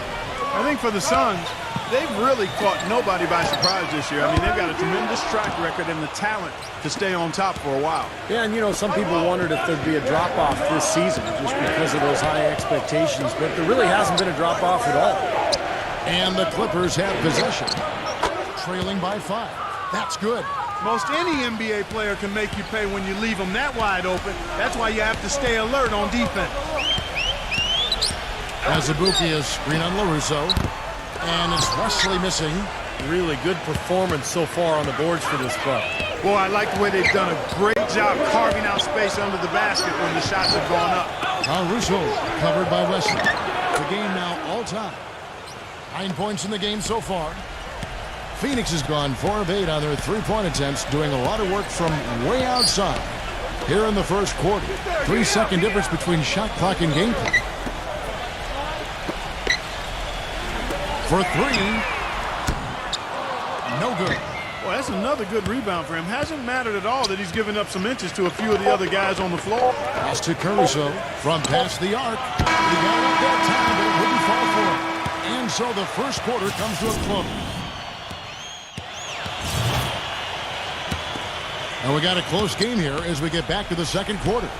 And from what we've seen, guys, from the Suns, what are you thinking so far?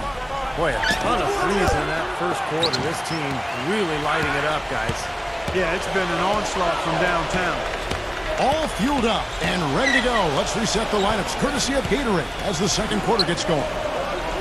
Setting the floor for the Clippers. Misses the wing three. The Clippers shooting 48% from the field. Not bad at all.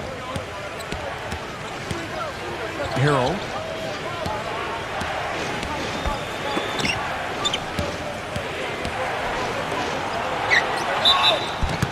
So he gets the whistle. Contact on the way up and 2 shots coming up. Well, most of all, I just love the work he puts in on the offensive glass. So many of his points come on putbacks just because of sheer hustle. And Steve, you know, he's also got a full arsenal of moves in the post. I mean, you can't believe how many tricks this guy has up his sleeves. He's full of them.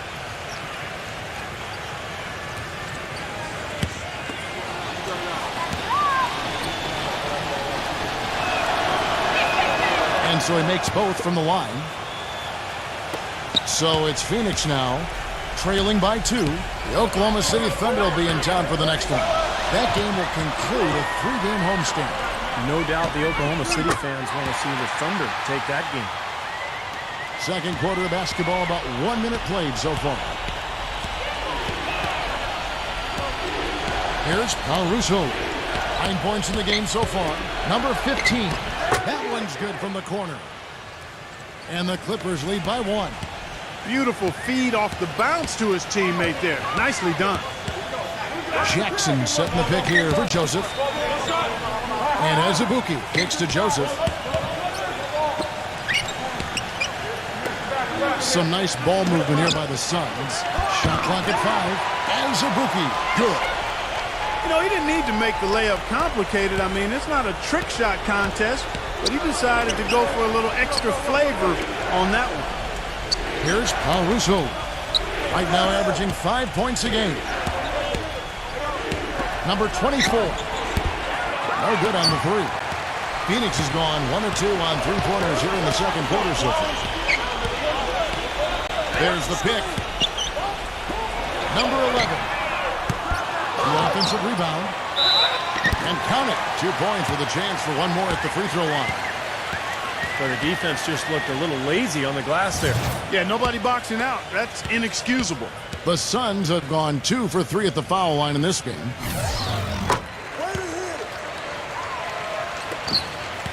Clippers trail by 4. Clark David struggling here on offense. Yeah, a little bit of cottonmouth here. Dry spell for sure. Rubio the pass to Washington. Fires from deep. Williams with the block. Passes it to Washington. But they'll get another chance. On deep. Here's Lopez. And finally, that one's good. Lopez has got 7 points in the game. The number of points they've scored in the paint already today is pretty eye-opening, Steve.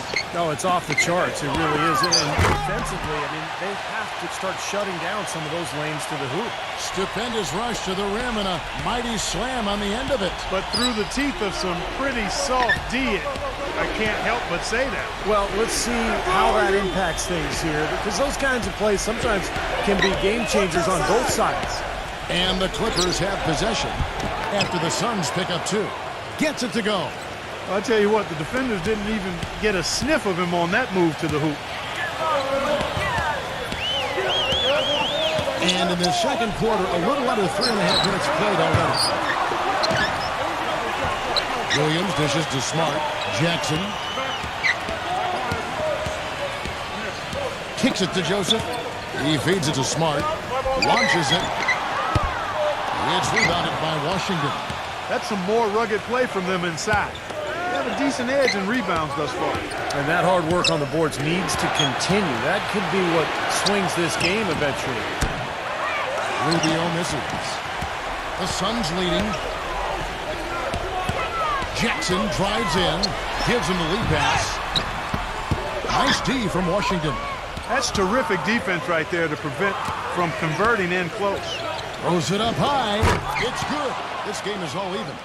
You can see the eye contact there. Gave a little nod and then burst to the rim for the alley-oop slam. No doubt, Clark. A pair of teammates with a terrific feel for each other out on the floor. And what a play to make in a close game, a potential momentum builder. Knard, guarded by Jackson. Dishes to Lopez. Rubio outside. Out of bounds. Phoenix takes possession. Let's quickly bring up the 2K leaderboard for a look at the top free throw shooters among point guards.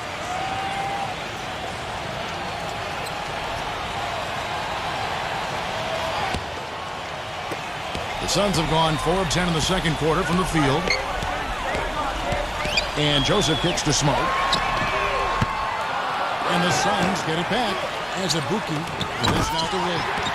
Solid on the one-hand throw down there. You know, Clark, when it's a tight ball game like this, he's the guy they want with the ball. Yeah, you got that right, Kevin. He's such a reliable finisher. Rubio outside.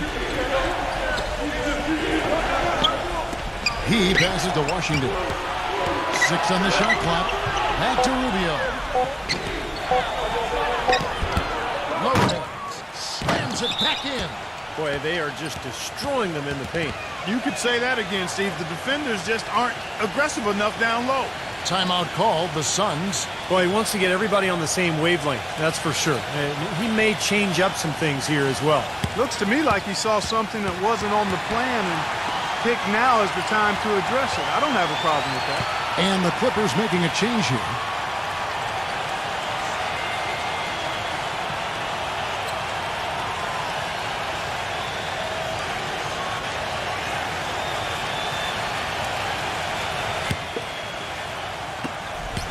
The Suns have gone 5 of 12 from the field here in the second. Here's Smart, rejected by Washington. Out of bounds, Suns ball as Phoenix keeps possession. Kevin, let's see how the Clippers have performed over the last few weeks. 6th in assists, 12th in free throw percentage. And they're in the top half of the league in team rebounding as well. They've got some glass eaters on that squad. And the top 10 in assist number that you talked about really is what stands out to me. It's a beautiful team to watch. They like to share the ball. They really work hard at the offensive end to make sure they get the best possible shot every time down the floor. That's in, coming off an assist from Rubio. Rubio's got his 4th assist with that last one here tonight. He dishes it to Smart. The tray. It's rebounded by Washington. He hit a 3 in the first, but so far has been unable to capitalize here in this quarter. Here's the 3. Rebounded by Jackson. Jackson's got his 4th rebound in this one. Smart with the ball. Now guarded by Washington. There's the pass to Avdia. Smart buries the long-range jumper. Smart's got 5 points now this quarter. Guys, no one team gaining control early on. Give and take, back and forth, the whole way this far. They got 6 lead changes already, and as Rasheed Wallace once said, both teams playing hard, my man. They grab their own miss. And the dunk by Lopez. And what you love about him is just the way he hits the offensive glass. I mean, he knows that those are the easiest points for him, when he can find a loose ball, get an offensive board, and put it back into the basket. And Steve, you look at him, he is a banger. I mean, he really enjoys the physical aspect of the game. And it's sent back by Lopez. And Jackson throws it down hard. The Clippers trail. They host the Kings after this game. That game will be a quick pit stop before hitting the road again. Lopez passes to Rubio. Back to Lopez.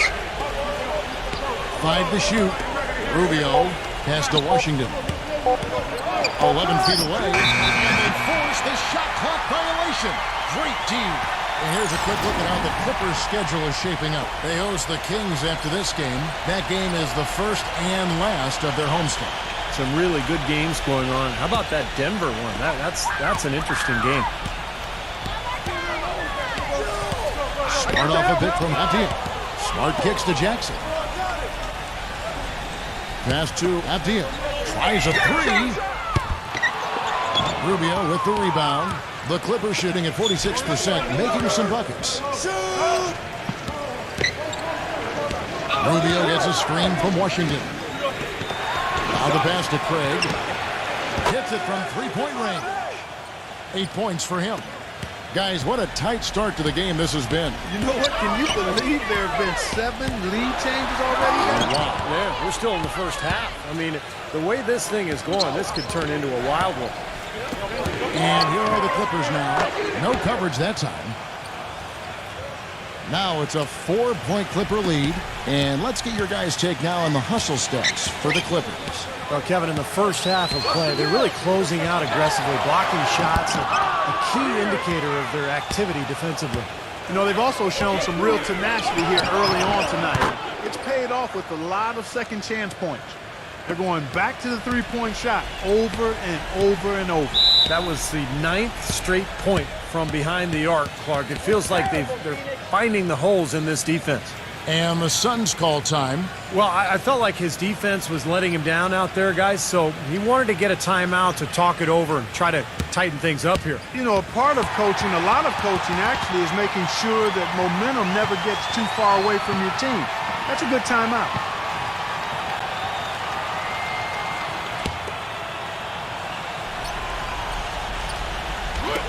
.105 left now here in the second. Pass to Abdia. The feed to Smart. He kicks it to Green. Number 16. Oh, tried to dunk it home, but drew the foul, and they'll go to the line. Here's what Phoenix has lined up on their schedule. The Oklahoma City Thunder will be in town for the next one. That'll be the last of 3 straight at home for the team. The Suns have been successful on 3 of their 4 free throw attempts up to this point.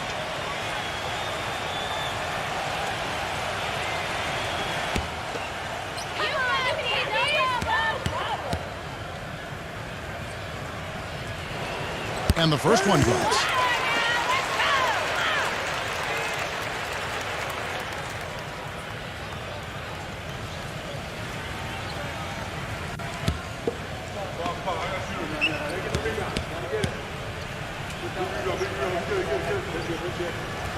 And good on the second, so he makes them both.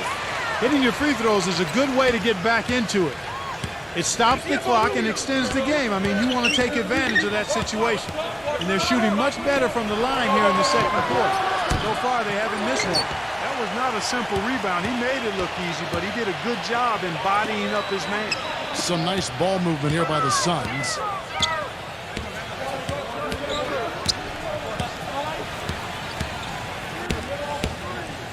Clock at 6. Jackson dishes to Smart. Phoenix, no good that time either. He has not been on his game, and, you know, their deficit isn't totally on him, but he has not helped the situation. Here's Rubio. Good on the triple. Rubio's got 5 points so far. Here's Smart. Got it off in time, but it's no good. And that does it for the first half of play. Clippers ahead. They lead by 8. And coming up after the break, it'll be Damon Bruce breaking down all the... Now, presented by Sprint. Thursday, Formula. The Sprint Halftime Report, presented by Sprint. All right, the second half beginning in just a moment. You have to like what we're seeing from Smart. He is a dynamic scorer, guys. That much we know. And I'll tell you what, his talent was on full display there in the first half. Steve, he is a hard man to keep down, and so far, they've been unable to do it. Smart is out there with Green. Then there's Jackson. Then it's Williams. And it's Abdia in at the 3 spot. That's who's out there for Phoenix. And the officials whistle a foul on the shot. The bucket's good. He'll go to the line. The Suns shooting their 7th free throw attempt here. That free throw good from Smart. Clippers leading by 5. Now here's Rubio. Pass to Lopez. Goes up the baseline.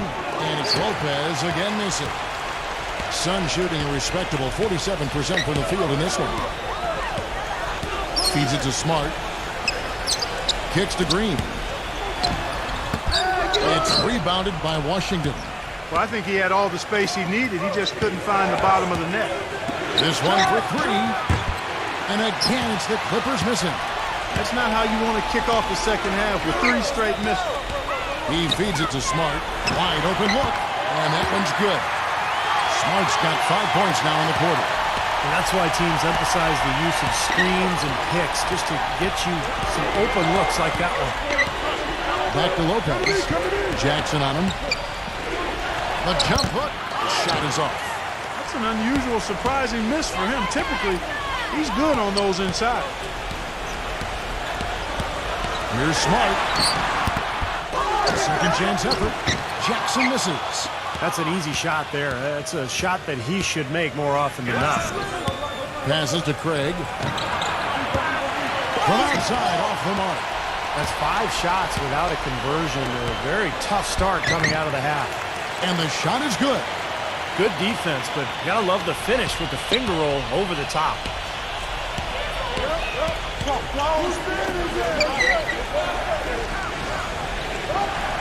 Dishes it to Rubio. Here's the lob to the hoop. Oh, and they get in the way of the alley-oop. Not to be. Good play defensively. Outside, Green. Tipped away. And it's stolen by Ricky Rubio. Lopez passes to Washington. And boy, that looked like goaltending. Yes, it is. And so they will award the basket there. He didn't get to that one quite in time, Kevin. Those can be tough to gauge sometimes. And you can hear the reaction of the fans to that call. Well, it's obvious they did not like it, Steve. Now here's Smart. He's guarded closely. Ejected by Rubio. The pass to Craig. Washington. He's guarded by Williams. And he hits it and gets hacked on the play. A 3-point possibility if he can convert the free throw. Well, he earned that one. Took the hit and still found a way to knock it down. Yeah, fantastic body control. And the will to get it done. You like that focus. And the Clippers making a change here. Monroe's checked in.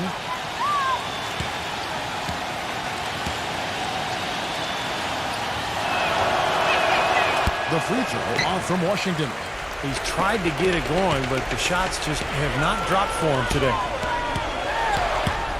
Here's Abdian. The shot no good. And the Clippers will go the other way with it. Here's Craig. That's good. It's Rubio with the assist. Rubio's got his 5th assist in this one. Third quarter of basketball here, and just a little under 3.5 minutes gone by. And so it looks like the Suns will retain possession here. And the Clippers making a change here.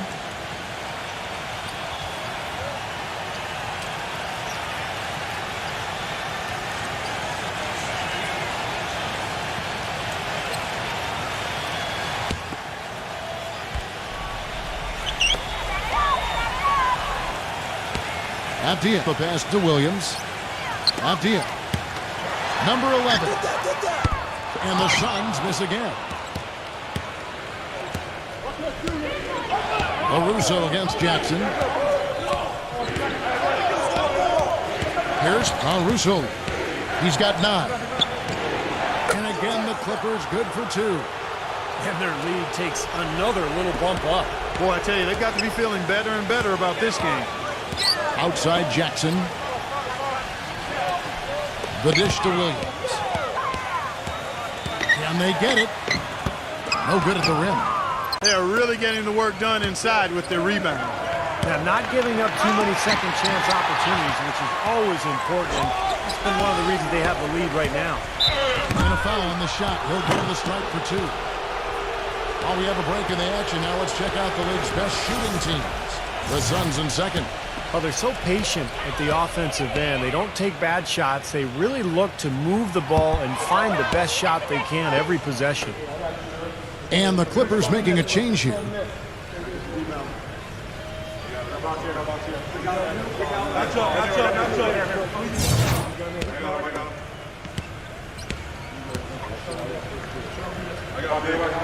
He hits the second from the line. Clippers leading by 8. Here's Caruso. 11 points in the game. Screen by Monroe. Number 20. Tries again. A chance there to push it to double digits, but it's off the mark. The Suns shooting for the game at 42%. Number 16. Traps in the tray.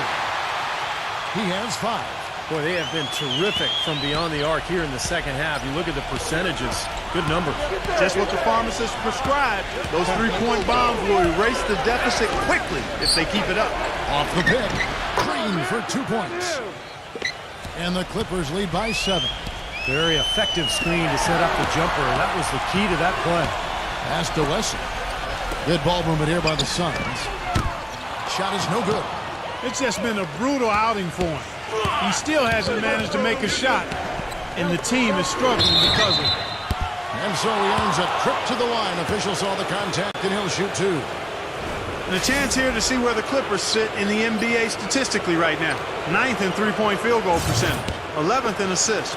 And they're in the top half of the league in getting high percentage shots as well. Not too shabby. Yeah, this is a team that shoots the ball well, and I think the key is their accuracy from the three-point line.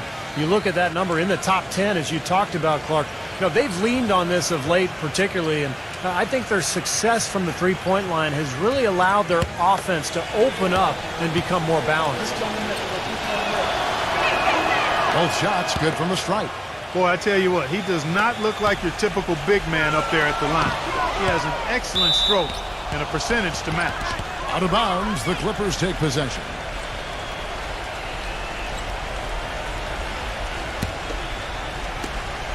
Here now, the Clippers. They're on a 12-4 run. Here's Caruso. He's got 11. Takes a 3. Phoenix grabs the miss. He dishes it to Green. Williams inside. Gets it to go. Williams has got 6. Clippers leading by 7. Here's Caruso. Number 20. Nailed from three-point land. He's got 5. I'm not sure who was supposed to pick him up, but somebody's going to get an earful from the coach for leaving him that wide open. And the Suns call time here. Well, he wants to get everybody on the same wavelength, that's for sure. He may change up some things here as well. Looks to me like he saw something that wasn't on the plan and picked now is the time to address it. I don't have a problem with that. Washington's checked in for the Clippers. Ricky Rubio comes in for LaRusso.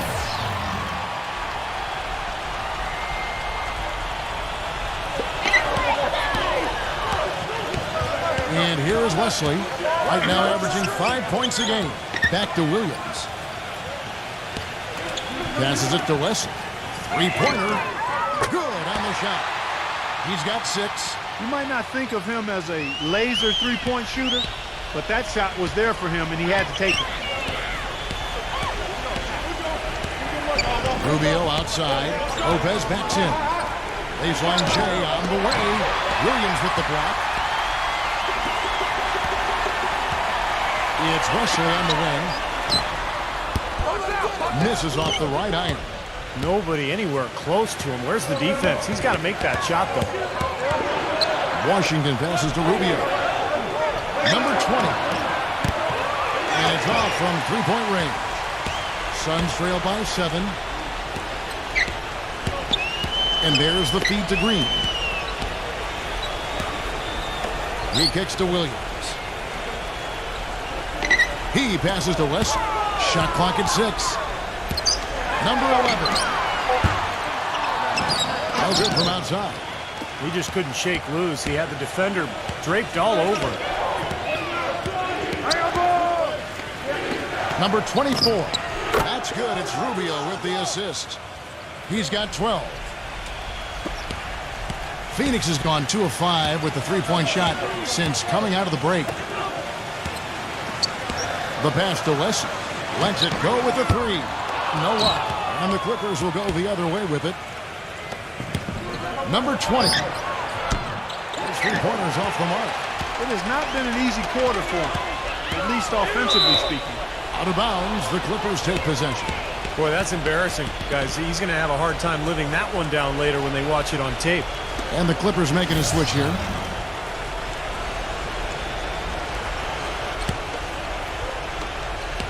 Clippers leading by 10. Monroe sets a screen for Rubio. Pass to Washington.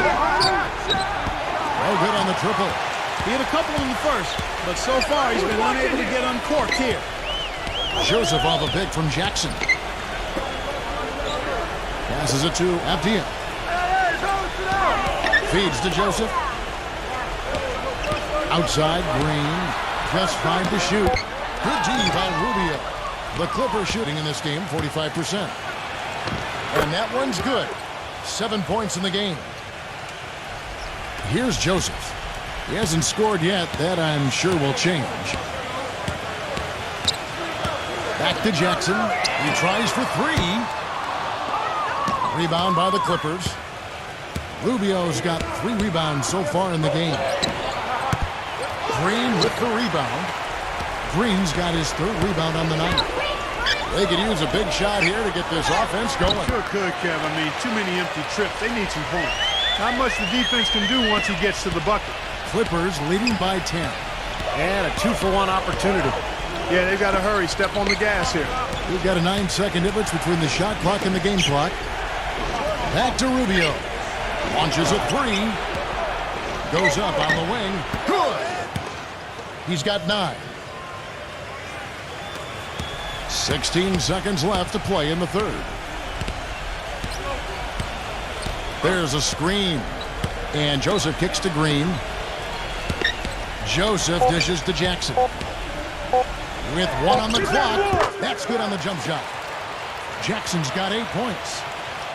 And here at the end of the 3rd quarter, it's a double-digit ball game. Clippers lead by 10. And right after this, we'll bring you the start of the fight. Welcome back, folks. Thank you for tuning in to the NBA on 2K Sports as we get set to get going once again. Hey, during the break, players getting a chance to refuel and hydrate with some Gatorade as there is more basketball in store. And a chance for just a second now to check out the scoring breakdown for the Clippers. These long-range shots look like layups out there, guys. Something that also stands out tonight is the number of assists they have. I mean, that's a mark of a good club. And the Clippers, looking at who they've got. Robin Lopez is checked in for the Clippers.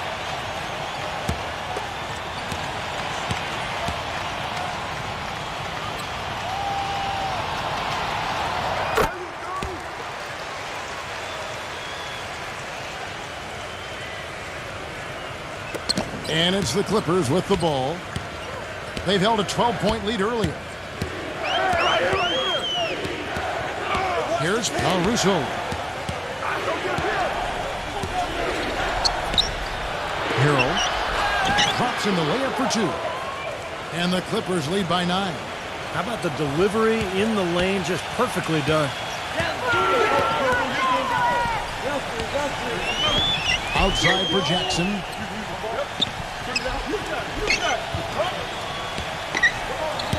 Number 11. It's hauled in by the Clippers.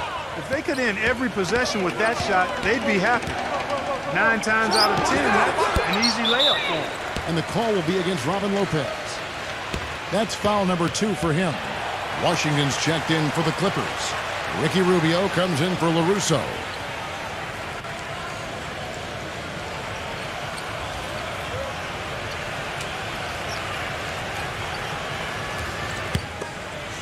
A little over a minute of the 4th quarter gone right now.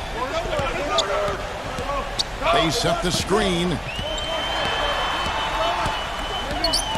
Outside, Green. Number 16 connects from 3-point range. Clippers leading by 6. Rubio outside. Fires the 3. The shot no good. The Suns go the other way with it.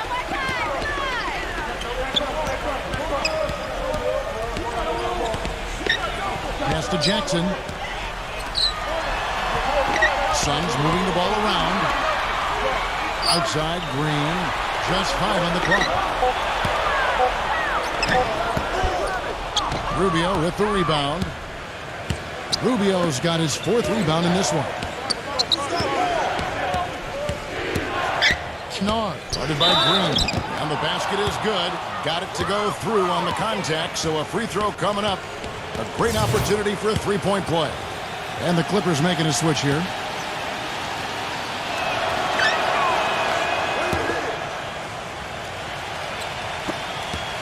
Suns trail by 9.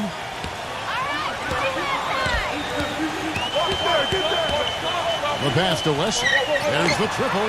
That's good. Just a little under 2.5 minutes have passed now here in the 4th. Here's Kennard. That's in, coming off an assist from Rubio. And the Clippers lead by 8. Well, you know, when they need a big three, he's the guy they look to. He's about as reliable a deep threat as you're going to find. And, Steve, it's also really remarkable what a solid shooter he is, even in the presence of tough, sticky defense. He smoothly and calmly executes. Clippers leading by 8.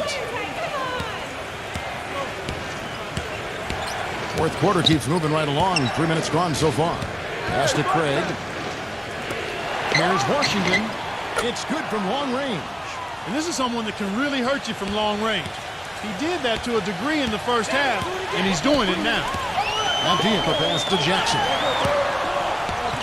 The drive by Green, and so he draws the foul on the shot. A trip to the line to shoot 2. Great job. Taking it right at the defense. I like the aggressiveness. Yeah, he left him no choice but to foul there.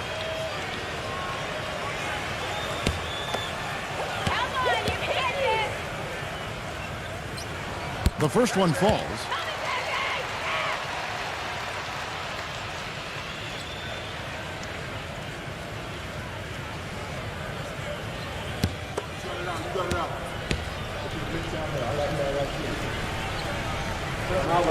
And both free throws good for Green. Clippers leading by 9. Kicks it to Rubio. Kennard, guarded by Green. Rubio dishes to Lopez. Rebound by the Suns. Jackson's got rebound number 11 for him here tonight. Here's Mathieu. And the Suns miss again. Well, he did have a three-pointer in the first half, but so far here in the second, he's come up empty. Passes it to Craig. And the 3 ball is good. And the Clippers lead by 12. The Suns have gone 3 of 7 from the floor in the 4th. That's a 42% mark in the quarter. Off the pick. Right block shot, and it's good off the glass. Clearly, he's shaken off that cold shooting performance of the first half. LA's gone 2 of 3 in the 4th quarter from long range. Good shooting so far. Los Angeles calls timeout.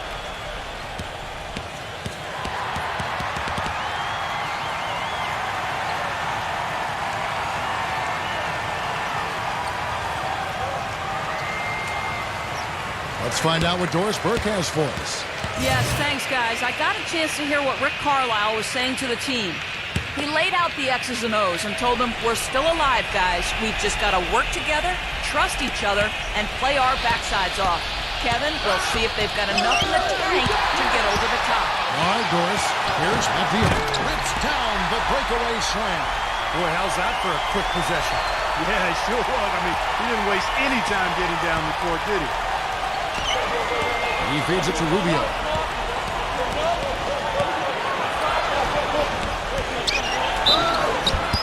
So the whistle blows on the shot and 2 free throws for the contact right there.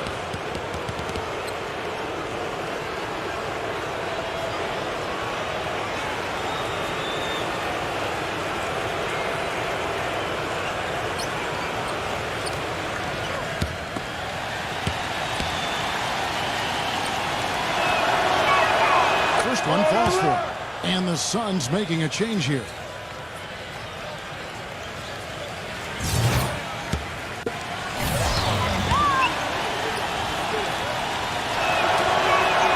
No free throws. Good from Rubio. Suns trail by 10. Smart with the ball. Back to Jackson. Dishes it to Williams. The feed to Smart. Good ball movement here by the Suns. Two open that time. Made it look too easy. Green's got 5 points in the quarter. Boy, he found the perfect spot behind the arc there. Big gap in the defense.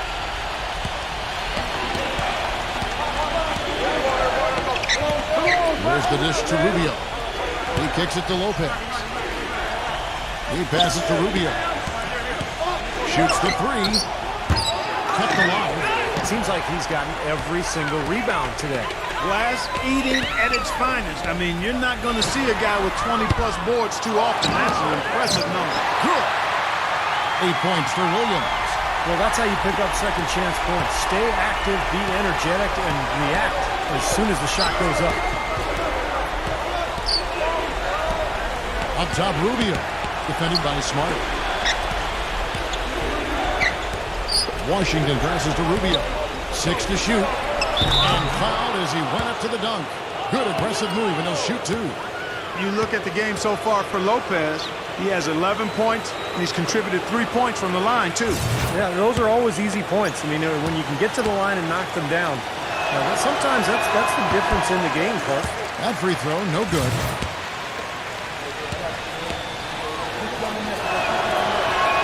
And he sinks the second. Suns trail by 6. Abdiel, the pass to Jackson. Williams, defended by Washington. And it's slammed in by Williams. Boy, they ran a nice play there, Kevin, to set up the easy dunk. Yeah, he got help from his teammate and ran his man right straight into the pick. Yep, and that's the offensive player's job. Run him into the screen. And it was a great pick, too, Clark. I mean, he may have lowered his shoulder a little bit, but he got him pretty clean. And that one falls for Williams. And so here are the Clippers. They've held a 12-point lead earlier.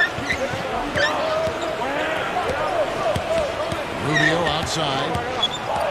There's the pass to Craig. Back to Rubio. Shot clock at 6. From deep. The shot's good from Washington. Second three-pointer of the half, 4th overall. So he's having a nice game from outside.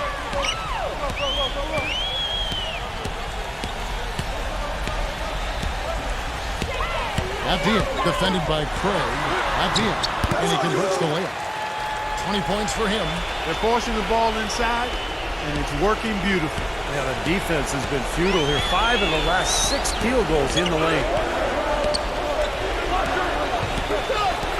Rubio outside. Here's Knopf. No good on the shot. A bit long that time.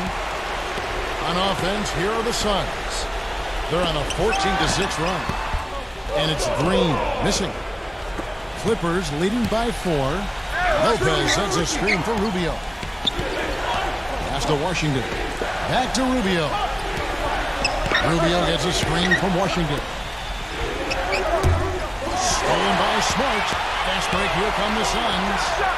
And down it goes. Jamming that one home. Boy, their defense making an impact here late, Kevin. And straight off the steal, Clark, a perfectly run fast break ends in a slam dunk. That could be a huge 4-point swing in this game.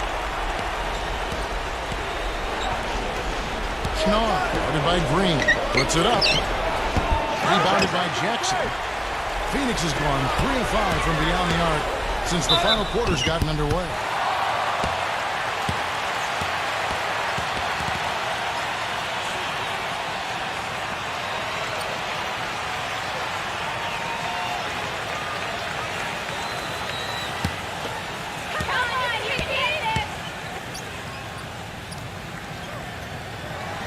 That's the first, and that narrows the gap to 1.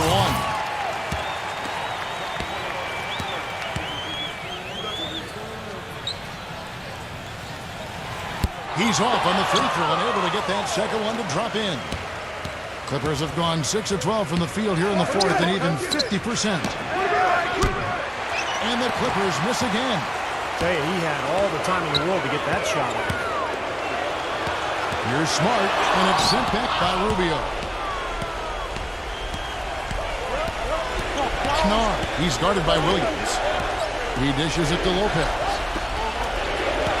And it's Rubio penetrating. Back to Lopez. And 2 free throws coming up as he misses that one. Drawing the whistle and a lot of contact there.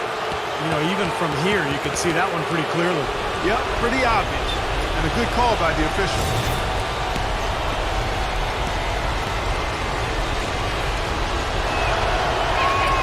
And he connected the first one to drop. Tough one to miss.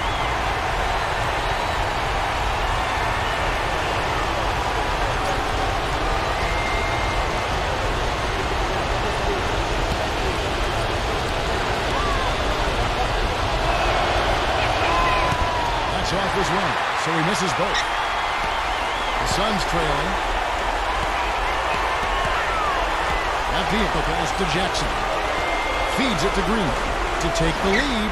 It's good. The assist this time from Jackson. I think Clark and Steve, we can expect a dramatic end to this one. Well, 8 lead changes would have you thinking that would be the case. Yeah, both teams really competing. Neither side giving any ground. This should be a fun finish. I agree with you, Kev. Los Angeles calls timeout. They're behind by 1. 1:05 left in the fourth quarter.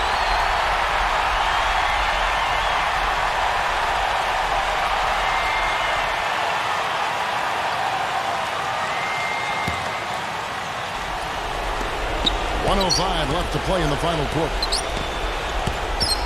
The drive by Rubio. Great tee that time from Smart.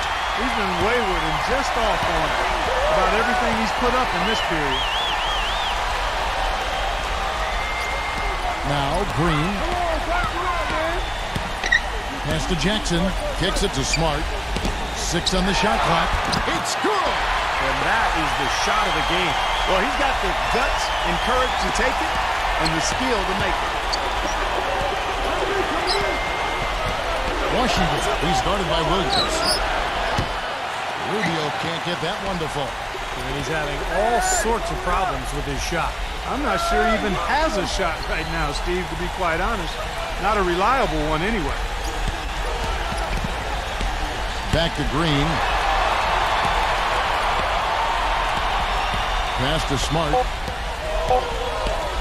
The Suns need to get a shot off. Williams. Money! And with that basket, you'd have to think this lead is safe. Well, if not 100% safe, certainly 95%. Los Angeles calls timeout. They trail by 5. Just 4 seconds left in the fourth quarter. Guys, your thoughts? Well, talk all they want, but I just don't see a way for them to get back into the game here. You know what? I don't know if there's a 10-point play out there, and that being the case, this one is finished. Over.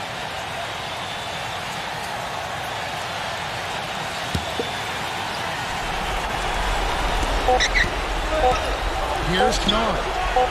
It's good from beyond the arc. Timeout called, the Suns.